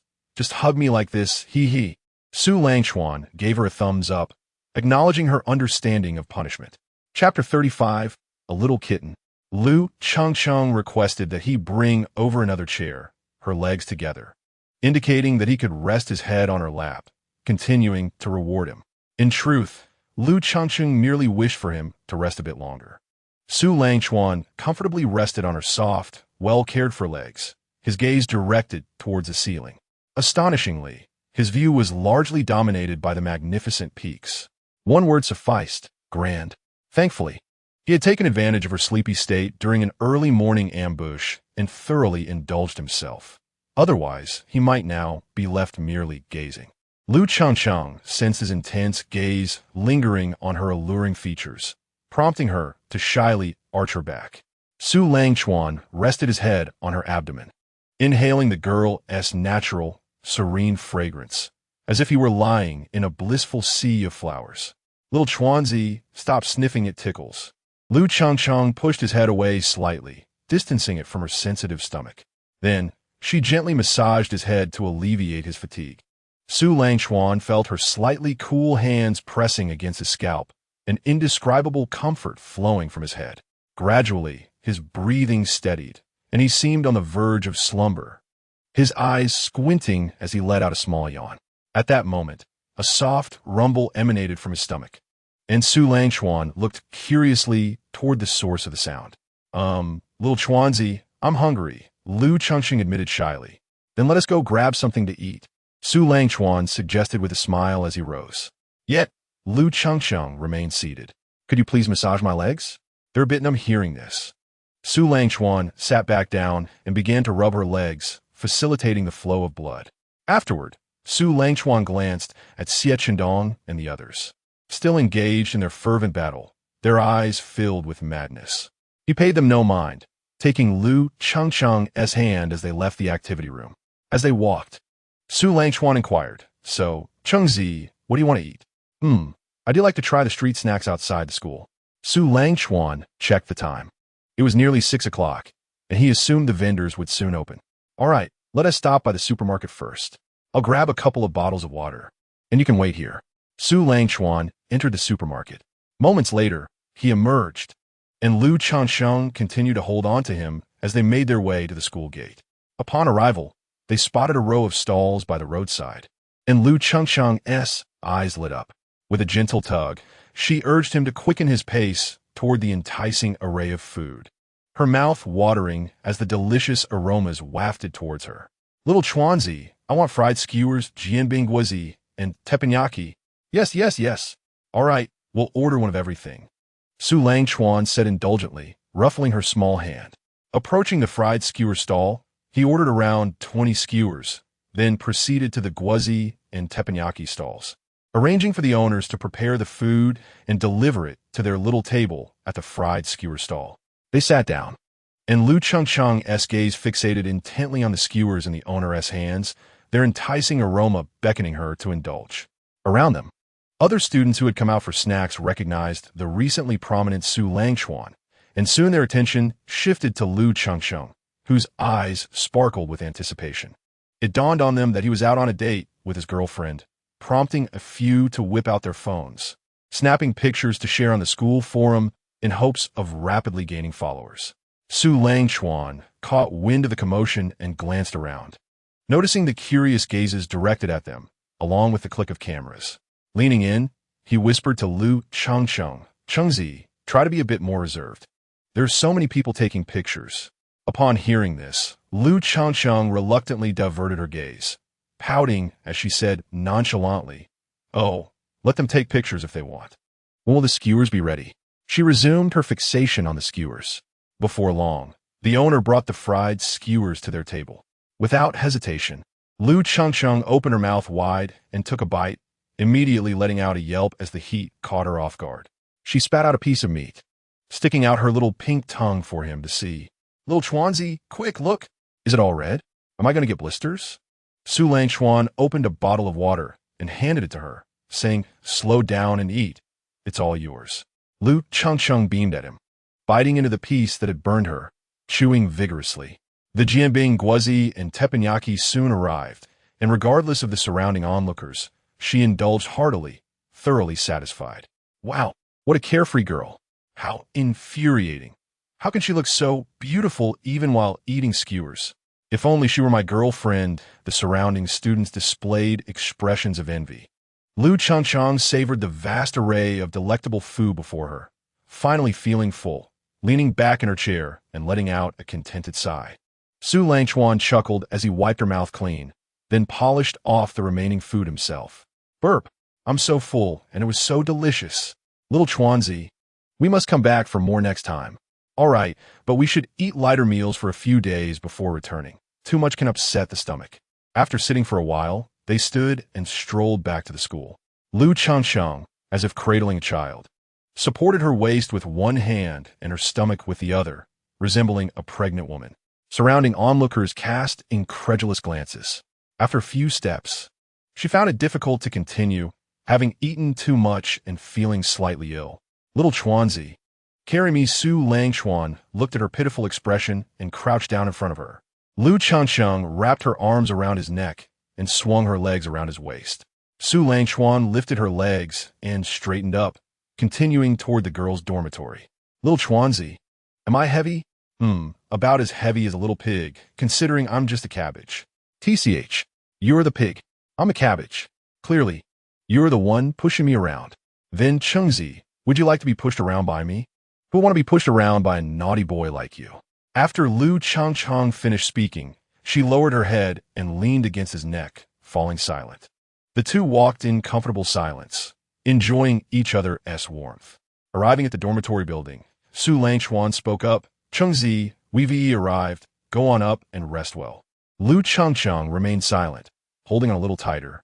Su Langchuan held her tightly for a while longer before his voice finally broke the silence. All right, Xiao Chuanzi. I'm fully charged now. He gently set her down and tidied her hair, tucking it behind her ears, revealing her delicate, playful, and somewhat youthful face. Her adorable little eyes gazed at him, unblinking. Su Langchuan slowly pressed his lips against hers, wrapping his arms around her waist, savoring the girl in his embrace.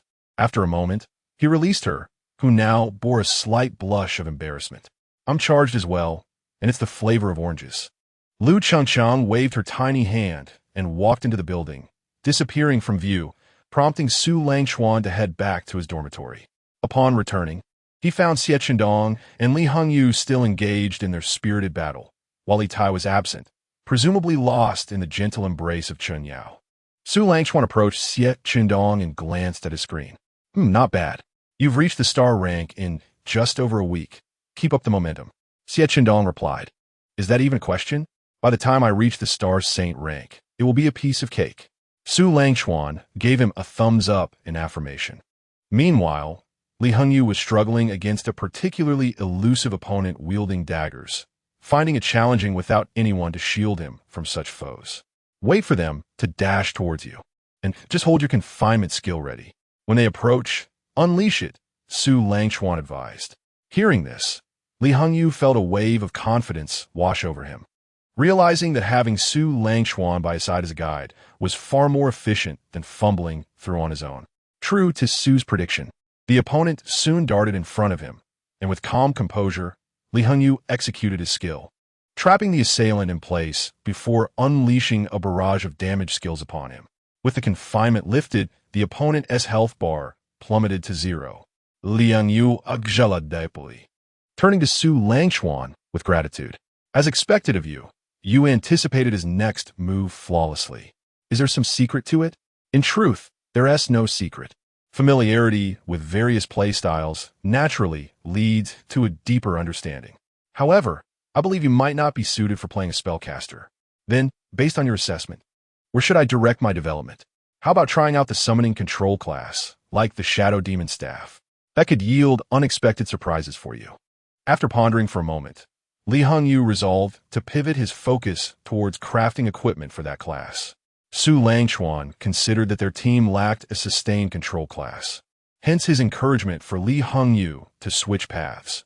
With his keen awareness and dexterous handling, this class could truly flourish under his command. Chapter 36. Why did my account suddenly become popular?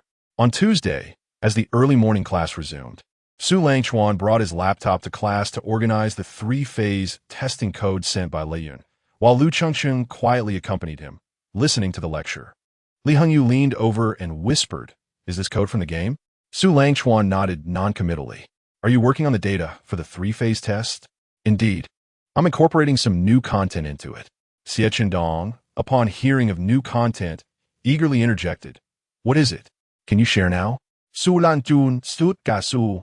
Battle Royale upgrade mode, character customization, weapon crafting designs, and some detail optimizations, among other things.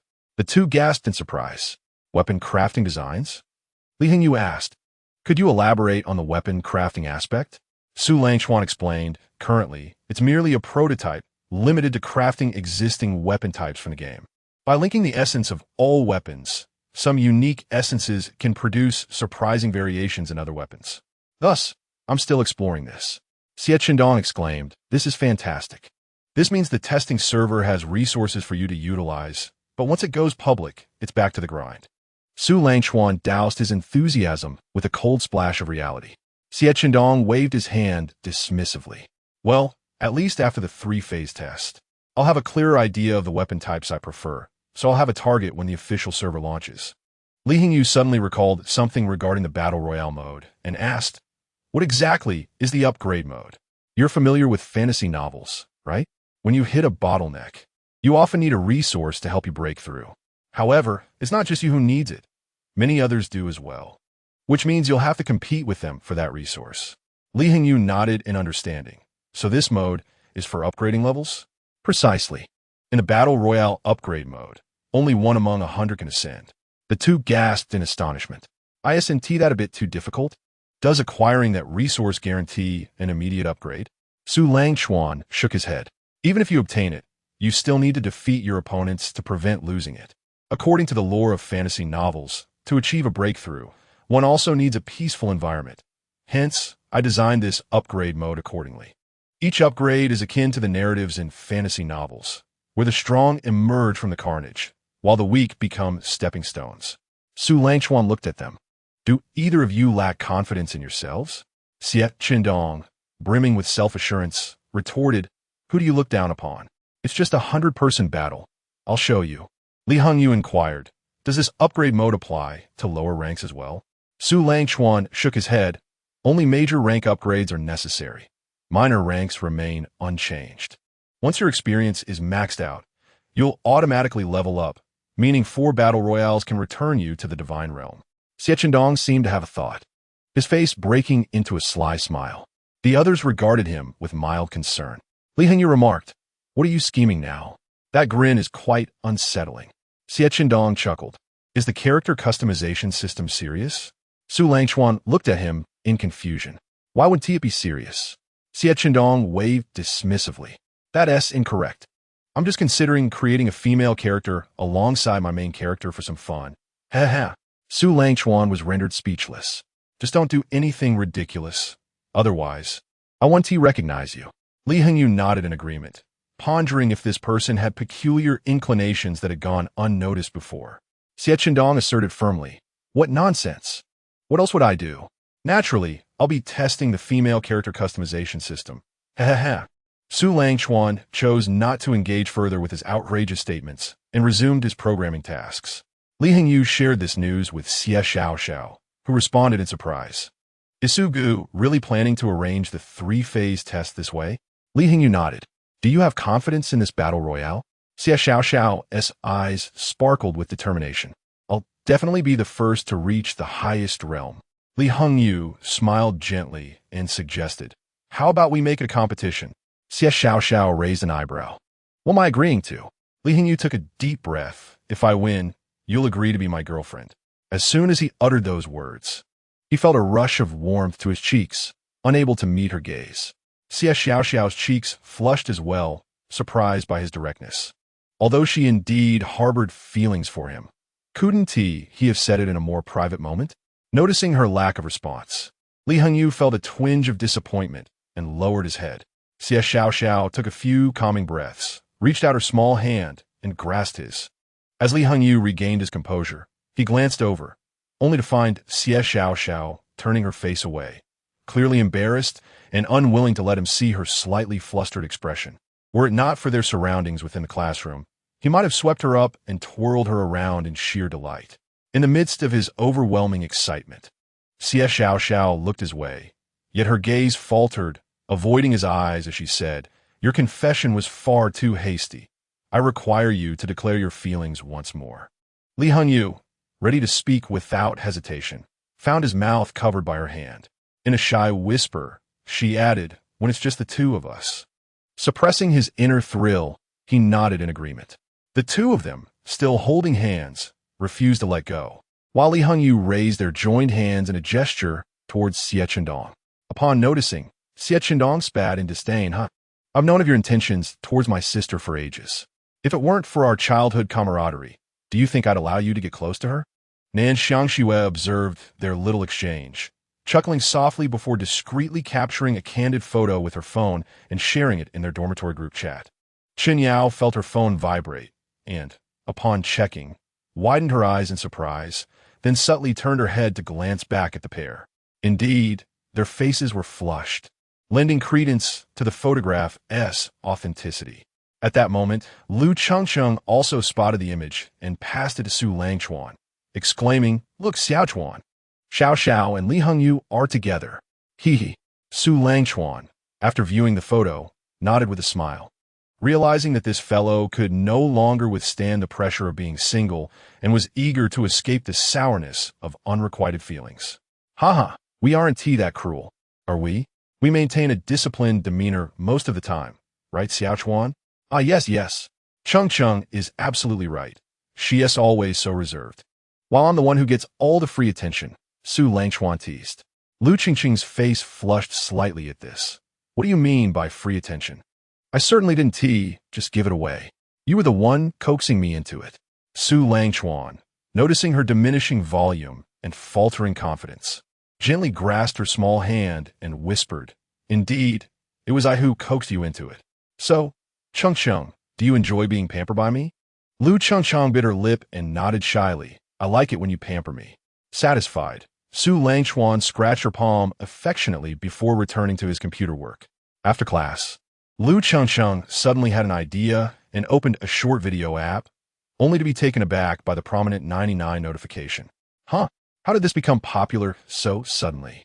She turned to Su Langchuan. "Xiaochuan, what is going on? We only filmed a non-revealing piece, didn't we? How could it have garnered such attention? Perhaps your location was enabled, and, with my name attached, coupled with our frequent presence on the school forum, someone might have recognized me," Su Langchuan replied nonchalantly. Lu Chengcheng scratched her perplexed head. "Is it really that eerie? Can big data be that insightful? What do you plan to film for the next piece?" I've already decided. Chapter 37, Delight. Su Langchuan inquired. "So how shall we film it?" That's a secret. I can't disclose that." At this, Su Langchuan chuckled, ignoring her comment and continuing to type away at his code. After a moment, Lu Chengcheng saw that he had immersed himself in his work, and she turned to face the camera, setting it to record. She captured both herself and the industrious Su Langchuan, playfully forming a peace sign and captioning it. "My brother is so handsome." Su Langchuan caught a glimpse of her self-satisfied demeanor, thinking she was oblivious to his presence. Could he not check out the short videos himself? Once Lu Chengcheng edited the photo to her liking, she posted it and turned off her phone, returning her focus to her studies, though her legs swung rhythmically, betraying her elation. During lunch, Su Langchuan quietly opened the short video app to check their account, greeted by her adorable peace sign, which made him chuckle. Leaning closer to her ear, he whispered, "So, Chengcheng, where exactly am I handsome?" Lu Chengcheng, slightly blushing, lowered her head to focus on her meal, avoiding his question. Yet she couldn't help but steal glances at him, resembling a bashful kitten. Su Langchuan continued, "If I look good, feel free to admire.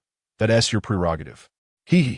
I'll definitely keep looking. Since you're mine, I plan to gaze for a long time." Lu Chengcheng replied with a hint of pride. "Not only can you look, but you can also touch. Would you like to give it a try?" "Oh, come on, eat up. There's so many people around. If I were to touch, it would have to be in private, away from prying eyes."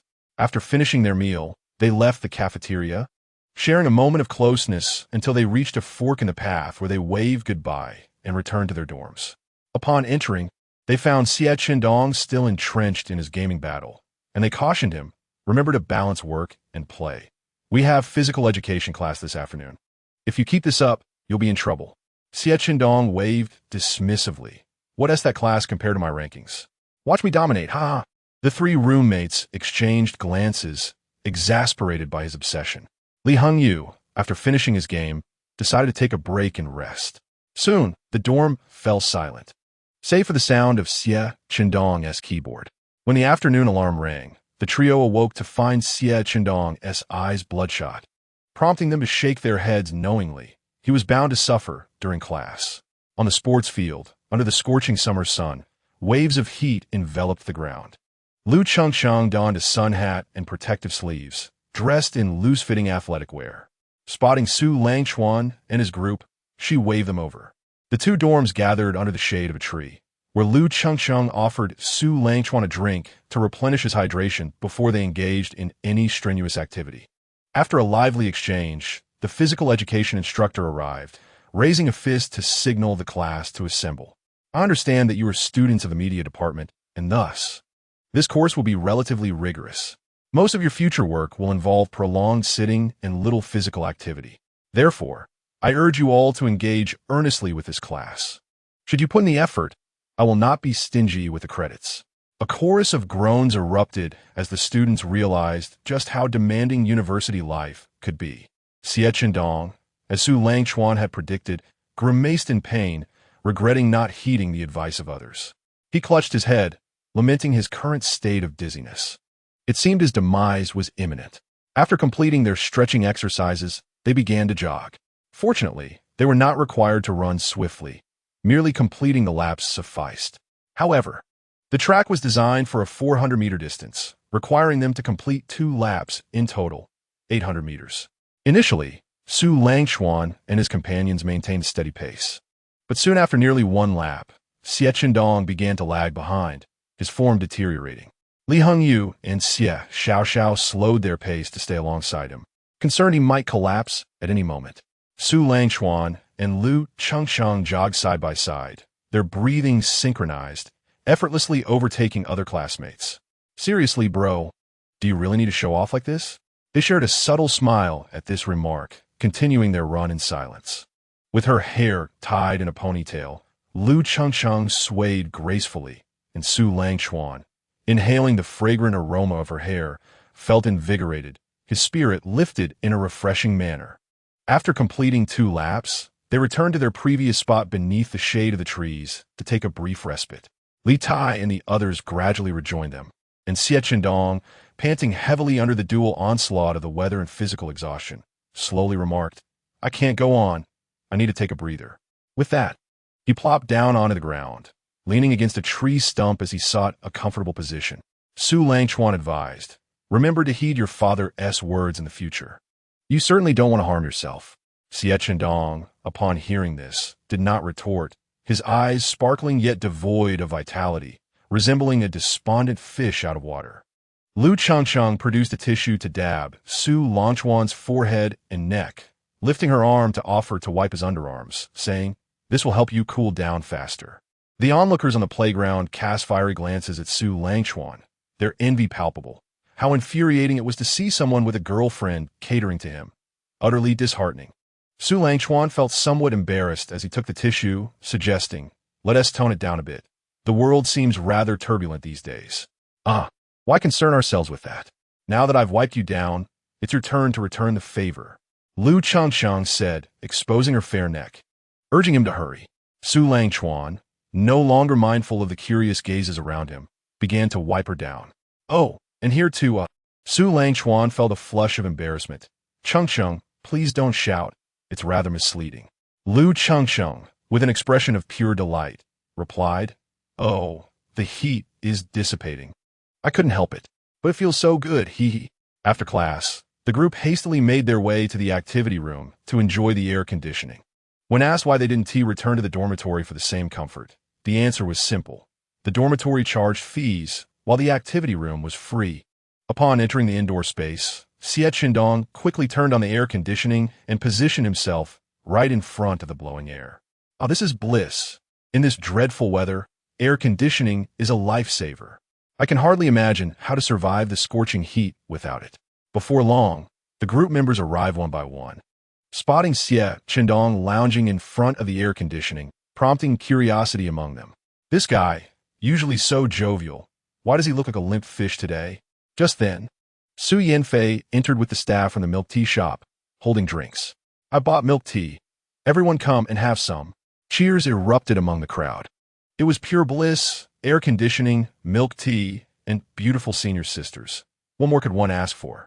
As the last cup of milk tea was distributed, Su Yanfei surveyed the room and noticed Xie Qindong slumped in his chair, looking utterly defeated.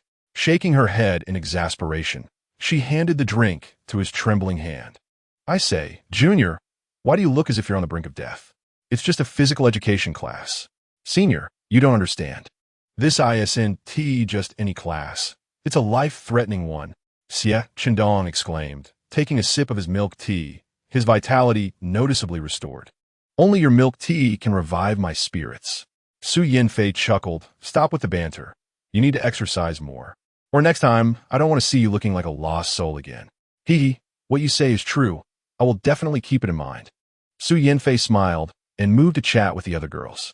Su Langchuan observed Xie Qindong's nearly lifeless demeanor with amusement. It seemed he had not been training sufficiently of late. Chapter 38. I feel ready again. Xie Qindong savored his milk tea, blissfully unaware of the impending danger lurking nearby. Su Langchuan broke the silence. Dongzi, it seems we haven't tea practiced together in a while. How about a duel? Upon hearing this, Xie Qindong coughed abruptly, a bit of milk tea spewing forth, his face reddening with embarrassment. What are you talking about? That was just last week. How can you say it's been a long time?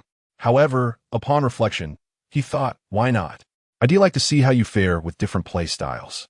Su Langchuan, noticing the mischief in his eyes, smirked. All right, what do you want me to play? Xie Qindong turned to a member specializing in archery. Hey, Shao Jia, could you lend me your account so I can have a match with Chuanzi? Sun Junit's interest peaked. After all, it was a big deal for a renowned player to use his account. Sure, I'll hand over Su's account to you. The group buzzed with excitement at the prospect of Su Langchuan showcasing his skills once more. Whenever he took action, it was always a moment of astonishment, akin to uncovering a treasure that dazzled each time he revealed his prowess. Seating themselves at the computer, Xie Qindong inquired, Chuanzi, are you ready? Of course. Let us get started. Su Langchuan quickly assessed Sun Junjae's gear, noting it was a standard archer setup, albeit with some suboptimal skill points and equipment configurations. Nevertheless, it was sufficient to challenge Xie Qindong. After making slight adjustments to the skill points, he entered the arena. In the arena, Xie Qindong couldn't help but feel triumphant. So, you're playing archery, huh? Let us see if I can knock you out. He unleashed all his skills, launching forward with incredible speed, wielding his great sword in a sweeping motion. Su Langchuan adeptly leaned back to evade the attack, drawing his bow to release an arrow that glimmered with a blood-red light. Utilizing his equipment skill attributes, he shot 3 arrows towards different directions aimed at Xie Qindong. The first arrow came flying from the front. Xie Qindong cleaved it down, spinning around as his great sword generated a whirlwind that sliced through the other 2 arrows. Chuanzi, do you have any other moves? I'm curious to see what new tricks you have up your sleeve. That question should be directed at you. It seems like you've only been good with your words lately, and I haven't seen you grow stronger. Are you still just a master of verbal jabs? Huh. All right. Let me show you the results of my training in the arena these past few days. With that, Xie Qindong accelerated, his speed surpassing his previous pace. And with the gear's enhancements, he was nearing the standard speed expected of skilled players. As Su Langchuan watched in slight astonishment, Xie Qindong activated his skill, his great sword radiating a crimson glow, and he swung down fiercely. Chuanzi, with this move, you might not withstand my equipment, so victory is mine. Su Langchuan remained silent, lifting his bow to prepare to face the oncoming blow. Initially, he intended to evade, but recalling the legendary archer from his past life, He realized that ranged attacks could indeed be formidable when executed proficiently. However, relying solely on oneself was a recipe for disaster, as he had witnessed before when he lost his chance at the championship trophy. Returning to the present, Su Langchuan steadied himself. As their weapons were about to collide, he swiftly released an arrow, momentarily halting the tremendous force. Then, Su Langchuan expertly maneuvered, applying just the right amount of pressure to redirect the great sword downwards. The great sword struck the ground with a thunderous crash. In the astonished gaze of the crowd, Su Langchuan's character leaped out of the smoke generated by the clash, landing gracefully in the arena. Sun Junji exclaimed, "Wow, you can play the bow and arrow like that? If I had faced that move, I would have been done for. How is it possible for you to neutralize that attack so smoothly?" The group, equally incredulous, shared similar sentiments, including Xie Chendong. "What the heck, Chuanzi? Have you leveled up? What kind of move was that? You shouldn't have been able to block that." Su Yanfei remarked thoughtfully, "That was 4 ounces deflecting 1,000 pounds. A technique of overcoming strength with skill, utilizing your force to evade the attack." Su Langchuan continued, saying, "I have previously mentioned in an interview that each genre possesses its unique style of play, and there will inevitably be an array of self-created techniques. Of course, I do not claim to know them all. I merely have a slight understanding of some. There are still numerous undiscovered techniques waiting for each of you to unveil in the future." After concluding his words, he once again drew his bow, unleashing arrows toward Xie Chendong. Xie Chendong, regaining his composure, raised his sword to block the arrows and charged forward, intending to engage him in a continuous skirmish to prevent any further assault. Yet, Su Langchuan appeared to have lost interest during the ensuing attacks. Xie Chendong could scarcely land a hit and found himself being incessantly kite.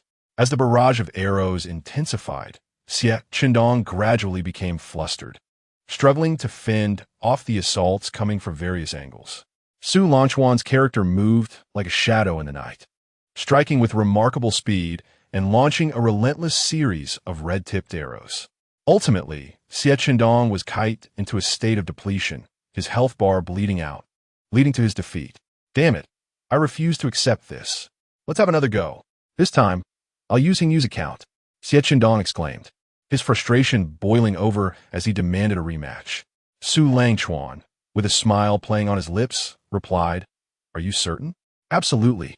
Xie Chendong thought about how Li Hongyu had recently switched styles, believing Su Langchuan might not be well versed in it, emboldening him to issue another challenge. "All right then, let us proceed, but don't come crying for consolation later," Su Langchuan teased. Xie Chendong's face flushed with embarrassment. "What nonsense are you spouting? I would never do such a thing. Let us get started." As the battle commenced, Xie Chendong grew even more impatient, eager to end the confrontation swiftly, while Su Langchuan was still unfamiliar with the new setup, hoping to salvage some dignity. Su Langchuan, however, chose to evade direct confrontation, deftly dodging while studying the newly configured equipment of Li Hongyu. Xie Chendong, each time nearly landing a hit, found his efforts thwarted by Su Langchuan's meticulous maneuvers, leading to an escalating sense of frustration as his techniques grew increasingly erratic. After thoroughly examining the situation, Su Langchuan observed Xie Chendong's distorted gameplay and shook his head, recognizing it as a poor habit. High-level players never succumb to impatience. Instead, they meticulously analyze their opponent's strategies frame by frame, which is the hallmark of sound approach. Calmly, Su Langchuan activated his weapon skill, marking Xie Chendong before creating distance and triggering the ability, Shadow Demon-esque Grasp. A black hand emerged beneath Xie Chendong's character, resembling a shadow, firmly immobilizing him in place. "What the heck? Have you already mastered the new equipment so quickly?" Xie Chendong lamented in despair. "It's not that I've mastered it. It's that you're too hasty. Let us call it a day. This match is over," Su Langchuan replied. As the black hands continued to manifest beneath Xie Chendong, dealing magical damage and relentlessly grasping at him, his health bar dwindled to nothing. The battle concluded. Xie Chendong slumped in his chair, resembling someone on the verge of transcendence, utterly defeated. Su Yanfei approached him and gently patted his shoulder, urging him to regain his composure. Failure is commonplace. No one can triumph forever. Su, the junior, has undoubtedly achieved his success through relentless practice and effort. I believe in you and hope that one day, you too will shine brilliantly. Upon hearing such an inspiring statement from his idol, Xiechindong couldn't help but sniffle, his voice catching as he replied, "Wah, senior. I'm so miserable. Why is this happening to me?" Hee. The others were left speechless, bemused by his shamelessness. Was he really going to cry one moment and laugh the next, unable to contain himself? Lu Changcheng, visibly pleased, patted his shoulder and remarked, "Humph. Xiaochuan played remarkably well. I'm quite gratified. Here's an opportunity for you. Let us go out for dinner." Chun Yao and the others exchanged glances in disbelief, questioning the absurdity of the situation. Chapter 39. The Plan for Couple Outfits. Though they called it dinner, it was more about Lu Changcheng wanting to carve out some quality time for just the two of them. Even though they spent nearly every day together, it still felt insufficient. They agreed to meet at the school gate, departing down separate paths to freshen up, as everyone was drenched in sweat from the afternoon. It wouldn't tea due to go out on a date, smelling unpleasantly. Su Langchuan completed his freshening up in about 10 minutes, and then lay on his bed, scrolling through short videos. He browsed through the official account of his game, noting that nearly every video boasted millions of likes and hundreds of thousands of comments. The most popular video featured his victory over Yang Jiehua, which had been pinned at the top.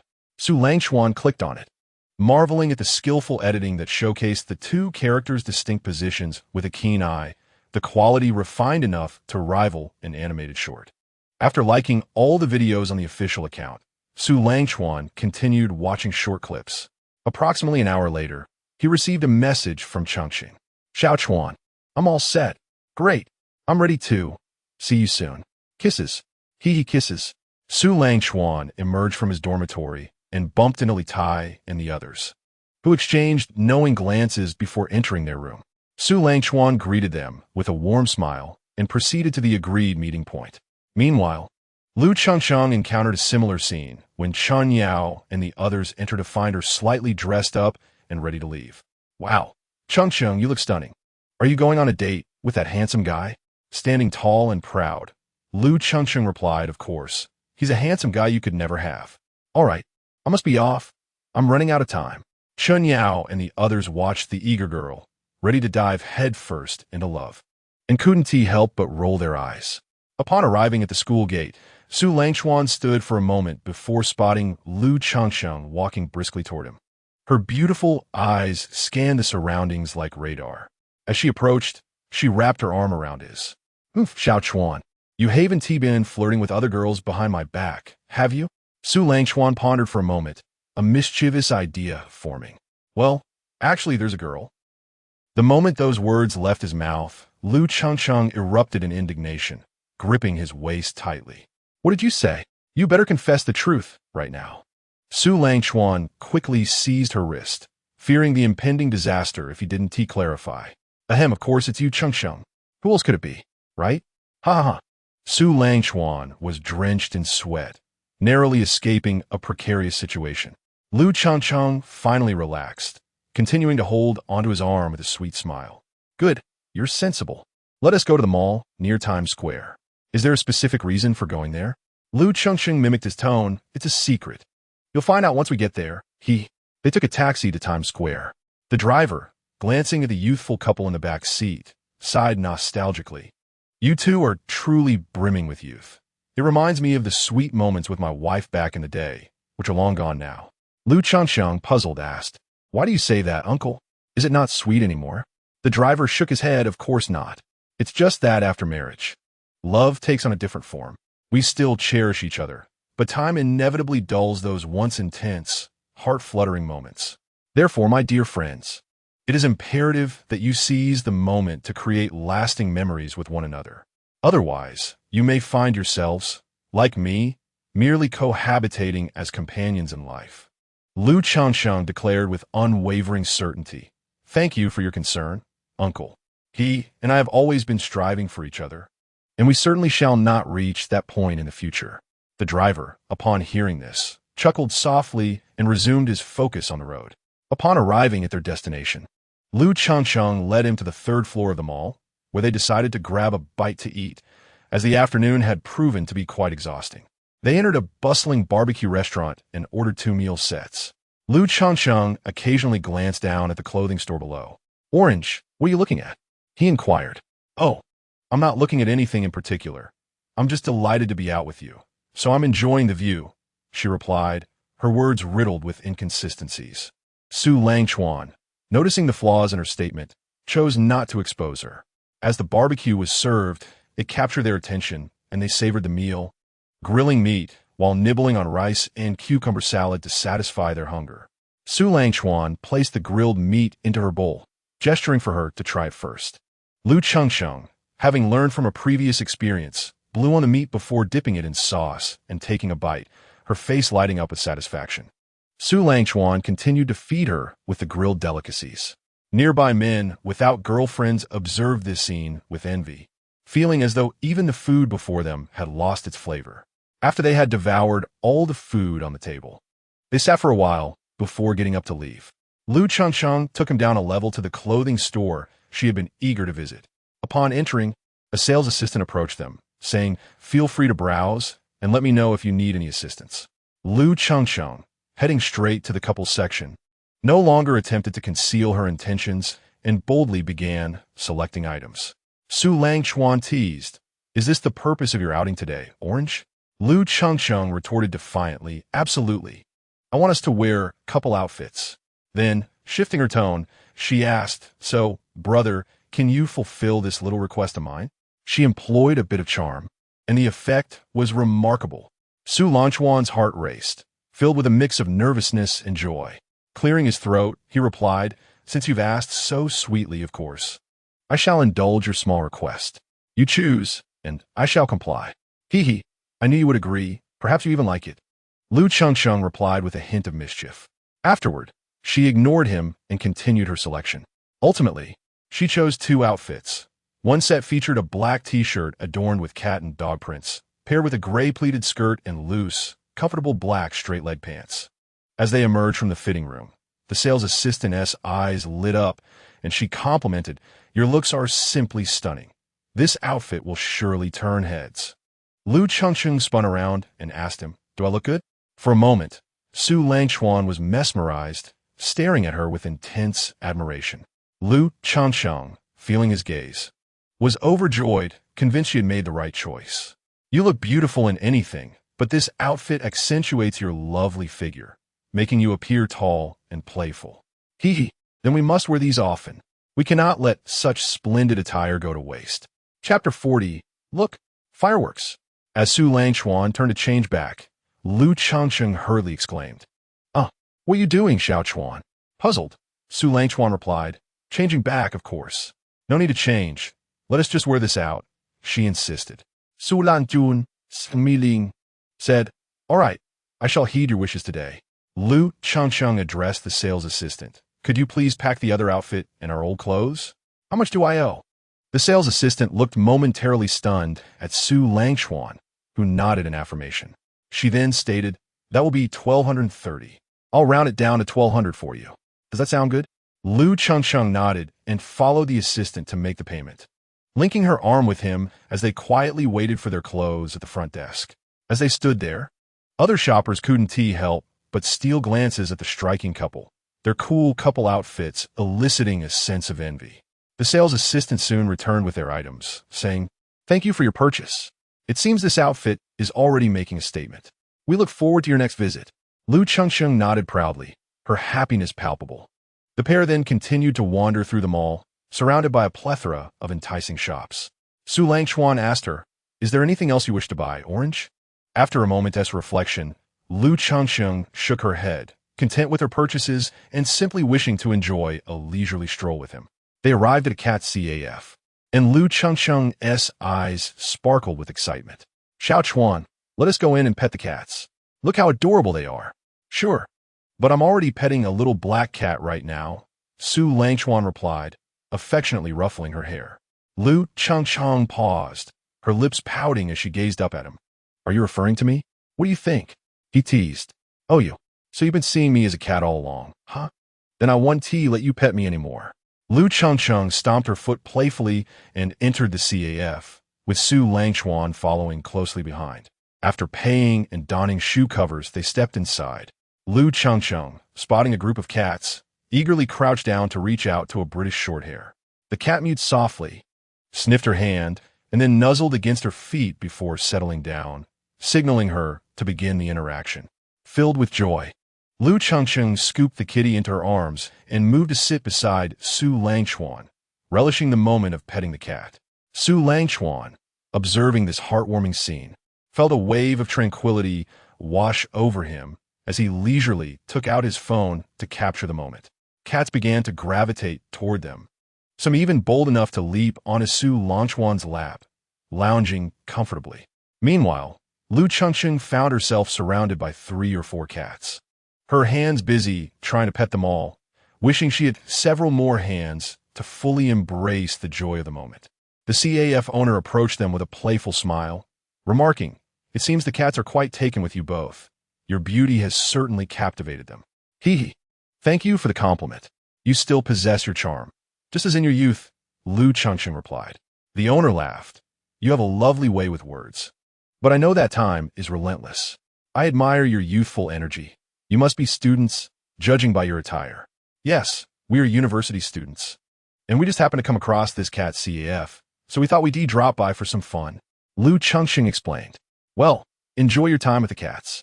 I want to interrupt your delightful moments," the owner said before returning to assist other customers. Su Langchuan then suggested, "How about we adopt a cat someday, Orange?" Lu Chengcheng's eyes lit up at the idea, but then she lowered her gaze. "But we don't have a place to keep one. We can't have pets at school, and my parents are too busy at home." Su Langchuan wrapped his arm around her shoulders, reassuring her, "Don't worry. There will be opportunities in the future. As long as you want to adopt one, we will find a way." Lu Chengcheng nodded softly, continuing to cuddle with the cats.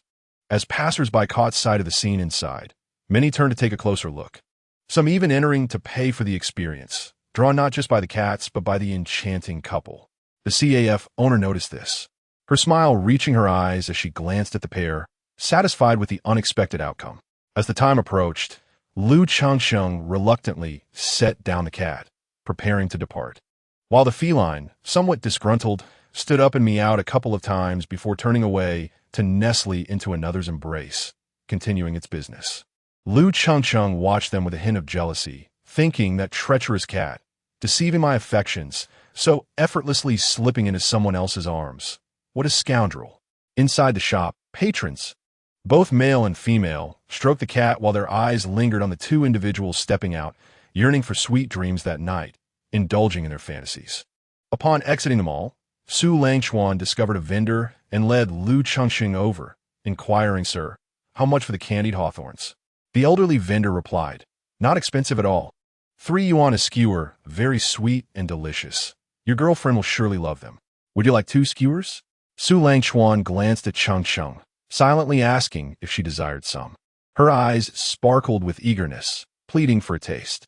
After purchasing 2 skewers, Lu Chengcheng eagerly tore open the packaging, delighting in the first bite of the topmost fruit, her expression radiating bliss. Yet, happiness is fleeting. Once Lu Chengcheng finished her skewer, she still craved more, gazing longingly at the half-eaten candied hawthorn in Su Langchuan's hand, unable to suppress a swallow. Perceiving her desire, he playfully waved the skewer in front of her and teased, "Want some?" Lu Chengcheng nodded vigorously, her eyes fixated on the treat. Su Langchuan remained silent, gently swaying the skewer in front of her, unable to resist any longer. She tilted her head and took a bite, swiftly snatching it from his grasp to savor it once more. Su Langchuan chuckled, retrieving his phone to order a ride. Shortly thereafter, the car arrived and they settled in, heading back to school. On the way, after finishing her snack, Lu Chengcheng pulled out a tissue to wrap the pit and skewer, holding them in one hand while the other remained entwined with his, her head resting on his shoulder as drowsiness began to wash over her. Su Langchuan, distracted by his phone, noticed something that made him smile. After disembarking, he supported the drowsy Lu Chengcheng toward the riverside. Rubbing her sleepy eyes, she queried, "Xiao Chuan, aren't we heading back to school? Where are we going?" "You'll find out when we arrive," he replied enigmatically. Once they reached the riverbank, they found a spot to sit. Lu Changsheng leaned her head against him, her eyelids fluttering as she struggled to stay awake. Suddenly, a brilliant light shot up, followed by a loud bang that startled her. She lifted her gaze toward the source of the sound, momentarily stunned. A dazzling array of colorful fireworks erupted into the night sky, illuminating the darkness. Most girls are enamored by such splendid spectacles. Lu Changsheng exclaimed in delight. Wow, Xiaochuan, look, fireworks. Then an idea struck her. She clasped her hands together, closed her eyes, and began to make a wish. Su Langchuan gazed at the girl beside him, her beauty accentuated by the vibrant lights, and found himself captivated. After a moment, Lu Changsheng lowered her hands, opening her eyes filled with happiness as she looked at the boy beside her. Su Langchuan asked, "What wish did you make?" "Changsheng, let me see if I can help you fulfill it." If I tell you, it won't come true. But we will make it happen someday," she replied playfully. Su Langchuan pondered for a moment before smiling. "Then I shall await the day it comes to fruition." Chapter 41. Have you installed surveillance on me? On Wednesday morning, with no classes scheduled, Su Langchuan slept in until after 10, yawning as he got out of bed and stretching while surveying the room. I can understand why Li Tai and Li Hengyu are absent, but where is that rascal Xie Chendong? He pulled out his phone and tagged him in the group chat. "Dongzi, why are you not asleep at this hour? Where have you gone?" After sending the message, he set his phone down and proceeded to freshen up. Upon exiting the bathroom, he noticed the screen had lit up, displaying a message. Opening it, he was met with a rather shocking notification from Xie Chendong. "The day begins in the morning. As a diligent student, I must study hard every day. Don't ask, just know that I will outpace you all." Su Langchuan scoffed. "You? Competing? I wouldn't be surprised if pigs flew up trees." Xie Chendong responded, "Haha, do I seem that unconvincing?" Su Langchuan mused, "You certainly are not the most credible person." Xie Chendong sent a picture from the library, declaring, "See, I said I would study hard." Su Langchuan contemplated this unexpected diligence, wondering if the senior's guidance had indeed been effective. Xie Chendong, upon sending his message, suddenly jerked upright, startling the nearby Su Yanfei, who was puzzled by his abruptness. "I say, Junior, why are you looking around instead of focusing on your project?" "Su Lanjun Juko. Oh hot? Nothing much, just a bit stiff from sitting too long." As Xie Chendong continued to scan the surroundings in search of the source of his unease, his phone buzzed again. I knew you wouldn't be quiet. Stop searching. I just woke up." Xie Chendong typed back, "Dude, are you sure you haven't installed surveillance on me? How did you guess? Your thoughts are too transparent. Your face reveals everything with even the slightest disturbance," Su Langchuan teased.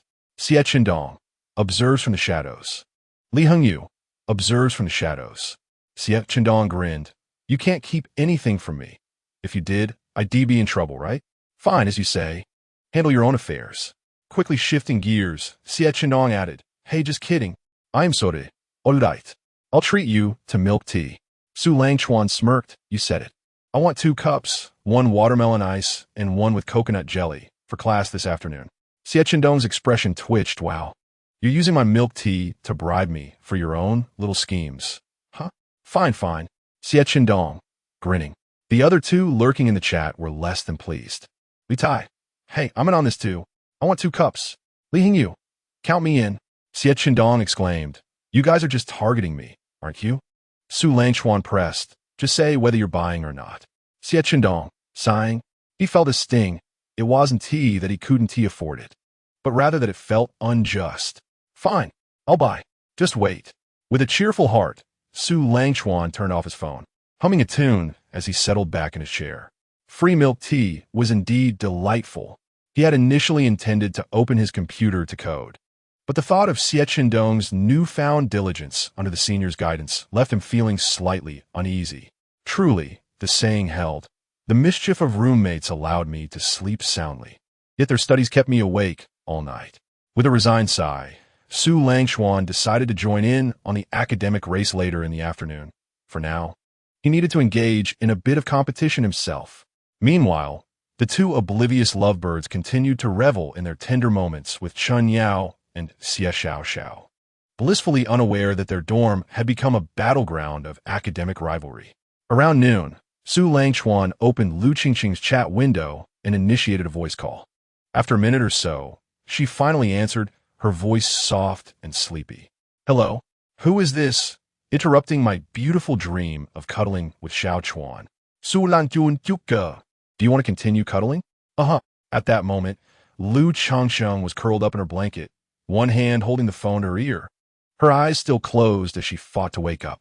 We'll cuddle after we eat at the cafeteria. You little lazy pig. It's past noon. Time to get up. Lu Changsheng awoke to a familiar voice, and upon seeing the avatar of Xiao Chuan on the screen, she felt a twinge of shyness. You rascal. Who said they wanted to snuggle with you?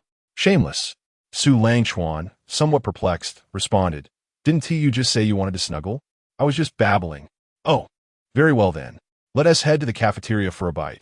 We can forego the snuggling. Lu Changsheng, both angry and flustered, found it hard to reject the idea of snuggling with him despite her stubbornness. She quickly exclaimed, Can't you just go along with me? Su Langchuan, no longer teasing her, said, All right, get up then. I'll be downstairs in a bit. Beep beep. Lu Changsheng pouted, feeling exasperated that he hung up the phone. It seemed they wouldn't be snuggling within the next 5 minutes. 3 minutes will do, she thought. Oh dear, I'm not angry. 1 minute then. Yes, just 1 minute. Lu Changsheng mused while getting ready. Su Langchuan stood in the shade of a tree across from the girls' dormitory, quietly gazing at Lu Qingqing's balcony. Being on the 3rd floor, he could vaguely see movement. A girl exiting the building caught sight of the tall, handsome figure standing under the tree, and couldn't help but glance back several times, even slowing her pace. After sending her a message, Su Langchuan moved to the edge of the shade, continuing to watch for her appearance. Soon, Lu Changsheng appeared on the balcony. Spotting Su Langchuan below, she joyfully waved at him, only to notice the other girl casting glances in his direction, which made her frown. How dare they look at my man like that? Lu Changsheng hurriedly brushed her hair, changed into casual attire, and rushed downstairs in her flip-flops. Su Langchuan, surprised to see her dash towards him, instinctively reached out to smooth the unruly hair on her head. But things didn't go as he hoped, so he decided to let it be. Xiao Chuan, you really know how to stir things up. You can't come here anymore. We'll have to meet at the fork in the road. Su Langchuan glanced around and quickly understood that Lu Changsheng was feeling jealous. All right, I'll abide by your wishes. But are you sure you're not going to change? He remarked, eyeing her outfit. Lu Changsheng confidently declared, No, this is fine. Let us go, we're off to the cafeteria. With that, she pulled him away from the dorm. In the cafeteria, they ordered yellow braised chicken rice and hot and sour noodles. As Lu Changsheng sat beside him, she cast him a resentful glance while thinking, that infuriating man. How can he be so handsome and attract all these admirers? Su Langchuan, instantly comprehending her gaze, said, Ahem, Changsheng, don't be angry. I'm dressed quite plainly today. You can't blame me for that. Lu Changsheng furrowed her brows, continuing to eat without acknowledging him. All right, how about I treat you to milk tea this afternoon? Will you forgive your brother? Upon hearing this, Lu Changsheng relished the sweet words and replied, Well, I suppose I'll forgive you this time. After finishing their meal, they lingered in the cafeteria for a while before parting ways at the fork between the 2 dormitories, each returning to their own room. Su Langchuan found his dormitory empty upon his return, so he resumed his studies on the material they had just covered, before the afternoon class. He entered the classroom and took a seat next to Lu Changsheng. She glanced around, noticing that besides his computer and textbooks, there was nothing else. Frustration bubbled within her. Didn't he say he would bring milk tea? Su Langchuan, noticing her mood, simply smiled but remained silent, focusing on his computer. Lu Changsheng's irritation grew when he didn't offer an explanation for his lack of drinks. As Su Langchuan typed away, the agitated little cat beside him occasionally let out low growls of discontent. Just before class began, Xie Qindong entered, carrying 7 cups of drinks, his expression resembling someone who owed a debt. He approached Su Langchuan, placing the requested drink beside him, and shot him a disdainful look before distributing the others in silence. Finally sitting down to enjoy his own drink. Why 7 cups, you ask? Because one had already found its way to Su Yanfei. Su Langchuan leisurely retrieved the drinks. Placing them between them, inserted straws into both cups, and took a sip of his watermelon slush while raising his cup to Xie Qindong in thanks. Xie Qindong, gritting his teeth, felt a surge of resentment. If he was going to chase girls, he should at least take responsibility for his own drinks. The camaraderie he once felt was now in jeopardy. After savoring another sip, Su Langchuan returned to his coding, diverting a bit of attention to the fidgeting Lu Changsheng beside him, which he found amusing. Watching her eye the drink longingly, he pushed the cup towards her. Receiving the signal, Lu Changsheng eagerly grasped the cup, taking a delightful sip, her expression radiating satisfaction like a child with a new toy. Hee. So Xiaochuan didn't he forget after all? I thought you forgot to buy it. Su Langchuan paused momentarily. I actually didn't buy it. Huh? Aren't these the drinks you told Xie to get? Lu Changsheng looked at him with wide eyes, awaiting further explanation. I merely coerced him into purchasing them for us. Su Langchuan admitted. Lu Changsheng pursed her lips, unable to contain her laughter. Is that so? Then Xiaochuan, perhaps you should refrain from doing such things next time. It seems a bit pitiful for him. After saying this, she turned her head to cast Xie Qindong an apologetic glance, which he received with a wave of gratitude. Realizing that there are still good people in the world, Su Langchuan smirked. What if I told you he was trying to outdo us? And I caught in the act? Outdo? What do you mean? Su Langchuan recounted the morning's events from their group chat, and upon hearing this, Lu Changsheng shot Xie Qindong a fierce glare, piercing right through him. Confused, Xie Qindong wondered what had suddenly changed. Wasn't everything fine just moments ago? Indeed, the notion that women are fickle held true, and Lu Changsheng felt justified in taking a hearty sip of her drink. Finally, when the afternoon class concluded, Su Langchuan tagged all members in the club group chat. The second round of the grand competition was just 2 days away, and he urged all supervisory members and contestants to prepare accordingly. After sending the message, he took her little hand and led her to the activity room. Upon entering, he switched on the air conditioning and booted up the computer to continue writing the test code for the third phase. Before long, Chun Yao and others began to arrive, along with club members preparing for the competition. Xie Qindong, however, chose to skip it, claiming it was yet another day of being bullied, opting instead to seek solace from an upperclassman. About half an hour later, the activity room door swung open, and 3 unfamiliar individuals entered. Upon spotting Su Langchuan at the front, they hurried over, causing everyone else to pause their tasks and cast wary looks at the newcomers, ready to prevent any possible disturbance. The tall young man at the forefront spoke up. Hello, Su. We are students from a neighboring school of economics and management and participants in this grand competition. We have some inquiries regarding the game that we would like to discuss with you, if you have a moment. Upon hearing this, the group relaxed, having initially anticipated something more serious. It turned out they were merely seeking Su's insights as fellow competitors. Su Langchuan replied, No problem. Please feel free to log in on the nearby computer. The 3 of them then settled into their seats and began logging into their accounts. The tall young man introduced himself again. Hi, Su. I am Wu Wentong, a junior. The other 2 are Lin Su and Zhou Qi. We all share a dormitory. Hence our joint participation in this grand competition. Haha. Lin Su and Zhou Qi also greeted Su Langchuan. Realizing they were seniors, Su Langchuan cheerfully responded, In that case, there's no need for formalities. You may simply call me Junior. Haha. The 3 were not at all pretentious, and soon engaged in casual conversation. Lu Changsheng fetched 3 disposable cups, filled them with warm water, and offered them to the trio. She then obediently took a seat beside Su Langchuan. Watching him speak with animated enthusiasm, feeling a flutter of affection, Wu Wentong chuckled. Su Jr., you truly differ from what others have said. You are warm and unpretentious, making me quite nervous before arriving. Su Langchuan modestly replied, You flatter me.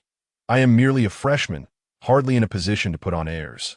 Su Langchuan continued, So, did you come today with any specific questions regarding the game or the competition? Wu Wentong responded, Not really. The game is quite enjoyable, and the competition is impeccable. We are here to seek your advice on equipment pairing and tactics. Su Langchuan raised an eyebrow. Well then, let's first examine the equipment. Rising, he glanced over their setups, and, upon noticing the equipment of Lin, Su, and Wu Wentong, recalled the two players he had seen in the first round who wielded summoned flying swords and boxing gloves. No wonder they seemed familiar. After sharing some of his suggestions and insights, Su Langchuan also shared some techniques he employed and key points on team collaboration. As the conversation neared 6 o'clock, the three stood to take their leave. Su Langchuan harbored a conjecture, their incessant queries about team synergy, equipment analysis, and his opinions from the short videos indicated that this grand competition might prove to be quite engaging. With this thought, Su Langchuan smiled faintly, feeling a surge of excitement. Chapter 43. Why Argue? Lu Changcheng, noticing Su Langchuan lost in thought, inquired, "Did those three seniors have any particular issues?" Su Langchuan snapped back to reality and replied with a smile, "Not at all. Perhaps the final competition will be more interesting than expected." "Oh, why do you say that?" "They might be hoping to challenge me in a match," Su Langchuan suggested. Lu Changcheng laughed. "There is no one who could possibly defeat my little Chuanzi. In my eyes, you are an invincible hero." Su Langchuan feigned astonishment. "Is my status in your heart truly so elevated, Orange?" Lu Changcheng proudly placed her hands on her hips, "Of course. Except for my parents, no one else holds a place like you do in my heart." Su Langchuan felt a wave of emotion. She too was his great hero. "Thank you for being by my side," he said sincerely, taking her small hand. Lu Changcheng blushed slightly, feeling shy yet delighted by his words. "What are you saying, you silly?" she stammered, flustered yet charmed. "I genuinely believe that Orange is my great hero, my moon in the sky, while I am but a minuscule speck of dust yearning to draw near, yet remaining inconspicuous," Su Langchuan declared earnestly.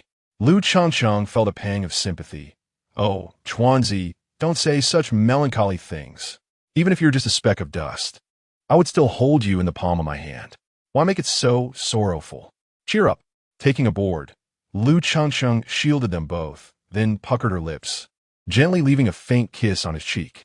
As she withdrew, her eyes, reflecting the starlit sky, captivated Su Langchuan, drawing him in deeply.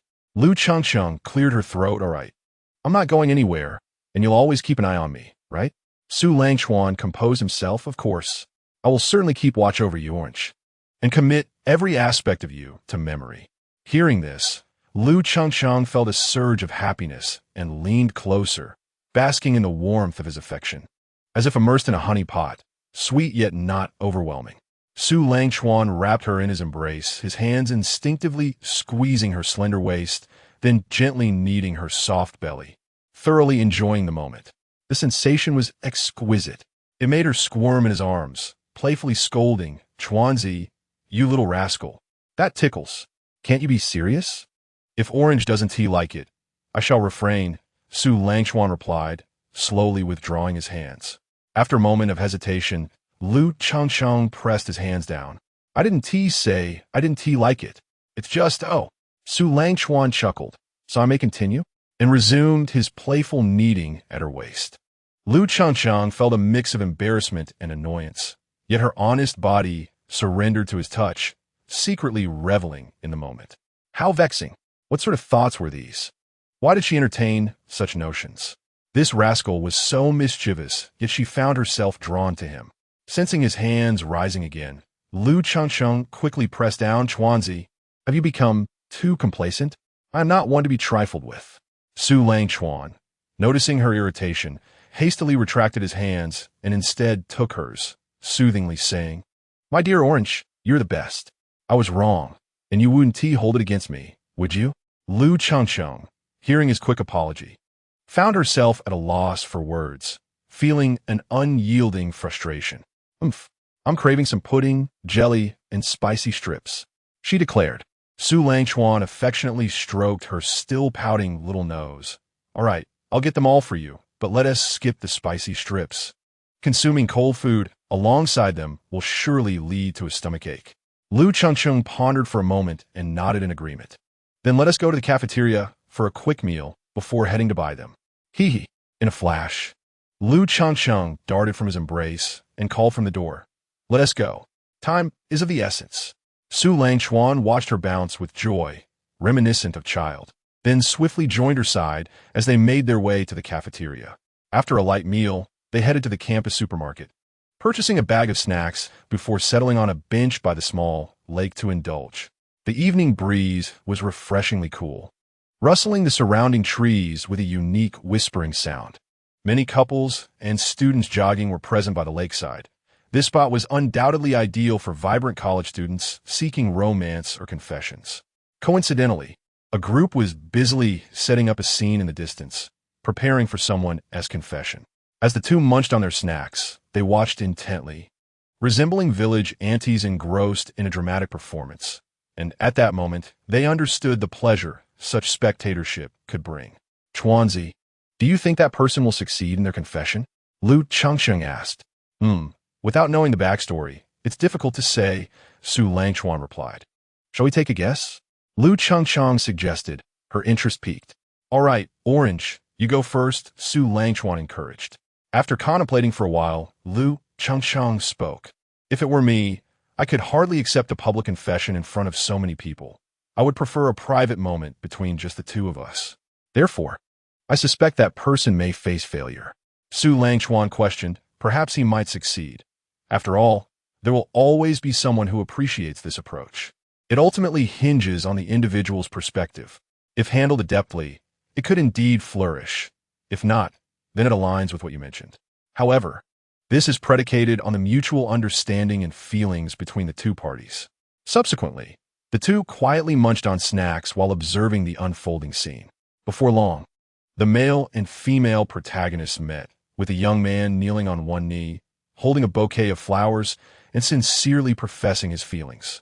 Yet, the young woman appeared somewhat flustered, blushing as she stood opposite him, repeatedly fidgeting with her fingers.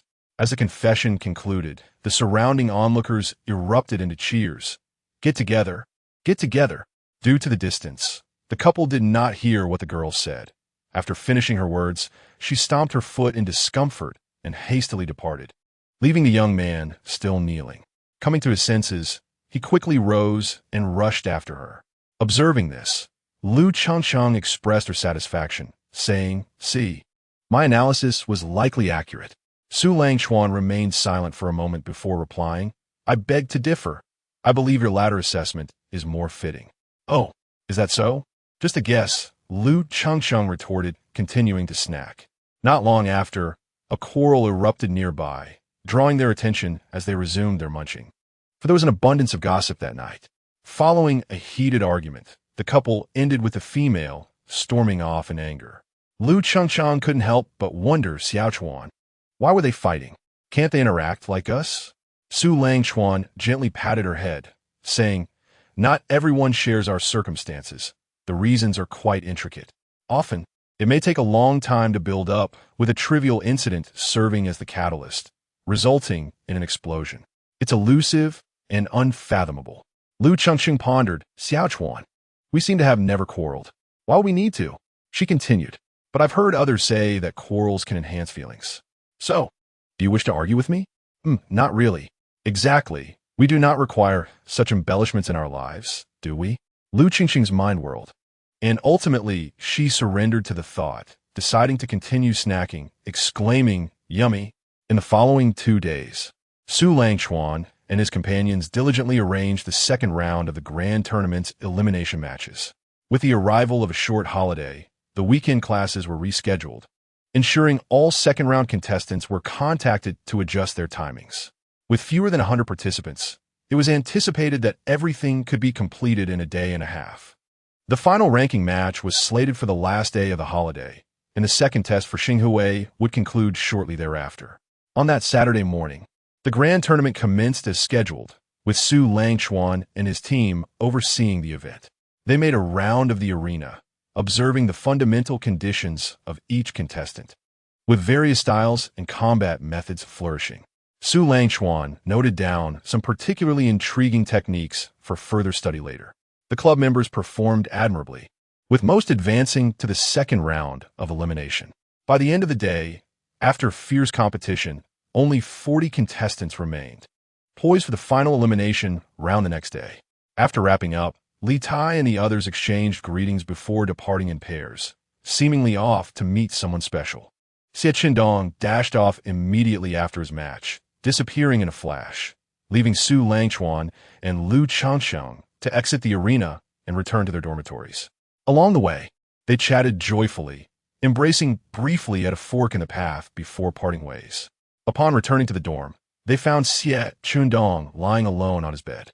Su Langchuan remarked, "I suspect the senior has something on her mind. Your invitation was likely declined." Xie Chundong widened his eyes at him. "How did you know?" Su Langchuan replied knowingly, "Just a guess. Your thoughts are rather transparent." "So, what excuse did you use to invite the senior?" I just wanted to ask her if she wanted to hang out during the holiday, but she declined, saying she had to work part-time." "Do you know where she's working part-time?" Xie Chundong confidently replied, "Of course, I've investigated thoroughly." Su Langchuan glanced at him, thinking that if they weren't roommates, he might assume he was some sort of infatuated stalker. "Since you're so informed, there's a way to handle this," Su Langchuan suggested. "Oh, please enlighten me." "Simply feign a chance encounter. Just don't appear too obvious. After her shift, show some concern, offering her a bit of help, but keep it subtle. She must know it's you who is assisting her. Otherwise, how can one win someone over by doing good deeds anonymously?" He added, "You should manage the details yourself. If you rush, the senior might just slip away." Xie Chundong slapped his forehead. "That makes so much sense." "Wow. Su, you could totally be a strategist or something. Your advice is spot on." Su Langchuan shook his head. "I merely noticed that the senior seems to have a bit of interest in you, so I offer a nudge. Now, the rest is up to you." Xie Chundong clasped his hands in prayer, gazing at him earnestly. "I'll trust in Su's insights regarding the senior." Su Langchuan waved him off, indicating he could take his leave. Afterward, Xie Chundong busily operated his phone and then leaped off the bed, stepping out of the dorm with a spring in his step. Su Langchuan watched him depart, shaking his head, and resumed his work on the computer. It wasn't until 8 o'clock, after finishing several programming tasks, that he finally checked his phone. The lock screen displayed messages, and, upon opening the chat, he found several messages from Chengzi pinned at the top. "Xiaochuan, what are you doing?" Hey, are you there? Chengzi is tapping you." "Where are you?" "Well, I'm not that keen on you anyway. I hope you remember there's someone waiting for you at home after your date with other girls. Boo-hoo, the little sister is suffering, but only she knows her own struggles. Brother doesn't need to care too much about me." Boo-hoo Su Langchuan was taken aback by her vivid imagination. He wondered why his phone hadn't alerted him about the messages. It seemed a restart was in order. After rebooting, he returned to Chengzi's chat and initiated a voice call. Almost immediately, she answered, as if she had been waiting for him. "Boo-hoo, did you finally remember Chengzi? Chengzi is so happy, but I hope I'm not interrupting your important matters." Su Langchuan felt a bit speechless. "Where did you learn to speak like that?" "Isn't that how they act on television?" "How did I do?" "You performed splendidly, but please refrain from doing so again." "I was just working. My phone must have malfunctioned, which is why I didn't hear any notifications." "No need to explain. I completely understand. You must have been busy chatting with other girls."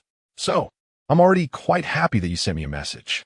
Su Langchuan smiled. "Still acting, are we?" "All right. I actually plan to go out for dinner with other girls later, so I'll have to hang up now.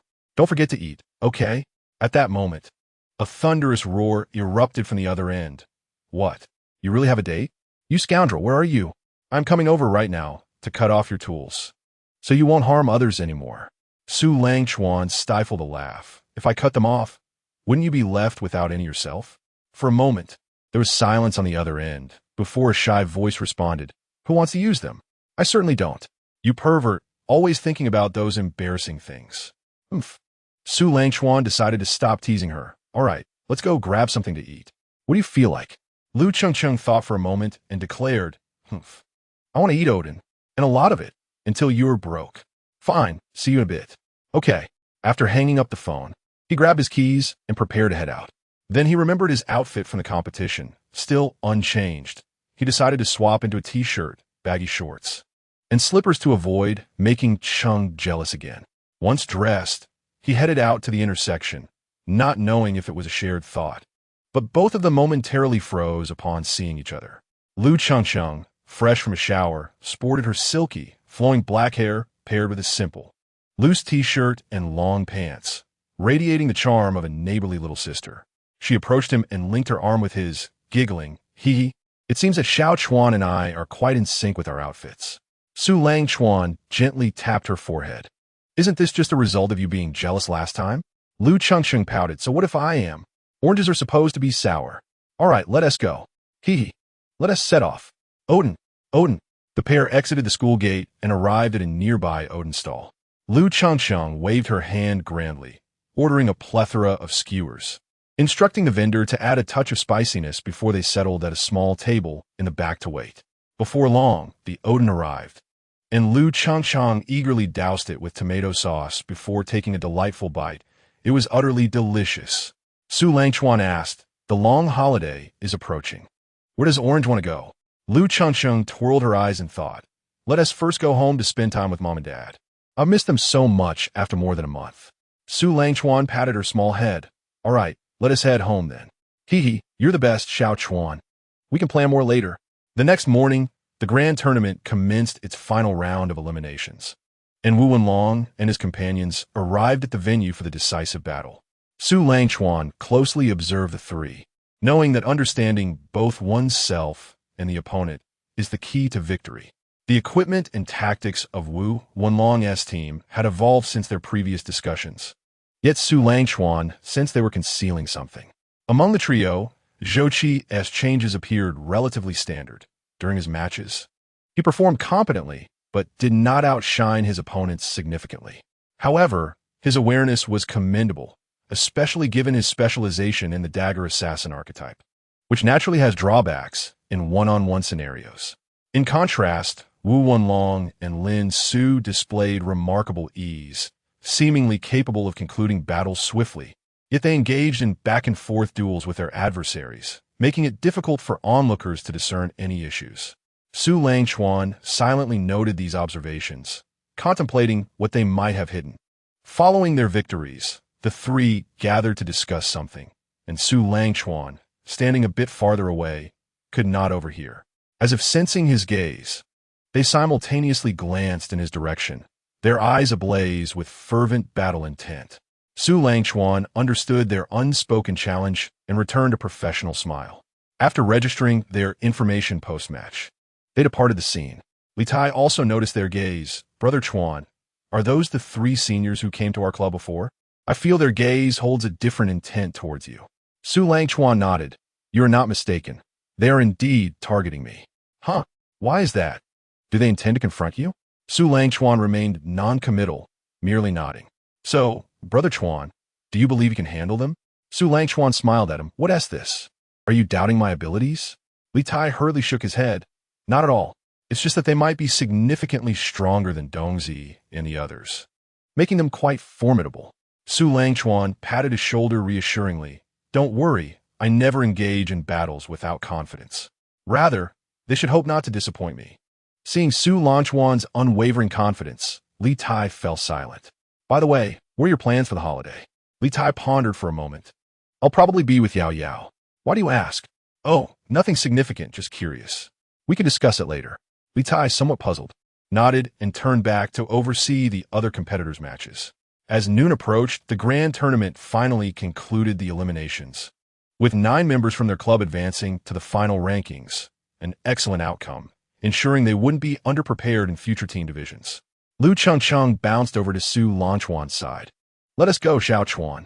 We should tidy up and head to our company. At this hour, Mom and Dad should be there." Su Langchuan replied affirmatively, holding her small hand as they left the venue. After returning to their dorms to freshen up, they met again at the intersection and took a taxi to the company. Upon arrival, Lu Chengsheng was momentarily taken aback, while Su Langchuan understood the reason.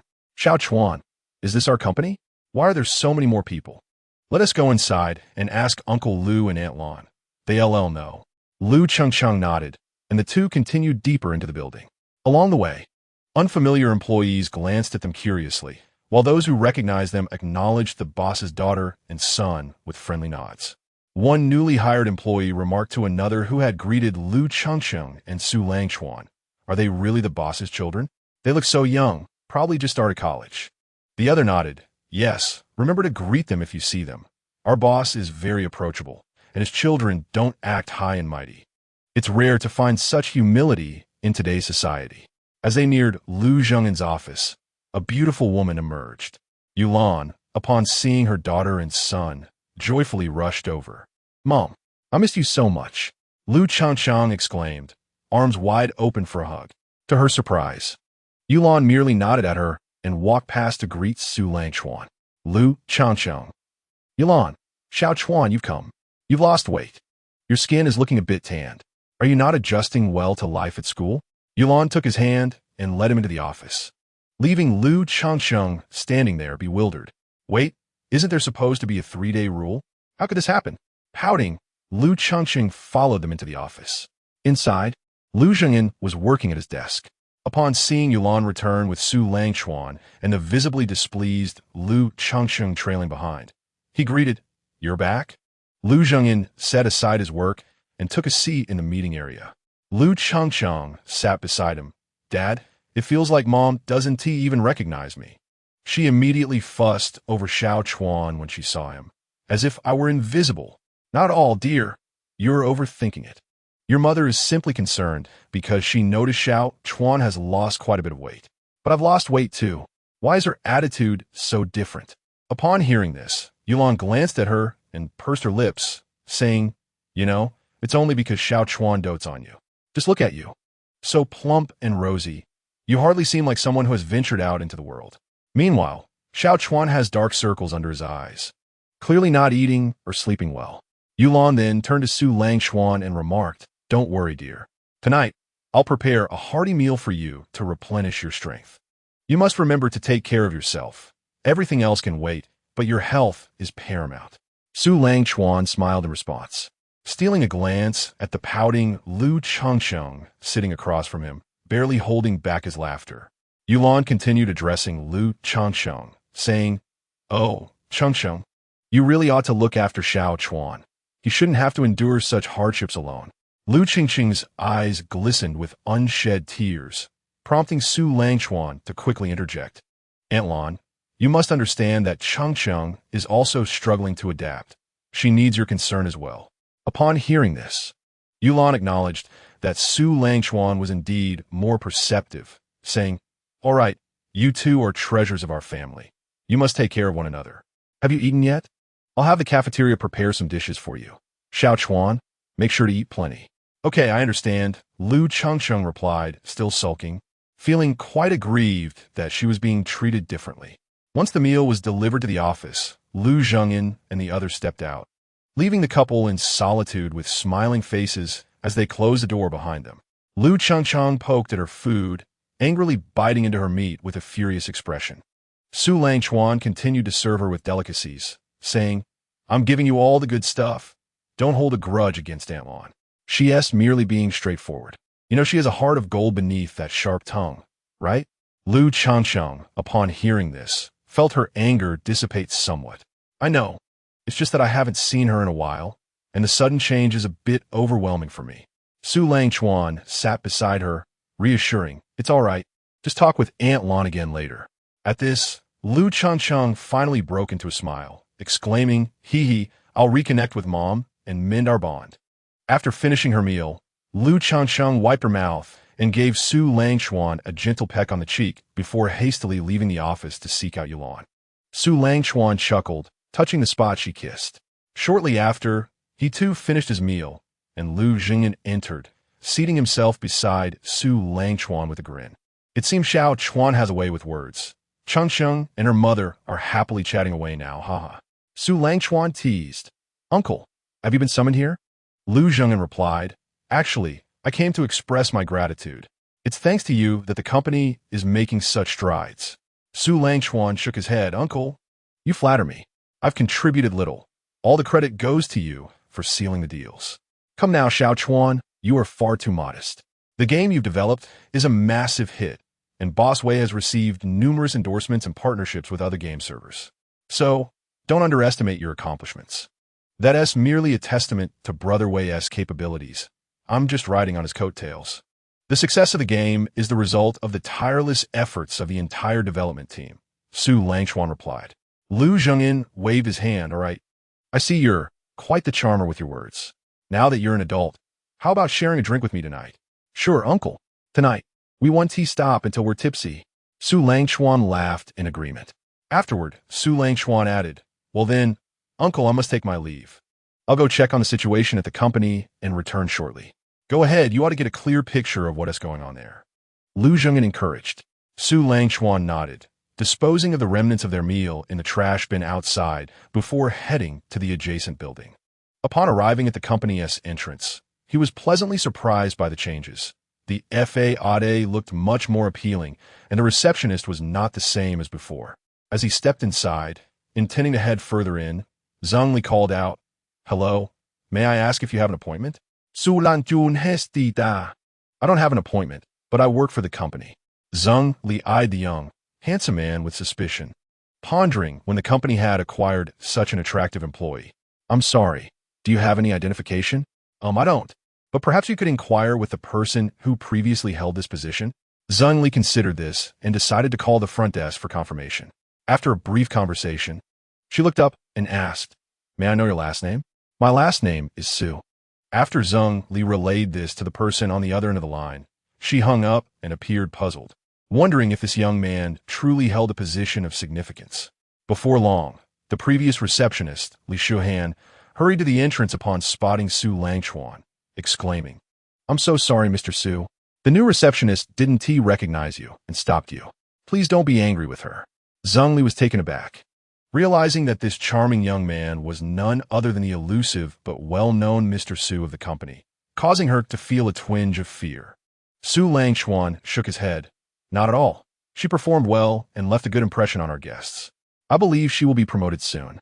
Hearing this, Li Shuhan felt relieved and urged Zhang Li, "Xiao Li, you should thank Mr. Su." "Thank you, Mr. Su. I'm truly sorry for the misunderstanding," Zhang Li stammered. Su Langchuan waved his hand. "It's nothing. Just continue to do your job well." With that, he stepped deeper into the company. Li Shuhan breathed a sigh of relief as she looked at Zhang Li. "You're fortunate Mr. Su has a good temperament. If it were someone else with an inflated ego, you would have been in trouble." Zhang Li gazed at Su Langchuan's departing figure, lost in thought until she snapped back to reality, saying, "I'm sorry, Sister Han, this was my fault." Li Shuhan noticed Zhang Li's lingering gaze and cautioned, "Don't get any ideas. Mr. Su is already in a relationship. His girlfriend is the daughter of Lu's entertainment, named Lu Changsheng. Since Mr. Su is here today, I suspect she will arrive later as well. So, don't create any unnecessary drama." Zhang Li's face flushed with embarrassment as she replied, "I didn't mean that." "I understand. Thank you for the warning, Sister Han." Having brought her in to take over her position, Li Shuhan felt it was crucial to protect her good fortune and offered a few more pieces of advice before returning to her work. Zhang Li sat back at her desk, her thoughts drifting back to the refined and charming young man, feeling a surge of excitement. He was not only handsome and wealthy, but also so gentle. Yet, she couldn't help but lament that fate had not favored her first.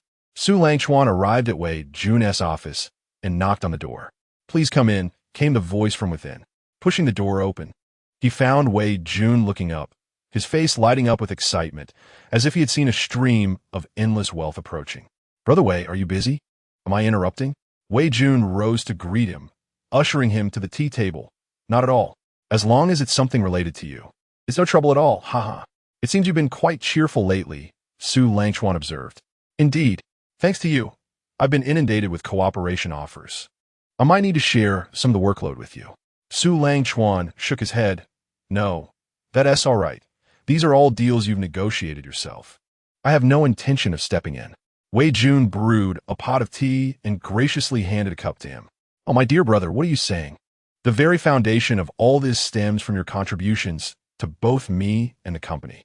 Without your efforts, how could I have achieved the results I have today? Furthermore, had Xinghui not developed under my guidance, my modest company might have faced a downturn.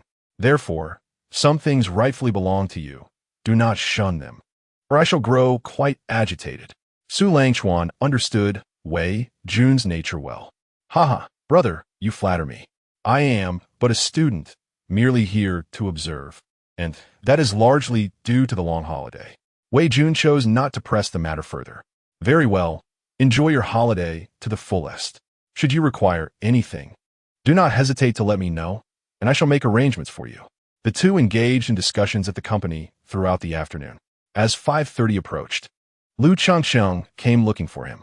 She first visited the RD department, but found Xiao Chuan absent. However, the observant employees noticed her and greeted her warmly. After a while, Lu Changsheng made her way to the office, where the door was ajar. Peering inside, she spotted the two men. Veiyun the Mox. Sister-in-law has come to fetch someone. I suppose we shall conclude our conversation here. You should head back. Hee. Thank you, Brother Wei. Come on, Xiao Chuan. Our parents are calling us to dinner. Su Langchuan excused himself and exited the building alongside Chengqing. Once downstairs, they got into a car and headed home. Upon returning to this warm and comfortable abode, Su Langchuan felt a wave of relief wash over him. Lu Zhengyin was already seated at the dining table, and Yulan had just brought out the last dish, saying, "You're back? Wash your hands and come eat. I prepared your favorite dishes, so eat heartily." The family enjoyed a harmonious dinner together. Midway through the meal, Lu Zhengyin produced some beer he had prepared to pour for Su Langchuan. In a moment of quick reflex, Su Langchuan seized the bottle and poured for Lu Zhengyin. What a joke! How could I allow my father-in-law to pour for me? That would be utterly absurd. Yulan and Lu Chengsheng exchanged reproachful glances at Lu Zhengyin, but did not intervene. After several bottles, the two men were on the verge of drunken camaraderie, prompting Yulan and Lu Chengsheng to quickly separate them, averting an uncontrollable oath of brotherhood. Lu Chengsheng, with a tipsy demeanor, kicked open his bedroom door and followed him to the bedside. Unable to resist, she was soon pinned down by Su Langchuan, and the two collapsed onto the bed. Lu Chengsheng exclaimed as she struggled to push away this troublesome fellow. "Oh, I'm so tired. I didn't expect Xiao Chuan to be so heavy. This rascal drinks so much yet hardly touched his food." Lu Chengsheng lovingly brushed her fingers over his cheek, gazing at him with affectionate eyes. After glancing at the situation outside the door, she felt a surge of excitement and leaned in to plant a kiss on his flushed cheek, her heart brimming with joy.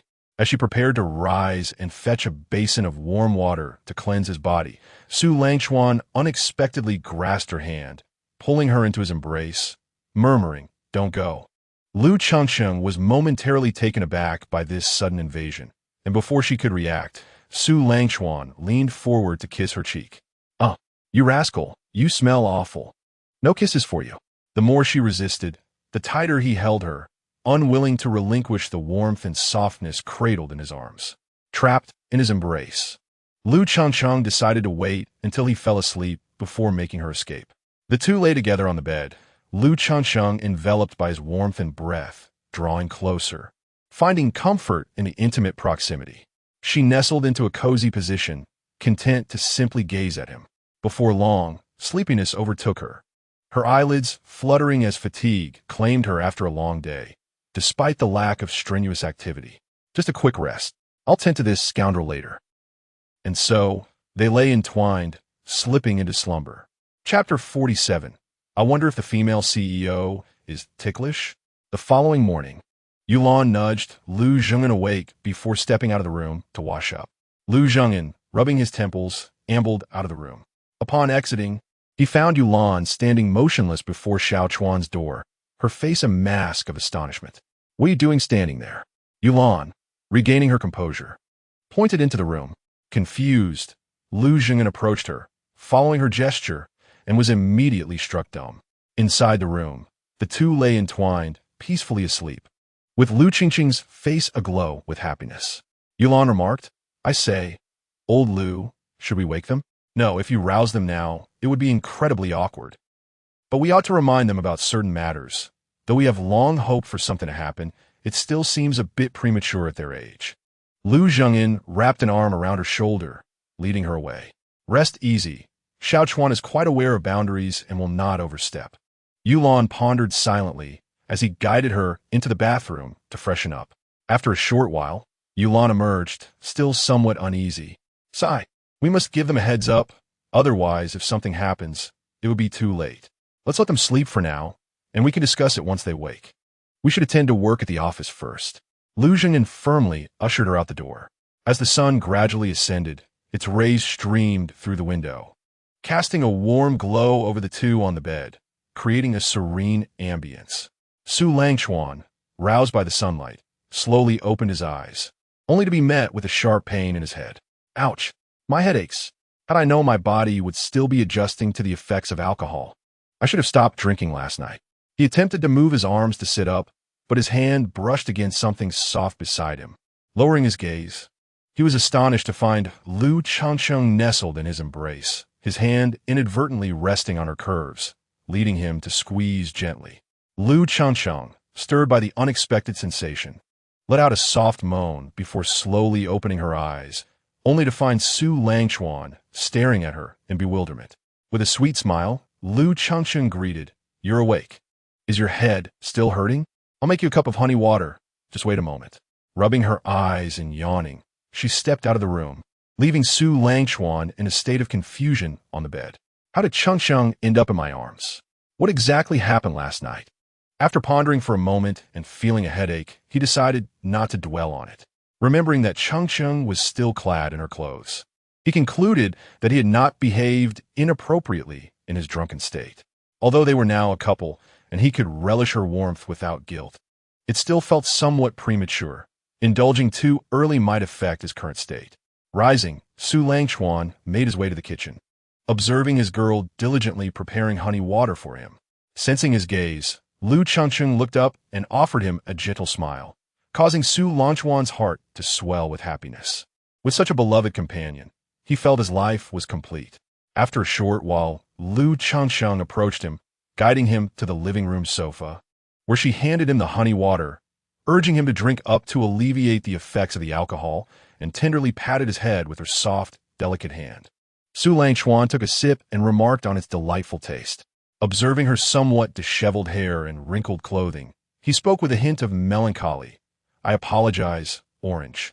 Last night, I may have done something unkind to you. Please forgive me. You, on the other hand, are overthinking it.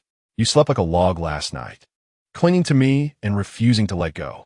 You didn't bully me, so please refrain from saying such things," Lu Changcheng replied, playfully tapping his forehead. "Finish your honey water first. You must be tired. Let me turn on the water heater for you, so you can have a nice soak," she added. Upon hearing this, Su Langchuan felt a surge of emotion and leaned in to kiss her. However, Orange playfully pressed her palm against his chest, saying, "Not now. You're still a bit smelly. It's best if you shower first, you lecher."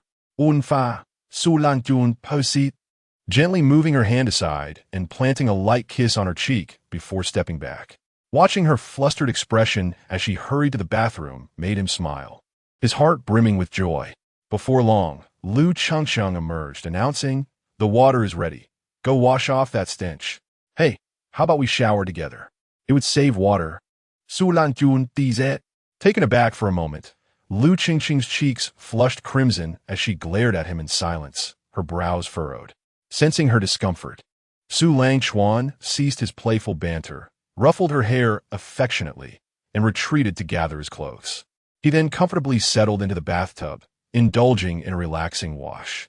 After about 10 minutes, Su Langchuan finished a shower, tossed his clothes into the washing machine, and prepared water for Orange before exiting the bathroom. "Orange, you should wash up too. I prepared the water for you. Do you need me to help scrub your back?"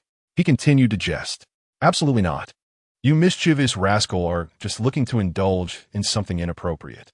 I want to give in to your whims," Lu Changcheng retorted, her expression filled with wariness as she dashed into her room, retrieving a tank top and shorts before making her way to the bathroom, not forgetting to give Su Langchuan a cheeky face as she passed by.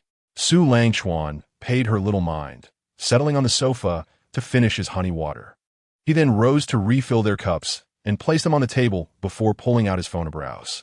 Moments later, Lu Changcheng emerged from the bathroom, carefully hand-washing her delicate garments and tossing her outerwear into the washing machine.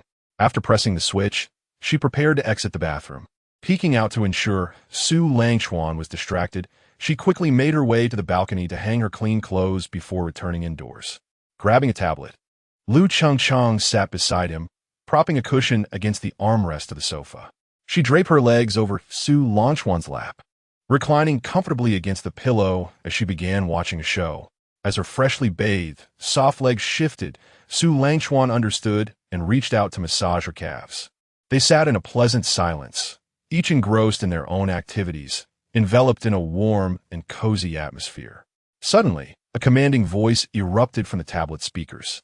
"Ah, Mun, you have successfully captured my attention. You have done well, and I reward you with these 2 watches. Your actions bring me great joy." Su Langchuan cast a glance at Orange, whose expression remained unfazed as she continued watching the drama. "What are you watching, Orange?" he inquired. "The tale of a domineering female CEO and her delivery boy?" Su Langchuan, "Is this really worth watching?" "Of course. I shall undoubtedly become a powerful female tycoon one day. Soon, you'll be calling me President Liu, haha." Su Langchuan raised an eyebrow. Does this formidable CEO have any weaknesses? How could a female tycoon possibly have weaknesses? Su Langchuan smirked, glancing at her exquisitely delicate ankles. Then, "Dear President Liu, I wonder if you are ticklish?" "Liu Changchang, huh?" Before she could respond, Su Langchuan swiftly reached out and initiated a playful tickle. Laughter erupted, filling the living room with her unabashed giggles. "Ah, little Chuan, let me go, please." Liu Changxing squirmed, her laughter uncontrollable as she writhed beneath his playful grasp. After a minute of tickling, Su Langchuan relented, watching her catch her breath. Her cheeks flushed with indignation as she glared at him. "Seems like Orange lacks the potential to be a formidable CEO. Thus, it would be more fitting for you to be my cherished wife," he teased. With her face aglow, Liu Changsheng responded with a playful scuffle. Chapter 48, Mom. We really haven tea. Amidst a flurry of playful chaos, Liu Changsheng found herself restrained by Su Langchuan's grip at the nape of her neck. Her face a mask of defiance, legs thrashing as she attempted to assert her dominance. Yet, her struggles proved futile. Su Langchuan, sensing the warmth beneath him, felt his gaze grow intense, but he instinctively turned away, sliding off her and returning to the sofa. Liu Changsheng, aware of the shift, blushed profusely and neatly arranged her disheveled hair, curling her legs and using her tablet to shield her face, leaving only her sparkling eyes visible as she stole glances at him. "Ahem, I'll just use the restroom," Su Langchuan awkwardly announced. "Oh," Liu Changsheng replied, feeling somewhat flustered. He retreated to the bathroom, turning on the tap to splash cold water on his face, trying to cool his rising temperature and clear his mind. Liu Changsheng, seated on the sofa, occasionally glanced toward the bathroom, only hearing the sound of running water. "I didn't realize he could be shy. If he truly wanted, I wouldn't mind. Oh dear, what am I thinking? He is just a mischievous guy." As her thoughts spiraled, her cheeks reddened further, and she lay back on the sofa, clutching a cushion to her face, kicking her legs in a mix of glee and confusion. Time slipped by, and once the water stopped running, the bathroom door opened. Liu Changsheng jumped, straightening her posture, avoiding any backward glances. "Su Lanjun Mge," his demeanor composed as he returned to the sofa, picking up his phone to check messages. Noticing his calmness, Liu Changsheng felt a twinge of disappointment. Slowly, she shifted closer to him, resuming her show on the tablet. After a moment of silence, she ventured, "Little Chuan, are you feeling unwell?" Realizing she had spoken her thoughts aloud, her face turned a deep shade of crimson as she buried her head in the cushion, avoiding his gaze. Su Lanjun, sensing her embarrassment, sighed and playfully flicked her forehead. "What are you thinking? Am I that impatient?" Liu Changsheng, indignant, retorted, "You are." Su Langchuan scooped her up, lifting her chin and placing a gentle kiss on her smooth forehead. All right, it's my fault. Please don't be upset, Orange." With a soft Liu Changchang nestled against him, comfortably playing games on her tablet. As the clock approached noon, Su Langchuan inquired, "Orange, what shall we have for lunch?" In the refrigerator, there remained the remnants of last night's dinner. "Let us indulge in this," suggested Liu Changchang. "You hardly ate much yesterday." "Very well. I shall prepare rice for you and reheat the dishes. It will be ready shortly." "Please wait a moment," Su Langchuan replied, preparing to rise. However, he was gently restrained by her. "Allow me to handle it." Taken aback by her assertiveness, Su Langchuan observed as Liu Changsheng tied her hair into a ponytail and ventured into the kitchen to commence cooking. Feeling a twinge of concern, he followed her into the kitchen, where he witnessed her deftly donning an apron, removing the rice cooker, rinsing the rice, and placing it back into the pot before setting it to cook. "Wait, you can actually cook?" he inquired. "Of course. After all, I often dined alone when you weren't around, Lu Changcheng replied, a hint of melancholy in her tone. I will be there to share meals with you from now on. So do not be disheartened, Su Langchuan said as he approached her and gently embraced her. I know, you care for me the most. And I will eat with you too, hee hee. Once the rice was steaming, she proceeded to reheat the dishes with practiced ease, donning heat-resistant gloves as she brought each dish to the dining table. By the time Su Langchuan served the rice at their respective places, the food had kept warm for a while, and they began to eat contentedly, sharing dishes and savoring their meal. Before long, they had polished off the leftovers and sat back, allowing their meal to settle. Su Langchuan gathered the plates and chopsticks to wash them in the kitchen, then dried his hands and returned to the living room, where he joined her on the sofa to watch short videos on the tablet. Soon both began to yawn, rising to prepare for an afternoon nap. However, as Lu Changcheng lay down in her room, sleep eluded her. After tossing and turning for some time, she realized the reason. Earlier, when they had been snuggled together, she had yawned, and now the inability to sleep was a clear indication of her desire to be with that troublesome fellow. After a moment of inner turmoil, Lu Changcheng relented, clutching a pillow to her chest as she hesitantly approached his door and knocked. Receiving no response, she twisted the doorknob and entered, only to find him peacefully asleep, which stirred an uncomfortable feeling within her. How can he sleep so soundly? Cautiously, she climbed onto the bed, seeking a comfortable position, but still felt unsatisfied. In that instant, Su Langchuan turned over, drawing her into his embrace. Startled by the unexpected gesture, she froze momentarily before discovering he remained asleep. With a sigh of relief, she comfortably wrapped her arms around him and drifted off to sleep. Unbeknownst to her, Su Langchuan had awakened the moment she lay down, yet he kept his eyes closed, pondering what this girl was up to, unaware that her intention was simply to share his bed. He hesitated to make any significant movements, deciding to take the initiative instead. The presence of her warmth beside him felt reminiscent of their childhood days. As the clock approached 5:30 in the afternoon, Su Langchuan stirred, only to find Lu Changcheng gazing at him. You're awake? Did you sleep well? He asked. Lu Changcheng's cheeks flushed as she replied softly, contemplating, did I really wake him just by stealing a glance? Moreover, she pondered why he was inquiring about her presence rather than his own. Let's head out. Aunt Lon should be returning soon. Although she felt a twinge of confusion, she dismissed it. They tidied their somewhat disheveled clothing and exited the room, settling onto the sofa in the living room. Shortly thereafter, Yulan returned home, casting a knowing look at the two, which sparked a silent amusement within her. Changcheng, come and assist your mother, she beckoned. All right. The two exchanged glances, each seeming to be aware of an unspoken understanding. Once in the kitchen, the mother and daughter engaged in light chatter until Yulan broached the main topic. Changcheng, have you and Xiao Chuan engaged in that sort of activity? What activity? Xiao Chuan and I have done many things together, Lu Changcheng replied, perplexed. Oh, that kind of activity, the kind shared between two people, Yulan whispered. In an instant, Lu Changcheng comprehended. Mom, we have not. Yulan interrupted.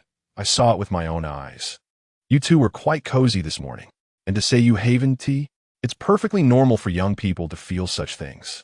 Your father and I are quite open-minded, but you must also know when to draw the line. Lu Changcheng, unable to contain herself, exclaimed, Mom, I truly did not do what you think. Last night, Xiao Chuan was drunk and held on to me. I couldn't break free from him, so there was nothing of the sort. Please stop saying that. Seeing her face flush crimson, Yulan considered her explanation and decided to tease. Very well then, I won't press further. Although I do wish to hold a grandchild one day. Now is a bit premature. We should wait until you're of age to get married. There's no rush on my part. Lu Changcheng became increasingly flustered. Oh, Mom. I understand already. Please just stop. Chapter 49. Xiao Chuan, I am weary.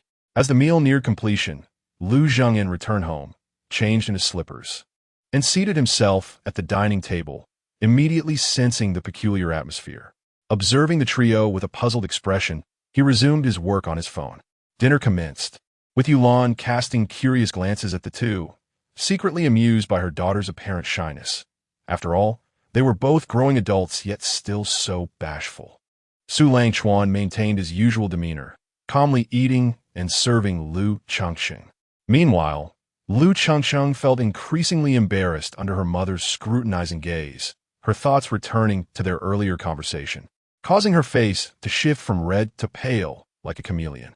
Under the table, she kicked Su Langchuan's leg in frustration, silently pleading for him to alleviate her embarrassment by explaining their conversation. Instead, he remained focused on his meal. "Oomph, I shall kick you until you rue the day." Sensing her irritation, Su Langchuan placed his hand on her thigh, giving it a gentle squeeze.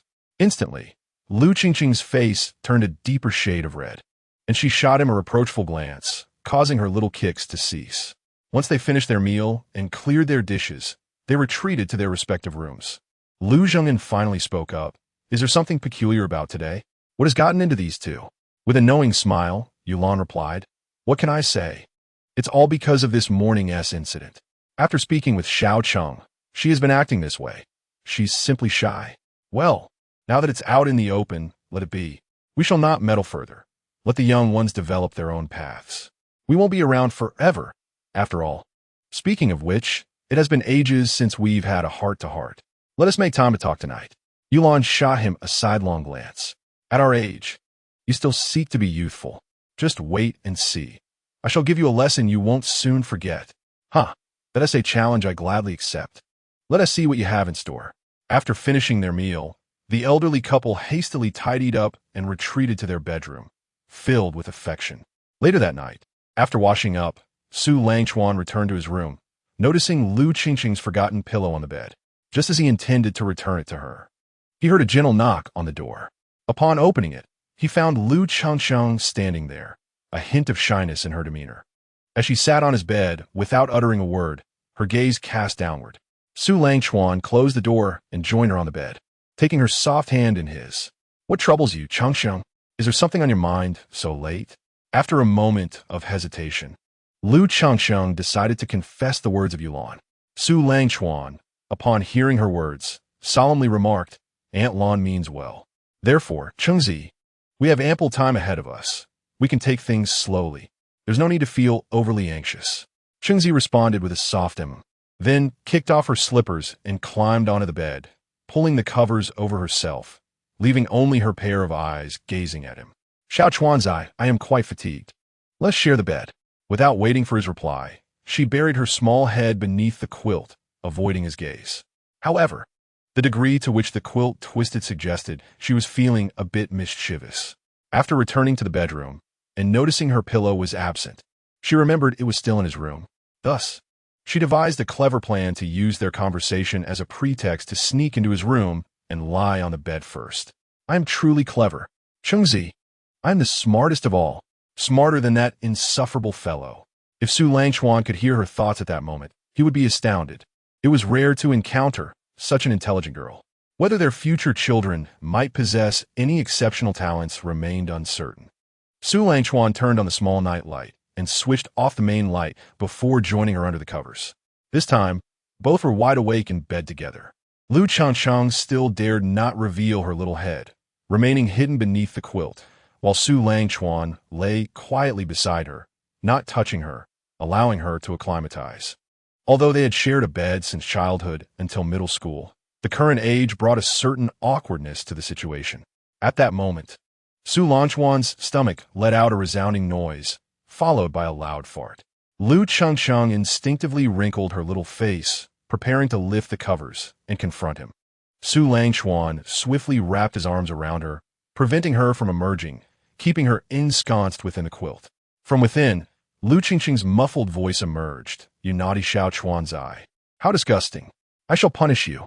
Su Langchuan then buried himself under the covers, discreetly pinning her hands down before finally lifting the quilt, allowing the air to circulate.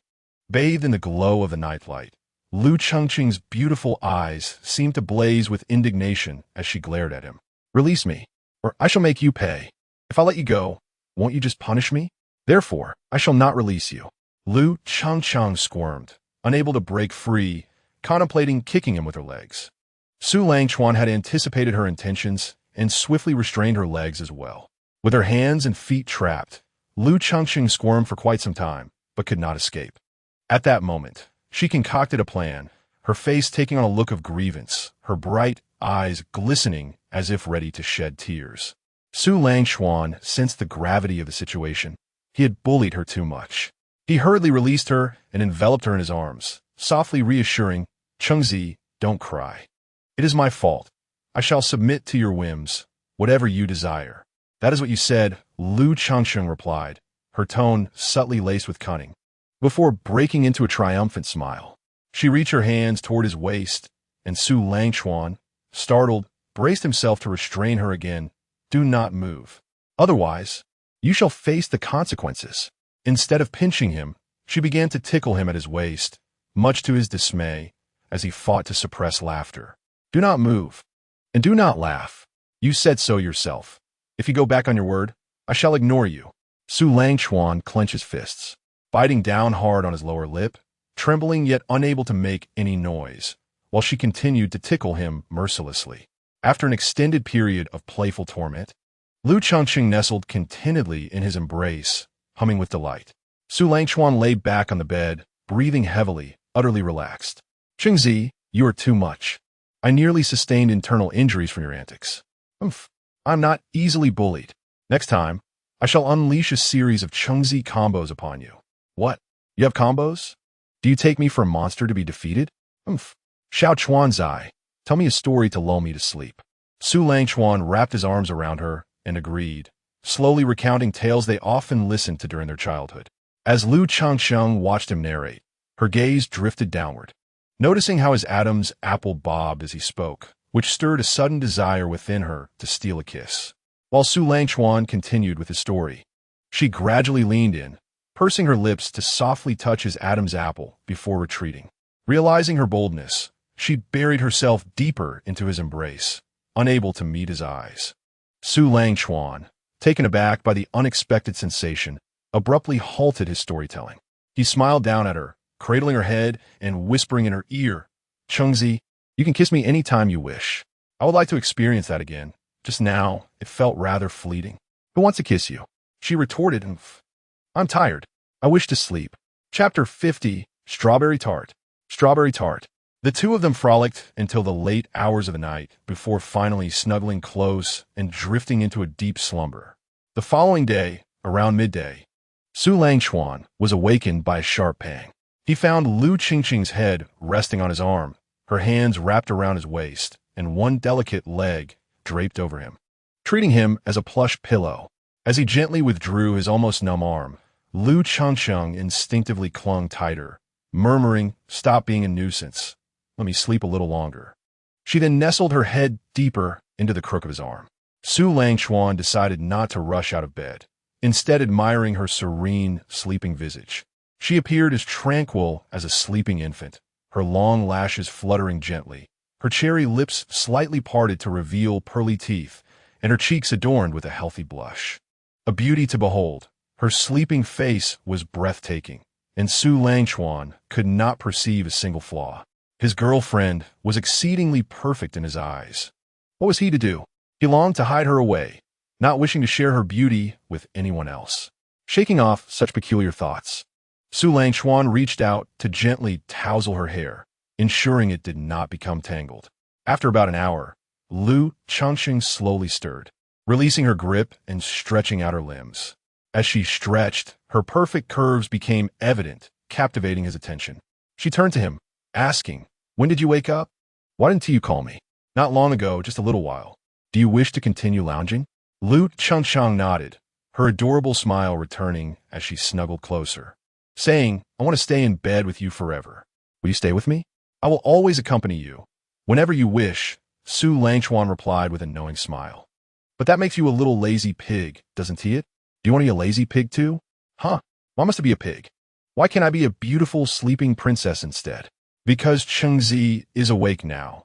A sleeping princess wouldn't wake up, while a lazy pig might wake up yet still choose to remain lying down." "Okay, but can I not be a lazy pig? Can I be a cute little cat instead?" "Certainly. Then Chengzi is now a little cat," Su Langchuan said, ruffling her hair affectionately. "Hee hee, little cat."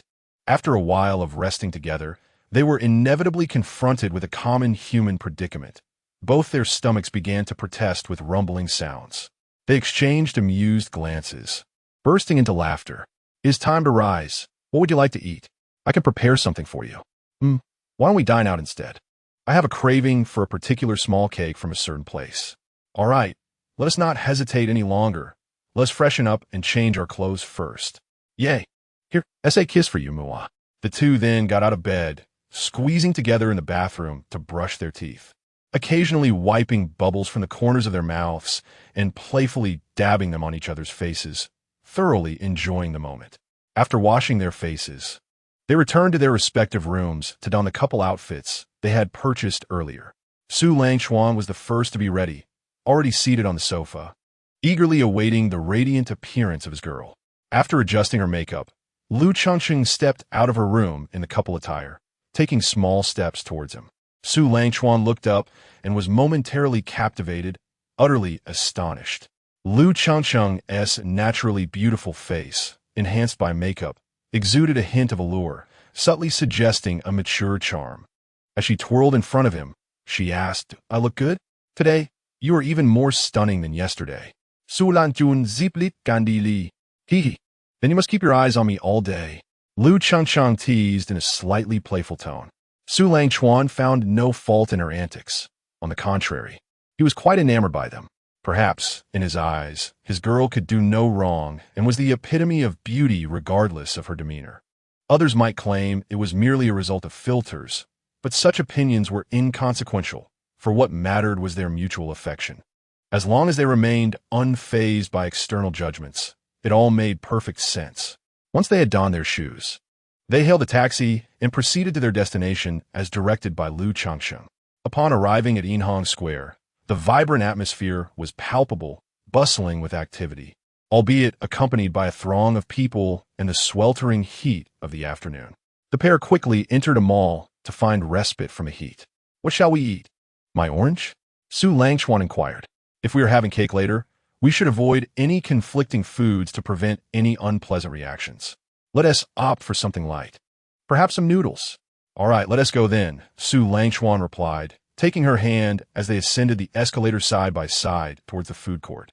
Arriving at a noodle shop, they each ordered a bowl of wonton noodles with beef brisket, with Lu Changcheng requesting a generous portion of brisket. After they settled in, Su Langchuan curiously asked, "Do you enjoy this dish, Changcheng?" "I can't say it's my favorite, but I eat it.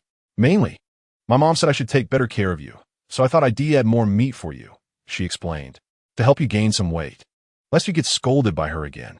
"Thank you, Changcheng. I'll make sure to eat plenty to avoid Annie's nagging," Su Langchuan replied. "Hee. I'm glad you understand. You are so considerate, Xiao Chuan. It brings me great joy." Su Langchuan gently squeezed her hand, causing her to kick her legs in delight. After finishing their meal, the couple's stomachs were finally satisfied. They lingered for a moment before Su Langchuan took her hand to settle the bill and depart. They then made their way to a cake shop called My Tian on the same floor. "Is this the place?" "Yes. Let us go, let us go. I've been longing to try their strawberry tart." Lu Changcheng exclaimed excitedly, pulling him inside, where they found a seat and scanned the QR code to order a strawberry tart. "What would you like?" she asked. "I think I'll skip the cake and just have a drink." "Oh, all right then." After placing her order, Lu Changcheng snapped a few photos with him, capturing the moment to cherish. Before long, their chosen cake and drink arrived, and Lu Changcheng's eyes sparkled as she gazed at the dessert, swallowing hard in anticipation. Interlacing their fingers, they took a photo of the cake in their joined hands. She then opened a short video, ignoring the incoming messages, to edit the photos they had just taken.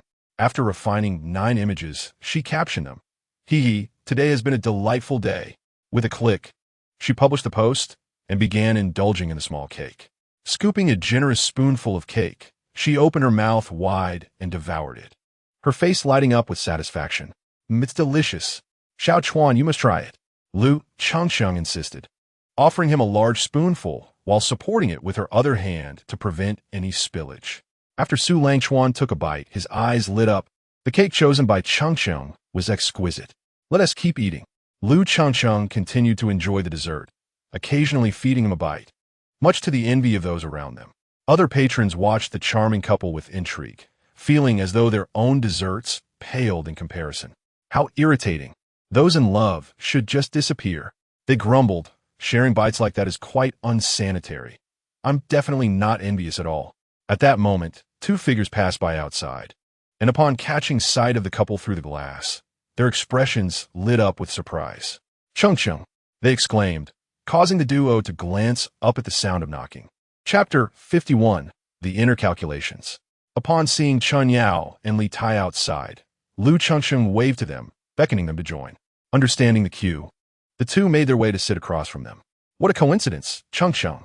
I didn't expect to see you here, and you're even in matching outfits," Chun Yao remarked with a playful grin as she assessed their attire. "Of course, beautiful clothes should be worn together," Lu Changsheng replied. "Isn't that right, Xiao Chuan? As long as Changsheng is happy, that's all that matters," Su Langchuan affectionately mused, gently squeezing her hand beneath the table. Chun Yao shot them a look of mock disdain. "Ever since you two got together, you're always glued at the hip. Don't you think some personal space is necessary?" Lu Changsheng shook her head. "But Xiao Chuan and I don't have that issue, do you, and Li Tai?" Chun Yao pondered for a moment before answering, "Not really at the moment." Li Tai quietly held her hand, grinning goofily. "If Yao Yao needs space, I want to intrude." Chun Yao playfully punched him, exclaiming, "What are you talking about? Our relationship isn't an intrusion. Your straightforwardness is a bit much. You always say things like that. I don't mind you being involved in my life, so stop being so cautious." The couple across from them observed the interaction, sensing the familiar warmth Chun Yao often directed towards them. Watching others in love was indeed quite entertaining. Lu Changchang couldn't help but chuckle. "It seems that Chun Yao truly treasures you, Li Tai. I wonder if there are other girls trying to catch your attention lately?" Chun Yao's expression soured at this suggestion. "Isn't that the truth?" He is somewhat handsome, but completely oblivious. When faced with other girls, he becomes all flustered and doesn't know how to refuse. It's quite frustrating. Chun Yao sighed, shaking her head. "Li tia, flustrat, brutasta, no. I only like you, Yao Yao. I would never do that. You have to believe me. I know, and it's just your nature. I actually find that endearing," she reassured him. Li Tai beamed with delight, feeling touched as he replied, "Yao Yao, you're wonderful. I like you too."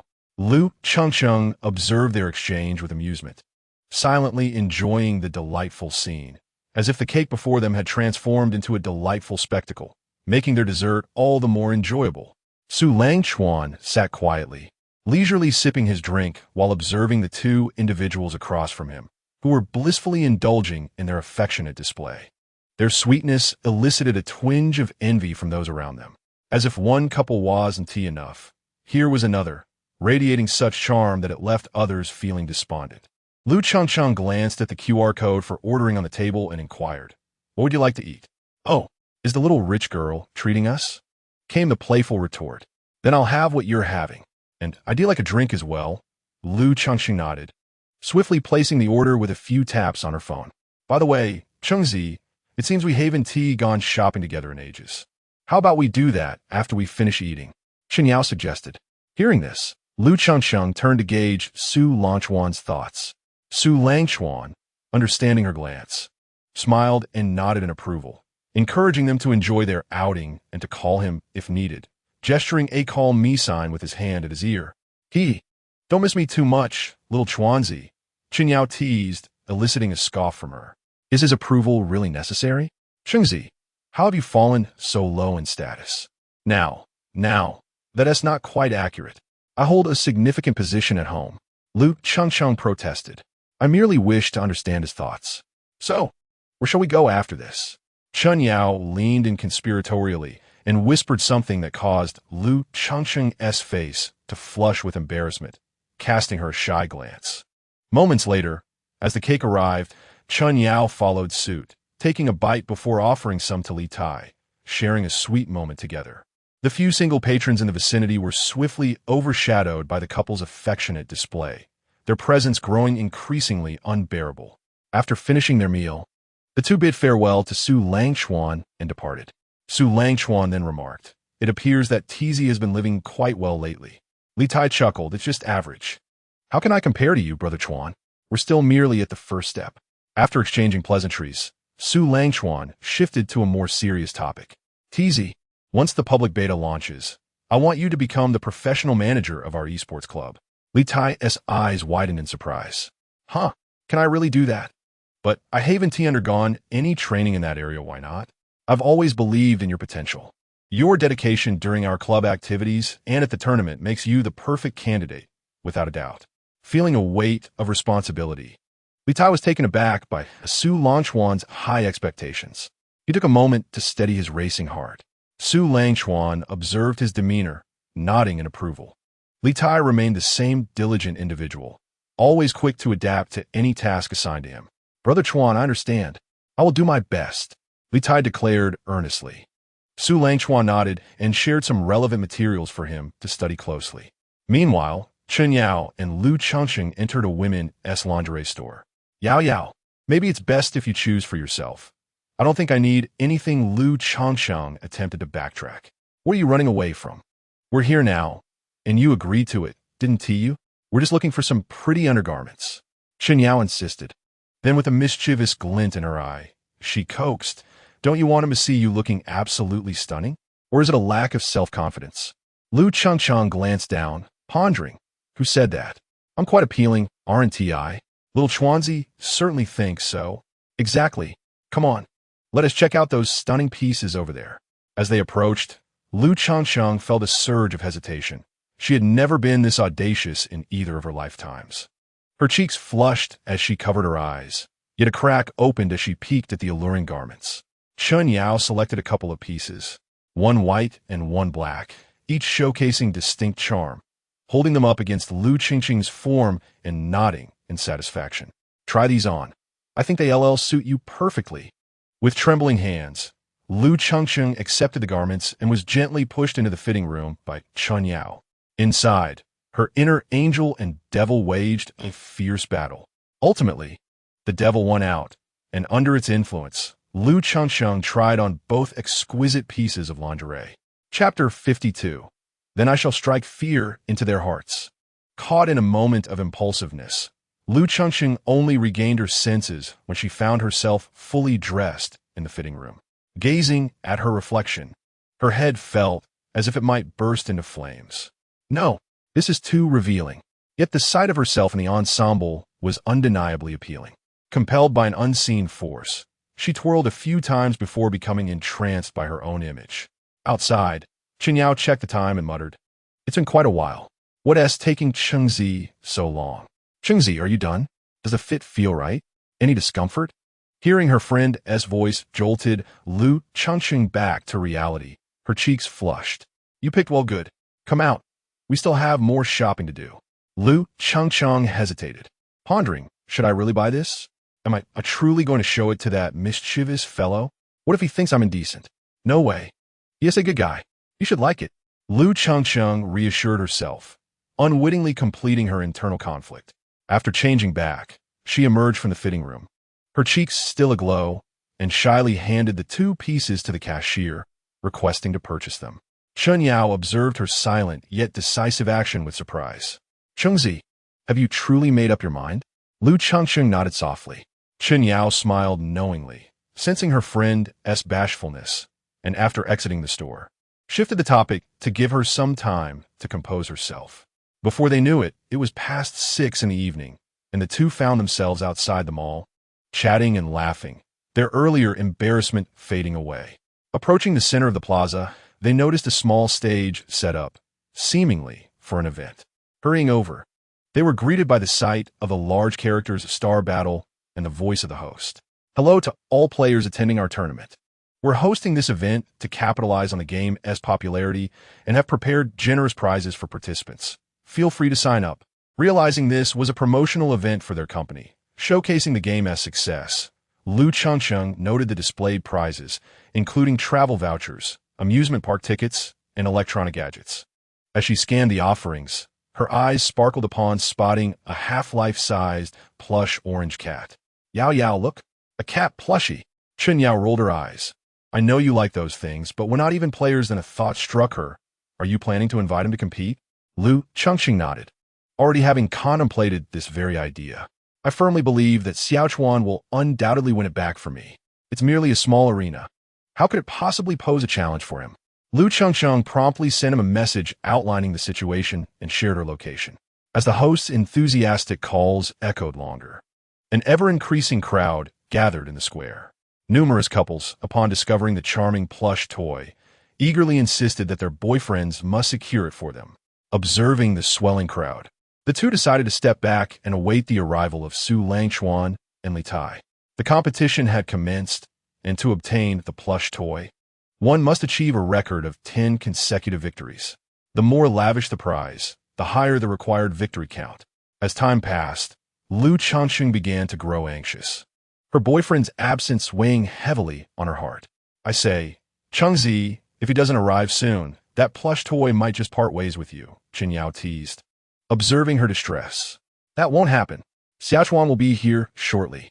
As long as he arrives before anyone else secures 10 wins, she replied confidently. Chen Yao clicked her tongue. If it gets taken, you could always have him buy you an identical one. But that's not the same. Lu Chengcheng shook her head. I want him to carve a path for me in front of so many people and then claim that toy. I want everyone to know that my boyfriend is the strongest of them all. No exceptions. Chen Yao seemed to grasp her sentiment. It was a desire for a grand display in front of the crowd. At that moment, a voice that brought her immense comfort emerged from behind. So, Chengzi, you have such faith in me. I must strive to meet your expectations, Su Langchuan declared. The two turned to see Su Langchuan and Li Tai approaching, carrying prepared drinks. You must be thirsty after wandering around for so long. Have a sip to soothe your throat. Lu Chengcheng joyfully accepted the drink and took a satisfying sip, then pointed toward the arena. Xiaochuan, I want that plush toy. Can you do it? Of course. As long as it's what you desire, I will obtain it for you. Su Langchuan assured her, adding, moreover, there are indeed very few who could surpass me in this regard. Chen Yao jested. Su Shuage is quite confident. Let's hope he doesn't get too cocky and stumble, or else Chengzi might end up in tears. Ouch! Chengzi, why are you hitting me? Lu Changxing exclaimed, flustered by the latter half of Chen Yao's comment, as it felt like a jinx. Just hitting you. Mischievous Yao Yao. Su Langchuan observed the playful scuffle between the two and declared, then I shall let you witness how one can instill fear in the opponent. So much so that none dare to challenge again. Lu Chengxing listened to her boyfriend's bold proclamation, transformed into a little fangirl, her eyes filled with admiration. Chen Yao rubbed her arm, which had been struck, feeling somewhat speechless. However, she cast a sympathetic glance at the competitors on stage, wondering which fortunate soul would face off against this killing god. I hope they won't be too discouraged. Li Tai, stay with them. I'll be back shortly. Li Tai nodded in acknowledgement as Su Langchuan navigated through the crowd to the queue. There were already players boasting an 8-win streak. If he won the current match, it would become 9 consecutive victories. Su Langchuan approached the next player in line. Hey, can I get a spot? My girlfriend wants that plush toy. The player, distracted by his phone, looked up to find a face he recognized all too well, momentarily stunned. Su Langchuan waved his hand. Bro, are you listening? The player jolted back to reality. Wait, you're Su, right? I'm a huge fan. Can you sign something for me after your match? Su Langchuan recognized the fervor in his eyes and replied, of course. Just wait a moment, I'll finish up quickly. Their conversation, though quiet, reached the ears of other players waiting in line, and upon hearing that illustrious name, they turned to look. No way, it's the real deal. One exclaimed, did he just say his girlfriend wants that plush toy? Oh no, how do I explain this to mine if I run into Su So? The chatter spread like wildfire, and soon the entire competition arena buzzed with excitement as players realized they were witnessing a champion fighting for love, igniting a fervor among the crowd. How sweet. Chapter 53. You play quite well.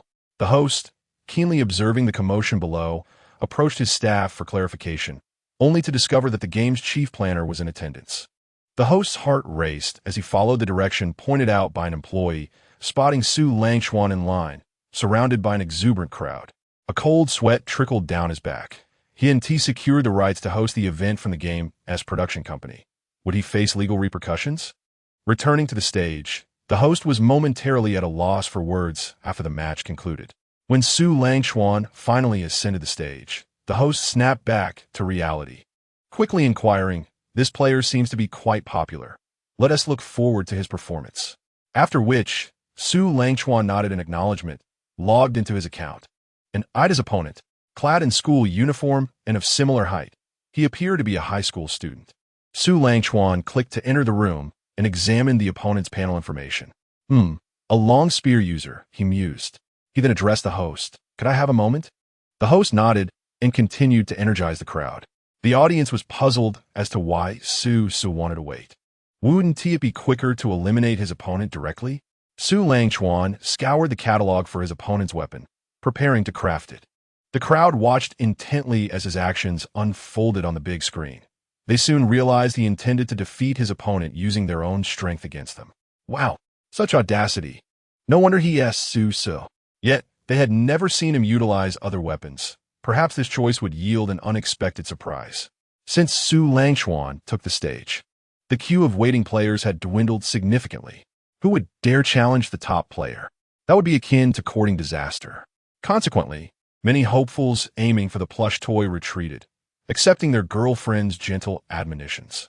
Once Su Langchuan had nearly completed replicating his opponent's weapon, he nodded, signaling readiness to begin. Lan Zunu, understanding the cue, remained focused, refusing to let his guard down. The battle commenced. Su Langchuan raised his spear in a defensive stance, anticipating the opponent's attack. Lan Junyu activated his skill, his character radiating a faint white light as the spear lunged toward Su Langchuan with the grace of a dragon. Su Langchuan recognized this as a standard spear user's opening move, and the two engaged in combat. He carefully observed his opponent's precise techniques. While they lacked the fluid adaptability of Xie Chendong, their speed was commendable, potentially overwhelming an average player who might falter under such pressure. Su Langchuan advised, "You might consider varying your attack patterns to enhance your flexibility in battle." Upon hearing the words, Lan Junyu contemplated in silence. Yet he chose to heed the advice and embarked on his transformation. His marksmanship began to evolve, acquiring a newfound agility. Su Langchuan nodded in satisfaction, acknowledging the youth's potential for growth. Subsequently, Su Langchuan ceased to hold back, mimicking Lan Junyu's movements, and engaged him in a fierce exchange. Lan Junyu instantly felt an overwhelming pressure as his opponent intensified the assault, prompting him to quicken his hand speed. Otherwise, he would soon find himself unable to defend. Su Langchuan, observing the changes on the screen, remarked, "Not quite sufficient. Diversify your techniques further, and remember that speed must adapt to the opponent's situation." Upon hearing this, Lan Junyu moderated his pace, continuing to explore his abilities. Witnessing his genuine improvement, Su Langchuan intensified the pressure, for only under such duress could Lan Junyu truly rebound. The two battled fiercely for over a minute, captivating the audience below. "It's my first time seeing someone last this long against Su. And why do their styles seem so similar?" remarked a spectator. A companion nearby responded, "Naturally, it's because Su has taken on the role of a mentor, recognizing a promising talent and instinctively wishing to unearth his latent potential." The latter found this reasoning compelling and nodded in agreement. As Lan Junyu became increasingly engrossed in the duel, he resembled a diligent student fervently absorbing knowledge in a classroom. As the time approached its conclusion, Su Langchuan executed a sweeping maneuver to push him back, declaring, "Time is nearly up. Let us settle this with one decisive strike." Lan Junyu nodded in agreement, and both combatants retreated to opposite sides, raising their long spears before activating their weapon skills. The spears emitted a dazzling white light as they simultaneously prepared to throw. Two fierce projectiles soared through the air with a thunderous sound, colliding at their tips. The arena erupted with the explosive noise of their impact, followed by a blinding radiance that enveloped the screen. Due to the differing perspectives of the display, the audience could not perceive the unfolding events. As Lan Junyu watched the weapons clash, he relinquished his struggle. With his spears slipping from his grasp, Su Langchuan transformed into a sword-wielding figure, vanishing in an instant to position himself behind Lan Junyu. The sharp blade hovered perilously close to Lan Junyu's neck. A mere twitch would subject him to a deluge of lethal strikes. As the screen gradually clarified, the audience below beheld this dramatic scene, erupting into fervent cheers. Wow! When did Su get behind him? How can one possibly match such strength? Lu Chengcheng leaped with joy, vociferously cheering for her boyfriend. Xiaochuan, you're amazing. Keep it up. Around them, single onlookers, devoid of partners, gazed enviously at the scene, shedding bitter tears. Damn, Su is truly living the dream. Woe is me, one lamented. I can't bear to watch. I'm leaving. This match is rather mediocre anyway. Su Langchuan, hearing his girlfriend's exuberant cheers, met her gaze and smiled, waving in acknowledgement. Lu Chengcheng, receiving his response, joyfully formed a heart shape with her hands, inciting envy amongst others. Subsequently, Su Langchuan called out to Lan Junyu, who was descending from the stage. You performed admirably. I hope to witness more of your prowess in the future. Should you decide to join Guangxia University, I would be glad to welcome you into my club.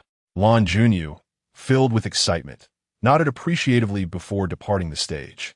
The host, thrilled by the lively atmosphere, quickly dismissed previous concerns, thinking, as long as he performed well, I can reward him and his girlfriend with complimentary hotel vouchers for a seaside getaway. That would be splendid. He envisioned himself seated in the CEO's office, buying cars and houses, marrying a beautiful and affluent partner, reveling in the pinnacle of life, while grinning foolishly. Su Langchuan, observing the host's somewhat dazed demeanor, inquired, Can we commence the next match now? I'm pressed for time. The host snapped back to attention, responding with a smile. Ah? Oh, certainly. Let us welcome the next contestant to the stage. In Chapter 54, something seems off with Orange. Su Langchuan, having grown impatient, ceased to notice any other players shining among the contenders. He no longer held back, delivering fatal blows that swiftly dispatched each opponent from the stage. The players still waiting shivered in anticipation, pondering how long the ordeal would last. Upon concluding his 10th match, he exchanged a few words with the host before they both descended the stage, with the host passing the microphone to another staff member to continue the proceedings. As they reached the prize area, the host presented Su Langchuan with a plush toy and 2 hotel vouchers, leaving him somewhat puzzled. Hee, Su Zong's prowess is unmatched. I heard you desired this toy, so I set it aside for you, and these vouchers are my gift as well. Enjoy your holiday. Su Langchuan understood the subtext, replying, I shall not be remiss in accepting your generosity. I will inform my company that as long as your organization fulfills its responsibilities, there will be no issues. We welcome capable and sincere firms to collaborate in creating a brighter future. The host, invigorated by his words, seemed to feel his dreams inching closer to reality. Thank you, Su Zong, for your support. We will ensure our preparations convey our sincerity. After exchanging pleasantries, Su Langchuan borrowed a pen and stepped outside. His fans finally dared to approach, yet a clear path led directly to Lu Chengcheng. Everyone had witnessed the earlier scene, and any who dared obstruct would likely face the wrath of other fervent fans. With the plush orange cat in hand, Su Langchuan sauntered towards his girlfriend, his expression imbued with tenderness. Lu Chengcheng, unwilling to wait any longer, dashed towards him and leaped into his embrace amid the gazes of onlookers. Xiaochuan, you were incredibly impressive on stage just now. I want to see you shine like this always. The surrounding fans showered them with blessings, enveloping the couple in a sweet atmosphere, while Lu Chengcheng relished the moment, basking in the pride of being his partner. Su Langchuan handed her the plush cat and began engaging in friendly interactions with his fans. A long line of admirers formed on the other side of the event, reminiscent of a queue for a competition. Su Langchuan diligently signed autographs, posed for photos, and embraced fans, though he politely excused himself from female fans. He glanced apologetically at a female admirer, thinking, is this not absurd? My girlfriend is right here. Are they trying to make me sleep on the street tonight? Lu Chengcheng and her friends observed as he navigated this unexpected outdoor engagement, with other fans occasionally stepping forward for autographs. One particularly bold male admirer sought an embrace from Lu Chengcheng, but was swiftly deterred by Su Langchuan's piercing gaze, awkwardly retreating with a nervous chuckle. As twilight deepened, Su Langchuan observed the lengthy queue behind him it was rather overwhelming. Deciding to conclude his signing session after the next fan, he kindly requested the individual to take their leave. The fans, understanding his need for personal time with his girlfriend, dispersed gradually without fuss. Su Langchuan exhaled, his hand nearly weary from signing. Lu Chengcheng, cradling a ginger cat, extended her petite hands to gently massage his wrist. "Does that feel any better?" she inquired. Though the relief was minimal, the comfort derived from her tender touch filled his heart with immense satisfaction. "Much better, thank you. By the way, what is it that you bought?" "You've been carrying that bag for a while," Su Langchuan remarked, noticing the parcel resembling clothing. Lu Qingqing's cheeks flushed with embarrassment at his question. How should she respond? Should she confess outright? Chen Yao, overhearing their conversation, cast a teasing glance at Lu Chengcheng, effectively dismissing her plea for help. After a brief, dismissive exchange, she departed with Li Tai, casting Lu Chengcheng an encouraging look over her shoulder. Seeing Lu Chengcheng remain silent, lost in thought with her head downcast, Su Langchuan chose not to press further. He took the initiative to embrace the stuffed toy and led her away from the square, hailing a cab to return home. Throughout the journey, Lu Chengcheng pondered his earlier question. Should she divulge her thoughts? Yet, she yearned to advance their relationship. Perhaps tonight would be the night. Oh dear, her face felt so hot. Upon arriving home, Su Langchuan noticed she still seemed distracted. Chengzi, what's wrong? Are you feeling unwell? He asked. No, not all. I just feel a bit warm, she replied, her cheeks aglow. Su Langchuan observed her rosy complexion and concurred. Let us hurry home and cool off with some air conditioning. After such a long outing, you must be tired. As he led her toward their residence, Lu Chengcheng resolved to stand firm. You can head back first. I'll just pop into the convenience store for a couple of bottles of water. Su Langchuan contemplated her suggestion, but continued toward the store, only to find her still unmoving. What is the matter? Didn't you say you were going to buy water?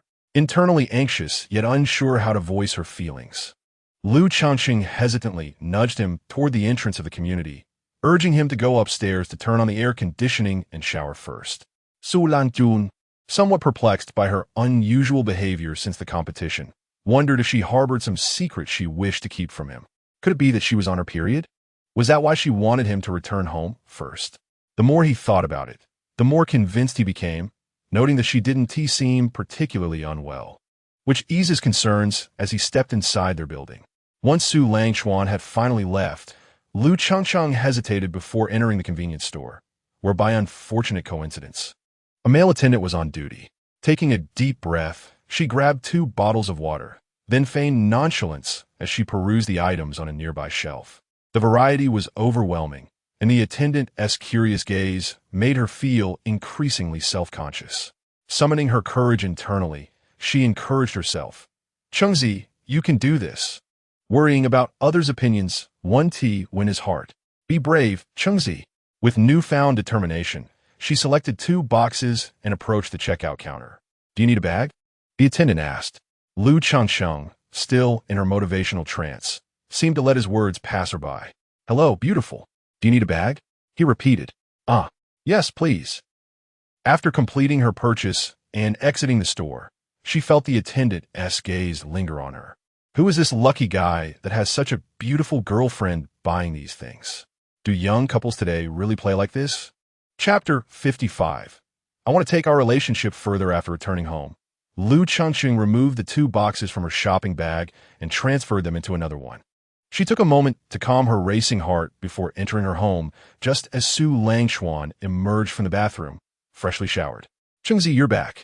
Go wash up. I've heated the water for you, he said. Oh, where are your parents? She inquired. I asked earlier. Uncle Lu and the others will be back later. Oh, okay. Here's your water. After handing him the bottles, she retreated to her bedroom, closing the door behind her. Su Langchuan thought little of it, taking a sip of water before heading back to his room.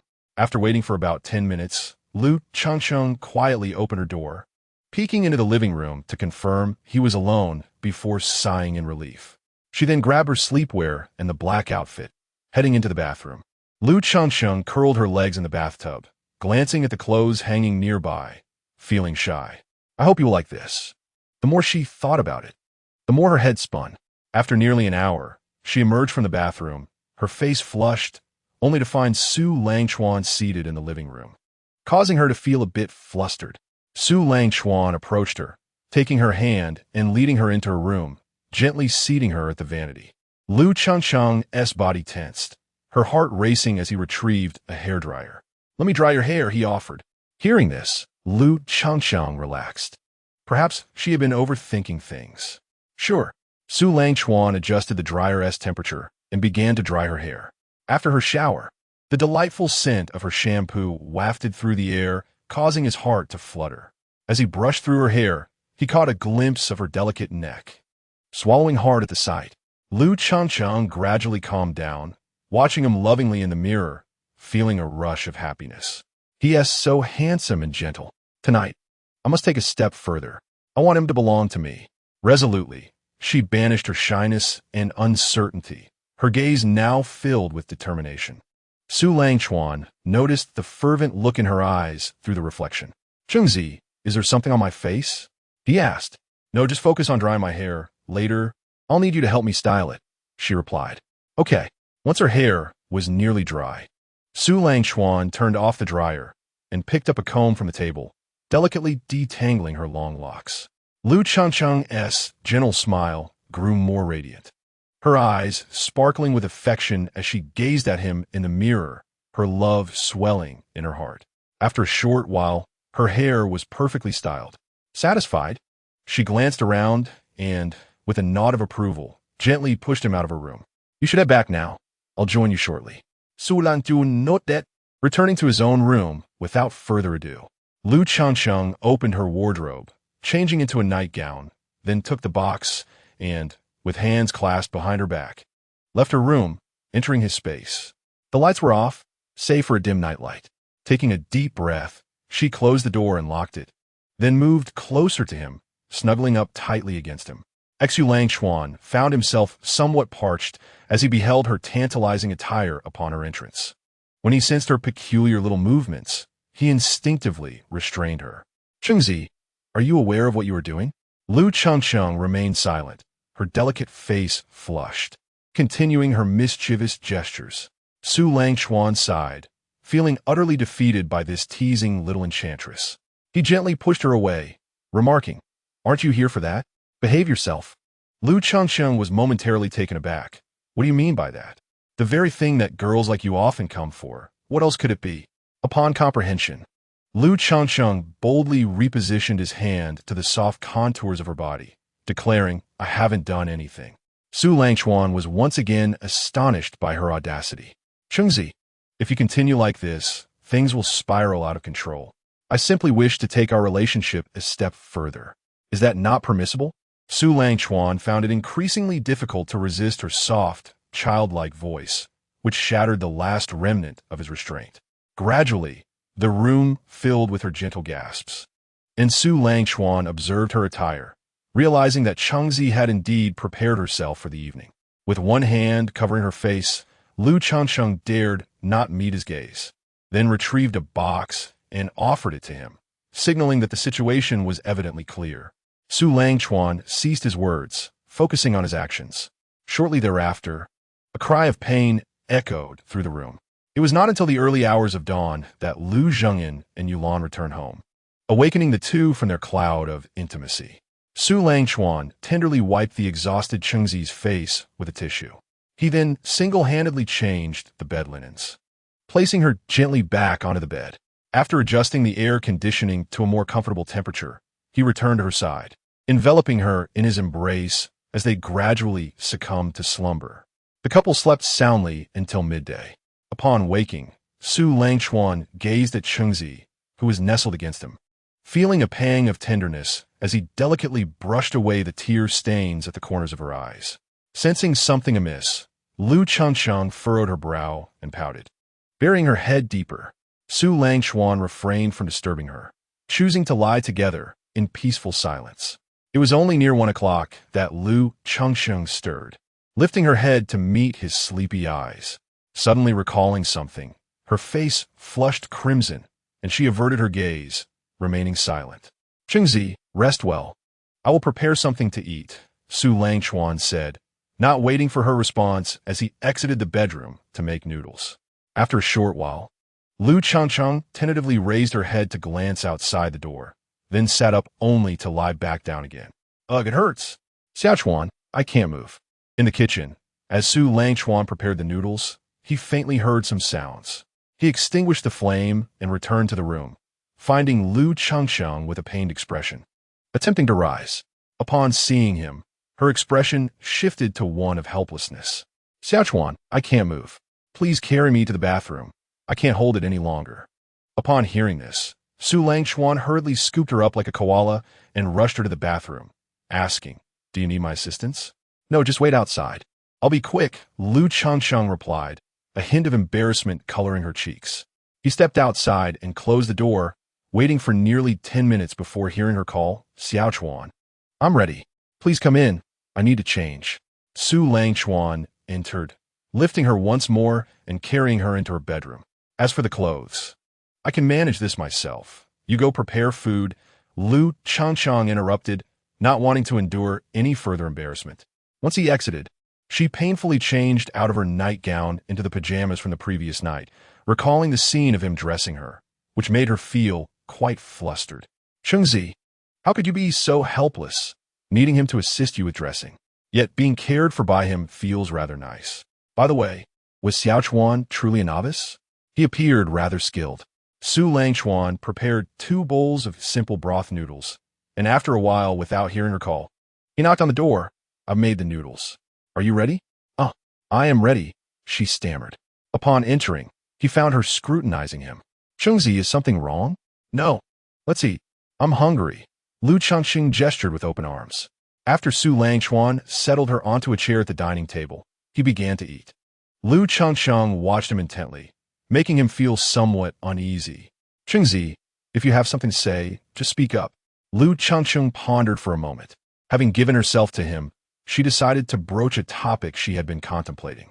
Xiaochuan, why do I feel like you're quite experienced in that regard? Are you secretly seeing someone else? Su Langchuan coughed at her words, thinking how unfair it was to accuse him without cause. What are you saying? From start to finish, it has only ever been you. After spending a night together, your imagination has surely run wild. Lu Changcheng observed his flustered yet sincere response and thought, well, I suppose I understand now. Let's eat. Noticing her lack of enthusiasm, Su Langchuan contemplated how to uplift her spirits. After they finished eating, he carried her to the sofa and turned to retrieve the dishes for the kitchen.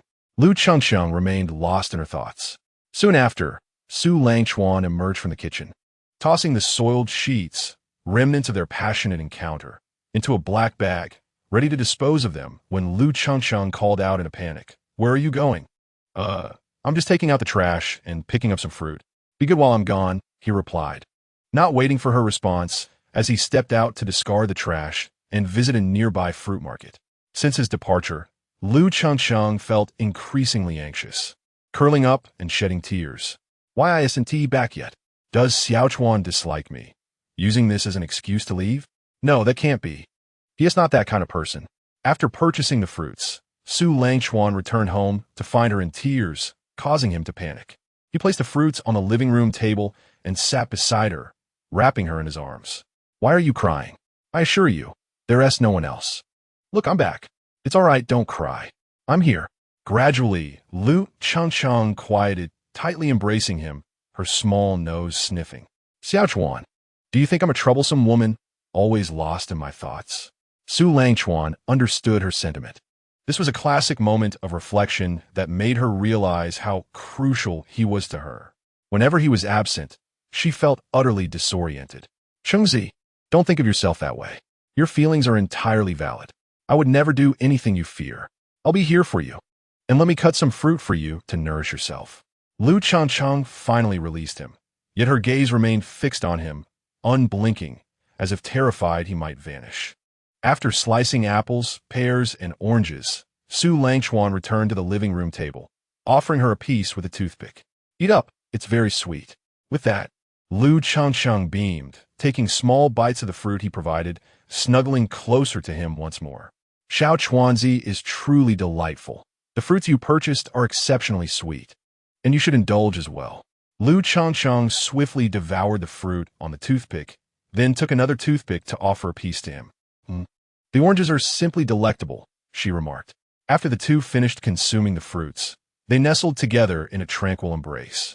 A while later, Su Langchuan retrieved his phone and opened WeChat, only to be bombarded by a flurry of messages from their group of 9.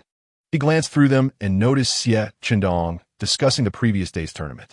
Wow, Chuanzi, how could you be so inconsiderate? Such an entertaining match, and you didn't invite me? Do you even consider me a brother? Li Hingyu chimed in. If you had participated, you would have likely been utterly crushed by that high school student. Besides, Chuanzi was there for the plush toys, not for playing. Xie Chendong retorted, what kind of talk is that? Am I not even as good as a high school student? Come on, let's spar. If I don't knock you out, I won't be surnamed Xie. Xie Xiao added, I've taken a screenshot of that. I'll send it to the senior sister. You've cursed. Hey, are you really going to turn against me? Fine, fine. Everyone just wants to tease me, huh? Just wait until I impress the senior sister. I'll show you all. Chen Yao interjected. Nan Xiangxue and He Wenqing both expressed amusement. Upon reading the last message from Xie Chendong, Su Langchuan wondered aloud. Why is he the person involved spoken up? Lu Changcheng, glancing at Su Langchuan's phone, couldn't help but chuckle. This person is simply hilarious, she thought. Su Langchuan smiled but remained silent, typing, just woke up. Chen Yao responded with a playful emoji. Shortly after, Lu Qingqing's phone chimed with a notification. Upon opening it, she found a message from Yao Yao. So what happened last night? Do tell. Lu Changcheng, stealing a glance at Su Langchuan, shyly replied, Oh, it was just the usual, nothing special. Chen Yao's messages became increasingly suggestive, prompting Lu Changcheng to shyly retort. If you keep talking, I want to respond to you. Chen Yao replied with a mischievous laugh. Chapter 57. The Cunning Plans of the Mountain Man. Su Langchuan rose and approached the washing machine. Upon seeing his pants from the previous day, a thought struck him. He reached into the pocket and pulled out a slightly crumpled ticket. After stuffing the clothes into the washing machine and starting it, he returned to Lu Changcheng, offering her the ticket. This was a gift from the host, aside from the plush toys, to ensure we have a good time. Lu Changcheng examined the ticket and, upon noticing the designated location, exclaimed in delight, This is the spot by my grandparents' place. Su Langchuan looked at the ticket and nodded.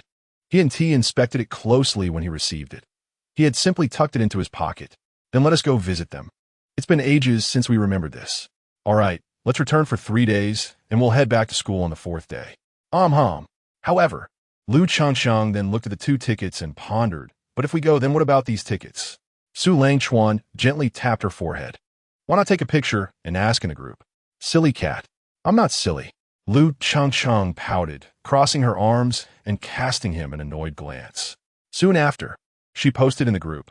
These 2 tickets were a gift from yesterday, aside from the plush toys. Does anyone want to go? Before long. Xie Chendong was the first to respond with a voice note. Hunting Resort? Why does that name sound so familiar? Hey, Hengyu. ISNT that your family S hotel? Li Hingyu replied, Yes, indeed. It seems our family S company has a partnership with the one you faced in the tournament yesterday. He added, Aren't you two the perfect fit? Just let me know, and I'll upgrade you to the best suite. Lu Changcheng smiled, thanking Li Hengyu for his kind offer.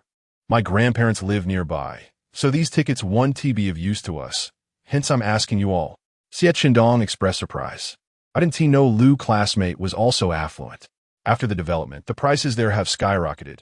It's impressive your grandparents can afford to live there. Lu Changcheng clarified. You're mistaken. My grandparents' little courtyard hasn't been expropriated. They chose to keep it because they have deep sentiments for that place. After a lengthy discussion, she queried, So, who actually needs these tickets? Xie Chendong replied, That would depend on Li Tai and Wenqing. He Wenqing interjected, My family S home is in the neighboring town. Not too far away, so I'll let Li brother have it. Chen Yao chimed in, then it's settled. Hengyu, we'll count on your family S hotel to take care of us. Li Hengyu affirmed, No problem at all. When will you be going? Su Lan Jun Zet Ponde. Lu Changcheng and I plan to set off tomorrow. Chen Yao suggested, Then we should go together. It's nice to have company on the road. Lu Changcheng eagerly agreed. Yes. Li Hengyu added, All right, I'll inform the hotel. When you arrive tomorrow, Just mention my name, and I'll be joining you. Xie Qindong interjected. What about me? Li Hongyu teased you. Are you sure you want to come? Don't complain later. Xie Qindong retorted, of course. If the senior sister is coming, I'll join too. Confusion ensued with several questioning emojis from Chun Yao, Xie Xiaoxiao, Lu Chengsheng, and Su Langchuan. Didn't T.U. say the senior sister was busy with her part-time job? Su Lanjun Guestin, Xie Qindong confidently replied. A mountain man has his own clever strategies. Li Hongyu warned, since you've boasted, you better show up tomorrow. Otherwise, you'll regret it. Xie Qindong laughed. Ah, if I can't bring her, then I'll write my name backwards. Xie Xiaoxiao added, I've taken a screenshot. I hope you keep your word. Otherwise, I'll be embarrassed too. Nan Xiangxue and He Wenqing exchanged amused glances. Xie Qindong assured them, absolutely. The group erupted in playful banter. As evening fell, Lu Chengsheng felt less discomfort but still walked with a hint of awkwardness. Upon returning home, Su Langchuan took the vegetables from Yulan and began preparing dinner.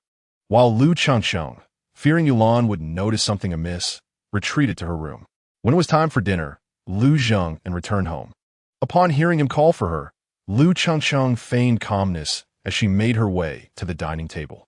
Yulan had noticed her slightly unnatural demeanor when she emerged, but chose not to comment. Occasionally, she cast Lu Chengsheng a peculiar glance, causing her heart to race with anxiety, fearing that her secret might be discovered. Under the table, Lu Chengsheng kicked Su Langchuan's leg, signaling him to say something to divert Yulan's attention. Su Langchuan caught on and cleared his throat before stating, Uncle Lu, Aunt Lan, Chengsheng and I plan to visit Grandpa and Grandma tomorrow. Their expressions brightened at the news. Yulan replied, That's wonderful. Be sure to help the elderly. Don't just play around. Lu Chengsheng added, Mom, how can we only play? We'll definitely help lighten their load. Lu Zheng remarked, It's really not much. Just spending time chatting with them will suffice. They will be so pleased to see you. Yulan added, I'll give them a call shortly to let them know. With Yulan no longer casting those strange glances, Lu Chengsheng felt a wave of relief wash over her. After dinner, they tidied up the dishes and retreated to their rooms. Late at night, after Lu Chengsheng finished washing up, she hugged her large orange cat plush and turned the doorknob to enter Su Langchuan's room, closing the door behind her. With a timid retreat beneath the covers, Su Langchuan chuckled softly, turned off the main light, leaving only a small nightlight aglow, and joined her in bed. As he reached out to embrace her, he found his path obstructed by the stuffed toy she had been clutching. Xiao Chuanzi, let us just sleep like this tonight, shall we? Su Langchuan found it amusing. After all, he wasn't one to be overly bashful. Rest assured, he replied, and with that, he drew both her and the toy into his warm embrace. Finally closing his eyes, Lu Cheng watched his actions, her heart gradually easing. She playfully puckered her lips at him from across the space, and soon she drifted off to sleep. At 9 o'clock the following morning, the alarm clock chimed. After silencing it, Su Langchuan noticed that the toy had fallen to the floor, while Lu Cheng had snuggled into his arms. He smiled, gently pinching her nose. Little lazy cat, it's time to rise. We must depart today. Lu Cheng emitted a soft whimper, keeping her eyes shut, wishing to steal a few more moments of slumber. After a while, she finally opened her eyes, gazing at him with a cute, dazed expression. Then curiously asked, Where's the orange cat? Su Langchuan reached down to retrieve the toy from the ground, saying, Here it is. I'm not quite sure how it ended up down there. Lu Cheng paused for a moment, unable to comprehend, then declared, Xiao Chuanzi, carry me to wash up. Upon hearing this, Su Langchuan rose, supporting her as he brought her into the bathroom, gently placing her on the counter. He squeezed toothpaste on her brush and assisted her as she brushed her teeth. As Lu Cheng gradually awoke with his tender care, her eyes sparkled with joy, savoring the sweetness of being cherished in such a manner, wishing it could be a daily occurrence. Chapter 58. They truly resemble a married couple. After they finished washing up and tidying their belongings, they arranged for a ride. Once they secured a ride, Su Langchuan took her out of the community and into the car, confirming the details before setting off to pick up Chun Yao and Li Tai. About 10 minutes later, Chun Yao and Li Tai joined them in the car, and they began their journey to Bianhai Town. The distance was short, requiring only 2 hours. as the city gradually faded into the background, replaced by trees. Lu Qing and Chun Yao engaged in cheerful conversation throughout the ride, while Su Langchuan and Li Tai occasionally chimed in before falling silent, resting their eyes in anticipation of reaching the hotel. As noon approached, the four of them finally arrived and disembarked, greeted by the impressive facade of the hotel. Upon entering the lobby, a manager swiftly approached, inquiring, "Which two of you are Ms. Chun and Mr. Li?" After their affirmative response, the manager beamed with delight and requested to see their tickets. After confirming the tickets matched the images sent by his young master, he led them to the check-in desk with a broad smile. Chen Yao said, "Xiao Cheng, we'll tidy up first and come find you shortly." Lu Qing waved her hand dismissively. "No need. You and Li Tai go enjoy yourselves. We'll return to keep the elders company." Chen Yao considered this and nodded in agreement, promising to reconvene later. The two of them exited the hotel, hauling their luggage toward a quaint courtyard a few hundred meters away. Upon arrival, they surveyed the newly renovated two-story building, noting the meticulously maintained front yard. They approached the door and knocked gently, and a robust male voice resonated from within. "Coming, coming." When the door swung open, they were greeted by an elderly man whose hair was nearly white. However, his physique, owing to years of exercise, was far from frail. Instead, he appeared quite vigorous. Lu Qing was the first to speak. "Grandpa." Su Langchuan followed suit. "Grandpa Lu." Lu Rencheng focused his gaze, his face lighting up with joy as he recognized the visitors. "Ah, it's Xiaoqing and Xiaochuan back home. Come in, come in. After your long journey, you must be exhausted. Old dear, come out. Xiaoqing and Xiaochuan have returned." The elderly woman, busy in the kitchen, wiped her hands and stepped out, her face brightening at the sight of them. "Welcome back. Please take a seat. I'll whip up a few dishes for you." With that, she retreated back into the kitchen, prompting Lu Cheng to hastily drop her backpack and roll up her sleeves to lend a hand. Lu Rencheng guided Su Langchuan to the room he had prepared the day before, saying, "Xiao Chuan, the room is all set. You can organize your belongings first." "Thank you, Grandpa Lu," Su Langchuan replied. Lu Rencheng clicked his tongue. "Why so polite? Xiao Chuan, do you regard me as a stranger?" Su Langchuan quickly shook his head. "Not at all. It's just been a while since we last met." Lu Rencheng patted him on the shoulder, "Then let us have a couple of drinks together in the coming days." "Will Grandma allow that?" Su Lanjun Tukka. Lu Rencheng's laughter faltered awkwardly. "You little rascal. Why bring that up?" "Well, we can at least have tea, right?" Su Langchuan stifled his laughter, trying to maintain his composure. "I'll go unpack my luggage then." Lu Rencheng nodded and left, heading to the kitchen to fetch Lu Cheng. "That's my spot. You should tidy up too." Lu Cheng rubbed the back of her neck and softly replied, "Okay." Then she asked, "Grandpa, where's my room?" From the kitchen, Lu Rencheng poked his head out. "Your mother told me you two would share a room." Lu Cheng gasped, her face gradually turning crimson as she struggled to meet his gaze. Lu Rencheng shook his head with a smile, returning to the kitchen. Shortly after finishing his unpacking, Su Langchuan emerged to find Lu Cheng sitting on a chair, her cheeks flushed and rigid. "What is the matter with you?" Lu Cheng snapped back to reality. "Oh, it's just that Mom and Grandpa mentioned our situation, and Grandpa immediately arranged for us to share a room." Su Langchuan chuckled, but remained silent. When the dishes were served, Tan Xiaoxia called for them to wash their hands and prepare for the meal. The four gathered around the dining table, with Lu Cheng feeling somewhat uneasy as she picked at her food, avoiding Tan Xiaoxia's warm gaze filled with mirth. After the meal, Tan Xiaoxia took Lu Cheng into a room for a chat, leaving Lu Rencheng and Su Langchuan in the living room, exchanging glances. Su Langchuan proactively gathered the dishes and remnants from the table and made his way to the kitchen to clean up. Once he finished, he emerged to find Lu Rencheng pulling him over for a game of chess while sipping tea.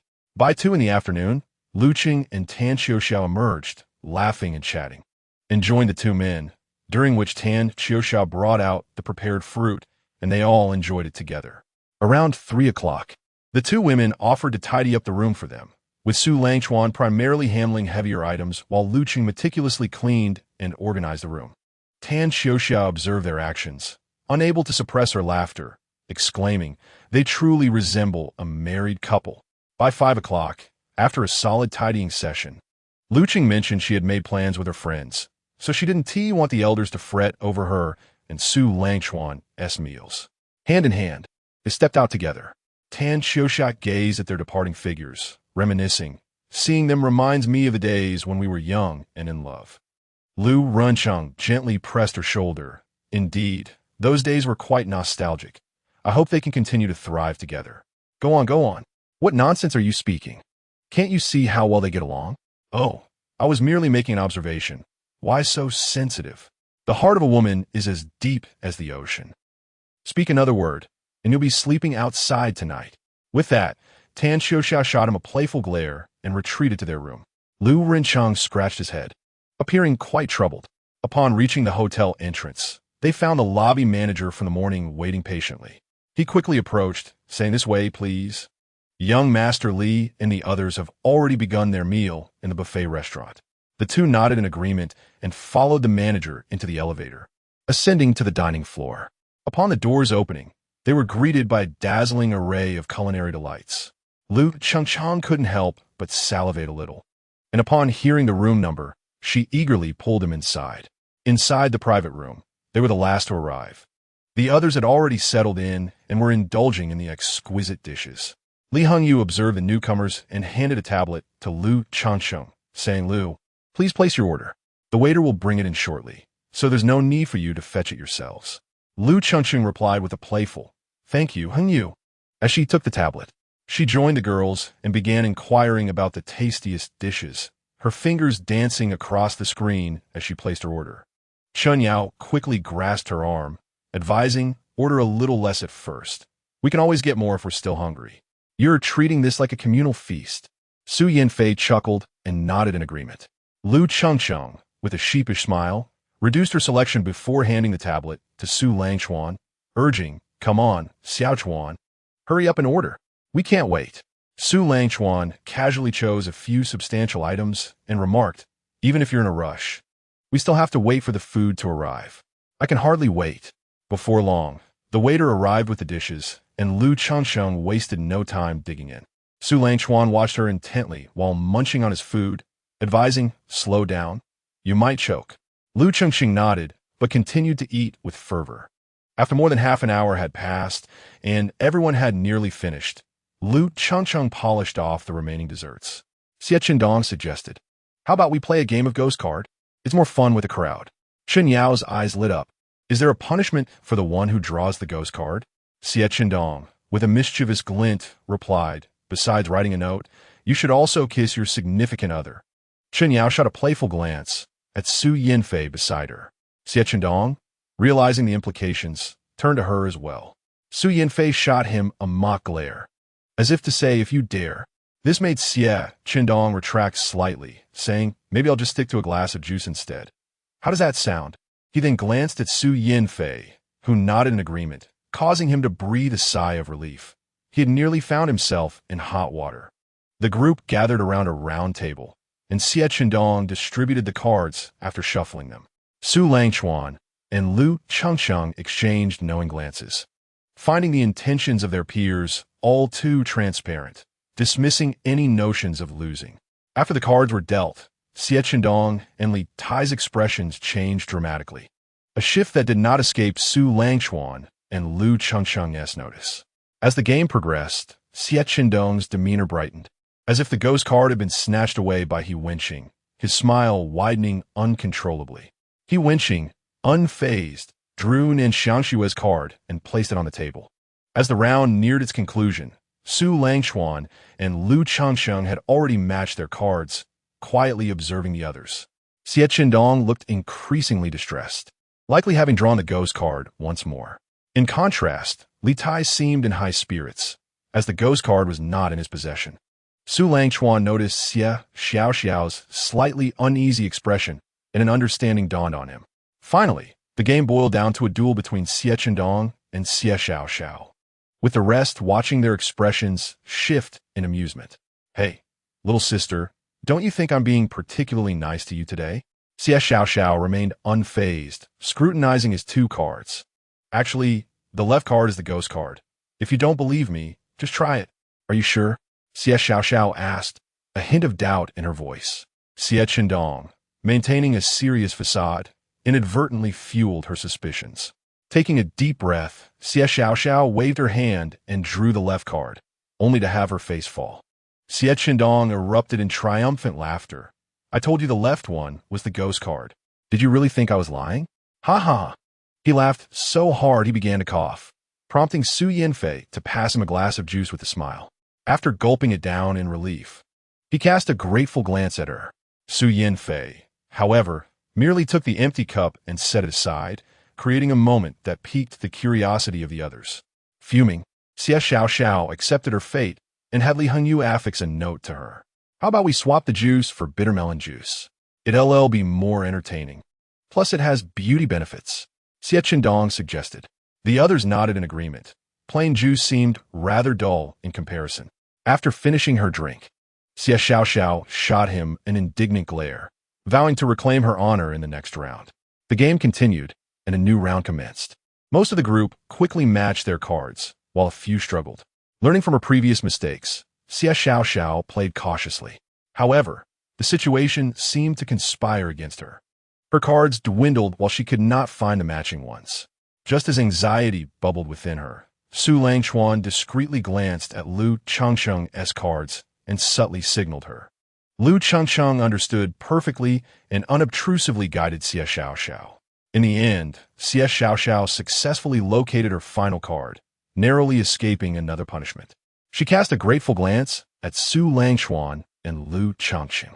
In this round, Xie Qindong was drenched in sweat, having proposed the bitter melon juice, but not wanting to be the first to try it. The game culminated in a showdown between him and Nan Xiangxue, who nervously oscillated between two cards, her gaze fixed on Xie Qindong's face to catch any subtle shifts. Ultimately, Nan Xiangxue discerned the truth and confidently placed her matching card on the table. Let us have Xie Qindong be the first to taste the bitter melon juice.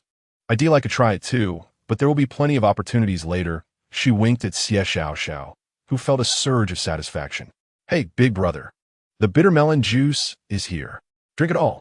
Xie Qindong stared at the green concoction in his hand, his stomach churning at the thought. Su Yanfei offered him an encouraging look, which banished his hesitation. Pinching his nose, he downed it in one go. Xie Xiaoxiao ensured not a drop remained, feeling immensely pleased as she returned to her seat. After the bitter melon juice was consumed, Xie Qindong's expression twisted in discomfort, tears brimming at the corners of his eyes, while he clutched Su Yanfei's hand beneath the table.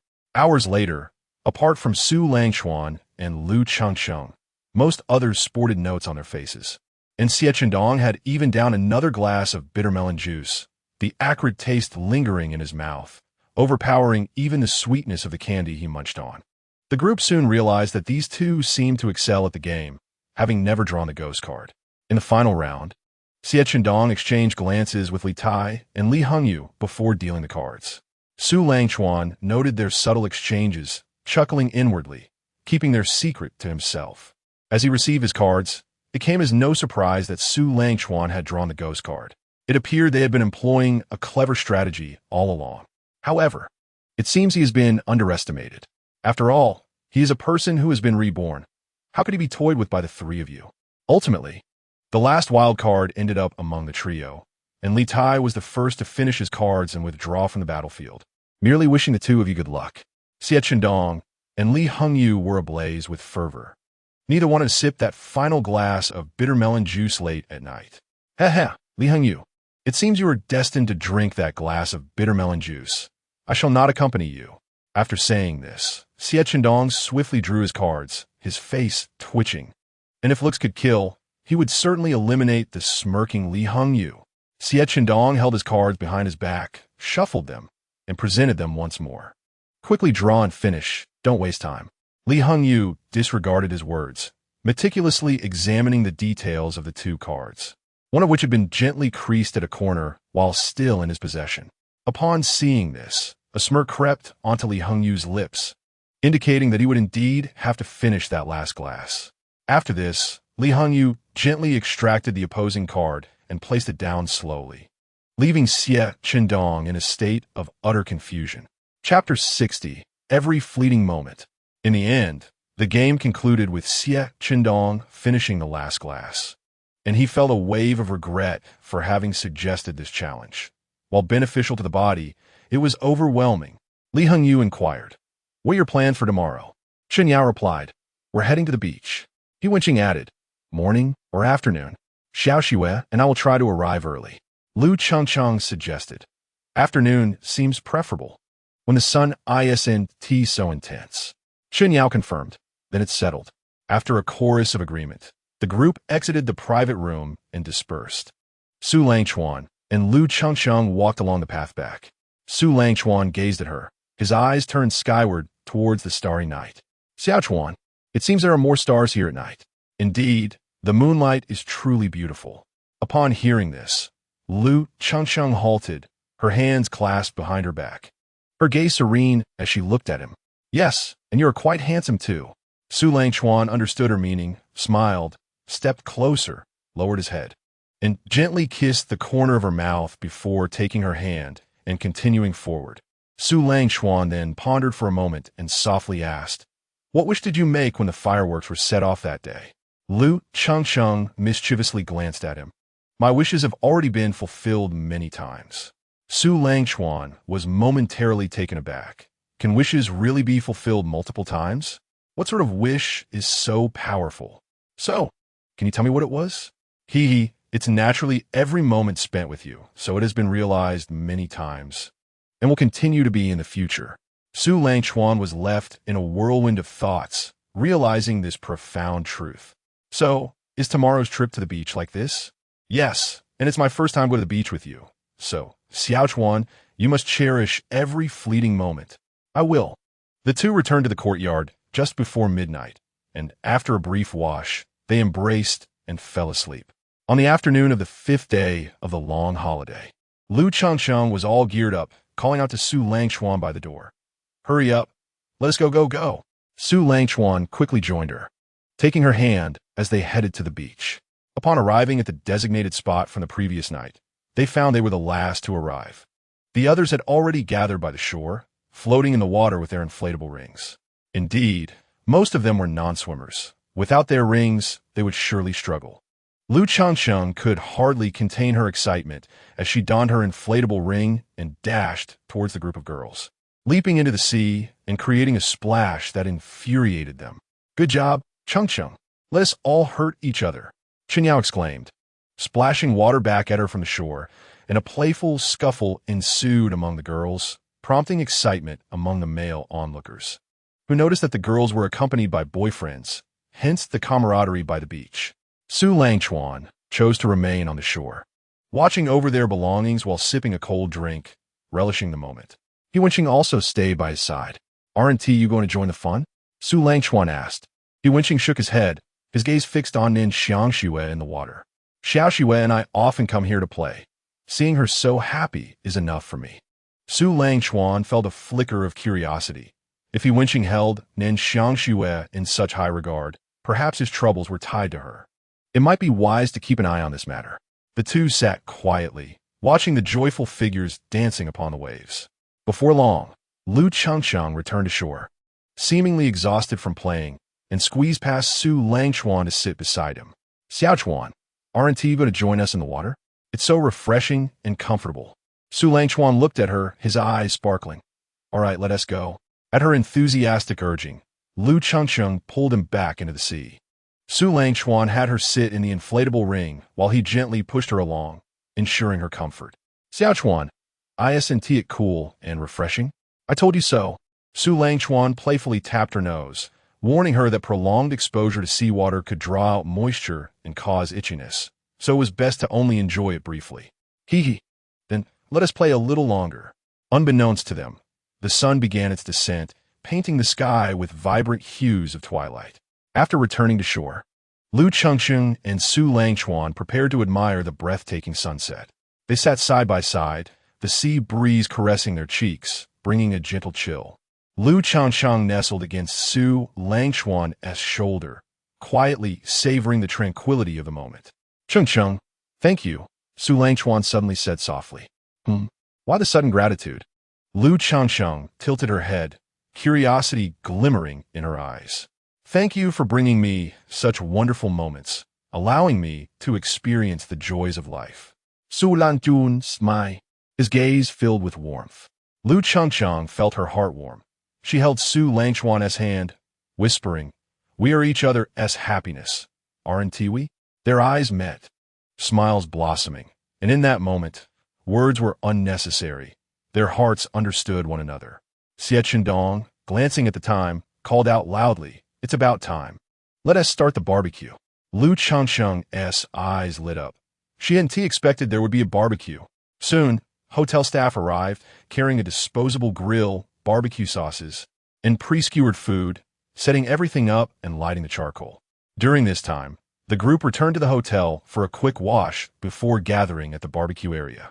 Just as the charcoal was ignited, everyone settled around the grill to take charge of the cooking. "What do you want to eat?" "Everything is prepared, so let us grill together." "Senior, what would you like me to cook for you?" This comment elicited scornful glances from the others, who derisively dismissed him. Su Yanfang shot him a look but continued to grill for herself.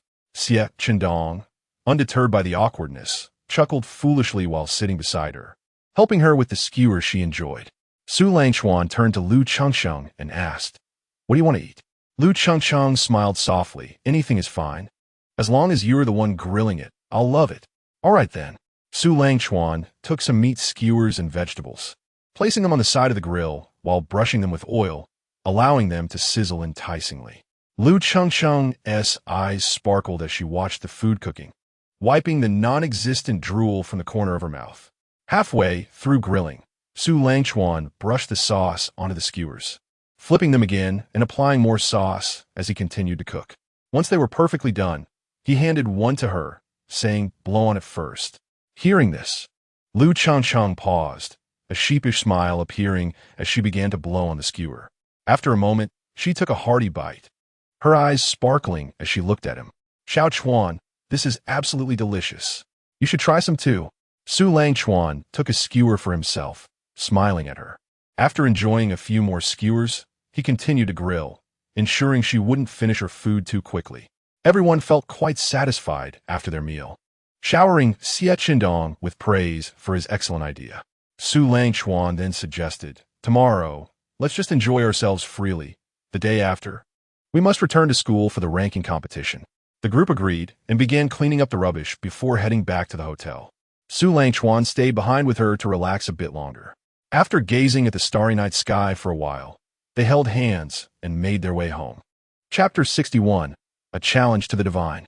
Time flew by, and on the last morning of their short holiday, the two packed their belongings and stood at the gate of the courtyard. Tan Xiuxia grasped Lu Qingqing's hand and said, "Once we return, focus on your studies and take care of your health. Don't overexert yourself." Lu Changcheng felt a bit strange at the latter half of her statement. After waving goodbye to the elders, they arrived at the hotel entrance, where Li Hengyu called for a long luxury vehicle, which was soon approaching. As the car reached the entrance, Chen Yao's eyes sparkled, exclaiming, "Wow, a luxury car. Thanks to Hengyu's hospitality, we small-town folks finally get to witness the allure of wealth." Li Hengyu chuckled, opened the car door for everyone, and joined them as they headed towards the university. Familiar with the vehicle, Li Hengyu opened the car fridge, distributing drinks and fruits to everyone. He then produced 2 microphones and placed them on the car table, saying, "If anyone feels like singing, feel free to give it a try. The sound quality is quite good." Chen Yao's eyes lit up as she grabbed one microphone, scrolling through the song library on the tablet. After selecting a song, she handed the other microphone to Li Tai, saying, "Come on, let's duet." Li Tai looked a bit embarrassed, replying, Yao, I'm not really good at singing. Maybe someone else should?" Chen Yao shot him a glance and insisted, "Just give it a shot." Realizing he couldn't refuse, Li Tai reluctantly took the microphone, nervously awaiting the song to play. After Chen Yao selected a duet ballad, she sat up straight, her heart fluttering with excitement to sing.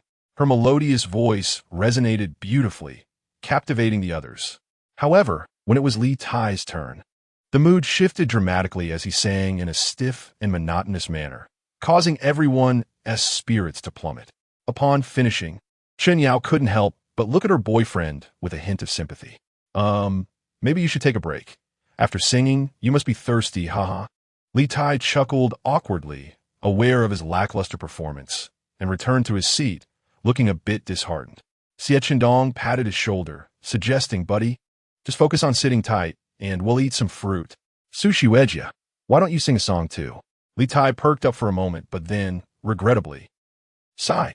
Su Yinfei selected a sweet song on the tablet, waiting for Chun Yao to finish her performance. When it was her turn, her enchanting, magnetic voice stirred everyone's hearts once more. Xie Qindong clapped enthusiastically beside her, exclaiming that her singing was truly exceptional. As they approached noon, the group arrived at the university entrance, walking together to a fork in the road where they bid farewell, planning to drop off their luggage before gathering at the cafeteria for a meal. After a casual lunch, they returned to rest before the ranking competition. Upon entering the arena, the 20 competitors were already in position, with Wu Wenlong and his companions seated in front of their computers, their gazes fixed intently on Su Langchuan. He smiled and declared, "Well then, let the final ranking competition begin." After a thrilling 2-hour battle, Wu Wenlong undoubtedly claimed the top spot. Congratulations to these 20 competitors for their hard work. The rankings are now set. Prize money will be deposited according to the information you provided, to be completed within 7 working days after the competition. So please keep an eye out. With that, the grand tournament concluded successfully, and Su Langchuan bowed to everyone in front of the camera. The crowd erupted in applause, celebrating their faith with fervent cheers. Su Langchuan raised his head, his voice fading as Wu Wenlong stepped forward, asking Su if he would be interested in a friendly match. The other competitors exchanged puzzled glances, their eyes widening in surprise. Wow, is he really thinking of challenging the divine right after winning first place? The audience in the live stream filled the screen with question marks. It seemed there would be more entertainment to watch. A first-place contender challenging the top player, judging by their expressions. It looked like they wished to engage Su in a 3-on-1 battle. Would they meet their downfall? Come on, Su can even handle hacks. Would he be afraid of the 3 of them? That's a bit far-fetched. Hubby moi, you're the strongest. After Su Langchuan considered the 3, he nodded, "Very well. I would be honored to receive your guidance." The other competitors felt a surge of excitement upon hearing his acceptance. It had been far too long since they witnessed their divine battling in the arena, and this time against 3 opponents. Wu Wenlong and his companions nodded, returning to their seats to log into their accounts. As Su Langchuan entered their room, he examined their gear information. Wu Wenlong seemed to have shifted away from an offensive strategy, equipping himself with defensive gear to mitigate damage. Zhou Qi wasn't an attacker either, as his weapon was inscribed with various debuffs. It appeared they were gearing up for a supportive role. Su Langchuan quickly understood that Lin Su was likely the primary attacker. Resolving in his mind, he stated, "I'm ready. May I begin, seniors?" The 3 nodded in agreement.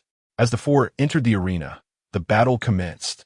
Su Langchuan gripped his avatar sword, slowly advancing towards the 3, projecting an air of confidence. Little did Wu Wenlong and his companions know, just last month, Su Langchuan had already battled alongside Xie Qindong against them, making him feel right at home in this scenario. Su Langchuan called out, "Aren't you seniors going to make the first move? If I take the initiative, you 1T stand a chance." The 3 exchanged glances, and Lin Su replied, "Stick to the plan. We must strike him down in one blow." Wu Wenlong chuckled, "Then please allow us a few hits, Junior." With that, his character ignited with flames, and he charged at Su Langchuan, leaving fiery footprints in his wake. Wu Wenlong had empowered his weapon with fire elemental runes, causing a burning effect, while Su Langchuan hadn't equipped any immunity against burns. As Wu Wenlong's fiery fist collided with Su Langchuan's avatar sword, he continued to unleash a flurry of attacks. Su Langchuan's buff bar now displayed a burning debuff, gradually depleting his mana.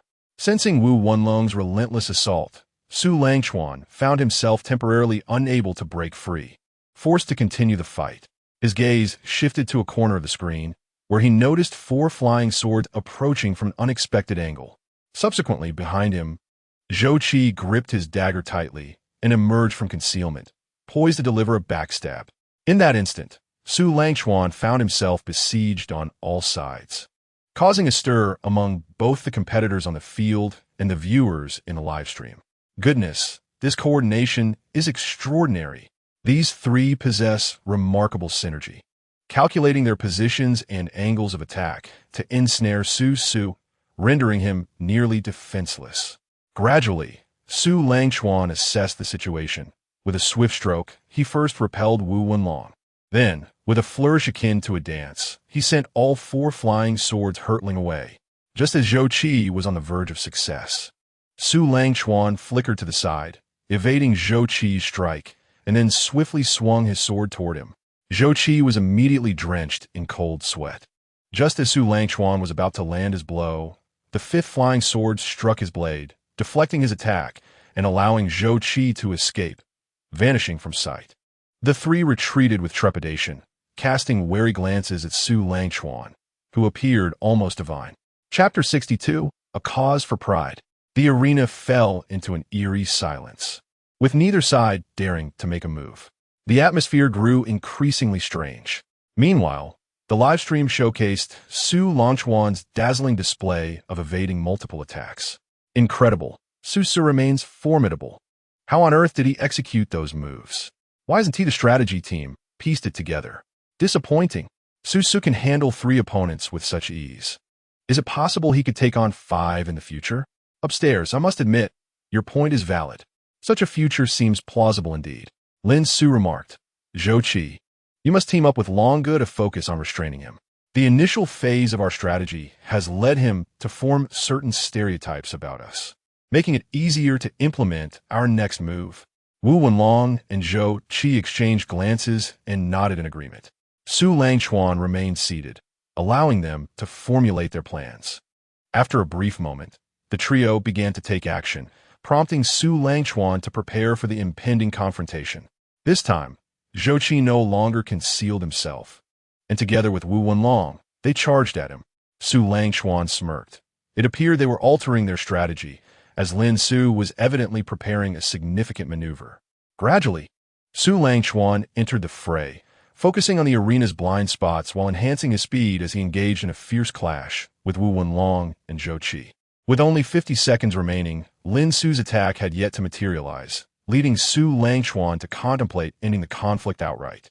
Zhou Qi and Wu Wenlong exchanged a glance before simultaneously launching their attacks at him. Amidst the collision, a gleaming white sword emerged from the abdomen of Wu Wenlong's character, thrusting directly toward Su Langchuan. Momentarily stunned, Su Langchuan failed to react immediately.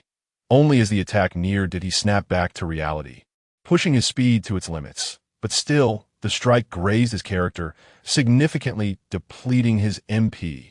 Su Langchuan repelled the 2 entangled foes, who now gazed in astonishment at Lin Su, realizing he had identified the arena's lack of team damage.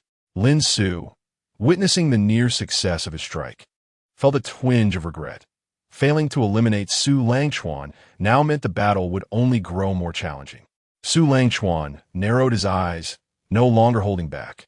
He moved with the swiftness of a white rainbow, leaping past Wu Wenlong and Zhou Qi, directly targeting Lin Su. Lin Su's expression shifted dramatically as he shouted, "Fall back. Protective sword formation," summoning 5 flying swords to encircle him, their tips aimed downward. He rapidly spun them, forming a protective shield.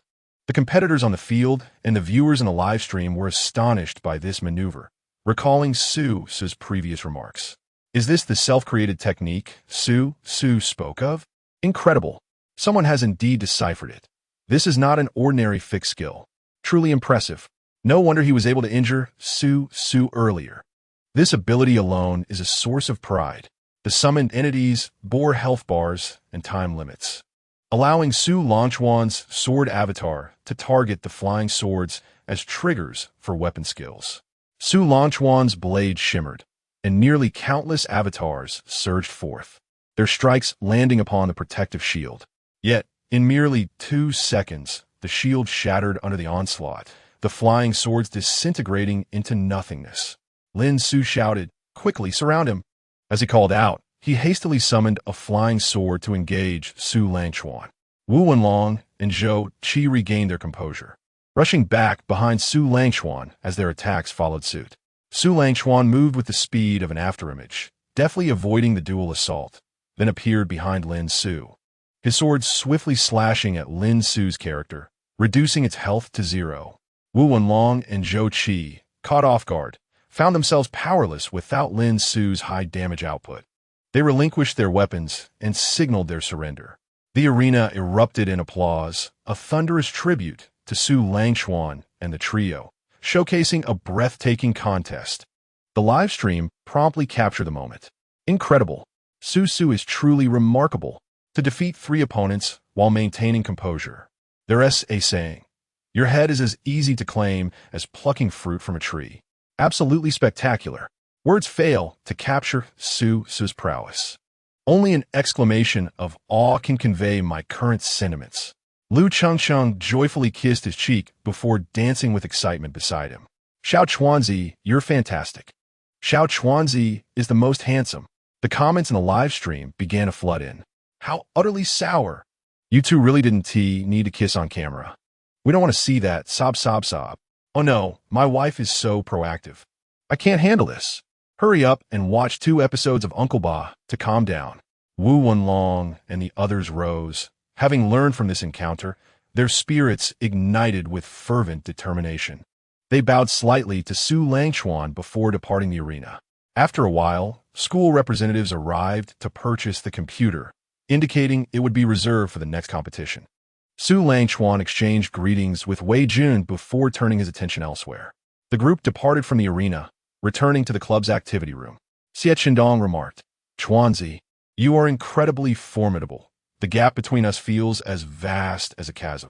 Li Hongyu and Xie Xiao nodded in agreement, acknowledging his statement. This is just the beginning. I still expect you all to participate in the upcoming matches. Why are you already feeling disheartened? Su Langchuan replied with a smile. Xie Qindong waved his hand, anyone witnessing that would feel the same, and I reckon you could probably take on 5 opponents now. Su Langchuan shook his head. No matter how strong one becomes, they can only wield 2 hands. Facing 5 opponents in the arena, I certainly wouldn't secure an easy victory. A draw or even defeat is a possibility. The game will attract more players who will discover its unique strategies. It's just that they haven't emerged yet. Su Langchuan reflected on the skilled players from his past life who had once challenged him fiercely. At this moment, they were likely still engaged in their studies, not yet participating in the game. Xie Qindong and the others would eventually confront them, and I shall guide them in reaching greater heights. Su Langchuan patted his shoulder, saying, do not be so despondent. There is ample time. With a few days left to play, let us practice more. You have a point. But let us call it a day for now. Xie Qindong suddenly had an idea. How about on the last day? The 4 of us have one more match with you? Su Langchuan cast a glance at the 4 individuals before him and smiled. Very well. Let this be the grand finale of our second assessment. The eyes of Xie Qindong and the others lit up at this proclamation. It's settled then. Su Langchuan, witnessing their fervor, decided against dampening their spirits. It seemed these 4 would require his utmost effort, especially with he winching among them, leaving no room for negligence. Currently, he winching served as their primary enhancement support, and coupled with his unique combat techniques, Su Langchuan felt a stir of excitement. After all, he possessed a fraction of his former prowess. Chapter 63. What can only be felt and not spoken as evening descended. Su Langchuan took Orange to the dining hall for a meal, and upon planning to escort her back to the dormitory, he noticed her somewhat despondent demeanor. What troubles you, Orange? Lu Chengsheng appeared somewhat bashful, hesitating to voice her thoughts. Su Langchuan, perplexed, was halted by her tugging at his sleeve at a fork in the path. How about we go out tonight? Su Langchuan was taken aback by her suggestion. Why do you say that? I just want to spend a little more time with you. He gently tapped her forehead, teasing, you have quite a few secret thoughts, don't you? Brother Oni Aichan Appa, is that all right? The melodic softness of her voice was almost irresistible. Since that day, every time he held her, his heart was filled with a plethora of unspoken sentiments. All right, I'll comply with your wishes. Yay, let us return to grab some fresh clothes. Without waiting for his response, Lu Chengxing hurried back toward the dormitory, as if fearing he might change his mind. Su Langchuan chuckled and followed suit. A Upon arriving at the dormitory, he was surprised to find the three of them present. "Aren't you all planning to go out?" Xie Chendong and Li Hengyu shook their heads, immediately opening their computers to delve into the game. "Xing Hui, of course, we intend to indulge in a gaming spree. The servers will shut down in a few days, so we might as well rack up some points in the arena." "Is this for the request I mentioned earlier?" "To some extent, yes. Now, I'm going to slay my way through the game."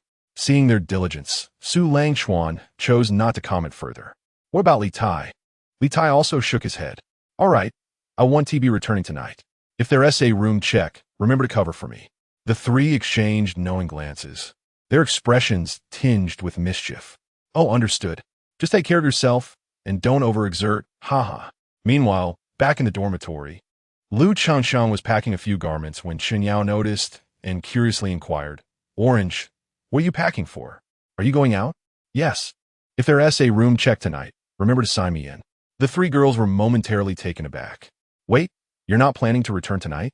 At this late hour, Chen Yao's mind raced. "Oh, it seems Orange has made quite the progress." She cast a teasing glance at Lu Changsheng, leaving the others puzzled. "Is there something happening with Orange? Do you need our assistance?" Chen Yao jested. "Why would you need our help? Isn't that right, Orange?"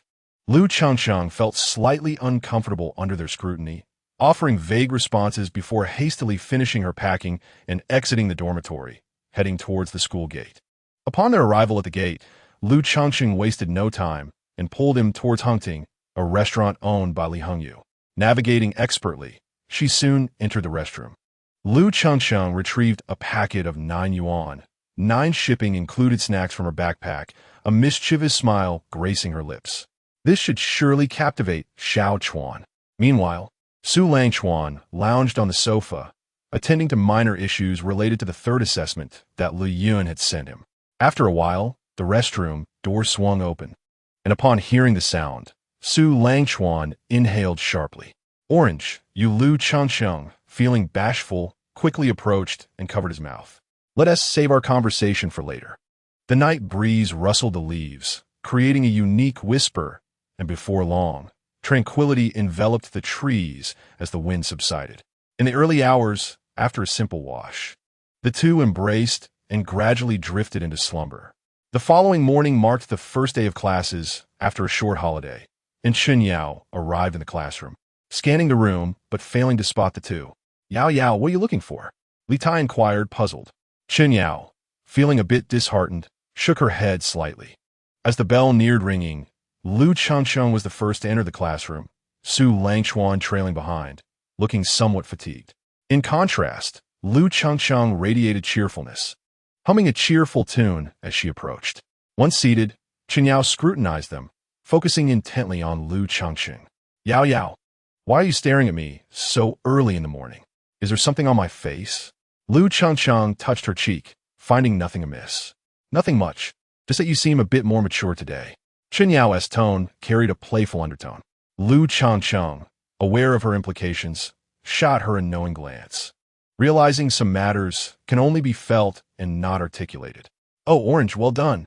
It seems you've captured his heart. Haven't you?" Lu Changsheng nodded proudly, filled with joy, believing that Su Langchuan was destined to be hers alone. After Su Langchuan settled into his seat, he paid little attention to the conversations of the two girls beside him, his head drooping as he fought against sleepiness. However, since this was a core subject lecture, he struggled to maintain focus.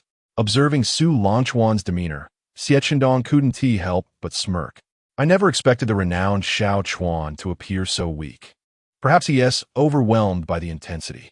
The three in the dormitory shared glances but chose to let him be, engrossed in their own assignments. When the main lecture concluded and it was time for the elective course, Su Langchuan could barely hold on. He informed Lu Changsheng that he would call out for her after class, and then laid his head down to catch some rest. Lu Changsheng refrained from disturbing him, occasionally glancing at him with a gentle smile. At noon, after Lu Changsheng awakened him, they shared a meal in the dining hall before retreating to their respective dormitories for a restful afternoon. Upon returning, Xie Chendong and the others noticed Su Langchuan already back in bed and kept quiet. During the afternoon elective, Su Langchuan opted to skip class entirely, choosing instead to sleep soundly. As evening approached, Su Langchuan stretched and yawned heartily, then checked his phone only to find a message from her. Xiao Chuan, are you still asleep? Are you coming to the afternoon class? The bell has already rung. Well, it seems you're quite exhausted. The last message was an invitation to dinner. Su Langchuan promptly called her, and after just a few rings, she answered. I thought you had vanished from the face of the earth.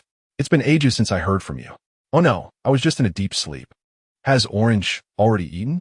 Su Langchuan Tukka. I finished eating ages ago. All right, let's leave it at that for now. Hey, don't hang up just yet. What plans do you have for tonight? Su Langchuan asked with a hint of confusion, as he truly had nothing else to do apart from coding. Nothing. Just writing some code. Then you have to follow my arrangements tonight. Su Langchuan felt a bit exasperated at the somewhat mischievous tone she used. How about we skip the orange? This can't be an everyday affair. Lu Chengcheng frowned. What are you thinking? Gather at the playground tonight. Let's go for a run. Upon hearing this, Su Langchuan felt somewhat embarrassed, realizing what she meant. Ahem. All right, I'll head to the cafeteria for a bite first. Okay, see you in a bit then. Chapter 64, Each Other's Hearts. After changing into his sports attire, Su Langchuan quickly finished a bowl of noodles in the cafeteria and made his way to the playground. As he rounded a corner, he beheld the expansive playground, bustling with students engaged in various activities, some strolling, others chatting on the grass, and several, like Su Langchuan, there to run. The sun dipped below the horizon, and bright white lights illuminated the field. Standing under the glow was his girl. Lu Chengcheng had donned her sports outfit and tied her hair into a high ponytail. Under the bright lights, she appeared somewhat solitary, glancing at passing boys, seemingly searching for the figure she missed dearly. After Lu Chengcheng had declined a boy's acquaintance request, as if sensing something, she turned her head towards Su Langchuan. Locking eyes with him, she swiftly dashed over, colliding into his embrace. Su Langchuan ruffled her hair, saying, Sorry for making you wait. No, I just arrived a short while ago. In truth, she had waited quite a while, feeling anxious, but upon seeing him, her heart brimmed with joy, filled by his presence. The boy who had just been turned down felt a bit awkward and hurried away, thinking, thank goodness, that's Su's girlfriend. I hope he didn't see me. The two intertwined their hands as they approached the running track, warming up before stepping onto the track, jogging side by side. Su Langchuan asked, What made you suddenly want to run? Lu Chengcheng pulled his hand, gently pinching her stomach, casting him a somewhat reproachful look. You feel it, don't you? This is the reason, so I must start burning calories. But that's my achievement. After all, it's me who nurtured it. Why not just keep it? Lu Chengcheng playfully slapped him. The weight you helped me gain, and you expect me to keep it? You wicked little Chuanzi. If I can't look good in pretty clothes and skirts in the future, you'll know the wrath of the spinning pepper. Su Langchuan was taken aback, having never heard of spinning pepper. Is that a type of chili? Lu Chengcheng smiled mysteriously. Do you really want to know? Feeling a chill, he replied, Never mind, I don't think I want to know. No, you do want to. How about I give you a sneak peek? You and T want to be unprepared. Su Langchuan regretted his curiosity, realizing he should have kept quiet. He quickened his pace, thinking if he could just slip ahead of her, he might avoid trouble. Come back here. She laughed. It's not something unpleasant. It's just about grabbing your forearm and twisting it clockwise and counterclockwise. Your forearm will feel a fiery sting. Look at how scared you are, haha. Su Langchuan, reassured, returned to run alongside her, insisting, No, it's not fear. I simply wish to run alongside you. Lu Chengcheng chuckled. All right, little Chuanzi, shall we give it a try? The weather is quite nice today, wouldn't you agree? Indeed, the weather is splendid, and so are you. After sharing laughter while jogging for a while, they spotted Su Yanfang also jogging, prompting them to quicken their pace to join her. Hi, senior. What a coincidence. Are you out here to exercise as well? Lu Chengcheng greeted. Su Yanfang turned, recognizing Lu Chengcheng, and smiled. Jogging helps me sweat. It boosts my metabolism. I've kept this habit since my freshman year. Oh, you're so disciplined, senior. No wonder you maintain such a good figure. Lu Chengcheng remarked. Well, it's somewhat of a balance. Diet plays a role too. Su Langchuan found the girls' conversation a bit dull, and after 2 laps, he leaned in to whisper to Lu Chengcheng. Ask the senior about Dongzi's views. I'll run ahead a bit for you to inquire. After he sped off a short distance, Su Yanfang looked at Lu Chengsheng. Aren't you running with him? He's already quite far ahead. Don't mind him. Xinhua, I have a question I hope you won't mind me asking. Su Yanfang smiled softly. Feel free to ask. I'll answer as best as I can. After a moment's hesitation, Lu Chengsheng inquired, Senior, what do you think of Xie Qingdong? Su Yanfang appeared somewhat taken aback. Why this sudden question about him? Yet she soon seemed to recollect herself. Well, he's a good guy, though he often seems a bit foolish. I can sense his intentions. Lu Chengsheng, filled with excitement, pressed on, then do you think he... Before she could finish, Su Yanfang interrupted, I know what you're going to ask. My family background doesn't match his. Even if I have those feelings, it would be impossible for us to be together. Lu Chengsheng, puzzled, replied, but Senior, how can you know without trying? Not every family places such importance on this. Su Yanfang hesitated, but the odds seemed overwhelmingly against them, given his family background. Lu Chengsheng sighed, Senior, you're overthinking it. There are only so many beautiful moments in life. Don't you wish to seize them all? Su Yanfang shook her head. The beauty of those moments lies in their elusiveness. Those who can grasp them won't include me. Lu Chengsheng felt a pang of frustration, unsure of what to say. Was there truly no way to change the senior's perspective? After a moment of contemplation, it seemed that perhaps only her story with Su Langchuan could offer a glimmer of hope. Xie Qingdong, for your sake. Su Langchuan and I have truly gone through great lengths. She revealed Su Langchuan was once an orphan. Su Yanfang, surprised, hadn't expected this about her junior. Despite our current situation, we have already missed one opportunity. He views our relationship similarly to how you perceive yours. Su Yanfang seemed intrigued. Then what brought you two together now? Lu Chengsheng beamed. My family doesn't place much importance on such matters. Even with the circumstances, we are still together.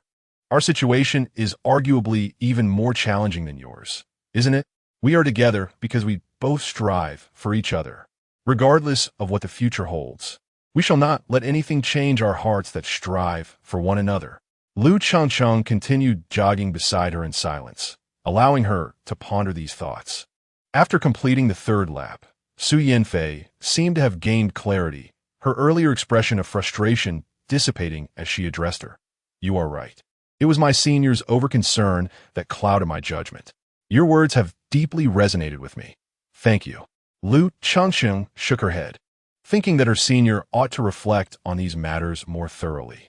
After conversing for a while, Su Yanfei waved goodbye and departed the playground. It was then that Su Langchuan approached. How did it go? Did you uncover anything? Lu Chengsheng offered him a reassuring glance. You'll find out soon enough. Chapter 65. Why didn't you say so earlier?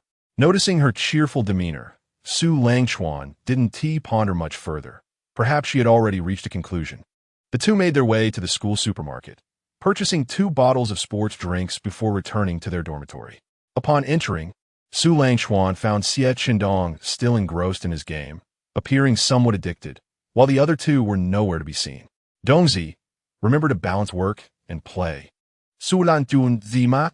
Xie Qingdong, in a fervor, momentarily paused at his words before diving back into the game. Now's the time to practice more. I need to hold my own against you, or I might just get eliminated right off the bat. Besides, didn't you mention this is for the official account's final video?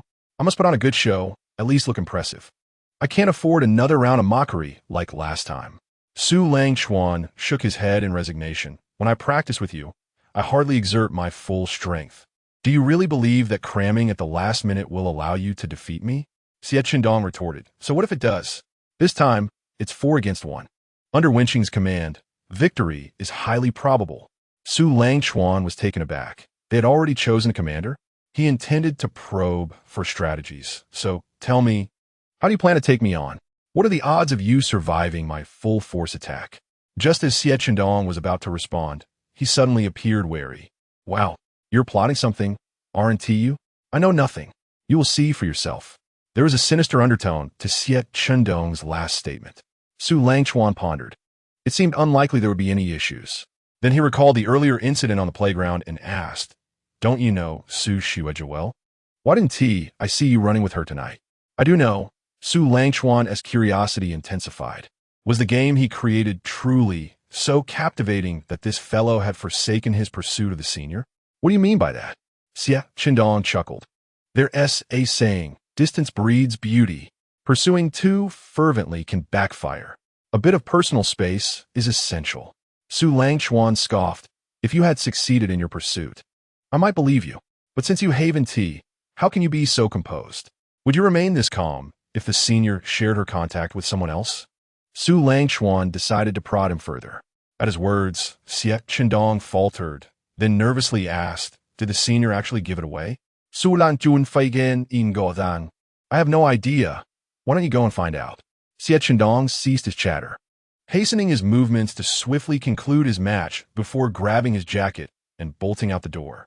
Su Langchuan had intended to continue speaking, but seeing his hasty departure, he chose silence, figuring a message would soon follow.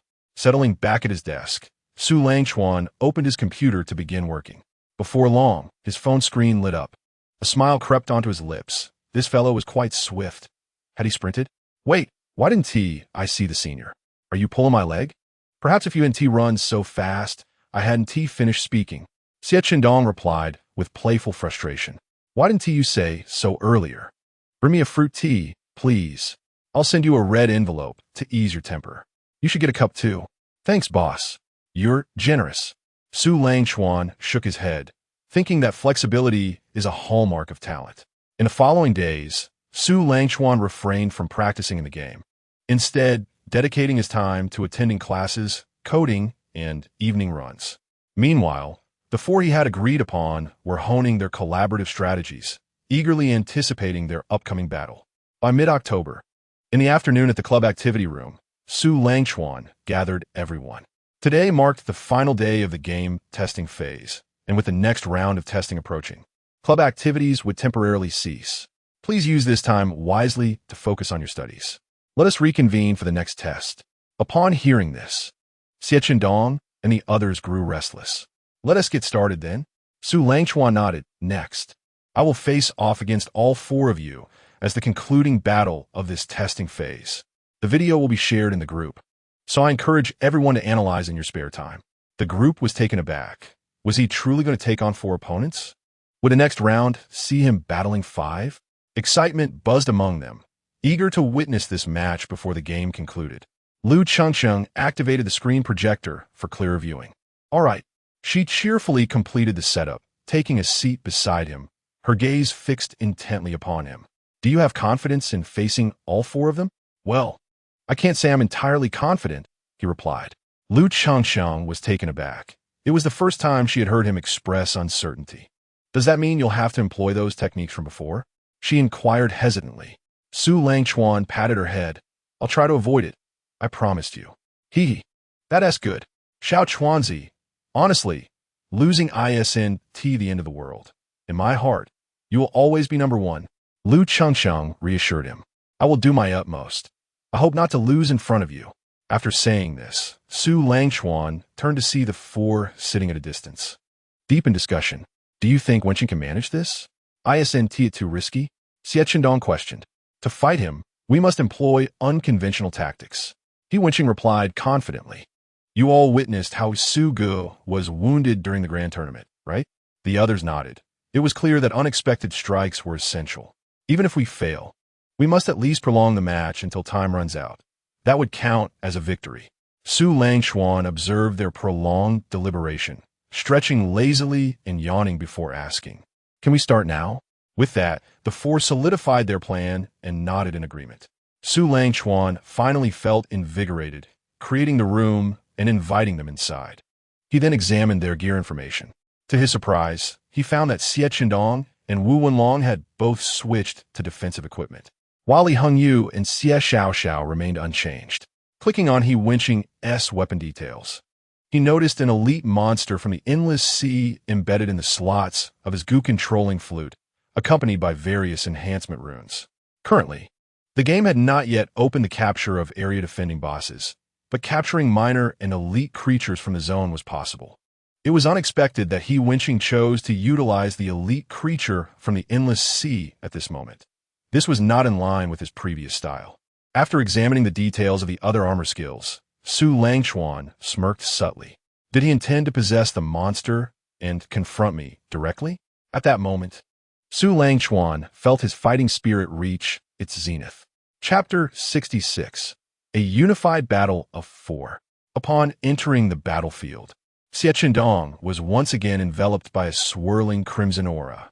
With a single step, the ground beneath him cracked slightly, and then he exerted force beneath his feet, propelling himself forward like a cannonball with his great sword in hand. Su Langchuan had no intention of becoming embroiled in a prolonged struggle. As Xie approached him, he swiftly struck him aside with the sword.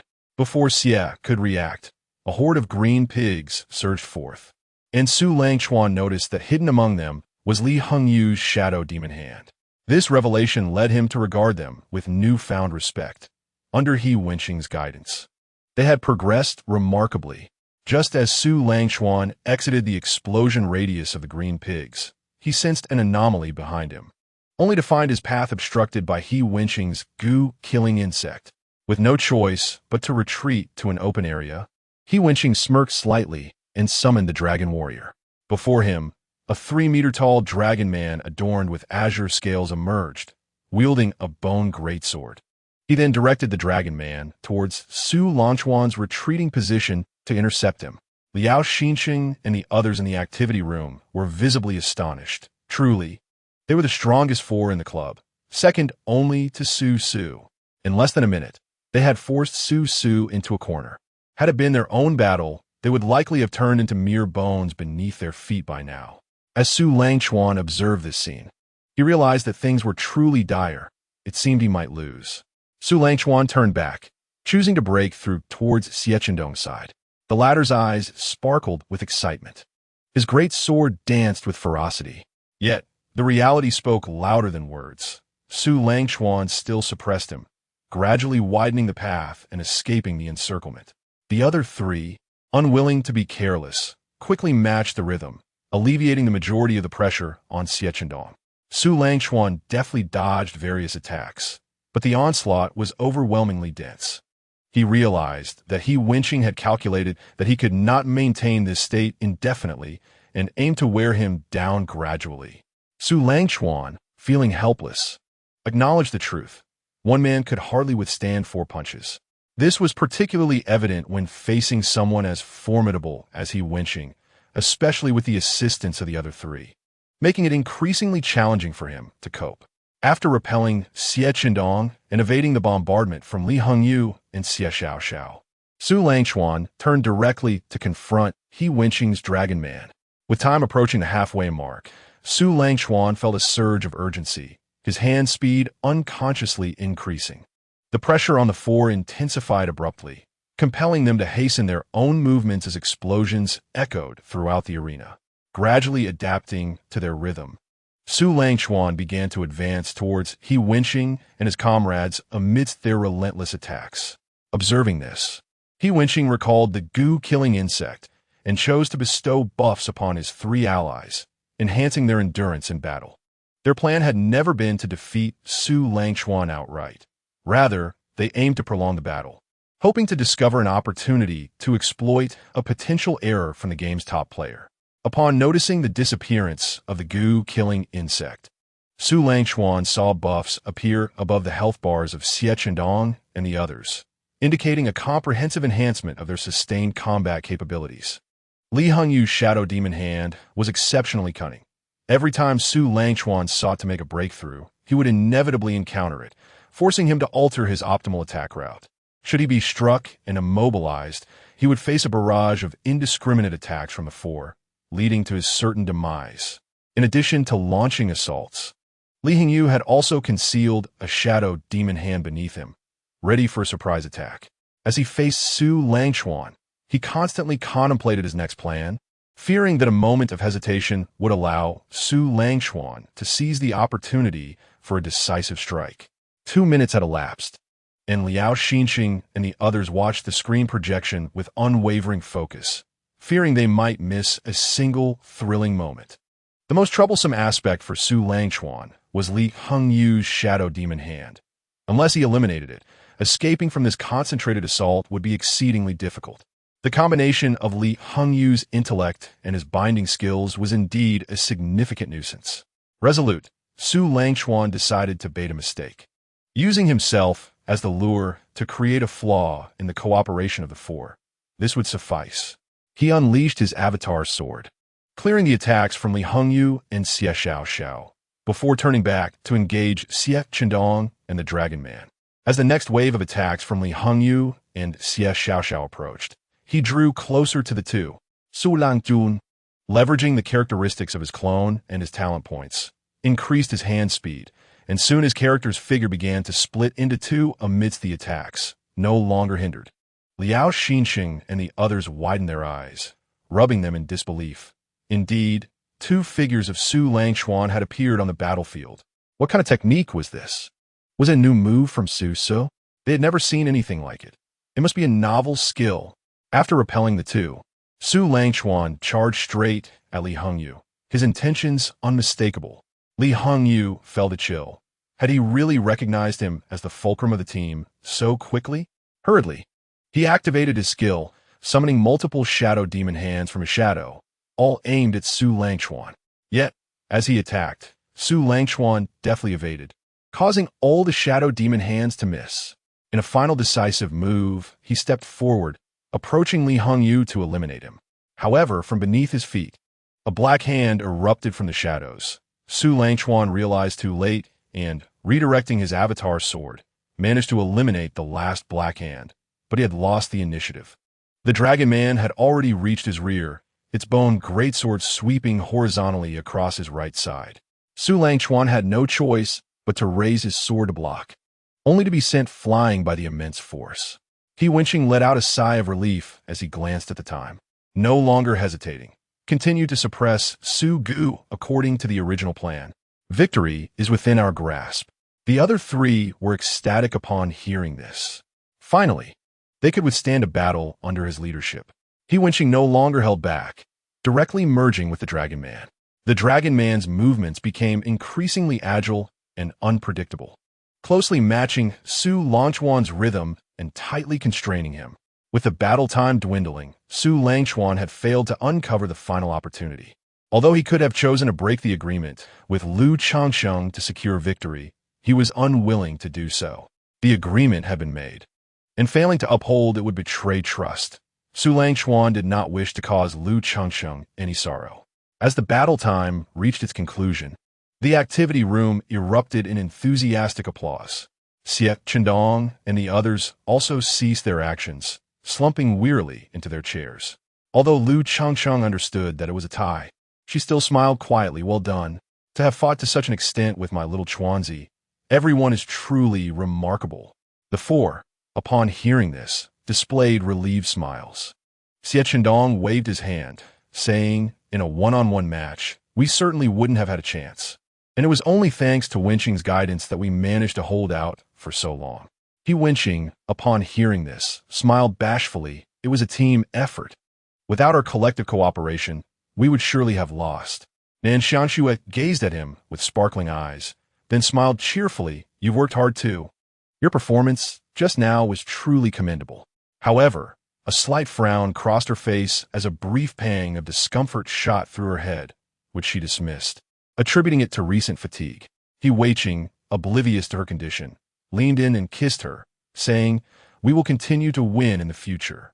Nan Xianxue responded with a radiant smile, remaining silent as she quietly watched him. Chapter 67. The Agreement to Register Together. Su Langchuan located the saved original files of the match videos on his computer, shared them with both the group and the video editing team of the company's promotion department, and then shut down his computer. Rising, he clapped his hands and declared, all right, everyone, it's about time. Tonight, the cafeteria is on me, and I'll treat you to extra chicken legs. The crowd erupted in applause. Someone treating to extra chicken legs? How delightful. A throng of people exited the activity room and headed towards the cafeteria. After arranging their meals, Su Langchuan turned to her, asking, what would you like to eat, Qingzi? Just a bowl of noodles, please. I'm on a diet and want to eat much tonight. Su Langchuan playfully pinched her tummy, noticing it felt slightly firmer than a few days prior. Lu Changchang shot him a reproachful glare and swatted his mischievous hand away, saying, there are so many people in the cafeteria. After placing their orders, Su Langchuan remarked, "But Chengzi, your tummy does feel quite nice." Lu Chengsheng regarded him with a mixture of annoyance and embarrassment, recalling a certain day.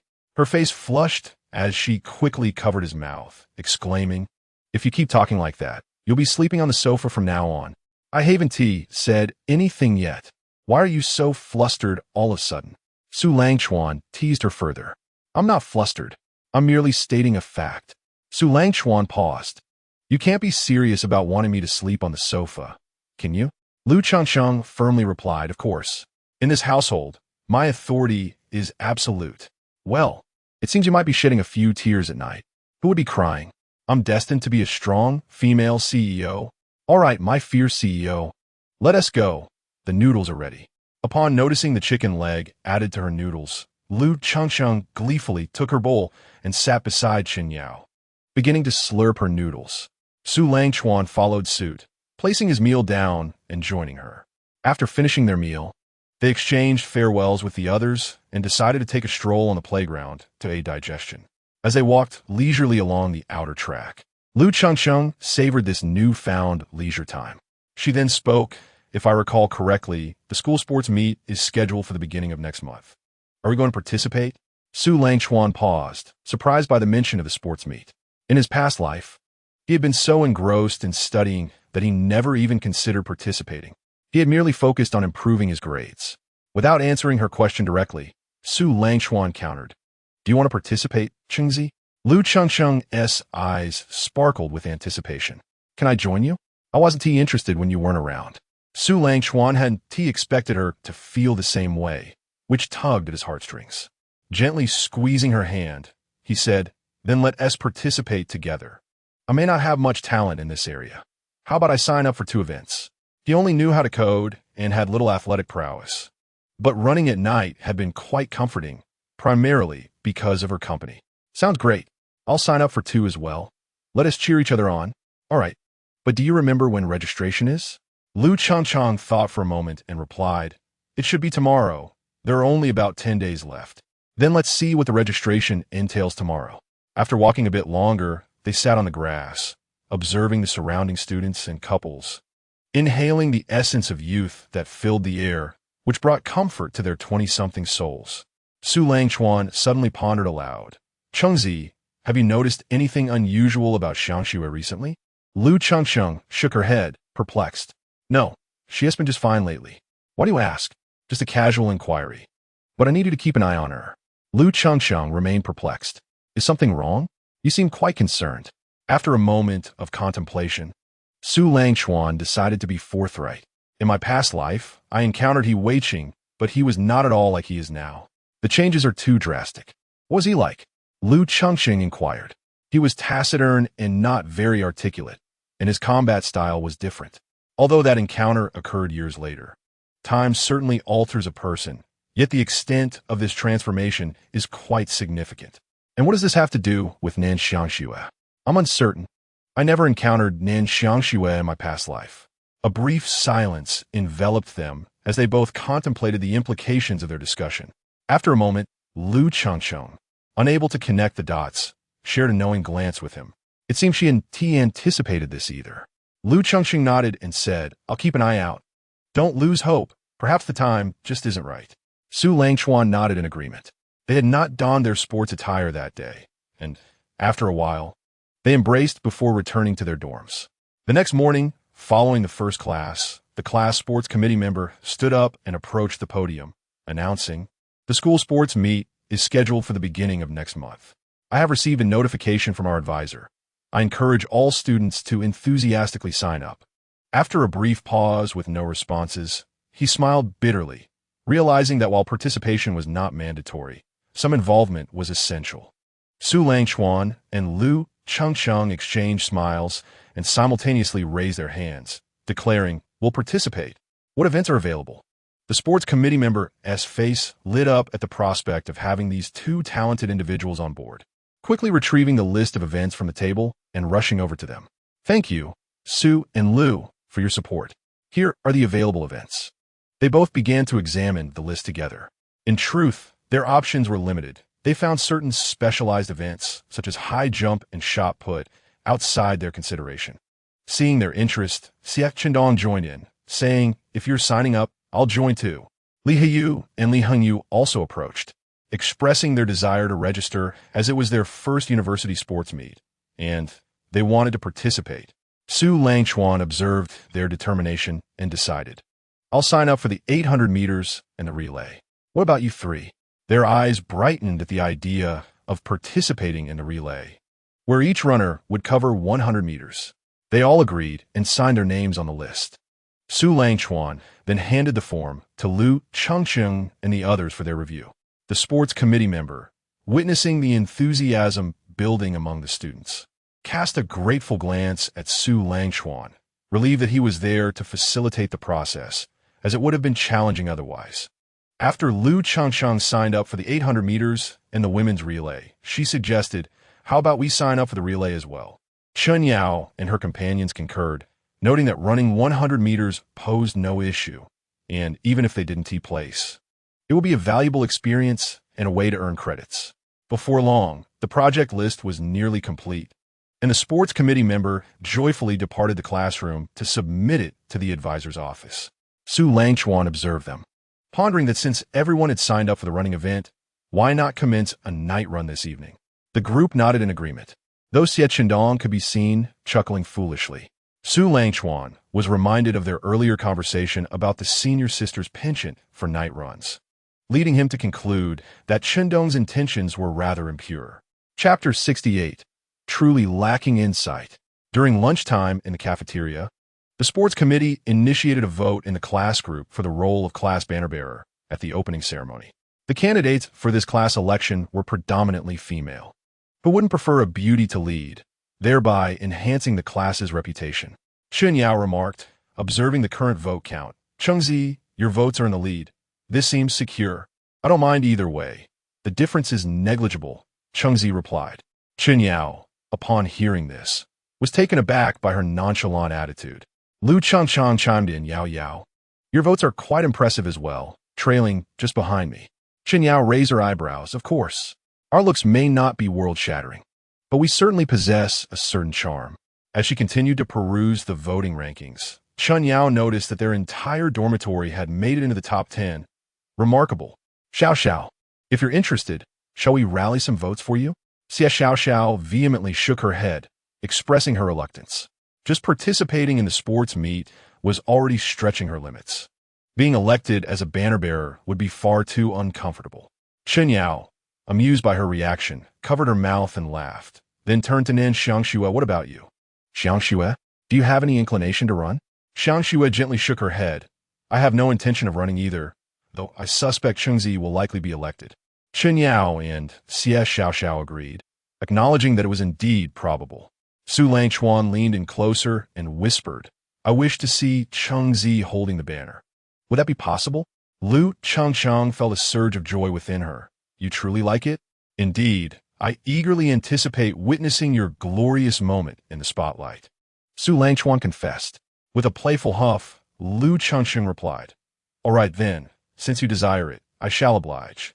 With that, Lu Chengcheng returned to the group chat to solicit votes for herself, and the class group was more than willing to support her, especially since her boyfriend was quite the prominent figure. Many classmates hoped to secure a good job in the future through him. After their meal, everyone returned to their dorms to rest. Xie Chendong lay on his bed, scrolling through short videos, and soon stumbled upon the official release of their match video by Xinghui at midnight. Each refresh revealed a meteoric rise in likes, comments, and shares, hundreds accumulating at a time. Xie Chendong's eyes widened with excitement as he shared the video in their group chat, exclaiming, "Quick, look, the video has been released." He eagerly delved into the comments section, but his expression darkened as he furrowed his brow, visibly frustrated. He sighed, "What a lack of insight. It's infuriating." The comments section was dominated by discussions about Chuanzi, Hengyu, Wenqing, and Xiao Xiao. "This is maddening. I am part of the team too," Li Taidao replied. "Gold will always shine. Perhaps the time for you will come." Xie Chendong gave him a thumbs up, appreciating the sage advice. "Indeed, I shall become the unrivaled king in the future." The other two in the dormitory observe his optimism, chuckling as he became increasingly moved by his own words. After school that afternoon, Lu Changcheng opened the voting page to find her votes had soared to the highest point, a beaming smile gracing her face. Xiao Chuan, let us go out and buy an outfit. Are you thinking of wearing it while holding the banner? Lu Changcheng nodded eagerly. Of course. Since you've given me the green light, I must look my best. Su Langchuan affectionately ruffled her hair. All right, I'll foot the bill since this was my request. Sure, let us hurry. After Su Langchuan summoned a ride, they held hands leisurely as they made their way to the pickup point. They arrived at Xinhong Square, entering the mall and heading straight for the women's clothing store. What kind of dress do you envision? Su Langchuan inquired. Lu Changcheng pondered. Since I'll be the banner bearer, there will be school leaders and photographers capturing the moment. Let's choose a dress that is both stunning and elegant. Very well, choose whichever you fancy. Lu Changcheng approached the dress section and began selecting her options. Shortly after, she gleefully approached Su Langchuan, holding up a light-colored floral maxi dress against her collarbone. What do you think? Did I choose well? Su Langchuan's eyes lit up. He stroked his chin, admiring her choice. You should try it on. Okay, please wait a moment. It may take a bit longer for me to change. Su Langchuan nodded. I'll wait for you. After a while, Lu Changcheng emerged from the fitting room, and Su Langchuan was momentarily spellbound. Her cascading hair and the dress transformed her into a celestial being, exuding an ethereal grace. Lu Changcheng twirled in front of him. Lifting her skirt, what do you think? Am I beautiful? Su Langchuan snapped back to reality, momentarily at a loss for words, but he quickly nodded fervently. Lu Changcheng noticed his awestruck expression and felt a rush of satisfaction. She had indeed made the right choice. Her boyfriend was utterly captivated. How delightful. Then it's this one. Agreed. Lu Changcheng returned to the fitting room to change back into her original clothes before handing the dress to the sales associate for packaging. After settling the bill at the front desk, they indulged in a light snack at the mall's food court before cheerfully returning to school. Back in the dormitory, Lu Changcheng presented the dress in front of the full-length mirror, eliciting surprised gasps from her roommates. She then stepped into the bathroom to change and emerged, sisters. How do I look? Am I beautiful now? With a proud demeanor, Lu Changcheng proclaimed her beauty. The three turned to her, and Chun Yao rose to circle around her, returning to her front with a click of her tongue. Very nice. Shengzi could probably outshine those campus beauties featured in forums. It doesn't matter if I can compete with other girls. As long as Xiao Chuan thinks I'm beautiful, that's all that matters. You're incorrigible, Chun Yao exclaimed, shaking her head in disbelief. Nan Xiangxue and Xia Xiao nodded in agreement. The trio then showered Lu Changcheng with compliments, as if she were a star, occasionally striking poses at their request. After a while, they shared the photos in their dormitory group chat. Lu Changcheng selected a few of the most flattering shots, sending them to Su Langchuan without any editing. Here are my beautiful photos. Make sure to appreciate them. Su Langchuan, engrossed in coding, noticed his phone light up.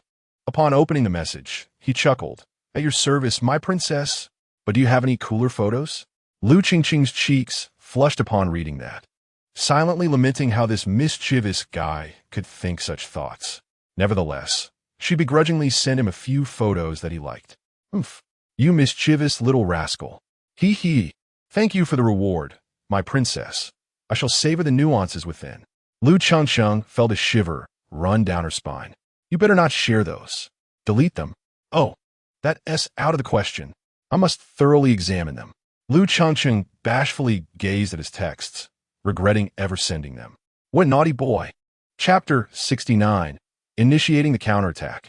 The following afternoon, as Su Langchuan escorted Lu Changcheng back to her dormitory, he remarked, I have some matters to attend to at the company tonight, so I won't be joining you for dinner. However, I shall return later for our evening jog. Upon hearing this, she halted, her expression clouded with confusion. Wasn't he typically occupied with work at the school? Had something transpired at the company? Su Langchuan gently ruffled her hair and reassured her, it's nothing serious, merely a few minor issues that require my attention. I shall see you later this evening. As he finished speaking, they reached a crossroads. Just as he intended to turn away, she grasped his wrist. Before he could fully pivot, He caught a fleeting glimpse of Lu Changsheng planting a quick kiss on his cheek before dashing back to her dormitory. Su Langchuan chuckled softly and typed a message on his phone. When I return tonight, I'll give you a kiss too. He then summoned a car and headed toward the company. In the meantime, a buoyant Lu Changsheng had just returned to her dormitory. After slipping off her shoes and leisurely settling into a chair, she discovered a message from him on her phone. As she opened it, her heart soared. The sensation of kissing her boyfriend was simply delightful. Upon arriving at the company, Su Langchuan made a beeline for Wei Jun's office. He had inquired about Wei Jun's schedule the previous day. After knocking on the door and receiving a prompt to enter, he stepped inside. Wei Jun was already seated at the tea table, sipping from his cup. You've arrived just in time, little brother. Come, sit and enjoy some tea with me. Without hesitation, Su Langchuan took a seat, picked up the cup in front of him, blew gently on it, took a sip, and then set it down. After exchanging pleasantries regarding recent events, they delved into the matter at hand. Brother, how is the investigation into that fellow progressing? Wei Jun handed him his phone. I knew you wouldn't let this slide. How dare he create such a ruckus on our turf? We cannot allow him to escape unscathed. Su Langchuan opened the file, and a look of disdain crossed his face. Ever since Yang Jiahao had dropped out, he had returned to his former lifestyle, indulging in debauchery without a care. He was living far too comfortably. So what is your plan? Su Langchuan continued. Fortunately, he is now of legal age. With this evidence, we can certainly have him incarcerated for several years. I will need you, Brother Wei, to take action against his company. By the end of this year, I want Yang Entertainment to be no more. In his past life, Su Langchuan had only been aware of Wei Jun's formidable connections, but was unclear on why Wei Jun had chosen to start his own business. Wei Jun appeared puzzled. Why not be more direct? We have nearly gathered all the evidence. We could dismantle his company in one fell swoop. Su Langchuan shook his head. That would be too lenient.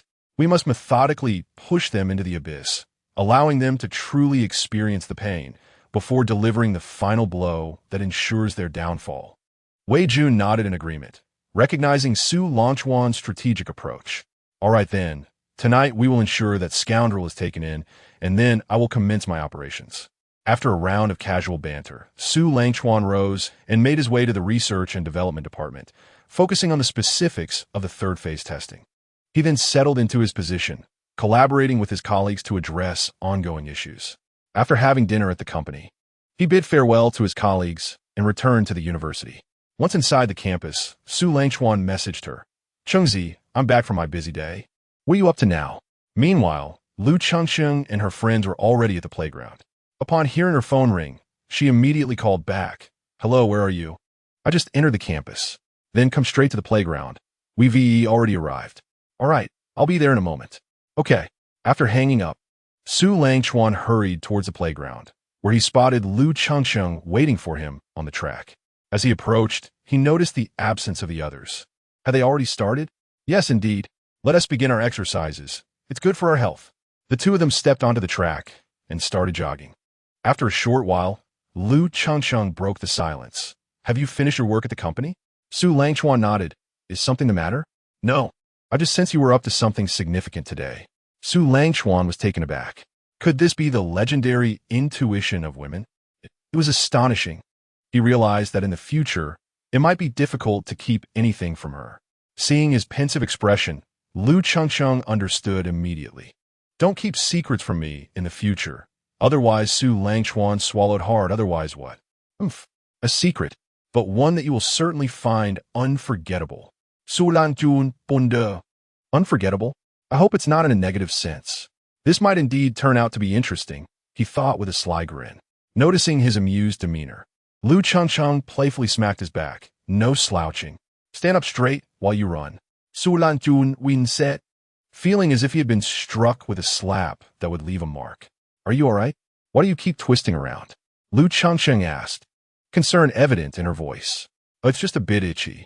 Lu Changsheng found it amusing and extended her hand. Where itches? I can scratch it for you. No, it's nothing now. Really? Indeed, it's truly not itchy anymore. The following day, Wei Jun acted with remarkable swiftness, anonymously submitting Yang Jiahao's information to the relevant authorities that very night. Consequently, Yang Jiahao was arrested without delay. Wei Jun then orchestrated the release of substantial negative information from employees within Yang Entertainment who had been suppressed and bullied. In no time, Yang Entertainment found itself in a precarious position. Yang Jinxiong grimaced in frustration as he glanced at the information circulating online, pondering whether his subordinates were simply inept.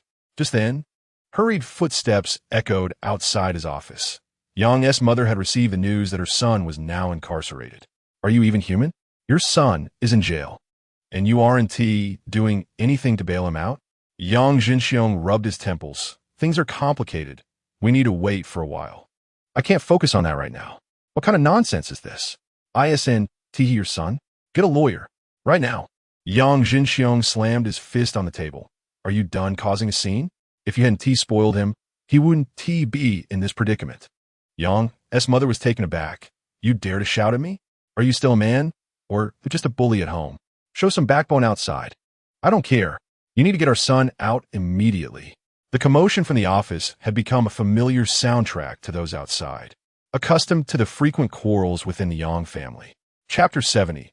Just a few words, and Chengzi is in such a state. As noon approached, the announcement was swiftly published online.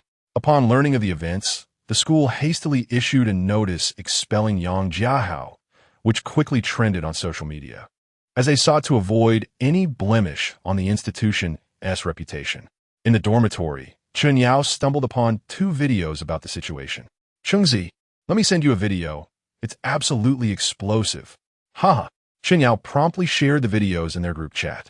Upon seeing the video, Lu Changchang raised an eyebrow, intrigued by the unfolding drama surrounding Yang Jiahao. Is this what Xiao Chuanzi was up to yesterday? Chun Yao's thoughts were interrupted. Moreover, that fellow's company is no saint either. The rampant discussions online are quite illuminating. Let me share it with you. Lu Changcheng continued to click on the next video, where individuals were enumerating the numerous issues plaguing Yang's entertainment, subjecting her to unspeakable distress during her work hours. Upon witnessing the content of the video, Nan Xiangxue and Xie Xiaoxiao felt an even deeper aversion towards that individual. Lu Changcheng could relate. In her past life, she had experienced similar woes. When Yang Jiehua was at the height of his power, ruthless and unscrupulous, to a degree she could scarcely fathom. Nan Xiangxue remarked, "That's quite good. We shall no longer have to see him." Chen Yao nodded in agreement. Indeed, if it weren't for kind-hearted souls reporting him, who knows how many innocent girls would have suffered at his hands. Lu Changcheng mused, kind-hearted souls? Perhaps it was all aimed directly at him. Meanwhile, in the male dormitory, they too were privy to this information online. Xie Qindong burst into laughter. Who would have thought he'd actually be imprisoned? But he was foolish enough to violate several major laws. He might be looking at a lengthy sentence. Haha. He had heard of his company in the city, and he and Hing Yu had even seen that boss visit their company a few times. However, their patriarch had dismissed his capabilities and turned down his collaboration requests, showing foresight. If the young one was so reckless, the older ones were likely not much better. Li Hingyu pondered for a moment, recalling some details, but concurred with Dongzi that their family had also rejected his proposal. Li Tai questioned, what is the current state of his company? Xie Qindong waved his hand dismissively. He was backstabbed by several insiders. However, his announcement was as good as non-existent. The public relations department has been quite lackluster. Li Tai chuckled, what a blessing. Not only is he behind bars, but his company is also in disarray. It seems his days of prosperity are irretrievably gone. Li Hengyu added, he has probably caught up in the online turmoil, which is why he hasn't managed to secure his bail promptly. The longer it drags on, the more difficult it becomes for him to emerge. I genuinely hope he serves a few years and comes out to find his company in ruins. I wonder what he'll think then. With that, the 4 in the dormitory shared a mischievous laugh at this wretched individual's misfortune. Lu Changcheng sent a message. Xiao Chuanzi. This is your handiwork, isn't it? Su Langchuan smiled knowingly. What do you think? Are you satisfied with the outcome? As long as it's your doing, I am pleased. Even though we suffered so much at his hands, if he ends up in prison for a few years and his company goes bankrupt, that would be a fitting retribution. Indeed, it must be the relevant authorities who deliver the true punishment. I'm merely giving a little nudge to ensure he realizes this is no dream. Otherwise, it would be too lenient on him. He, from now on. I want to have to see that detestable fellow. Thank you, Xiao Chuanzi. Su Langchuan replied. No need for thanks between us. It's simply my duty. Xiao Chuanzi. You're amazing. Love you, love you, love you. Su Langchuan raised an eyebrow and typed, What is so amazing? Please elucidate. Well, for many reasons. You're handsome, exude exceptional charm, and most importantly, you know how to care for others, like me. Am I right? Does that also apply to other aspects? Lu Chengcheng looked at the message, puzzled. What aspects? Is there something I don't know? You already do. Huh? What is it? Quick, tell me. Su Langchuan pressed the recording button and whispered a few words before sending them. Lu Chengcheng opened it, heard a faint sound, then adjusted the volume before bringing it to her ear. As she listened, her face grew increasingly flushed, and after finishing, she felt a wave of embarrassment wash over her. That scoundrel! Xiao Chuanzi, you naughty rascal. You dare say the last day of the little holiday wasn't tea on your mind? I just wasn't tea accustomed to parting from you so soon. Really? That excuse seems rather flimsy. Lu Chengcheng shot back. If you dare speak lewdly again, I'll cut you off. Su Langchuan retorted. I merely stated a few words, and you've turned so fickle. It truly breaks my heart. Lu Chengcheng was at a loss for words. Where had this rascal learned such tricks? How was she supposed to respond? Good job, just get lost. Su Langchuan replied. Are you satisfied? Lu Chengcheng grumbled. Go roll. Time flew by. Over the course of these 2 weeks, the reputation of Yang's entertainment plummeted, and it became a foregone conclusion that Yang Jiahua would not be getting out. The weather in November had turned slightly cooler, but in the southern city of Guangxia, it was still quite warm by midday, with air conditioning still a necessity, though mornings and evenings were more temperate. On the morning of the opening ceremony of the sports meet, Su Langchuan, holding the class banner he had received yesterday, donned a smart casual outfit and stood under the girls' dormitory, awaiting his girl's emergence. Before long, Lu Chengcheng descended to the first floor and, upon spotting him leaning against a tree, hurried over. Today, Lu Chengcheng had applied light makeup, her long, dark hair cascading down her back in gentle waves. She wore the ethereal dress she had purchased the other day, its hemline falling just below the knee, revealing 2 perfectly proportioned calves, and her feet adorned with modest white high heels. She radiated youthfulness and grace, leaving Su Langchuan with no room in his heart for anyone else. Chengzi, you might have to stand for a while to listen to the speeches from the school leaders. Should you swap out your high heels? No, I specifically chose this outfit. And besides, there's no event for us today, so I'll change back after the sports meet starts. All right then, let us go. Su Langchuan extended his hand, and Lu Chengcheng, understanding his intent, happily grasped it as they made their way to their class's designated area. Upon arrival, the classmates' eyes lit up as several girls approached to compliment her stunning attire, while the trio from her dormitory could not help but smile, proud of their good friend. Soon, the opening ceremony commenced, and everyone stood ready to step onto the podium. Next, we present the class from the Media Department, Operations Class 1. Lu Chengcheng took the class banner, raised it high, and led everyone down the track, prompting exclamations of admiration from the boys in the preceding classes. Wow, what a beauty! She is so gorgeous. Whether she is beautiful or not is irrelevant. Did you not notice the person behind her? Well, I know that, but at least I can look. Susu can surely understand our perspective as men, right? Stop talking. We're standing close. Be careful he hears you. Chapter 71. All soldiers march with me. Once the school leaders finished their speeches, the sports meet officially commenced. After arriving at the class's logistics point, Su Langchuan took the banner from her hands and set it aside, accompanying her back to the dormitory to change out of her outfit. Shortly thereafter, Su Langchuan saw her reappear downstairs, now clad in loose, comfortable casual wear that closely matched his own attire, perhaps a reflection of their shared ethos of comfort. Upon returning to the logistics point, they found the sports committee member addressing the project list. Attention to all students who have registered for events, please prioritize safety. As always, remember that friendship comes first, competition second. If anyone feels unwell, please speak up promptly. The students expressed their gratitude to the diligent committee member and assured him they would take heed. The two individuals took their seats beside Li Tai and the others. Xie Chendong inquired, aside from my project today, do you all have any news to share? The other 8 shook their heads. Li Tai remarked, it can't possibly be about the 100-meter sprint today, can it? Bingo. You guessed correctly, but there's no reward for that. Li Tai Skufa. What reward does a grown man need? It's not like it's something a girlfriend would say. Xie Xiaoxiao observed, brother, you seem particularly cheerful today. Xie Chendong tilted his head back, of course. The senior didn't register for any projects, but she accepted a photography assignment for the sports meet. I told her I would be running the 100 meters today, so I must perform well to capture my magnificent figure on her camera. Chen Yao interjected. Do you really think you can compete with those seasoned athletes from the sports academy? Xie Chendong felt a pang of anxiety. He hadn't considered that aspect. Well, I'll just do my best. At the very least, I should embarrass myself in front of the senior. Lu Chengxing added. The senior isn't the kind of person to think poorly of you. Just give it your all, and if you manage to place, she might be quite pleased. Hearing this, Xie Chendong's eyes sparkled with excitement. Really? Absolutely.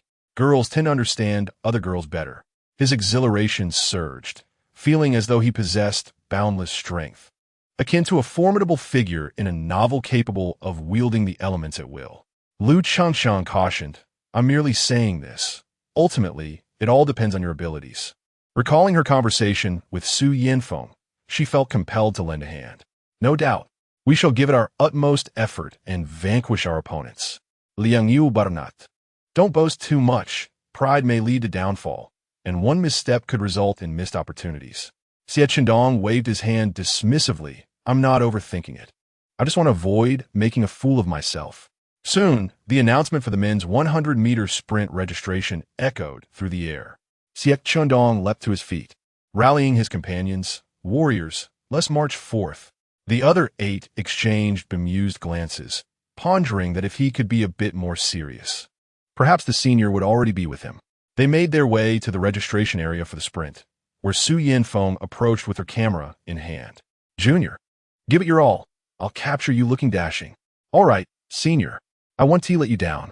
After exchanging a few words, Xie Chendong moved to prepare himself, as his name was called. Su Yanfeng then sidled up to Lu Changxing. With casual curiosity, Lu Changxing asked, did the senior come specifically to watch him? Su Yanfeng did not conceal her intentions. Yes, we arranged for me to take a special photo of him. Is there anything else? Su Yanfeng hesitated. What do you mean? You know, the kind of romantic involvement. Chen Yao, eavesdropping from the side, sensed there might be intrigue afoot and perked up her ears, hoping for some juicy gossip. Su Yanfeng's face flushed slightly. I'm still contemplating what you said. Lu Changshang grasped the situation. The senior appeared to have her reservations. Do you know what he said about you earlier in our class? What did he say?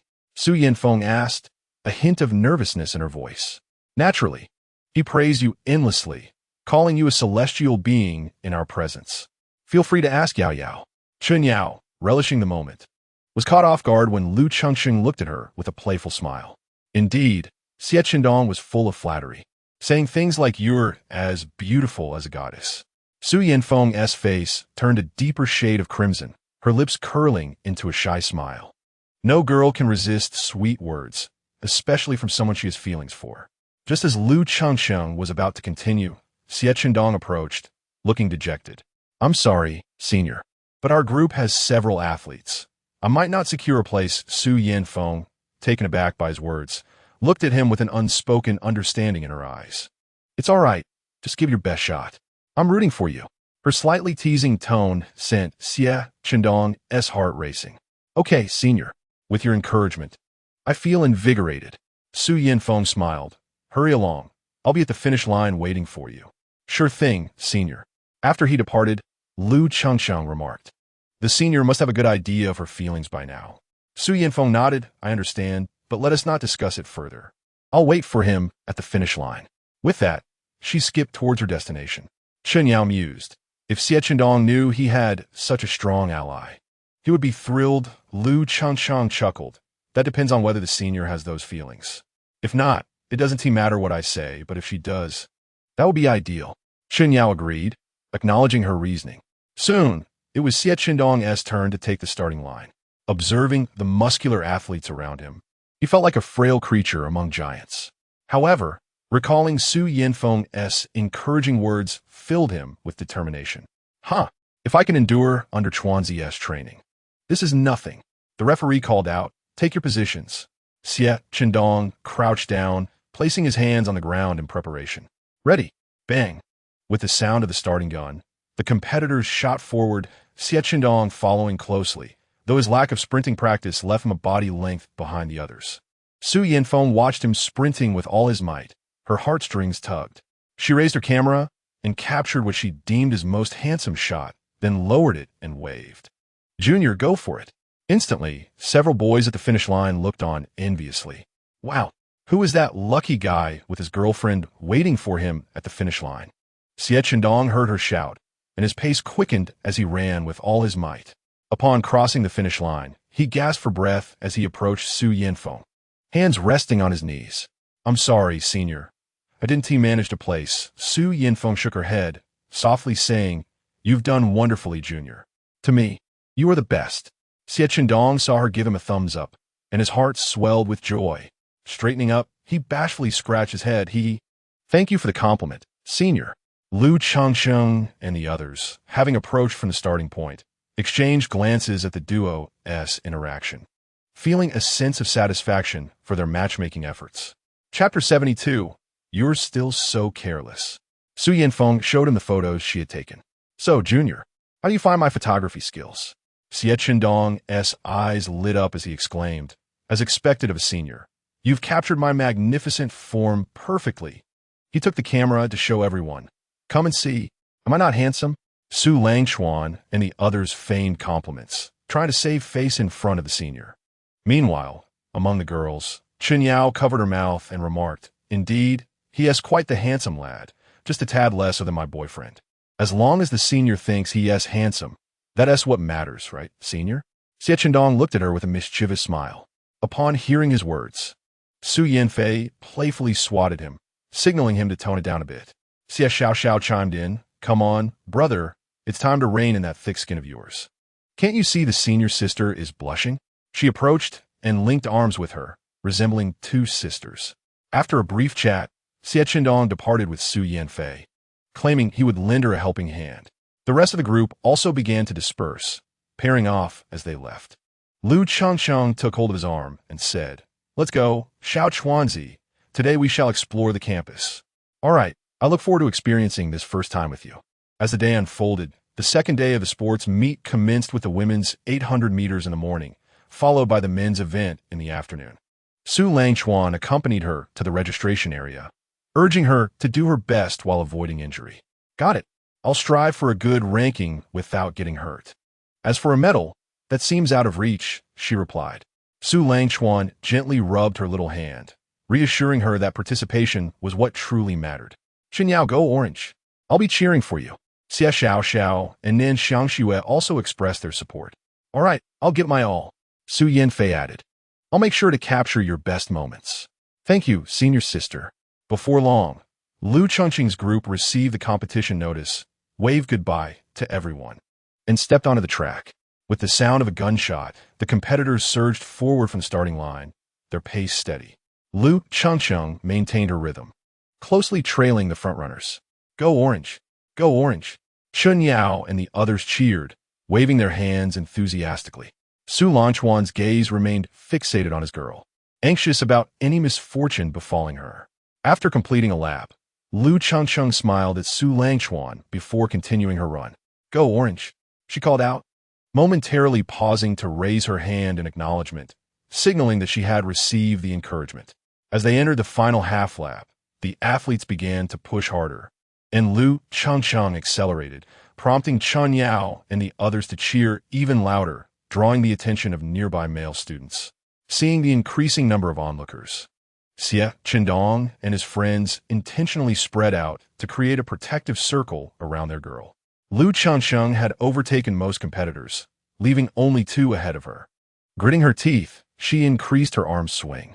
As she approached the finish line, she ultimately surpassed the second runner, but as she slowed down, her foot caught, and she nearly fell. Just as she braced for the impact, a pair of strong arms caught her. Ah, You really are so careless, she heard him say, opening her eyes to see his mildly reproachful expression, which made her feel a twinge of grievance. I was about to fall, and you still scold me. A tear nearly escaped the corner of her eye. Su Langchuan adjusted her stance and embraced her, saying, all right, it's my fault. I didn't mean to scold you. Please don't cry. Oomph. Chun Yao and the others discreetly looked away, sensing the couple's intimate moment. Orange, let us step away from here. Too many people are watching, Chun Yao suggested. Lu Changcheng finally realized what was happening, and her cheeks flushed, took his hand, and walked away. Upon returning to the logistics point, Lu Changcheng turned her head, pouting and avoiding his gaze. Su Langchuan attempted to hold her hand, but she shrugged him off, letting out a couple of huffs. Noticing her sulky demeanor, he wrapped his arms around her waist, pulling her close. Your form earlier was truly captivating, he remarked. Lu Changcheng raised an eyebrow, turning to look at him. Really? Su Langchuan affirmed, of course. In my eyes. You are the one and only champion. Her face lit up with joy. Well, I am indeed your only one. Yes, Orange, you are the best to me. Please forgive my earlier misstep, he coaxed, finally managing to brighten her mood, letting out a sigh of relief. Can you come cheer for me during my race this afternoon? He asked. Lu Changcheng didn't respond immediately. Instead, she leaned in and kissed his cheek, saying, then Xiao Chuanzi, you must do your best too. I will be watching you, just like you watched me. The afternoon's men's 800 meters unfolded as scheduled. After checking in, Su Langchuan donned his number tag and approached, saying, Chun Yao was right. There is an athlete from the sports academy in my group. Chun Yao coughed awkwardly, realizing luck was unpredictable. Lu Changcheng reassured him, it's all right. Just remember what we discussed. As long as you participate, that's what matters. Take care and don't get hurt. Seeing how much she cared, Su Langchuan hugged her before heading to the track to prepare for the race. With the sound of the gunshot, the group took off as if pursued by a monster, racing ahead at an astonishing speed. For a moment, Su Langchuan was taken aback, but quickly regained his composure and kept pace with the crowd. He was astonished by the ferocity of the competitors' start. Did they not fear exhausting themselves before the first lap was over? As he completed the first lap, he spotted Lu Changcheng calling out his name, each shout spurring the runners ahead to quicken their pace. He felt a swell of pride, realizing her encouragement was motivating him. As the remaining half lap dwindled, the first-place runner crossed the finish line, showcasing the prowess of a true athlete. Ultimately, Su Langchuan, like Lu Changcheng, finished second after the swift pace of the leading group left him drained for the final sprint, missing out on the chance for a medal. Gradually slowing down, he gasped for breath and made his way to her side. Lu Changcheng handed him a towel to wipe away the sweat and passed him an open sports drink. Don't drink too fast, you might choke, she warned. After taking a few sips, he dried his hands with the towel and said, let us head back to rest. Once back at the logistics point, Lu Changcheng began to massage his legs. How are you feeling? Any better? Su Langchuan grasped her hand and replied, I'm fine. Those 2 laps were manageable. We often run at night, so it's just a bit sore now. Want me to massage you in return? Lu Changcheng shot him a glare. No need, I've been fine for ages. Su Langchuan looked at her playfully, releasing her hand and lifting one of her legs to rest on his lap, offering her a massage. Noticing the others discreetly averting their eyes, she turned to him, allowing his actions to continue without protest.